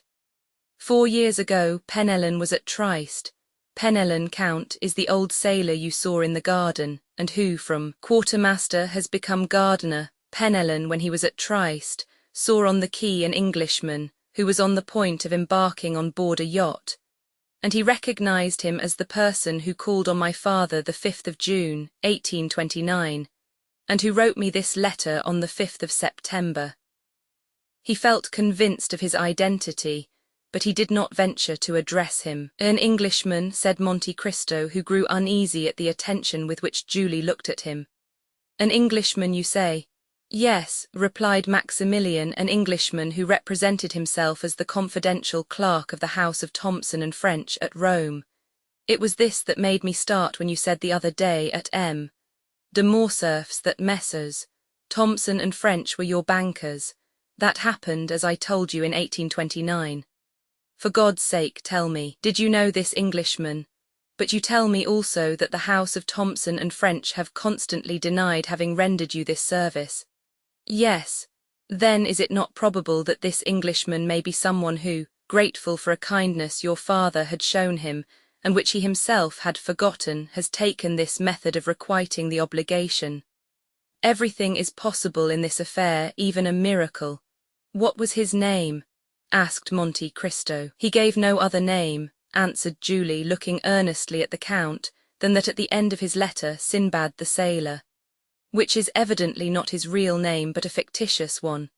Then, noticing that Julie was struck with the sound of his voice, "Tell me," continued he, "was he not about my height, perhaps a little taller, with his chin imprisoned as it were in a high cravat, his coat closely buttoned up and constantly taking out his pencil?" "Oh, do you then know him?" cried Julie, whose eyes sparkled with joy. "No," returned Monte Cristo, "I only guessed. I knew a Lord Wilmore who was constantly doing actions of this kind, without revealing himself. He was an eccentric being and did not believe in the existence of gratitude." "Oh, heaven!" exclaimed Julie, clasping her hands. "In what did he believe then?" "He did not credit it at the period which I knew him," said Monte Cristo, touched to the heart by the accents of Julie's voice. "But perhaps since then he has had proofs that gratitude does exist." "And do you know this gentleman, monsieur?" inquired Emmanuel. "Oh, if you do know him," cried Julie, "can you tell us where he is, where we can find him?" "Maximilian, Emmanuel, if we do but discover him, he must believe in the gratitude of the heart." Monte Cristo felt tears start into his eyes, and he again walked hastily up and down the room. "In the name of heaven," said Maximilian, "if you know anything of him, tell us what it is." "Alas," cried Monte Cristo, striving to repress his emotion, "if Lord Wilmore was your unknown benefactor, I fear you will never see him again. I parted from him 2 years ago at Palermo, and he was then on the point of setting out for the most remote regions, so that I fear he will never return." "Oh, monsieur, this is cruel of you," said Julie, much affected, and the young lady's eyes swam with tears. "Madam," replied Monte Cristo gravely, and gazing earnestly on the 2 liquid pearls that trickled down Julie's cheeks, "had Lord Wilmore seen what I now see, he would become attached to life, for the tears you shed would reconcile him to mankind." And he held out his hand to Julie, who gave him hers, carried away by the look and accent of the Count. "But," continued she, "Lord Wilmore had a family or friends, he must have known someone, can we not?" "Oh, it is useless to inquire," returned the Count. "Perhaps, after all, he was not the man you seek for. He was my friend, he had no secrets from me, and if this had been so he would have confided in me." "And he told you nothing, not a word, nothing that would lead you to suppose, nothing, and yet you spoke of him at once?" "Ah, in such a case one supposes." "Sister, sister," said Maximilian, coming to the Count's aid, "Monsieur is quite right. Recollect what our excellent father so often told us, it was no Englishman that thus saved us." Monte Cristo started. "What did your father tell you, Moral?" said he eagerly. "My father thought that this action had been miraculously performed. He believed that a benefactor had arisen from the grave to save us." "Oh, it was a touching superstition, monsieur, and although I did not myself believe it, I would not for the world have destroyed my father's faith. How often did he muse over it and pronounce the name of a dear friend, a friend lost to him forever, and on his deathbed, when the near approach of eternity seemed to have illumined his mind with supernatural light, this thought, which had until then been but a doubt, became a conviction, and his last words were Maximilian, it was Edmond Dantès." At these words the Count's paleness, which had for some time been increasing, became alarming. He could not speak. He looked at his watch like a man who has forgotten the hour, said a few hurried words to Madame Herbolt, and pressing the hands of Emmanuel and Maximilian, "Madam," said he, "I trust you will allow me to visit you occasionally. I value your friendship and feel grateful to you for your welcome, for this is the first time for many years that I have thus yielded to my feelings." And he hastily quitted the apartment. "This Count of Monte Cristo is a strange man," said Emmanuel. "Yes," answered Maximilian, "but I feel sure he has an excellent heart and that he likes us." "His voice went to my heart," observed Julie, "and 2 or 3 times I fancied that I had heard it before." Chapter 51. About 2/3 of the way along the Faubourg Saint-Honoré, and in the rear of one of the most imposing mansions in this rich neighbourhood, where the various houses vie with each other for elegance of design and magnificence of construction, extended a large garden, where the wide-spreading chestnut trees raised their heads high above the walls in a solid rampart, and with the coming of every spring, scattered a shower of delicate pink and white blossoms into the large stone vases that stood upon the 2 square pilasters of a curiously wrought iron gate that dated from the time of Louis Roman XIII. This noble entrance, however, in spite of its striking appearance and the graceful effect of the geraniums planted in the 2 vases, as they waved their variegated leaves in the wind and charmed the eye with their scarlet bloom, had fallen into utter disuse. The proprietors of the mansion had many years before thought it best to confine themselves to the possession of the house itself, with its thickly planted courtyard, opening into the Faubourg Saint-Honoré, and to the garden shut in by this gate, which formerly communicated with a fine kitchen garden of about an acre. For the demon of speculation drew a line, or in other words projected a street at the farther side of the kitchen garden. The street was laid out, a name was chosen and posted up on an iron plate, but before construction was begun, it occurred to the possessor of the property that a handsome sum might be obtained for the ground then devoted to fruits and vegetables, by building along the line of the proposed street, and so making it a branch of communication with the Faubourg Saint-Honoré itself, one of the most important thoroughfares in the city of Paris.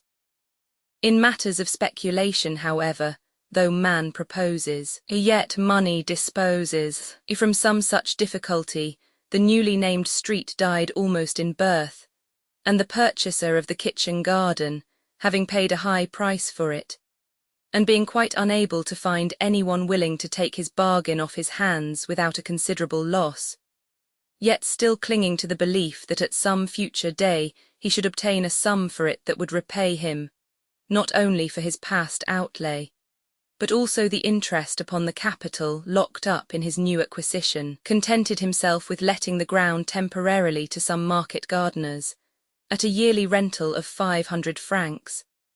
And so, as we have said, the iron gate leading into the kitchen garden had been closed up and left to the rust, which bade fair before long to eat off its hinges, while to prevent the ignoble glances of the diggers and delvers of the ground from presuming to sully the aristocratic enclosure belonging to the mansion, the gate had been boarded up to a height of 6 feet. True, the planks were not so closely adjusted, but that a hasty peep might be obtained through their interstices. But the strict decorum and rigid propriety of the inhabitants of the house left no grounds for apprehending that advantage would be taken of that circumstance. Horticulture seemed, however, to have been abandoned in the deserted kitchen garden, and where cabbages, carrots, radishes, peas, and melons had once flourished, a scanty crop of lucerne alone bore evidence of its being deemed worthy of cultivation. A small, low door gave egress from the walled space we have been describing into the projected street, the ground having been abandoned as unproductive by its various renters, and had now fallen so completely in general estimation as to return not even the 0.5% it had originally paid. Towards the house, the chestnut trees we have before mentioned rose high above the wall, without in any way affecting the growth of other luxuriant shrubs and flowers that eagerly dressed forward to fill up the vacant spaces, as though asserting their right to enjoy the boon of light and air. At one corner, where the foliage became so thick as almost to shut out day, a large stone bench and sundry rustic seats indicated that this sheltered spot was either in general favour or particular use by some inhabitant of the house, which was faintly discernible through the dense mass of verdure that partially concealed it, though situated but 100 paces off. Whoever had selected this retired portion of the grounds as the boundary of a walk, or as a place for meditation, was abundantly justified in the choice by the absence of all glare, the cool, refreshing shade, the screen it afforded from the scorching rays of the sun, that found no entrance there even during the burning days of hottest summer, the incessant and melodious warbling of birds, and the entire removal from either the noise of the street or the bustle of the mansion. On the evening of one of the warmest days spring had yet bestowed on the inhabitants of Paris, might be seen negligently thrown upon the stone bench, a book, a parasol, and a work basket, from which hung a partly embroidered cambric handkerchief, while at a little distance from these articles was a young woman, standing close to the iron gate, endeavouring to discern something on the other side by means of the openings in the planks. The earnestness of her attitude and the fixed gaze with which she seemed to seek the object of her wishes, proving how much her feelings were interested in the matter. At that instant, the little side gate leading from the waste ground to the street was noiselessly opened, and a tall, powerful young man appeared. He was dressed in a common grey blouse and velvet cap, but his carefully arranged hair, beard, and moustache, all of the richest and glossiest black, ill accorded with his plebeian attire. After casting a rapid glance around him in order to assure himself that he was unobserved, he entered by the small gate, and carefully closing and securing it after him, proceeded with a hurried step towards the barrier. At the sight of him she expected, though probably not in such a costume, the young woman started in terror, and was about to make a hasty retreat. But the eye of love had already seen, even through the narrow chinks of the wooden palisades, the movement of the white robe, and observed the fluttering of the blue sash. Pressing his lips close to the planks, he exclaimed, "Don't be alarmed, Valentine, it is I." Again the timid girl found courage to return to the gate, saying as she did so, "And why do you come so late today? It is almost dinner time, and I had to use no little diplomacy to get rid of my watchful stepmother, my too devoted maid, and my troublesome brother, who is always teasing me about coming to work at my embroidery, which I am in a fair way never to get done. So pray excuse yourself as well as you can for having made me wait, and after that, tell me why I see you in a dress so singular that at first I did not recognize you."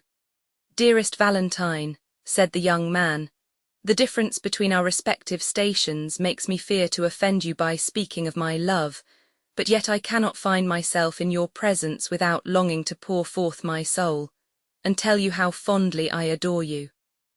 If it be but to carry away with me the recollection of such sweet moments, I could even thank you for chiding me, for it leaves me a gleam of hope that if you did not expect me, and that indeed would be worse than vanity to suppose, at least I was in your thoughts. You asked me the cause of my being late and why I come disguised. I will candidly explain the reason of both, and I trust to your goodness to pardon me. I have chosen a trade." "A trade? Oh, Maximilian, how can you jest at a time when we have such deep cause for uneasiness? Heaven keep me from jesting with that which is far dearer to me than life itself. But listen to me, Valentine, and I will tell you all about it. I became weary of ranging fields and scaling walls, and seriously alarmed at the idea suggested by you, that if caught hovering about here, your father would very likely have me sent to prison as a thief. That would compromise the honour of the French army, to say nothing of the fact that the continual presence of a captain of Spahis in a place where no warlike projects could be supposed to account for it might well create surprise. So I have become a gardener, and consequently adopted the costume of my calling." "What excessive nonsense you talk, Maximilian." "Nonsense? Pray do not call what I consider the wisest action of my life by such a name. Consider, by becoming a gardener I effectually screen our meetings from all suspicion or danger. I beseech of you, Maximilian, to cease trifling, and tell me what you really mean." "Simply that having ascertained that the piece of ground on which I stand was to let, I made application for it, was readily accepted by the proprietor, and am now master of this fine crop of lucerne. Think of that, Valentine. There is nothing now to prevent my building myself a little hut on my plantation, and residing not 20 yards from you. Only imagine what happiness that would afford me. I can scarcely contain myself at the bare idea. Such felicity seems above all price, as a thing impossible and unattainable.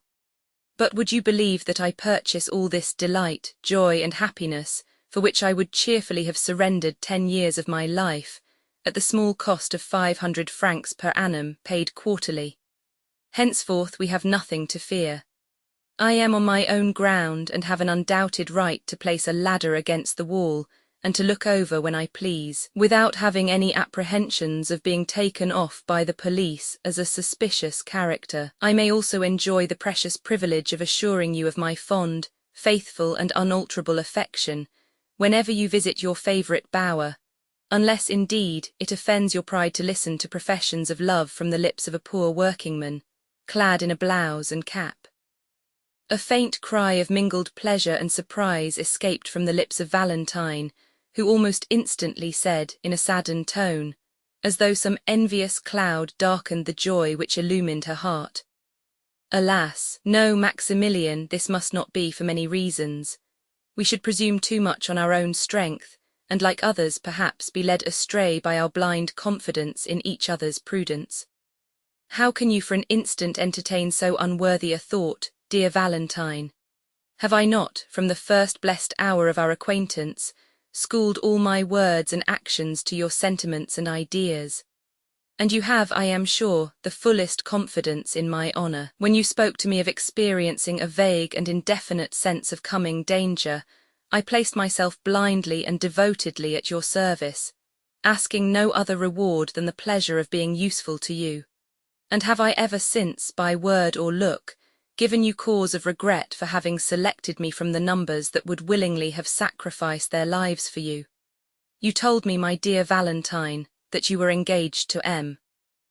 d'Épinay, and that your father was resolved upon completing the match, and that from his will there was no appeal, as M. de Villefort was never known to change a determination once formed.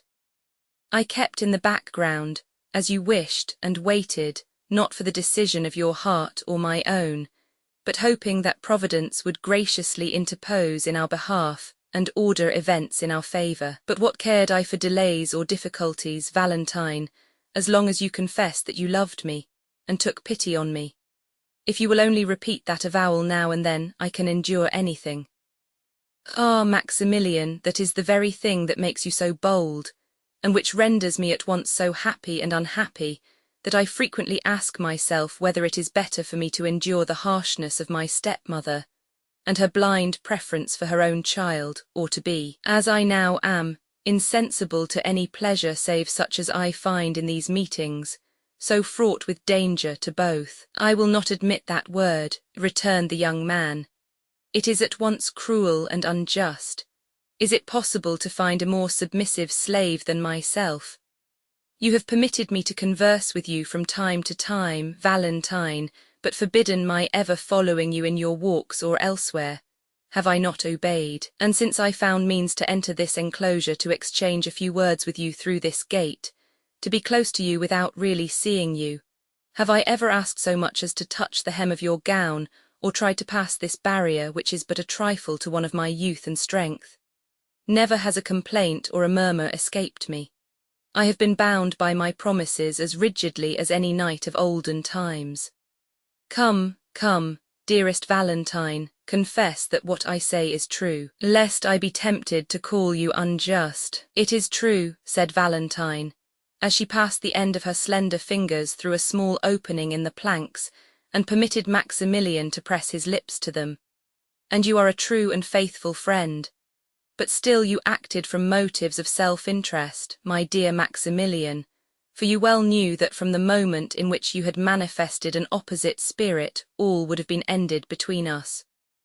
You promised to bestow on me the friendly affection of a brother, for I have no friend but yourself upon earth, who am neglected and forgotten by my father, harassed and persecuted by my stepmother, and left to the sole companionship of a paralyzed and speechless old man, whose withered hand can no longer press mine, and who can speak to me with the eye alone, although there still lingers in his heart the warmest tenderness for his poor grandchild. Oh, how bitter a fate is mine, to serve either as a victim or an enemy to all who are stronger than myself, while my only friend and supporter is a living corpse. Indeed, indeed, Maximilian, I am very miserable, and if you love me it must be out of pity. Valentine, replied the young man, deeply affected, I will not say you are all I love in the world, for I dearly prize my sister and brother-in-law, but my affection for them is calm and tranquil, in no manner resembling what I feel for you. When I think of you my heart beats fast, the blood burns in my veins, and I can hardly breathe. But I solemnly promise you to restrain all this ardour, this fervour and intensity of feeling, until you yourself shall require me to render them available in serving or assisting you. France is not expected to return home for a year to come, I am told. In that time many favourable and unforeseen chances may befriend us. Let us then hope for the best. Hope is so sweet a comforter. Meanwhile, Valentine, while reproaching me with selfishness, think a little what you have been to me, the beautiful but cold resemblance of a marble Venus. What promise of future reward have you made me for all the submission and obedience I have evinced? None whatever. What granted me? Scarcely more. You tell me of France d'Épinay, your betrothed lover, and you shrink from the idea of being his wife. But tell me, Valentine, is there no other sorrow in your heart? You see me devoted to you, body and soul, my life and each warm drop that circles round my heart are consecrated to your service. You know full well that my existence is bound up in yours, that were I to lose you I would not outlive the hour of such crushing misery. Yet you speak with calmness of the prospect of your being the wife of another. Oh, Valentine, were I in your place, and did I feel conscious, as you do, of being worshipped, adored with such a love as mine, 100 times at least should I have passed my hand between these iron bars and said, Take this hand, dearest Maximilian, and believe that, living or dead, I am yours only and forever. The poor girl made no reply, but her lover could plainly hear her sobs and tears. A rapid change took place in the young man's feelings. Dearest, dearest Valentine, exclaimed he, forgive me if I have offended you, and forget the words I spoke if they have unwittingly caused you pain. No, Maximilian, I am not offended, answered she, but do you not see what a poor, helpless being I am, almost a stranger and an outcast in my father's house, where even he is seldom seen, whose will has been thwarted and spirits broken from the age of 10 years, beneath the iron rod so sternly held over me, oppressed, mortified, and persecuted, day by day, hour by hour, minute by minute. No person has cared for, even observed my sufferings, nor have I ever breathed one word on the subject save to yourself. Outwardly and in the eyes of the world, I am surrounded by kindness and affection, but the reverse is the case. The general remark is, oh, it cannot be expected that one of so stern a character as Villefort could lavish the tenderness some fathers do on their daughters. What though she has lost her own mother at a tender age, she has had the happiness to find a second mother in Madame de Villefort. The world, however, is mistaken. My father abandons me from utter indifference, while my stepmother detests me with a hatred so much the more terrible because it is veiled beneath a continual smile. Hate you, sweet Valentine, exclaimed the young man. How is it possible for anyone to do that? Alas, replied the weeping girl, I am obliged to own that my stepmother's aversion to me arises from a very natural source, her overweening love for her own child, my brother Edward. But why should it? I do not know, but though unwilling to introduce money matters into our present conversation, I will just say this much, that her extreme dislike to me has its origin there, and I much fear she envies me the fortune I enjoy in right of my mother, and which will be more than doubled at the death of and Mme. de Saint Méran, whose sole heiress I am. Madame de Villefort has nothing of her own, and hates me for being so richly endowed. Alas, how gladly would I exchange the half of this wealth for the happiness of at least sharing my father's love. God knows, I would prefer sacrificing the whole, so that it would obtain me a happy and affectionate home. Poor Valentine! I seem to myself as though living a life of bondage, yet at the same time am so conscious of my own weakness that I fear to break the restraint in which I am held, lest I fall utterly helpless. Then, too, my father is not a person whose orders may be infringed with impunity. Protected as he is by his high position and firmly established reputation for talent and unswerving integrity, no one could oppose him. He is all-powerful even with the king. He would crush you at a word. Dear Maximilian, believe me when I assure you that if I do not attempt to resist my father's commands, it is more on your account than my own. But why, Valentine, do you persist in anticipating the worst? Why picture so gloomy a future? Because I judge it from the past. Still, consider that although I may not be, strictly speaking, what is termed an illustrious match for you, I am, for many reasons, not altogether so much beneath your alliance. The days when such distinctions were so nicely weighed and considered no longer exist in France, and the first families of the monarchy have intermarried with those of the empire. The aristocracy of the lance has allied itself with the nobility of the cannon. Now I belong to this last-named class, and certainly my prospects of military preferment are most encouraging as well as certain. My fortune, though small, is free and unfettered, and the memory of my late father is respected in our country. Valentine, as that of the most upright and honourable merchant of the city. I say our country because you were born not far from Marseille. Don't speak of Marseille, I beg of you, Maximilian. That one word brings back my mother to my recollection. My angel mother, who died too soon for myself and all who knew her, but who, after watching over her child during the brief period allotted to her in this world, now, I fondly hope, watches from her home in heaven. Oh, if my mother were still living, there would be nothing to fear, Maximilian, for I would tell her that I loved you, and she would protect us. I fear, Valentine, replied the lover, that were she living I should never have had the happiness of knowing you. You would then have been too happy to have stooped from your grandeur to bestow a thought on me. Now it is you who are unjust, Maximilian, cried Valentine, but there is one thing I wish to know. And what is that? Inquired the young man, perceiving that Valentine hesitated. Tell me truly, Maximilian, whether in former days, when our fathers dwelt at Marseille, there was ever any misunderstanding between them. Not that I am aware of, replied the young man, unless, indeed, any ill feeling might have arisen from their being of opposite parties. Your father was, as you know, a zealous partisan of the Bourbons, while mine was wholly devoted to the Emperor. There could not possibly be any other difference between them. But why do you ask? I will tell you, replied the young girl, for it is but right you should know. Well, on the day when your appointment as an officer of the Legion of Honor was announced in the papers, we were all sitting with my grandfather, Edmond Noirtier. Edmond Dantès was there also. You recollect Dantès, do you not, Maximilian, the banker, whose horses ran away with my stepmother and little brother, and very nearly killed them? While the rest of the company were discussing the approaching marriage of Mademoiselle Dantès, I was reading the paper to my grandfather. But when I came to the paragraph about you, although I had done nothing else but read it over to myself all the morning, you know you had told me all about it the previous evening, I felt so happy, and yet so nervous at the idea of speaking your name aloud, and before so many people, that I really think I should have passed it over, but for the fear that my doing so might create suspicions as to the cause of my silence. So I summoned up all my courage, and read it as firmly and as steadily as I could. Dear Valentine, well, would you believe it?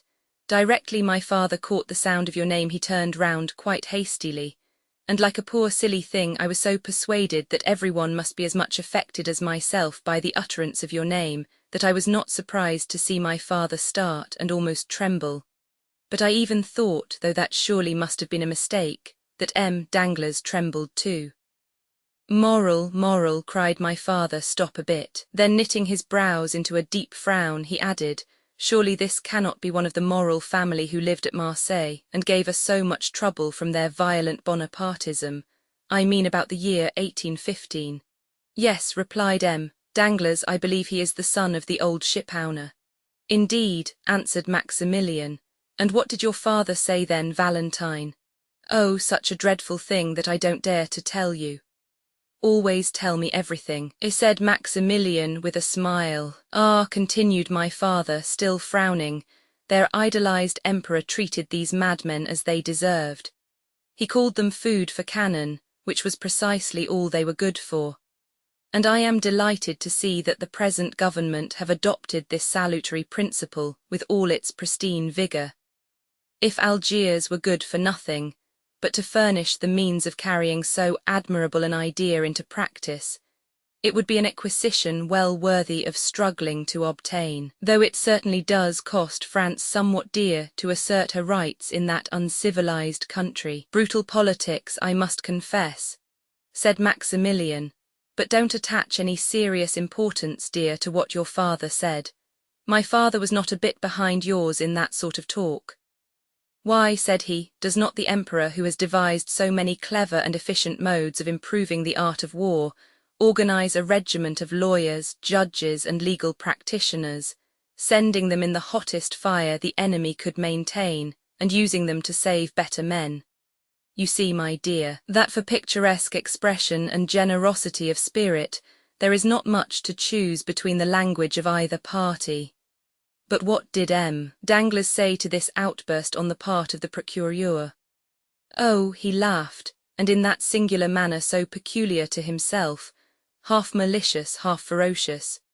He almost immediately got up and took his leave. Then, for the first time, I observed the agitation of my grandfather, and I must tell you, Maximilian, that I am the only person capable of discerning emotion in his paralyzed frame, and I suspected that the conversation that had been carried on in his presence, for they always say and do what they like before the dear old man, without the smallest regard for his feelings, had made a strong impression on his mind. For naturally enough, it must have pained him to hear the emperor he so devotedly loved and served spoken of in that depreciating manner. The name of Noirtier, interposed Maximilian, is celebrated throughout Europe. He was a statesman of high standing, and you may or may not know, Valentine, that he took a leading part in every Bonapartist conspiracy set on foot during the restoration of the Bourbons. Oh, I have often heard whispers of things that seem to me most strange. The father a Bonapartist, the son a royalist. What can have been the reason of so singular a difference in parties and politics? But to resume my story, I turned towards my grandfather as though to question him as to the cause of his emotion. He looked expressively at the newspaper I had been reading. "What is the matter, dear grandfather?" said I. "Are you pleased?" He gave me a sign in the affirmative. With what my father said just now, he returned a sign in the negative. Perhaps you liked what Danglars said, another sign in the negative. Oh, then you were glad to hear that Moral, I didn't dare to say Maximilian had been made an officer of the Legion of Honor. He signified assent.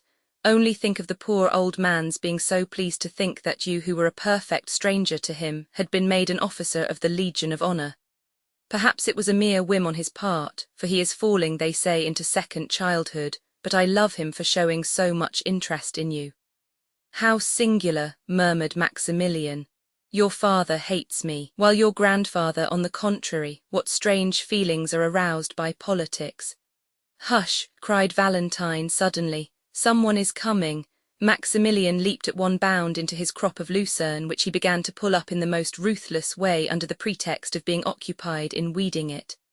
Mademoiselle, mademoiselle, exclaimed a voice from behind the trees. Madame is searching for you everywhere. There is a visitor in the drawing-room. The visitor? Inquired Valentine, much agitated. Who is it? Some grand personage, a prince, I believe they said, the Count of Monte Cristo. I will come directly, cried Valentine aloud. The name of Monte Cristo sent an electric shock through the young man on the other side of the iron gate, to whom Valentine's "I am coming" was the customary signal of farewell. Now then, said Maximilian, leaning on the handle of his spade, I would give a good deal to know how it comes about that the Count of Monte Cristo is acquainted with de Villefort. Chapter 52. It was really the Count of Monte Cristo who had just arrived at Madame de Villefort's for the purpose of returning the procureur's visit, and at his name, as may be easily imagined, the whole house was in confusion. Madame de Villefort, who was alone in her drawing-room when the Count was announced, desired that her son might be brought thither instantly to renew his thanks to the Count. And Edward, who heard this great personage talked of for 2 whole days, made all possible haste to come to him, not from obedience to his mother or out of any feeling of gratitude to the Count, but from sheer curiosity, and that some chance remark might give him the opportunity for making one of the impertinent speeches which made his mother say, "Oh, that naughty child, but I can't be severe with him, he is really so bright." After the usual civilities, the Count inquired after M. de Villefort. "My husband dines with the Chancellor," replied the young lady. "He has just gone, and I am sure he'll be exceedingly sorry not to have had the pleasure of seeing you before he went." 2 visitors who were there when the Count arrived, having gazed at him with all their eyes, retired after that reasonable delay which politeness admits and curiosity requires. "What is your sister Valentine doing?" inquired Madame de Villefort of Edward. "Tell someone to bid her come here, that I may have the honour of introducing her to the Count." "You have a daughter, then, madam?" inquired the Count. "Very young, I presume." "The daughter of M. de Villefort by his first marriage," replied the young wife, a fine, well-grown girl. "But melancholy," interrupted Master Edward, snatching the feathers out of the tail of a splendid paroquet that was screaming on its gilded perch, in order to make a plume for his hat. Madame de Villefort merely cried, "Be still, Edward." She then added, "This young madcap is, however, very nearly right, and merely re-echoes what he has heard me say with pain 100 times. For Mademoiselle de Villefort is, in spite of all we can do to rouse her, of a melancholy disposition and taciturn habit, which frequently injure the effect of her beauty. But what detains her? Go, Edward, and see. Because they are looking for her where she is not to be found." "And where are they looking for her?" "With Grandpapa Noirtier." "And do you think she is not there?" "No, no, no, no, no, she is not there," replied Edward, singing his words. "And where is she then? If you know, why don't you tell?" "She is under the big chestnut tree," replied the spoiled brat, as he gave, in spite of his mother's commands, live flies to the parrot, which seemed keenly to relish such fare. Madame de Villefort stretched out her hand to ring, intending to direct her waiting maid to the spot where she would find Valentine, when the young lady herself entered the apartment. She appeared much dejected, and any person who considered her attentively might have observed the traces of recent tears in her eyes. Valentine, whom we have in the rapid march of our narrative presented to our readers without formally introducing her, was a tall and graceful girl of 19, with bright chestnut hair, deep blue eyes, and that reposeful air of quiet distinction which characterized her mother. Her white and slender fingers, her pearly neck, her cheeks tinted with varying hues, reminded one of the lovely Englishwomen who have been so poetically compared in their manner to the gracefulness of a swan. She entered the apartment, and seeing near her stepmother the stranger of whom she had already heard so much, saluted him without any girlish awkwardness or even lowering her eyes, and with an elegance that redoubled the Count's attention. He rose to return the salutation. "Mademoiselle de Villefort, my step-daughter," said Madame de Villefort to Monte Cristo, leaning back on her sofa and motioning towards Valentine with her hand. "And M. de Monte Cristo, King of China, Emperor of Cochin China," said the young imp, looking slyly towards his sister. Madame de Villefort at this really did turn pale, and was very nearly angry with this household plague who answered to the name of Edward. But the Count, on the contrary, smiled and appeared to look at the boy complacently, which caused the maternal heart to bound again with joy and enthusiasm. "But, madam," replied the Count, continuing the conversation, and looking by turns at Madame de Villefort and Valentine, "have I not already had the honour of meeting yourself and Mademoiselle before? I could not help thinking so just now. The idea came over my mind, and as Mademoiselle entered, the sight of her was an additional ray of light thrown on a confused remembrance. Excuse the remark." "I do not think it likely, sir. Mademoiselle de Villefort is not very fond of society, and we very seldom go out," said the young lady. "Then it was not in society that I met with Mademoiselle or yourself, madam, or this charming little merry boy. Besides, the Parisian world is entirely unknown to me, For as I believe I told you, I have been in Paris but very few days. No, but perhaps you will permit me to call to mind, stay. The Count placed his hand on his brow as if to collect his thoughts. No, it was somewhere, away from here, it was, I do not know, but it appears that this recollection is connected with a lovely sky and some religious fete. Mademoiselle was holding flowers in her hand, the interesting boy was chasing a beautiful peacock in a garden, and you, madam, were under the trellis of some arbour. Pray come to my aid, madam, do not these circumstances appeal to your memory?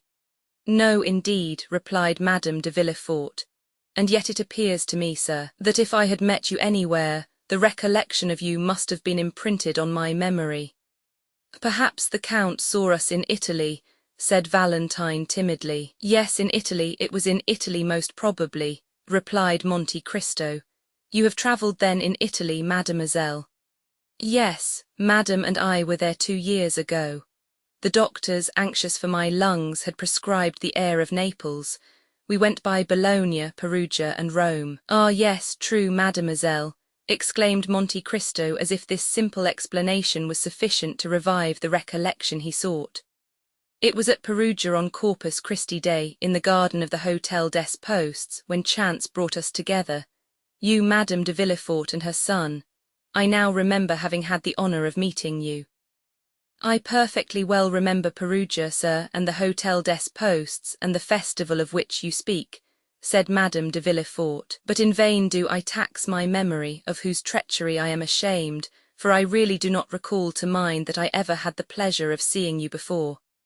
It is strange, but neither do I recollect meeting with you, observed Valentine, raising her beautiful eyes to the Count.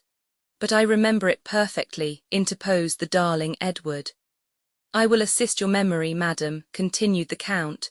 The day had been burning hot, you were waiting for horses, which were delayed in consequence of the festival. Mademoiselle was walking in the shade of the garden, and your son disappeared in pursuit of the peacock. And I caught it, mamma, don't you remember? Interposed Edward, and I pulled 3 such beautiful feathers out of his tail. You, madam, remained under the arbour. Do you not remember that while you were seated on a stone bench, and while, as I told you, Mademoiselle de Villefort and your young son were absent, you conversed for a considerable time with somebody? Yes, in truth, yes, answered the young lady, turning very red. I do remember conversing with a person wrapped in a long woolen mantle. He was a medical man, I think. Precisely so, madam. This man was myself. For a fortnight I had been at that hotel, during which period I had cured my valet de chambre of a fever, and my landlord of the jaundice, so that I really acquired a reputation as a skilful physician. We discoursed a long time, madam, on different subjects. Of Perugino, of Raphael, of manners, customs, of the famous Aqua Tofana, of which they had told you, I think you said, that certain individuals in Perugia had preserved the secret. Yes, true, replied Madame de Villefort, somewhat uneasily. I remember now. I do not recollect now all the various subjects of which we discoursed, madam, continued the Count with perfect calmness, but I perfectly remember that, falling into the error which others had entertained respecting me, you consulted me as to the health of Mademoiselle de Villefort. Yes, really, sir, you were in fact a medical man, said Madame de Villefort, since you had cured the sick. Molière or Beaumarchais would reply to you, madam, that it was precisely because I was not that I had cured my patients. For myself, I am content to say to you that I have studied chemistry and the natural sciences somewhat deeply, but still only as an amateur, you understand. At this moment the clock struck 6. It is 6 o'clock, said Madame de Villefort, evidently agitated. Valentine, will you not go and see if your grandpapa will have his dinner? Valentine rose, and saluting the Count, left the apartment without speaking. Oh, madam, said the Count, when Valentine had left the room, was it on my account that you sent Mademoiselle de Villefort away? By no means, replied the young lady quickly, but this is the hour when we usually give Noirtier the unwelcome meal that sustains his pitiful existence.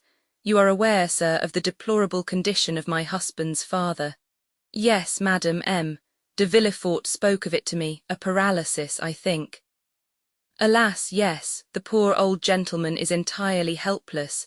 The mind alone is still active in this human machine, and that is faint and flickering, like the light of a lamp about to expire. But excuse me, sir, for talking of our domestic misfortunes. I interrupted you at the moment when you were telling me that you were a skilful chemist. No, madam, I did not say as much as that, replied the Count with a smile. Quite the contrary.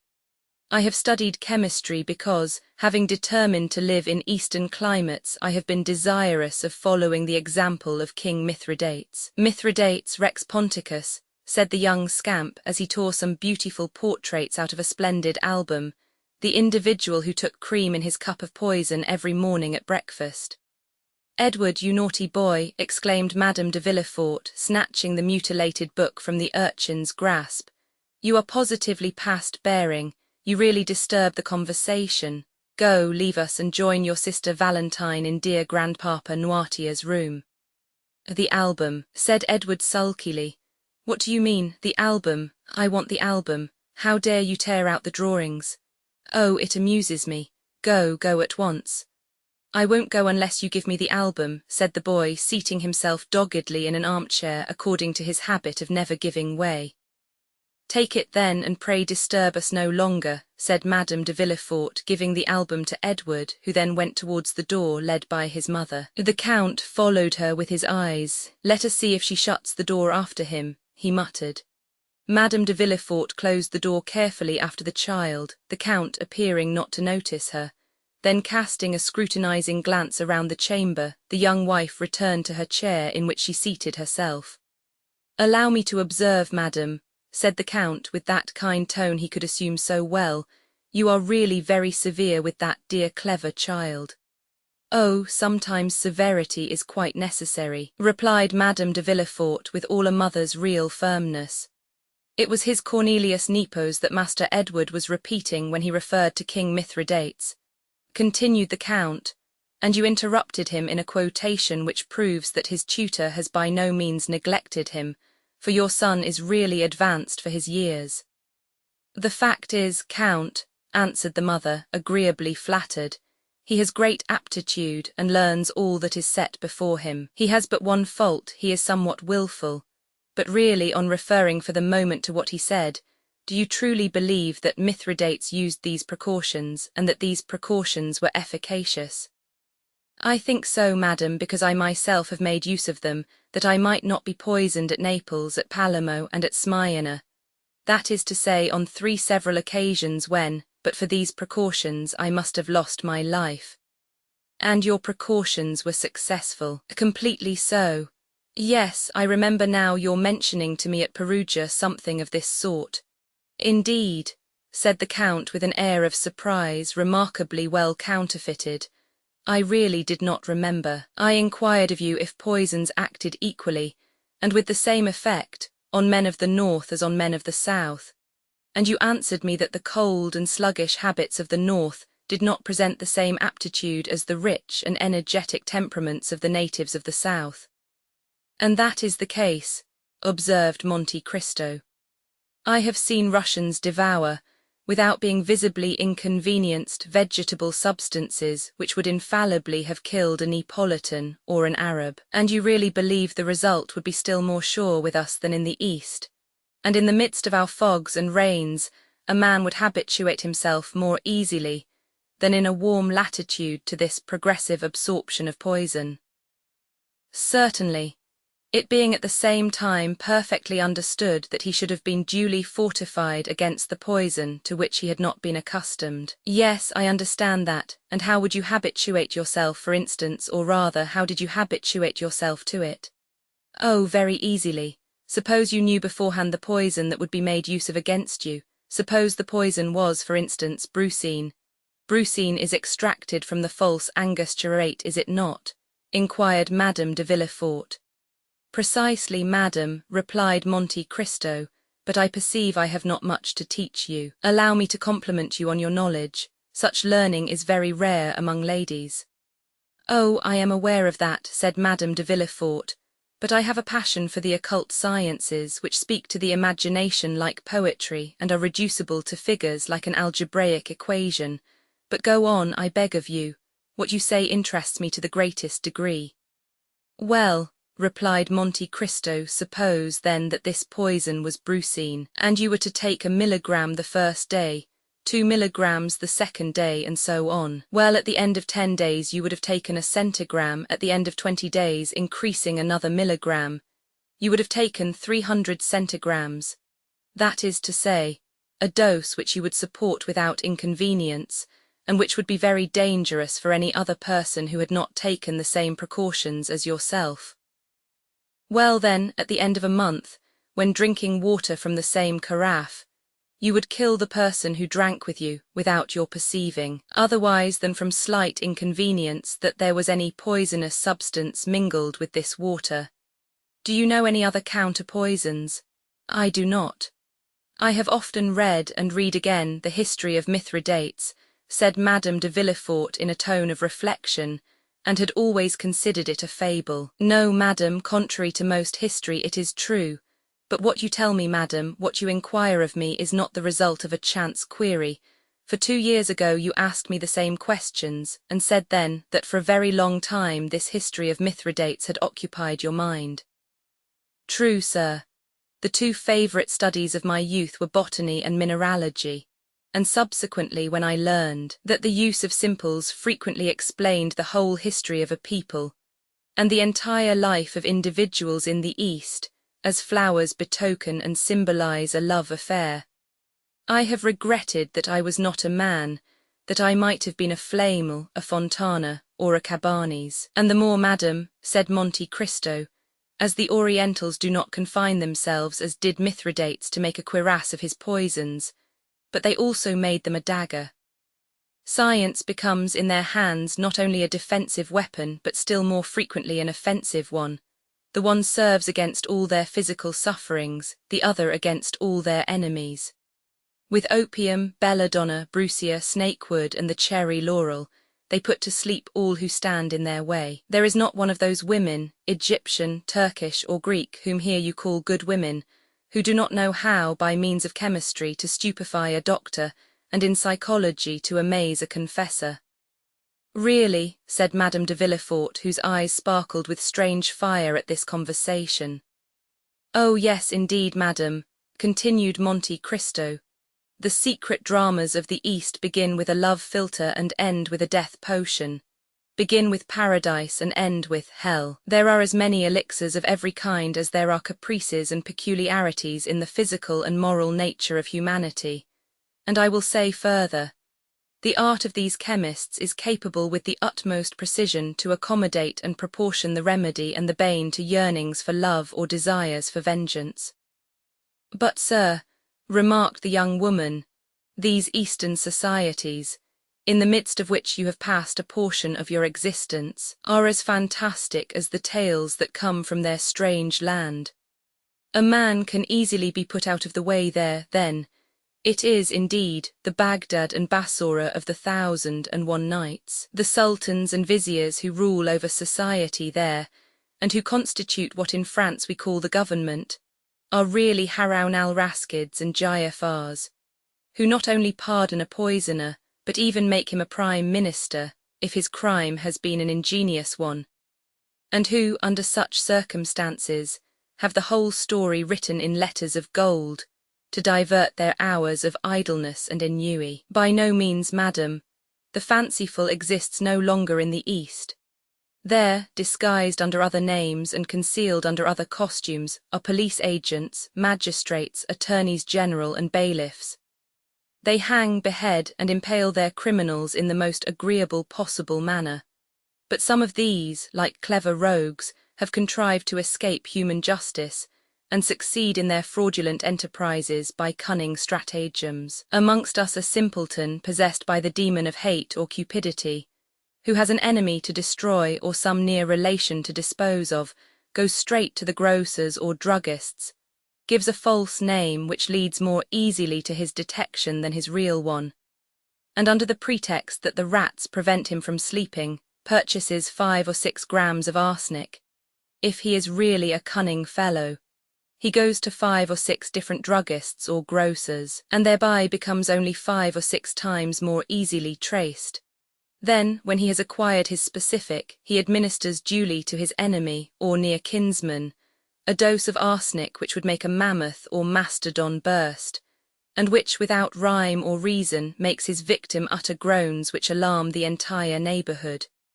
Then arrive a crowd of policemen and constables. They fetch a doctor, who opens the dead body, and collects from the entrails and stomach a quantity of arsenic in a spoon. Next day 100 newspapers relate the fact, with the names of the victim and the murderer.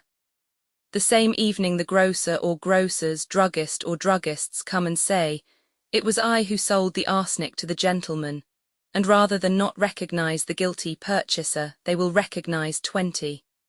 Then the foolish criminal is taken, imprisoned, interrogated, confronted, confounded, condemned, and cut off by hemp or steel.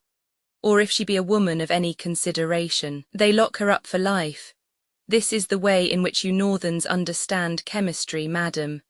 Desrues was, however, I must confess, more skilful. "What would you have, sir?" said the lady, laughing. "We do what we can. All the world has not the secret of the Medicis or the Borgias." "Now," replied the Count, shrugging his shoulders, "shall I tell you the cause of all these stupidities? It is because at your theatres, by what at least I could judge by reading the pieces they play, they see persons swallow the contents of a phial, or suck the button of a ring, and fall dead instantly. 5 minutes afterwards the curtain falls, and the spectators depart. They are ignorant of the consequences of the murder. They see neither the police commissary with his badge of office, nor the corporal with his 4 men, and so the poor fools believe that the whole thing is as easy as lying. But go a little way from France, go either to Aleppo or Cairo, or only to Naples or Rome, and you will see people passing by you in the streets. People erect, smiling and fresh-coloured, of whom Asmodeus, if you were holding on by the skirt of his mantle, would say that man was poisoned 3 weeks ago. He will be a dead man in a month. Then, remarked Madame de Villefort, they have again discovered the secret of the famous aqua tofana that they said was lost at Perugia. Ah, but madam, does mankind ever lose anything? The arts change about and make a tour of the world. Things take a different name and the vulgar do not follow them. That is all, but there is always the same result. Poisons act particularly on some organ or another, one on the stomach, another on the brain, another on the intestines. Well, the poison brings on a cough, the cough an inflammation of the lungs, or some other complaint catalogued in the book of science, which, however, by no means precludes it from being decidedly mortal. And if it were not, would be sure to become so, thanks to the remedies applied by foolish doctors, who are generally bad chemists, and which will act in favour of or against the malady, as you please. And then there is a human being killed according to all the rules of art and skill, and of whom justice learns nothing, as was said by a terrible chemist of my acquaintance, the worthy Abbé Adelmont of Taormina in Sicily, who has studied these national phenomena very profoundly. It is quite frightful but deeply interesting, said the young lady, motionless with attention. I thought, I must confess, that these tales were inventions of the Middle Ages. Yes, no doubt, but improved upon by ours. What is the use of time, rewards of merit, medals, crosses, Montheian prizes, if they do not lead society towards more complete perfection? Yet man will never be perfect until he learns to create and destroy. He does know how to destroy, and that is half the battle. So, added Madame de Villefort, constantly returning to her object, the poisons of the Borgias, the Medicis, the Renés, the Ruggierists, and later probably that of Baron de Trenck, whose story has been so misused by modern drama and romance, were objects of art, madam, and nothing more, replied the Count. Do you suppose that the real savant addresses himself stupidly to the mere individual? By no means. Science loves eccentricities, leaps and bounds, trials of strength, fancies, if I may be allowed so to term them. Thus, for instance, the excellent Abbé Adelmont of whom I spoke just now made in this way some marvellous experiments. Really, yes, I will mention one to you. He had a remarkably fine garden full of vegetables, flowers, and fruit. From amongst these vegetables he selected the most simple, a cabbage, for instance. For 3 days he watered this cabbage with a distillation of arsenic. On the third the cabbage began to droop and turn yellow. At that moment he cut it. In the eyes of everybody it seemed fit for table, and preserved its wholesome appearance. It was only poison to the Abbé Adelmont. He then took the cabbage to the room where he had rabbits, for the Abbé Adelmont had a collection of rabbits, cats, and guinea pigs, fully as fine as his collection of vegetables, flowers, and fruit. Well, the Abbé Adelmont took a rabbit and made it eat a leaf of the cabbage. The rabbit died. What magistrate would find or even venture to insinuate anything against this? What procureur has ever ventured to draw up an accusation against M. Magendie or M. Flowerens in consequence of the rabbits, cats, and guinea pigs they have killed? Not one. So then the rabbit dies and justice takes no notice. This rabbit dead, the Abbé Adelmont has its entrails taken out by his cook and thrown on the dunghill. On this dunghill is a hen, who, pecking these intestines, is in her turn taken ill and dies next day. At the moment when she is struggling in the convulsions of death, a vulture is flying by. There are a good many vultures in Adelmont's country. This bird darts on the dead fowl and carries it away to a rock where it dines off its prey. 3 days afterwards this poor vulture, which has been very much indisposed since that dinner, suddenly feels very giddy while flying aloft in the clouds, and falls heavily into a fish pond. The pike, eels, and carp eat greedily always, as everybody knows. Well, they feast on the vulture. Now suppose that next day one of these eels or pike or carp, poisoned at the 4th remove, is served up at your table. Well then, your guest will be poisoned at the 5th remove, and die at the end of 8 or 10 days of pains in the intestines, sickness, or abscess of the pylorus. The doctors open the body and say with an air of profound learning, the subject has died of a tumour on the liver or of typhoid fever. But, remarked Madame de Villefort, all these circumstances which you link thus to one another may be broken by the least accident. The vulture may not see the fowl, or may fall 100 yards from the fish pond. Ah, that is where the art comes in. To be a great chemist in the East one must direct chance, and this is to be achieved. Madame de Villefort was in deep thought, yet listened attentively. But, she exclaimed suddenly, arsenic is indelible, indestructible. In whatsoever way it is absorbed, it will be found again in the body of the victim from the moment when it has been taken in sufficient quantity to cause death. Precisely so, cried Monte Cristo. Precisely so, and this is what I said to my worthy Adelmont. He reflected, smiled, and replied to me by a Sicilian proverb, which I believe is also a French proverb, my son, the world was not made in a day, but in 7. Return on Sunday. On the Sunday following I did return to him. Instead of having watered his cabbage with arsenic, he had watered it this time with a solution of salts, having their basis in strychnine, strychnos colubrina as the learned term it. Now the cabbage had not the slightest appearance of disease in the world, and the rabbit had not the smallest distrust. Yet 5 minutes afterwards the rabbit was dead. The fowl pecked at the rabbit, and the next day was a dead hen. This time we were the vultures, so we opened the bird, and this time all special symptoms had disappeared. There were only general symptoms. There was no peculiar indication in any organ, an excitement of the nervous system. That was it, a case of cerebral congestion, nothing more. The fowl had not been poisoned, she had died of apoplexy. Apoplexy is a rare disease among fowls, I believe, but very common among men. Madame de Villefort appeared more and more thoughtful. It is very fortunate, she observed, that such substances could only be prepared by chemists, otherwise all the world would be poisoning each other. By chemists and persons who have a taste for chemistry, said Monte Cristo carelessly. And then, said Madame de Villefort, endeavouring by a struggle, and with effort to get away from her thoughts, however skilfully it is prepared, crime is always crime, and if it avoid human scrutiny it does not escape the eye of God. The Orientals are stronger than we are in cases of conscience, and very prudently have no hell. That is the point. Really, madam, this is a scruple which naturally must occur to a pure mind like yours, but which would easily yield before sound reasoning. The bad side of human thought will always be defined by the paradox of Jean-Jacques Rousseau. You remember, the mandarin who is killed 500 leagues off by raising the tip of the finger.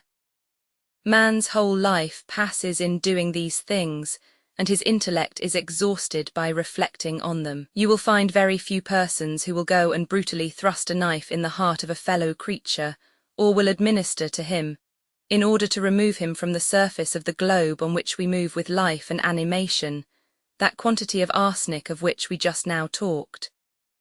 Such a thing is really out of rule, eccentric or stupid. To attain such a point, the blood must be heated to 36 degrees, the pulse be at least at 90, and the feelings excited beyond the ordinary limit. But suppose one pass, as is permissible in philology, from the word itself to its softened synonym. Then, instead of committing an ignoble assassination, you make an elimination. You merely and simply remove from your path the individual who is in your way, and that without shock or violence, without the display of the sufferings which, in the case of becoming a punishment, make a martyr of the victim, and a butcher, in every sense of the word, of him who inflicts them.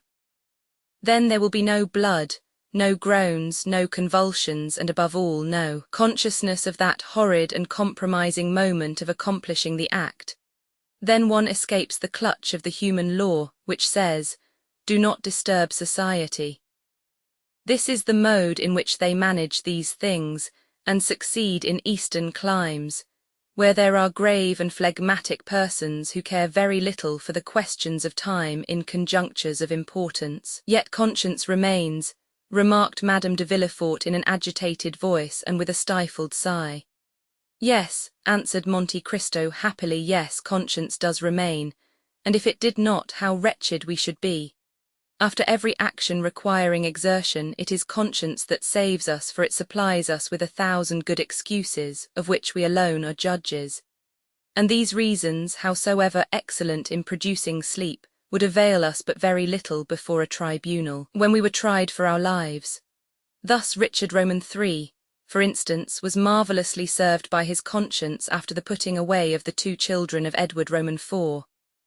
In fact, he could say, these 2 children of a cruel and persecuting king, who have inherited the vices of their father, which I alone could perceive in their juvenile propensities.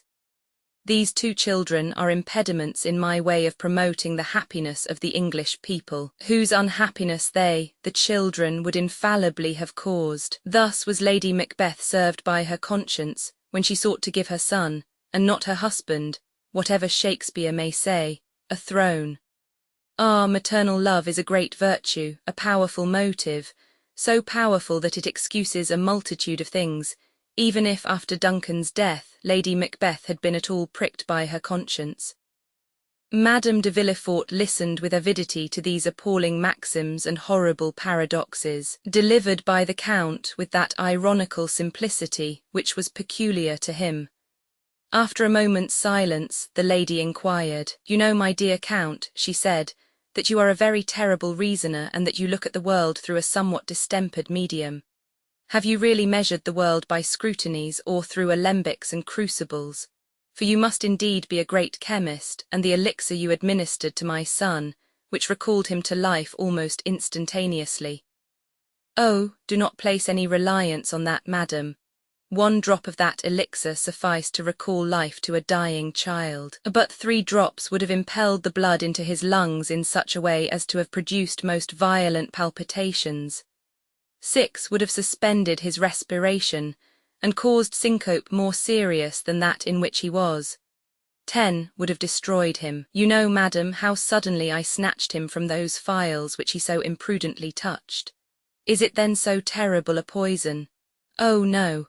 In the first place, let us agree that the word poison does not exist, because in medicine use is made of the most violent poisons, which become, according as they are employed, most salutary remedies.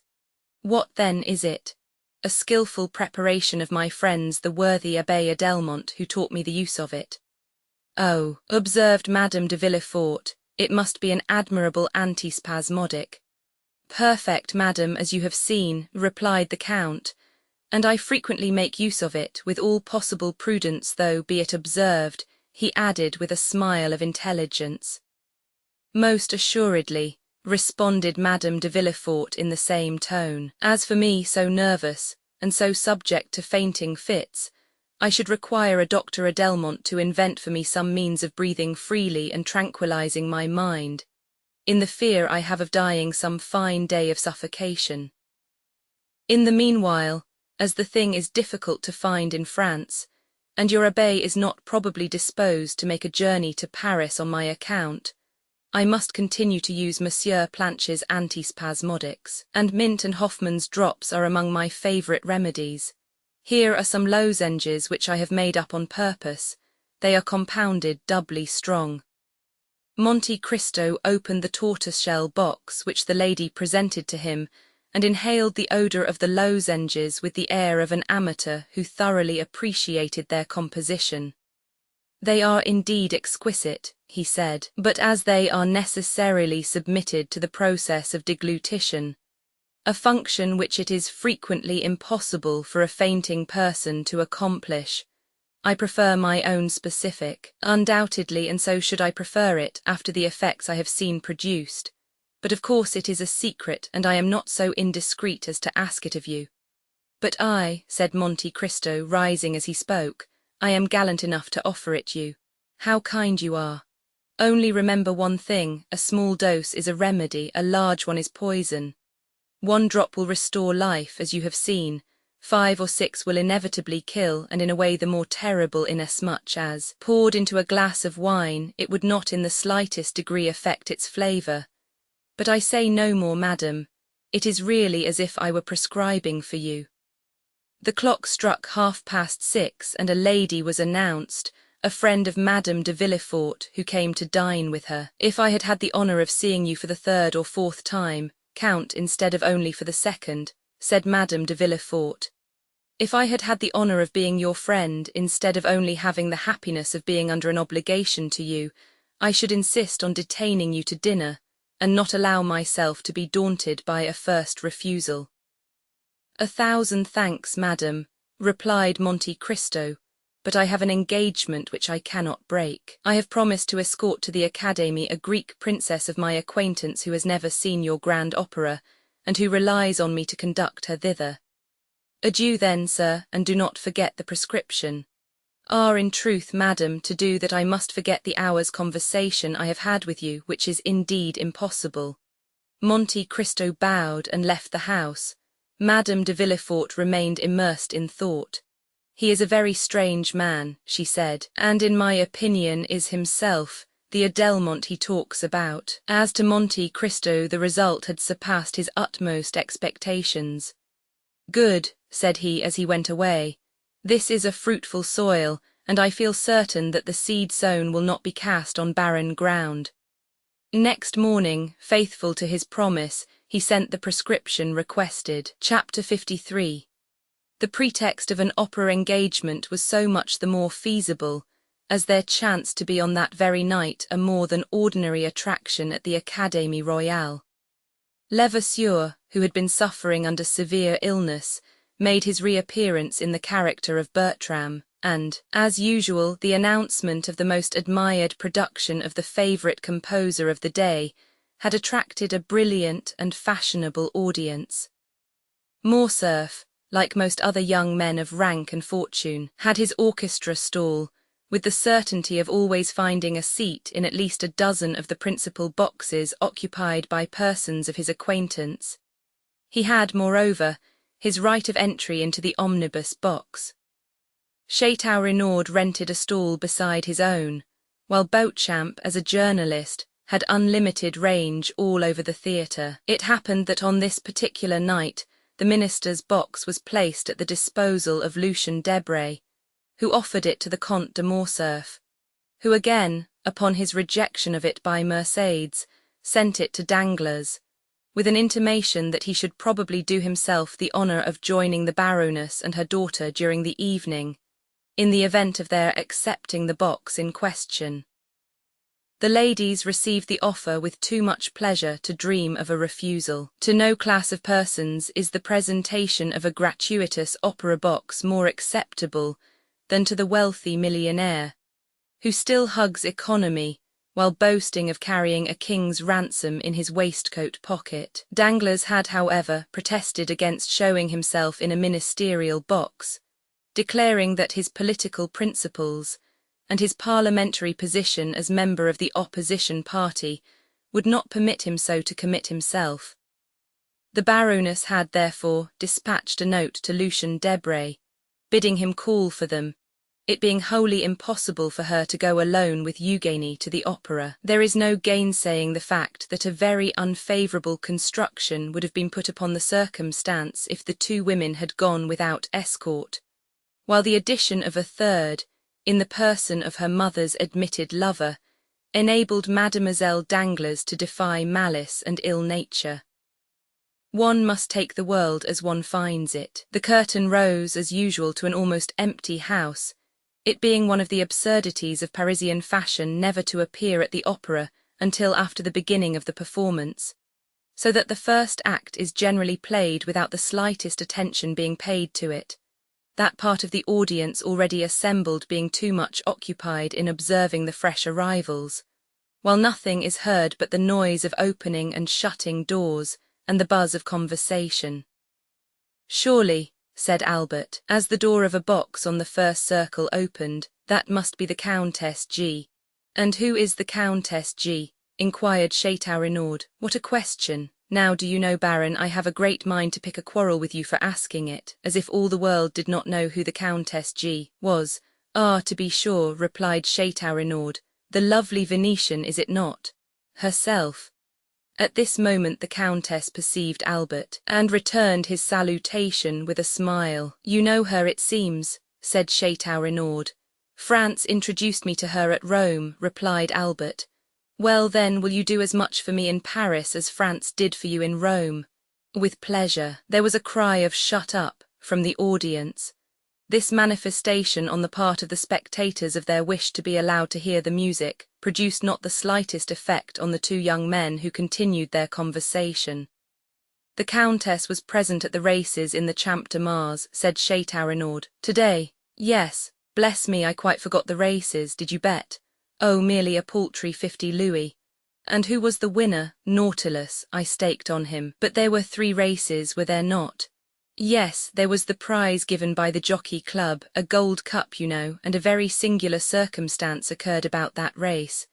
"What was it?" "Oh, shut up," again interposed some of the audience. "Why, it was won by a horse and rider utterly unknown on the course." "Is that possible?" "True as day. The fact was, nobody had observed a horse entered by the name of Vampa, or that of a jockey styled Job, when at the last moment, a splendid roan, mounted by a jockey about as big as your fist, presented themselves at the starting post. They were obliged to stuff at least 20 pounds weight of shot in the small rider's pockets to make him wait. But with all that he outstripped Ariel and Barbert, against whom he ran, by at least 3 whole lengths. And was it not found out at last to whom the horse and jockey belonged? "No. You say that the horse was entered under the name of Vampa." "Exactly, that was the title." "Then," answered Albert, "I am better informed than you are, and know who the owner of that horse was." "Shut up there," cried the pit in chorus. And this time the tone and manner in which the command was given betokened such growing hostility that the 2 young men perceived, for the first time, that the mandate was addressed to them. Leisurely turning round, they calmly scrutinized the various countenances around them, as though demanding some one person who would take upon himself the responsibility of what they deemed excessive impertinence. But as no one responded to the challenge, the friends turned again to the front of the theatre, and affected to busy themselves with the stage. At this moment the door of the minister's box opened, and Madame Danglars, accompanied by her daughter, entered, escorted by Lucien Debray, who assiduously conducted them to their seats. "Ha ha," said Chateau Renaud, Here come some friends of yours, Viscount. What are you looking at there? Don't you see they are trying to catch your eye?" Albert turned round just in time to receive a gracious wave of the fan from the Baroness.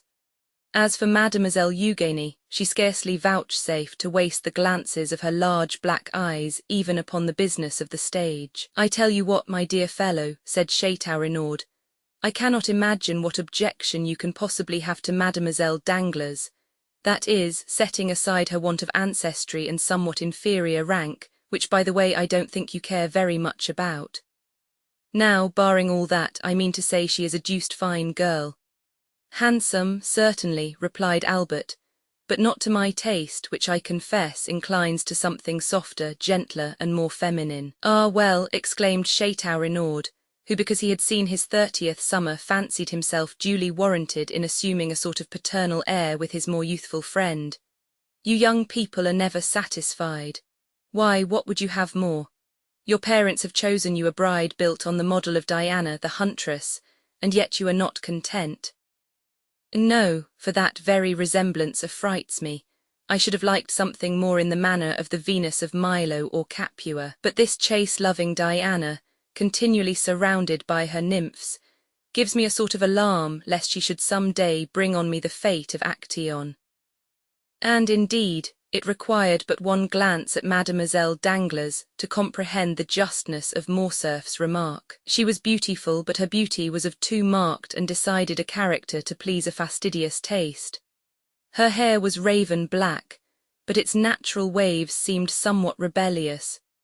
Her eyes, of the same colour as her hair, were surmounted by well-arched brows, whose great defect, however, consisted in an almost habitual frown, while her whole physiognomy wore that expression of firmness and decision so little in accordance with the gentler attributes of her sex.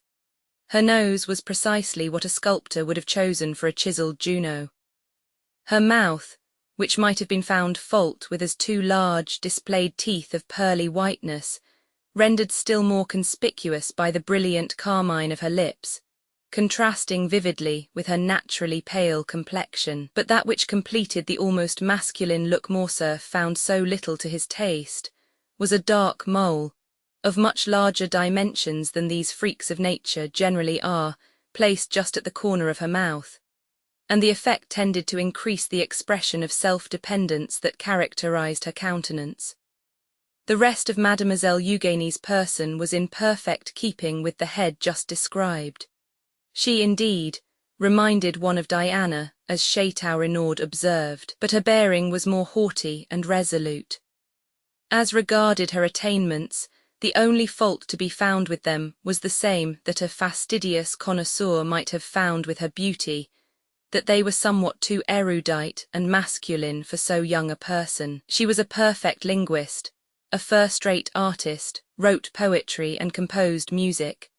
To the study of the latter she professed to be entirely devoted, following it with an indefatigable perseverance, assisted by a schoolfellow, a young woman without fortune whose talent promised to develop into remarkable powers as a singer.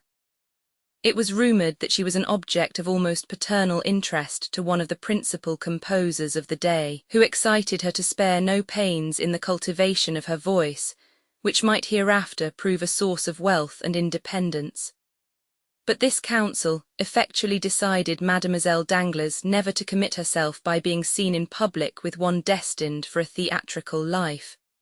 And acting upon this principle, the banker's daughter, though perfectly willing to allow Mademoiselle Louise d'Armilly, that was the name of the young virtuosa, to practice with her through the day, took especial care not to be seen in her company. Still, though not actually received at the Hotel Danglars in the light of an acknowledged friend, Louise was treated with far more kindness and consideration than is usually bestowed on a governess. The curtain fell almost immediately after the entrance of Madame Danglars into her box.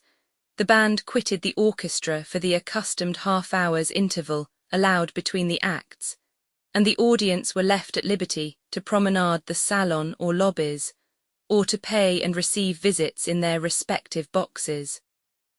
Morcerf and Chateau-Renaud were amongst the first to avail themselves of this permission. For an instant the idea struck Madame Danglars that this eagerness on the part of the young Viscount arose from his impatience to join her party, and she whispered her expectations to her daughter, that Albert was hurrying to pay his respects to them.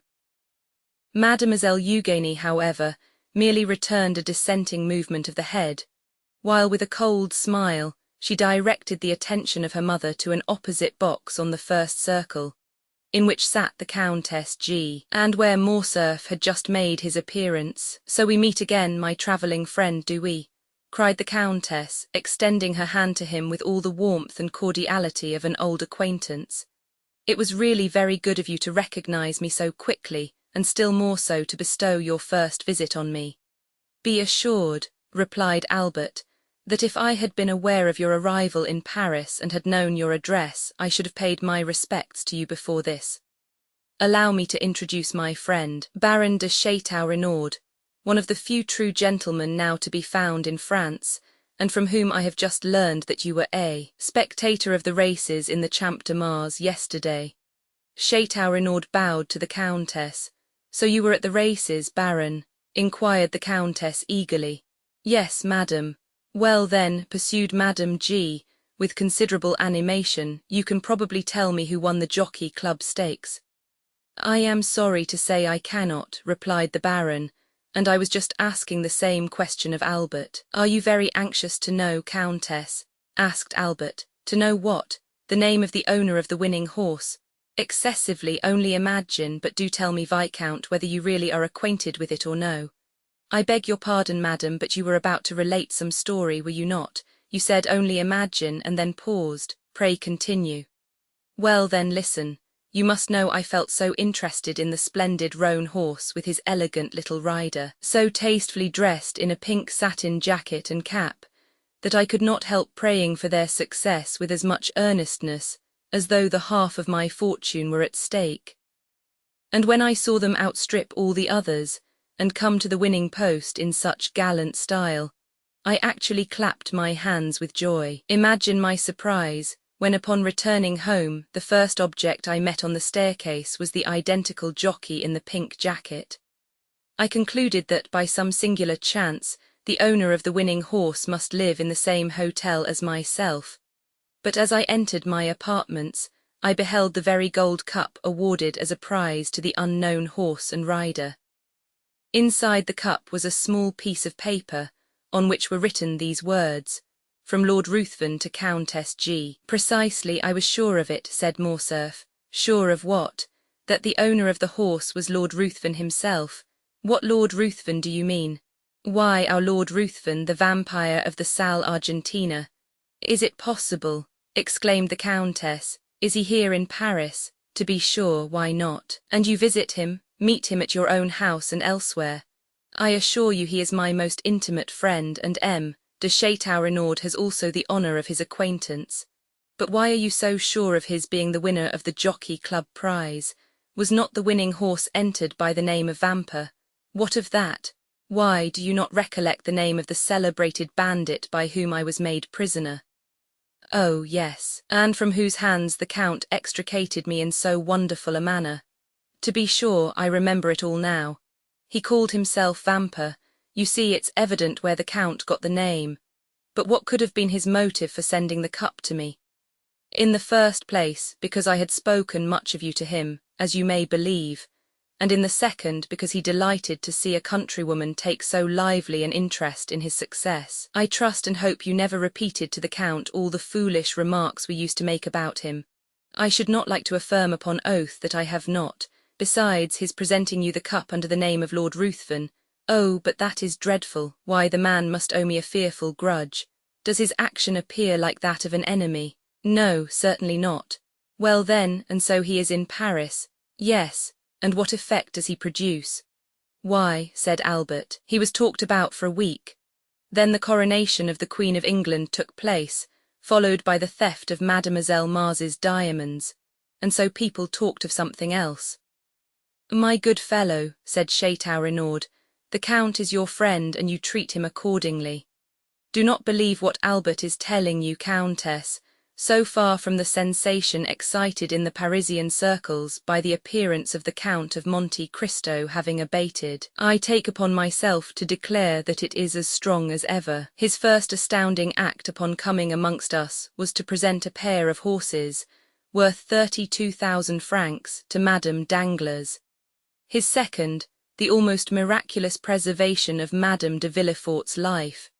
Now it seems that he has carried off the prize awarded by the Jockey Club. I therefore maintain, in spite of Morcerf, that not only is the Count the object of interest at this present moment, but also that he will continue to be so for a month longer if he pleases to exhibit an eccentricity of conduct which, after all, may be his ordinary mode of existence. Perhaps you are right, said Morcerf.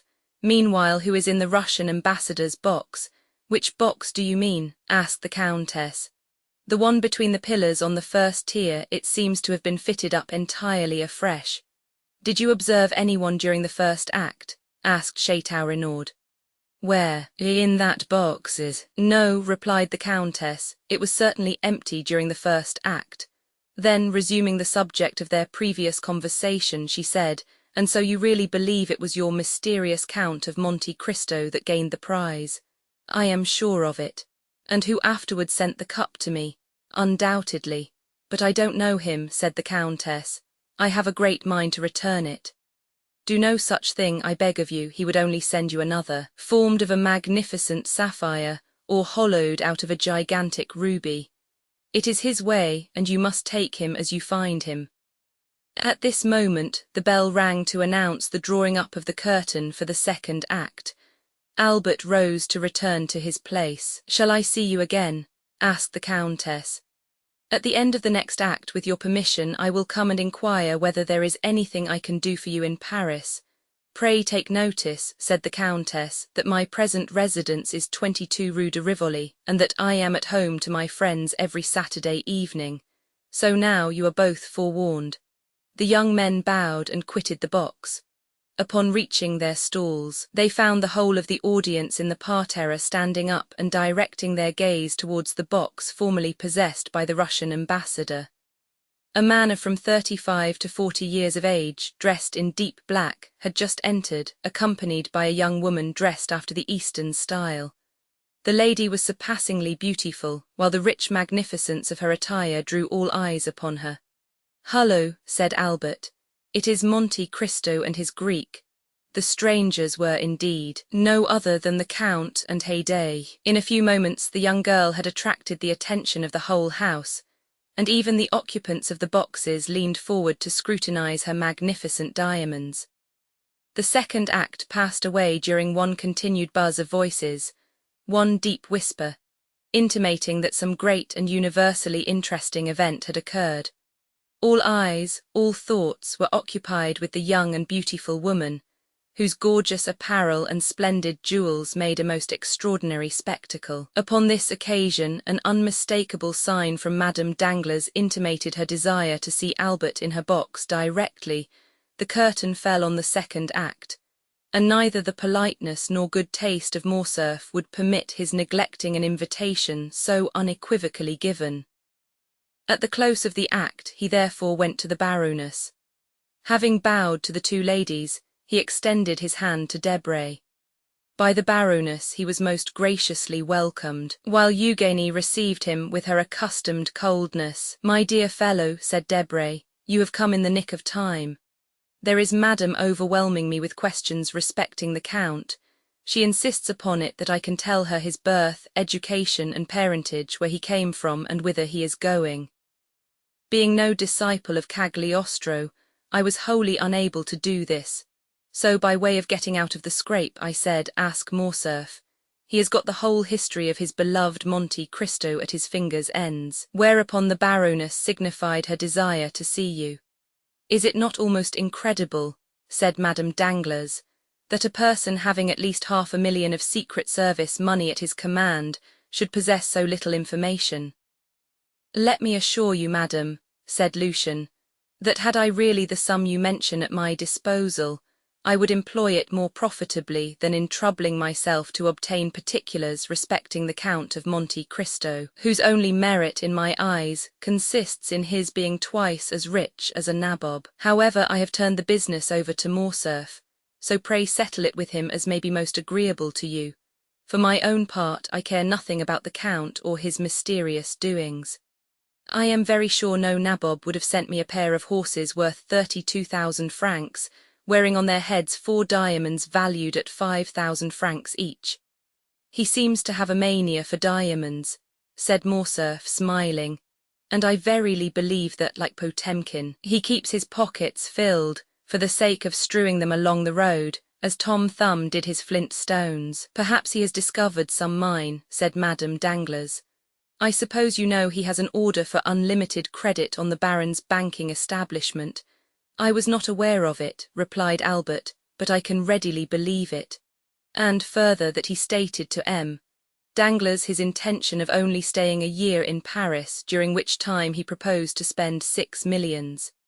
He must be the Shah of Persia, travelling incog. Have you noticed the remarkable beauty of the young woman, M. Lucian? Inquired Eugénie.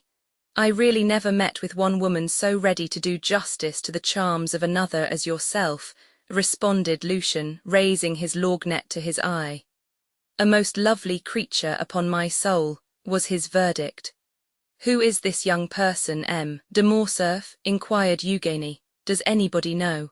Mademoiselle, said Albert, replying to this direct appeal, I can give you very exact information on that subject, as well as on most points relative to the mysterious person of whom we are now conversing.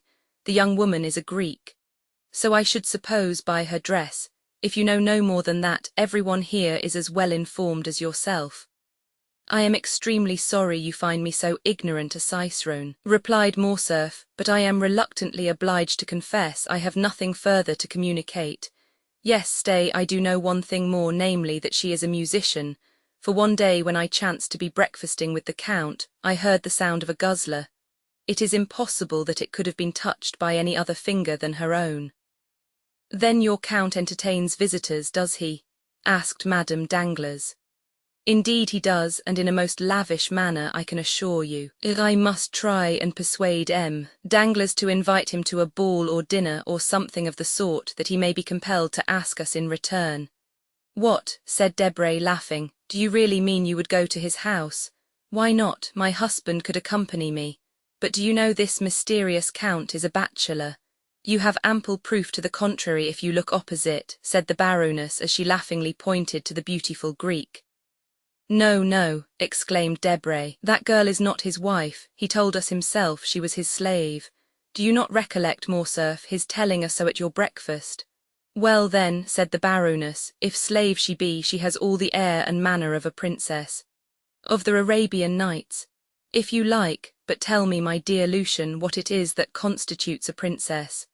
Why, diamonds, and she is covered with them. To me she seems overloaded, observed Eugénie. She would look far better if she wore fewer, and we should then be able to see her finely formed throat and wrists. See how the artist peeps out, exclaimed Madame Danglars. My poor Eugénie, you must conceal your passion for the fine arts. I admire all that is beautiful, returned the young lady. What do you think of the Count? Inquired Debray. He is not much amiss, according to my ideas of good looks. The Count, repeated Eugénie, as though it had not occurred to her to observe him sooner. The Count, oh, he is so dreadfully pale. I quite agree with you, said Morcerf, and the secret of that very pallor is what we want to find out. The Countess G. insists upon it that he is a vampire. Then the Countess G. has returned to Paris, has she? Inquired the Baroness. Is that she, mamma? Asked Eugénie, almost opposite to us with that profusion of beautiful light hair. Yes, said Madame Danglars, that is she. Shall I tell you what you ought to do, Morcerf? Command me, madam. Well then, you should go and bring your Count of Monte Cristo to us. What for? Asked Eugénie. What for? Why, to converse with him, of course. Have you really no desire to meet him? None whatever, replied Eugénie. Strange child, murmured the Baroness. He will very probably come of his own accord, said Morcerf. There, do you see, madam, he recognizes you and bows. The Baroness returned the salute in the most smiling and graceful manner. "Well," said Morcerf, "I may as well be magnanimous and tear myself away to forward your wishes. Adieu, I will go and try if there are any means of speaking to him." "Go straight to his box, that will be the simplest plan." "Oh, but I have never been presented." "Presented to whom?" "To the beautiful Greek. You say she is only a slave, while you assert that she is a queen or at least a princess. No, I hope that when he sees me leave you he will come out." "That is possible, go." "I am going," said Albert as he made his parting bow. Just as he was passing the Count's box, the door opened and Monte Cristo came forth. After giving some directions to Ali, who stood in the lobby, the Count took Albert's arm. Carefully closing the box door, Ali placed himself before it, while a crowd of spectators assembled round the Nubian. "Upon my word," said Monte Cristo, "Paris is a strange city, and the Parisians a very singular people. See that cluster of persons collected around poor Ali, who is as much astonished as themselves. Really one might suppose he was the only Nubian they had ever beheld. Now I can promise you that a Frenchman might show himself in public, either in Tunis, Constantinople, Baghdad, or Cairo, without being treated in that way. That shows that the Eastern nations have too much good sense to waste their time and attention on objects undeserving of either. However, as far as Ali is concerned, I can assure you, the interest he excites is merely from the circumstance of his being your attendant. You, who are at this moment the most celebrated and fashionable person in Paris. Really, and what has procured me so flattering a distinction?" "What? Why, yourself, to be sure. You give away horses worth 1,000 louis. You save the lives of ladies of high rank and beauty. Under the name of Major Black you run thoroughbreds ridden by tiny urchins not larger than marmots. Then, when you have carried off the golden trophy of victory, instead of setting any value on it, you give it to the first handsome woman you think of. And who has filled your head with all this nonsense? Why, in the first place, I heard it from Madame Danglars, who, by the by, is dying to see you in her box, or to have you seen there by others. Secondly, I learned it from Beauchamp's journal, and thirdly, from my own imagination. Why, if you sought concealment, did you call your horse Vampa? That was an oversight, certainly, replied the Count. But tell me, does the Count of Morcerf never visit the opera? I have been looking for him, but without success. He will be here tonight. In what part of the house? In the Baroness's box, I believe. That charming young woman with her is her daughter. Yes, I congratulate you. Morcerf smiled. "We will discuss that subject at length some future time," said he. "But what do you think of the music?" "What music?" "Why, the music you have been listening to." "Oh, it is well enough as the production of a human composer, sung by featherless bipeds, to quote the late Diogenes. From which it would seem, my dear Count, that you can at pleasure enjoy the seraphic strains that proceed from the 7 choirs of paradise." "You are right, in some degree. When I wish to listen to sounds more exquisitely attuned to melody than mortal ear ever yet listened to, I go to sleep." "Then sleep here, my dear Count. The conditions are favourable. What else was opera invented for? No, thank you, your orchestra is too noisy. To sleep after the manner I speak of, absolute calm and silence are necessary, and then a certain preparation." "I know, the famous hashish." "Precisely. So, my dear Viscount, whenever you wish to be regaled with music, come and sup with me." "I have already enjoyed that treat when breakfasting with you," said Morcerf. "Do you mean at Rome?" "I do." "Ah, then, I suppose you heard Haydée's Guzzler. The poor exile frequently beguiles a weary hour in playing over to me the airs of her native land."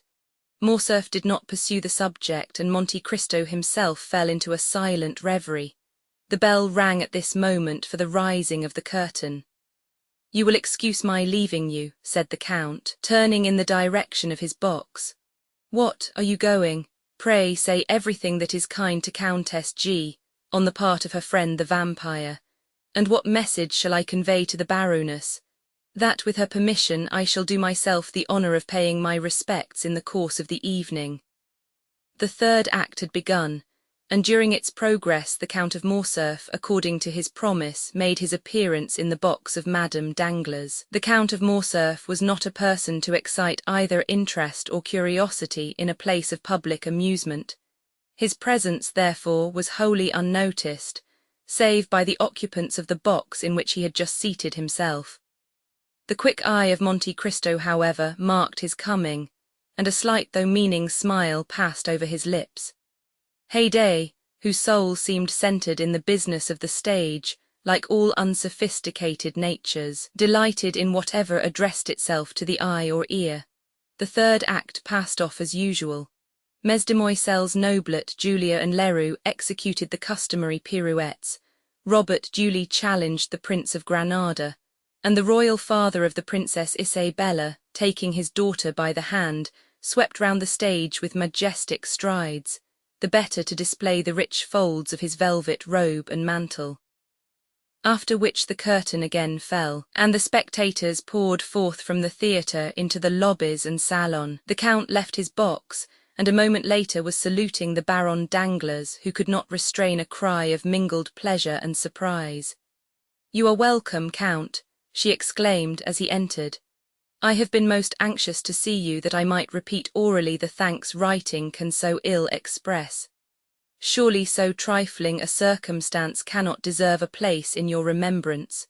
Believe me, madam, I had entirely forgotten it, but it is not so easy to forget, monsieur, that the very next day after your princely gift you saved the life of my dear friend, Madame de Villefort, which was endangered by the very animals your generosity restored to me. This time at least I do not deserve your thanks. It was Ali, my Nubian slave, who rendered this service to Madame de Villefort." "Was it Ali," asked the Count of Morcerf, "who rescued my son from the hands of bandits?"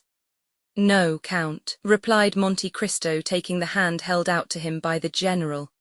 "In this instance I may fairly and freely accept your thanks, but you have already tendered them and fully discharged your debt, if indeed there existed one, and I feel almost mortified to find you still reverting to the subject. May I beg of you, Baroness, to honour me with an introduction to your daughter?" "Oh, you are no stranger, at least not by name," replied Madame Danglars, "and the last 2 or 3 days we have really talked of nothing but you. Eugénie," continued the Baroness, turning towards her daughter, "this is the Count of Monte Cristo." The Count bowed, while Mademoiselle Danglars bent her head slightly.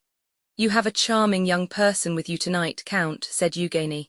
"Is she your daughter?" "No, mademoiselle," said Monte Cristo, astonished at the coolness and freedom of the question. "She is a poor unfortunate Greek left under my care." "And what is her name?" "Haydée," replied Monte Cristo. "A Greek," murmured the Count of Morcerf. "Yes, indeed, Count," said Madame Danglars. "And tell me, did you ever see at the court of Ali Tepelini, whom you so gloriously and valiantly served, a more exquisite beauty or richer costume?" "Did I hear rightly, monsieur," said Monte Cristo, "that you served at Yanina?" "I was Inspector General of the Pasha's troops," replied Morcerf, "and it is no secret that I owe my fortune, such as it is, to the liberality of the illustrious Albanese chief." "But look," exclaimed Madame Danglars. "Where?" stammered Morcerf. "There," said Monte Cristo, placing his arms around the Count, and leaning with him over the front of the box, just as Haydée, whose eyes were occupied in examining the theatre in search of her guardian, perceived his pale features close to Morcerf's face. It was as if the young girl beheld the head of Medusa. She bent forwards as though to assure herself of the reality of what she saw, then, uttering a faint cry, threw herself back in her seat. The sound was heard by the people about Ali, who instantly opened the box door. "Why, Count," exclaimed Eugénie, "what has happened to your ward? She seems to have been taken suddenly ill." "Very probably," answered the Count. "But do not be alarmed on her account. Haydée's nervous system is delicately organized, and she is peculiarly susceptible to the odors even of flowers. Nay, there are some which cause her to faint if brought into her presence. However," continued Monte Cristo, drawing a small phial from his pocket, "I have an infallible remedy." So saying, he bowed to the Baroness and her daughter, exchanged a parting shake of the hand with Debray and the Count, and left Madame Danglars' box. Upon his return to Haydée he found her still very pale. As soon as she saw him, she seized his hand. Her own hands were moist and icy cold. "Who was it you were talking with over there?" she asked. "With the Count of Morcerf," answered Monte Cristo. "He tells me he served your illustrious father and that he owes his fortune to him." "Wretch!" exclaimed Haydée, her eyes flashing with rage. "He sold my father to the Turks, and the fortune he boasts of was the price of his treachery. Did not you know that, my dear lord?" "Something of this I heard in Epirus," said Monte Cristo, "but the particulars are still unknown to me. You shall relate them to me, my child. They are, no doubt, both curious and interesting." "Yes, yes, but let us go. I feel as though it would kill me to remain long near that dreadful man." So saying, Haydée arose, and wrapping herself in her burnous of white cashmere embroidered with pearls and coral, she hastily quitted the box at the moment when the curtain was rising upon the fourth act. "Do you observe," said the Countess G. to Albert, who had returned to her side, "that man does nothing like other people? He listens most devoutly to the third act of Robert le Diable, and when the fourth begins, takes his departure." Chapter 54. Some days after this meeting, Albert de Morcerf visited the Count of Monte Cristo at his house in the Champs-Élysées, which had already assumed that palace-like appearance which the Count's princely fortune enabled him to give even to his most temporary residences. He came to renew the thanks of Madame Danglars which had been already conveyed to the Count through the medium of a letter, signed Baron Danglars, née Hermin de Servia. Albert was accompanied by Lucien Debray, who, joining in his friend's conversation, added some passing compliments, the source of which the Count's talent for finesse easily enabled him to guess. He was convinced that Lucien's visit was due to a double feeling of curiosity, the larger half of which sentiment emanated from the Rue de la Chaussée-d'Antin. In short, Madame Danglars, not being able personally to examine in detail the domestic economy and household arrangements of a man who gave away horses worth 30,000 francs, and who went to the opera with a Greek slave wearing diamonds to the amount of 1,000,000 of money, had deputed those eyes, by which she was accustomed to see, to give her a faithful account of the mode of life of this incomprehensible person. But the Count did not appear to suspect that there could be the slightest connection between Lucien's visit and the curiosity of the Baroness.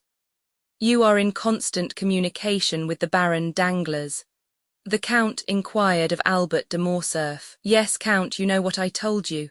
All remains the same then in that quarter. It is more than ever a settled thing," said Lucien, and considering that this remark was all that he was at that time called upon to make, he adjusted the glass to his eye, and biting the top of his gold-headed cane, began to make the tour of the apartment, examining the arms and the pictures. "Ah," said Monte Cristo, "I did not expect that the affair would be so promptly concluded. Oh, things take their course without our assistance. While we are forgetting them, they are falling into their appointed order, and when, again, our attention is directed to them, we are surprised at the progress they have made towards the proposed end. My father and M. Danglars served together in Spain, my father in the army and M. Danglars in the commissariat department. It was there that my father, ruined by the revolution, and M. Danglars, who never had possessed any patrimony, both laid the foundations of their different fortunes." "Yes," said Monte Cristo, "I think M. Danglars mentioned that in a visit which I paid him, and," continued he, casting a side glance at Lucien, who was turning over the leaves of an album, "Mademoiselle Eugénie is pretty. I think I remember that to be her name." "Very pretty, or rather very beautiful," replied Albert, "but of that style of beauty which I do not appreciate. I am an ungrateful fellow." "You speak as if you were already her husband." "Ah," returned Albert, in his turn looking around to see what Lucien was doing. "Really," said Monte Cristo, lowering his voice, "you do not appear to me to be very enthusiastic on the subject of this marriage." "Mademoiselle Danglars is too rich for me," replied Morcerf, "and that frightens me." "Bah!" exclaimed Monte Cristo, "that's a fine reason to give. Are you not rich yourself?"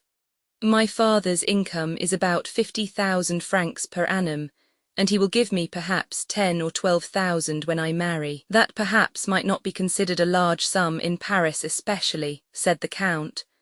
But everything does not depend on wealth, and it is a fine thing to have a good name, and to occupy a high station in society. Your name is celebrated, your position magnificent. And then the Comte de Morcerf is a soldier, and it is pleasing to see the integrity of a Bayard united to the poverty of a Duguesclin. Disinterestedness is the brightest ray in which a noble sword can shine. As for me, I consider the union with Mademoiselle Danglars a most suitable one. She will enrich you, and you will ennoble her. Albert shook his head and looked thoughtful. There is still something else, said he. I confess, observed Monte Cristo, that I have some difficulty in comprehending your objection to a young lady who is both rich and beautiful. Oh, said Morcerf, this repugnance, if repugnance it may be called, is not all on my side. Whence can it arise, then? For you told me your father desired the marriage. It is my mother who dissents. She has a clear and penetrating judgment, and does not smile on the proposed union. I cannot account for it, but she seems to entertain some prejudice against the Danglars. Ah, said the Count in a somewhat forced tone, that may be easily explained. The Comtesse de Morcerf, who is aristocracy and refinement itself, does not relish the idea of being allied by your marriage with one of ignoble birth. That is natural enough.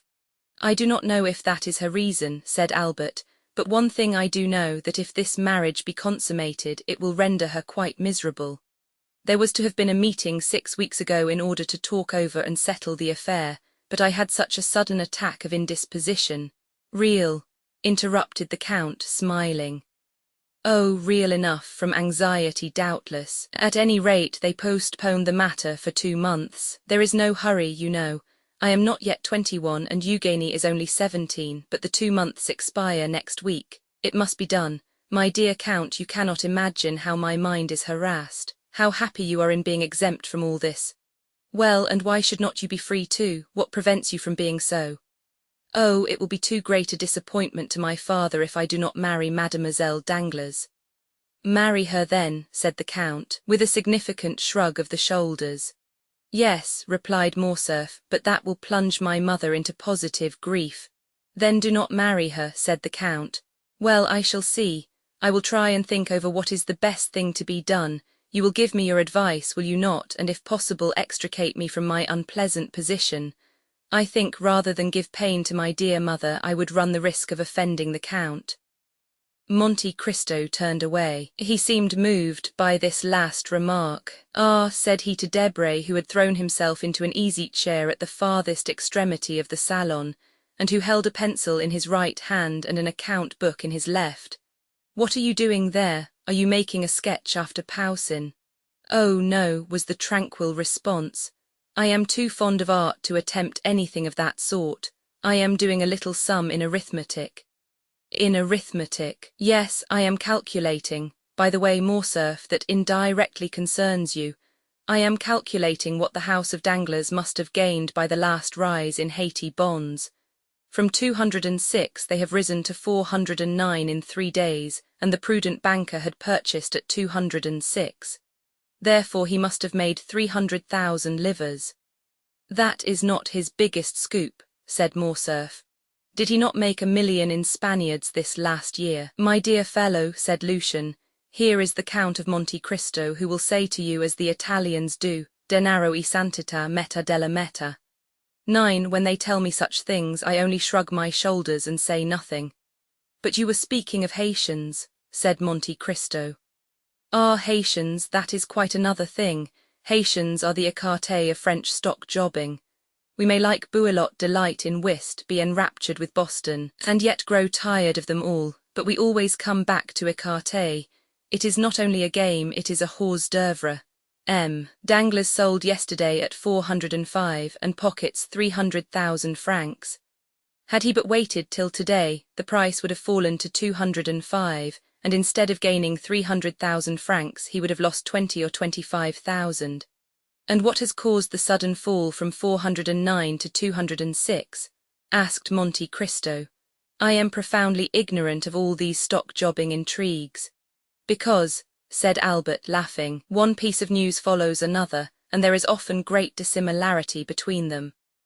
Ah, said the Count, I see that M. Danglars is accustomed to play at gaining or losing 300,000 francs in a day. He must be enormously rich.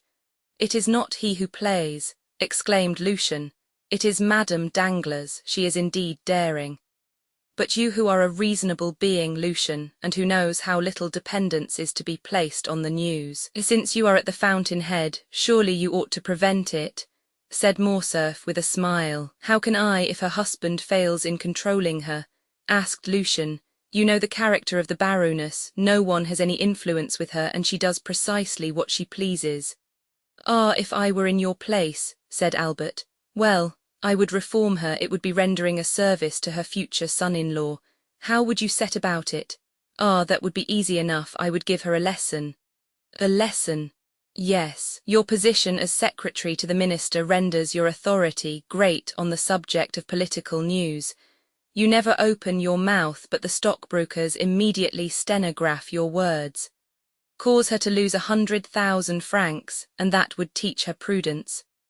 I do not understand, stammered Lucien. It is very clear, notwithstanding, replied the young man with an artlessness wholly free from affectation.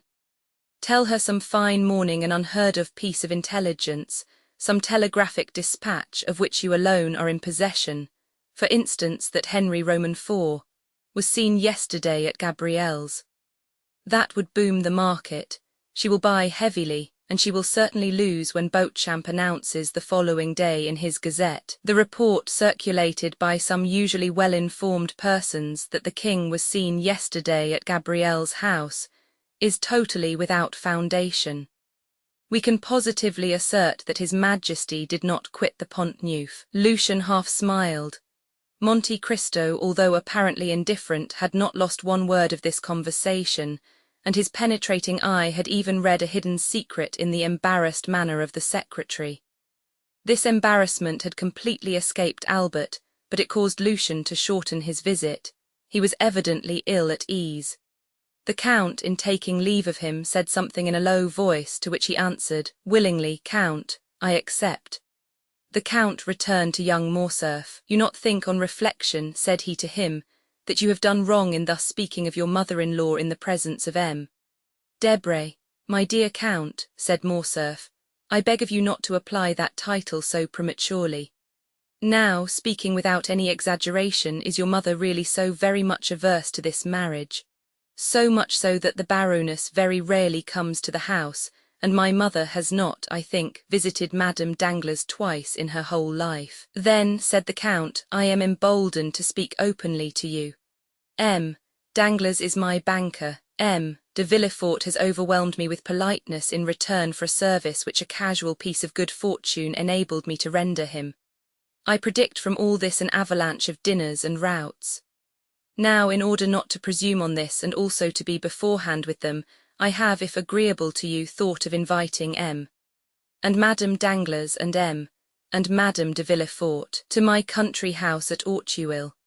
If I were to invite you and the Count and Countess of Morcerf to this dinner, I should give it the appearance of being a matrimonial meeting, or at least Madame de Morcerf would look upon the affair in that light, especially if Baron Danglars did me the honour to bring his daughter.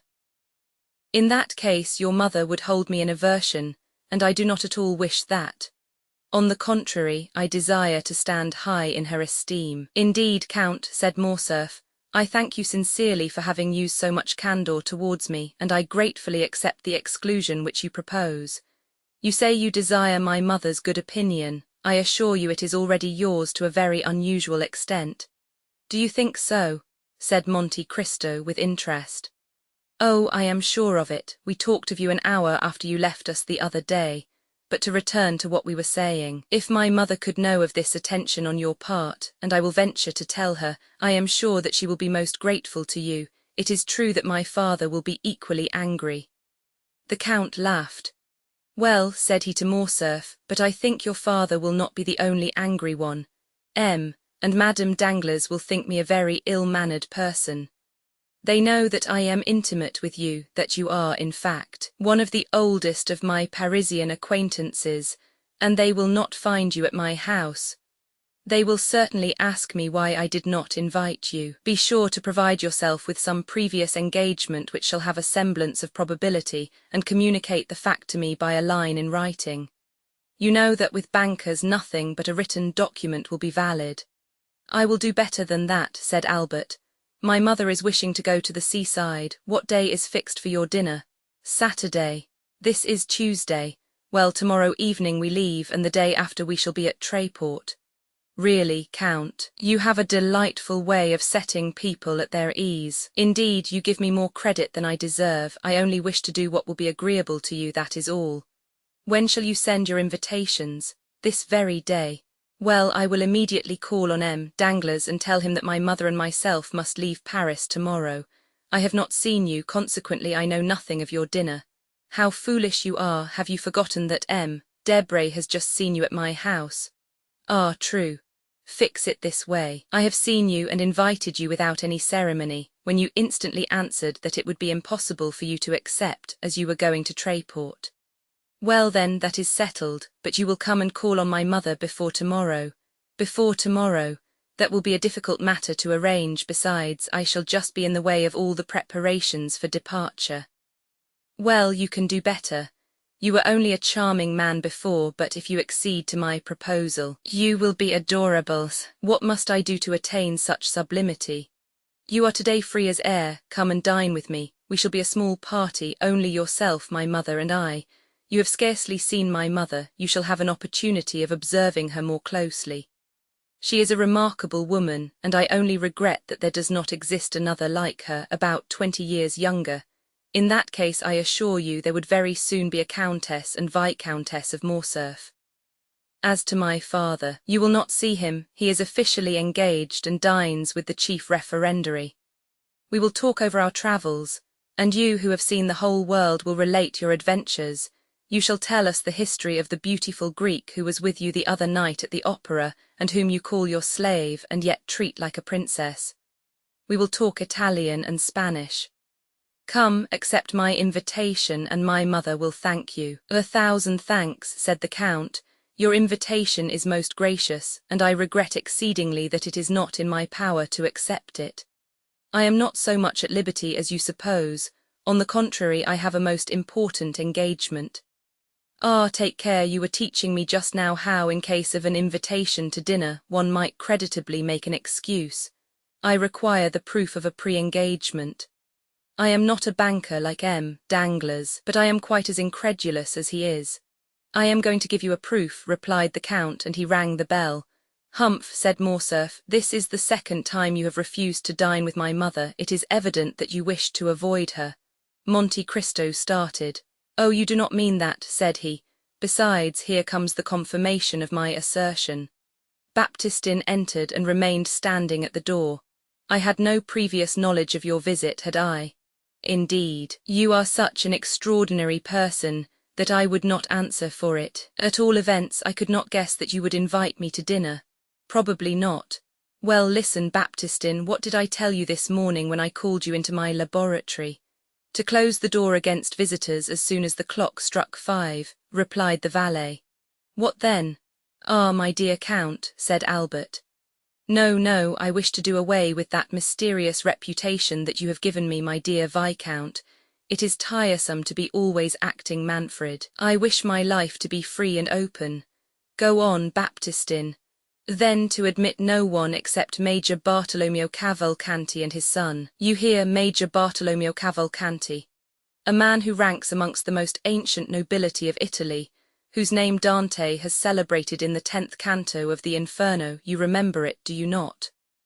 Then there is his son Andrea, a charming young man about your own age, Viscount, bearing the same title as yourself, and who is making his entry into the Parisian world, aided by his father's millions. The Major will bring his son with him this evening, the Contino. As we say in Italy, he confides him to my care. If he proves himself worthy of it, I will do what I can to advance his interests. You will assist me in the work, will you not? Most undoubtedly. This Major Cavalcanti is an old friend of yours, then? By no means. He is a perfect nobleman, very polite, modest, and agreeable, such as may be found constantly in Italy, descendants of very ancient families. I have met him several times at Florence, Bologna and Lucca, and he has now communicated to me the fact of his arrival in Paris. The acquaintances one makes in travelling have a sort of claim on one. They everywhere expect to receive the same attention which you once paid them by chance, as though the civilities of a passing hour were likely to awaken any lasting interest in favour of the man in whose society you may happen to be thrown in the course of your journey. This good Major Cavalcanti is come to take a second view of Paris, which he only saw in passing through in the time of the Empire, when he was on his way to Moscow. I shall give him a good dinner, he will confide his son to my care, I will promise to watch over him, I shall let him follow in whatever path his folly may lead him, and then I shall have done my part. Certainly, I see you are a model mentor, said Albert. Goodbye, we shall return on Sunday. By the way, I have received news of France. Have you? Is he still amusing himself in Italy? I believe so, however. He regrets your absence extremely. He says you were the son of Rome, and that without you all appears dark and cloudy. I do not know if he does not even go so far as to say that it rains. His opinion of me is altered for the better, then? No, he still persists in looking upon you as the most incomprehensible and mysterious of beings. He is a charming young man, said Monte Cristo, and I felt a lively interest in him the very first evening of my introduction, when I met him in search of a supper, and prevailed upon him to accept a portion of mine. He is, I think, the son of General d'Épinay. He is, the same who was so shamefully assassinated in 1815, by the Bonapartists. Yes, really I like him extremely. Is there not also a matrimonial engagement contemplated for him? Yes, he is to marry Mademoiselle de Villefort. Indeed, and you know I am to marry Mademoiselle Danglars, said Albert, laughing. You smile. Yes, why do you do so? I smile because there appears to me to be about as much inclination for the consummation of the engagement in question as there is for my own. But really, my dear Count, we are talking as much of women as they do of us. It is unpardonable. Albert rose. Are you going? Really, that is a good idea. 2 hours have I been boring you to death with my company, and then you with the greatest politeness ask me if I am going. Indeed, Count, you are the most polished man in the world. And your servants, too, how very well behaved they are. There is quite a style about them. Monsieur Baptistin especially, I could never get such a man as that. My servants seem to imitate those you sometimes see in a play who, because they have only a word or two to say, acquit themselves in the most awkward manner possible. Therefore, if you part with M. Baptistin, give me the refusal of him. By all means. That is not all. Give my compliments to your illustrious Lucanese Cavalcante of the Cavalcanti, and if by any chance he should be wishing to establish his son, find him a wife very rich, very noble on her mother's side at least, and a baroness in right of her father. I will help you in the search. Aha, you will do as much as that, will you? Yes, well, really, nothing is certain in this world. Oh, Count, what a service you might render me! I should like you 100 times better if by your intervention I could manage to remain a bachelor, even were it only for 10 years. Nothing is impossible, gravely replied Monte Cristo, and taking leave of Albert he returned into the house and struck the gong 3 times. Bertuccio appeared. Monsieur Bertuccio, you understand that I intend entertaining company on Saturday at Auteuil. Bertuccio slightly started. I shall require your services to see that all be properly arranged. It is a beautiful house, or at all events may be made so. There must be a good deal done before it can deserve that title, Your Excellency, for the tapestried hangings are very old. Let them all be taken away and changed then, with the exception of the sleeping chamber which is hung with red damask. You will leave that exactly as it is. Bertuccio bowed. You will not touch the garden either. As to the yard, you may do what you please with it. I should prefer that being altered beyond all recognition. I will do everything in my power to carry out your wishes, Your Excellency. I should be glad, however, to receive Your Excellency's commands concerning the dinner. Really, my dear M. Bertuccio, said the Count, Since you have been in Paris, you have become quite nervous and apparently out of your element. You no longer seem to understand me. But surely your Excellency will be so good as to inform me whom you are expecting to receive. I do not yet know myself, neither is it necessary that you should do so.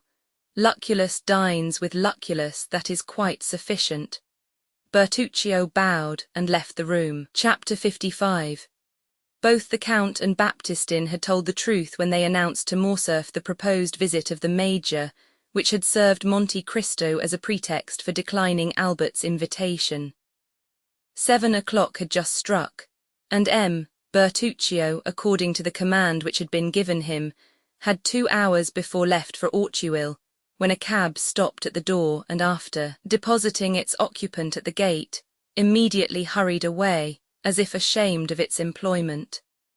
The visitor was about 52 years of age, dressed in one of the green surtouts, ornamented with black frogs, which have so long maintained their popularity all over Europe. He wore trousers of blue cloth, boots tolerably clean but not of the brightest polish and a little too thick in the soles, buckskin gloves, a hat somewhat resembling in shape those usually worn by the gendarmes, and a black cravat striped with white, which, if the proprietor had not worn it of his own free will, might have passed for a halter, so much did it resemble one.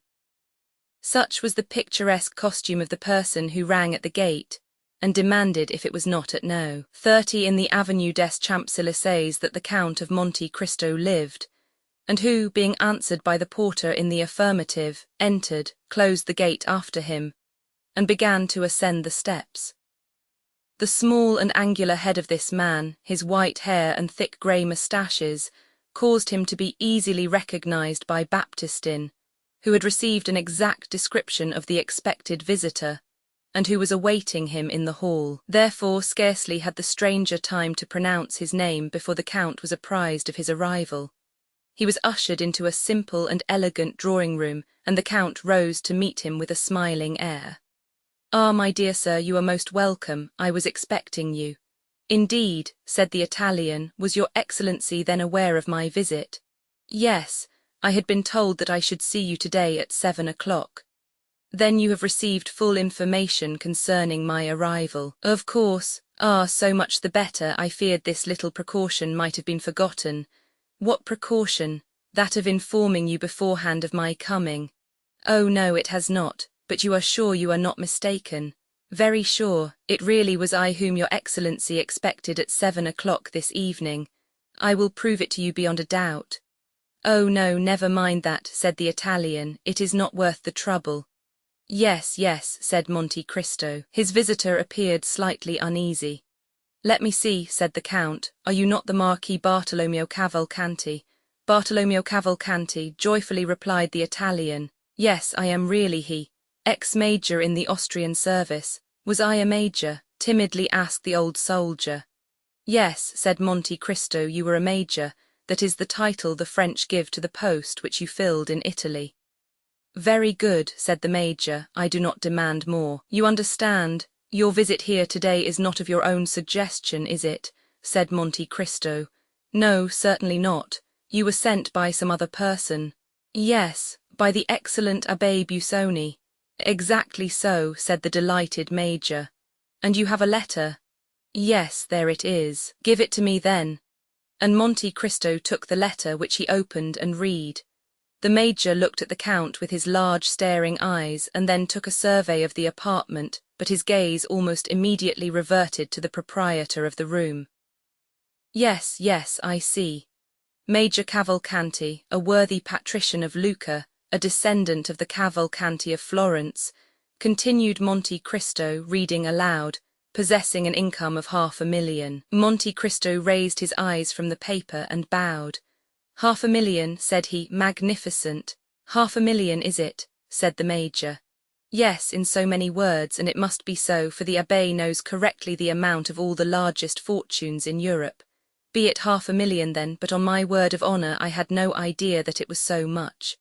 Because you are robbed by your steward, you must make some reformation in that quarter." "You have opened my eyes," said the Italian gravely. "I will show the gentleman the door." Monte Cristo resumed the perusal of the letter, and who only needs one thing more to make him happy. Yes, indeed, but one, said the Major with a sigh, which is to recover a lost and adored son.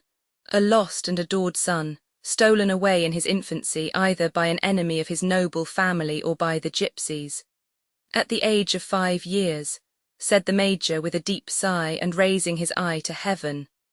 Unhappy father, said Monte Cristo. The Count continued, I have given him renewed life and hope, in the assurance that you have the power of restoring the son whom he has vainly sought for 15 years.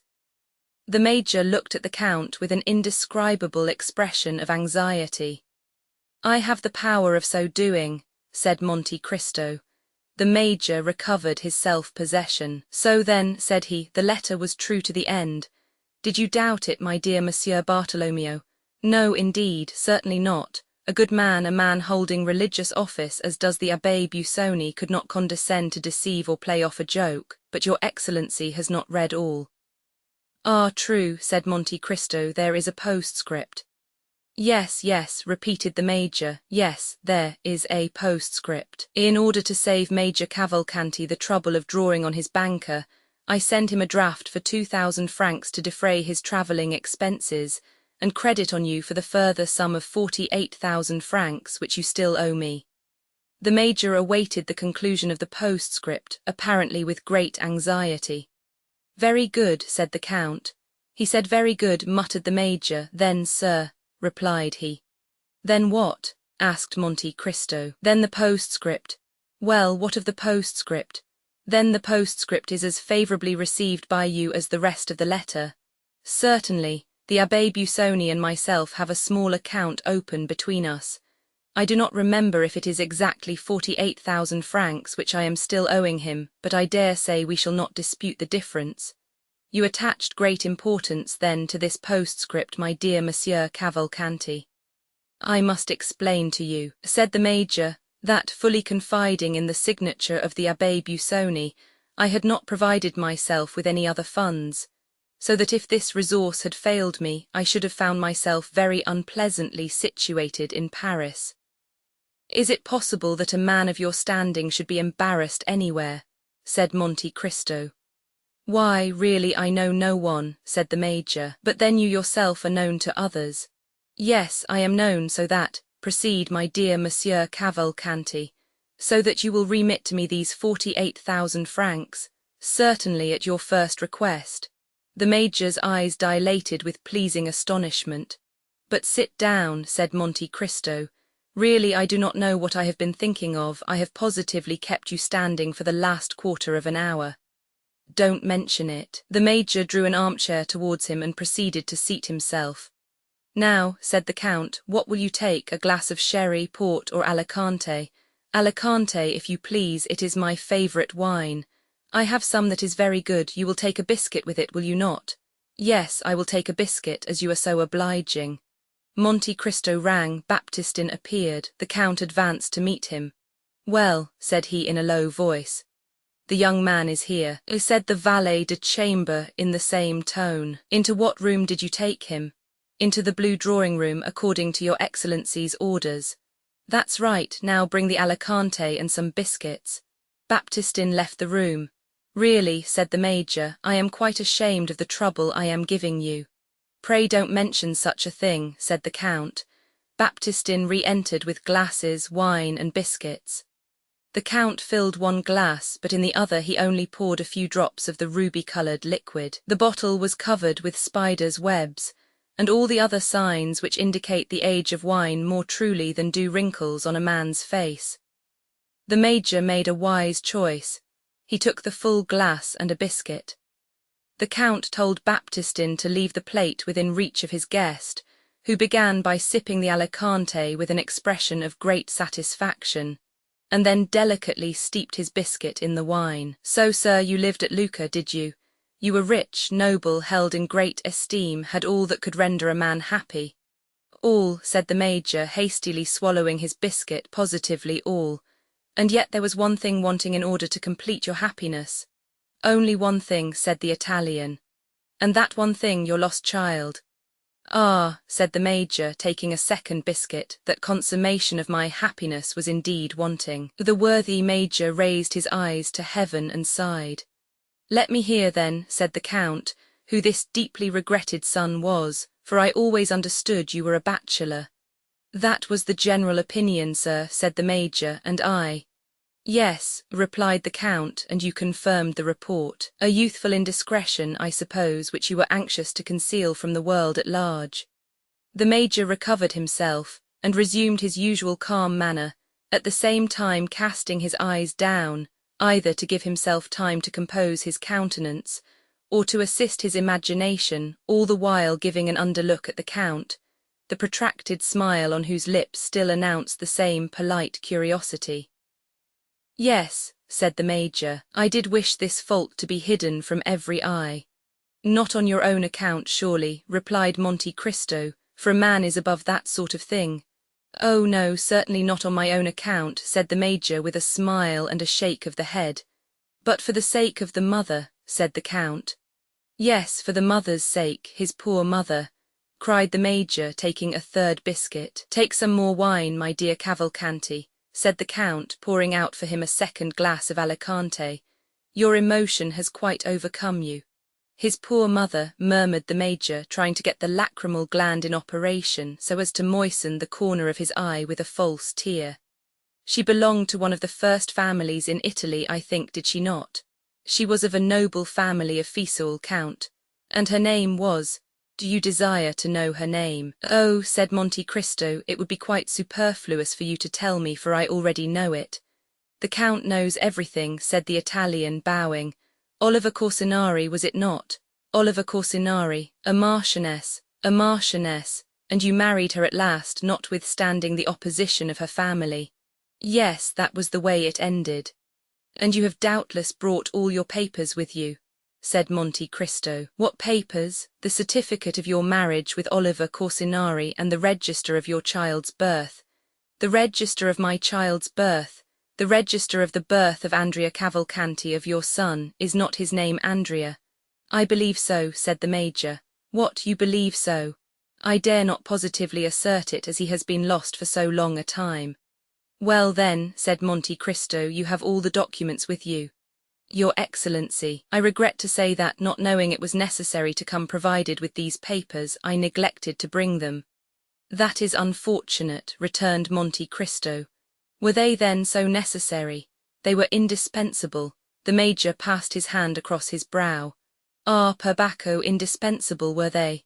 Certainly they were, supposing there were to be doubts raised as to the validity of your marriage or the legitimacy of your child.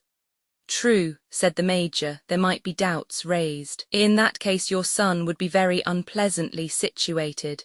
It would be fatal to his interests. It might cause him to fail in some desirable matrimonial alliance. Oh, peccato! You must know that in France they are very particular on these points. It is not sufficient, as in Italy, to go to the priest and say, "We love each other and want you to marry us." Marriage is a civil affair in France, and in order to marry in an orthodox manner you must have papers which undeniably establish your identity. That is the misfortune. You see, I have not these necessary papers. Fortunately I have them, though, said Monte Cristo. Yes, you have them.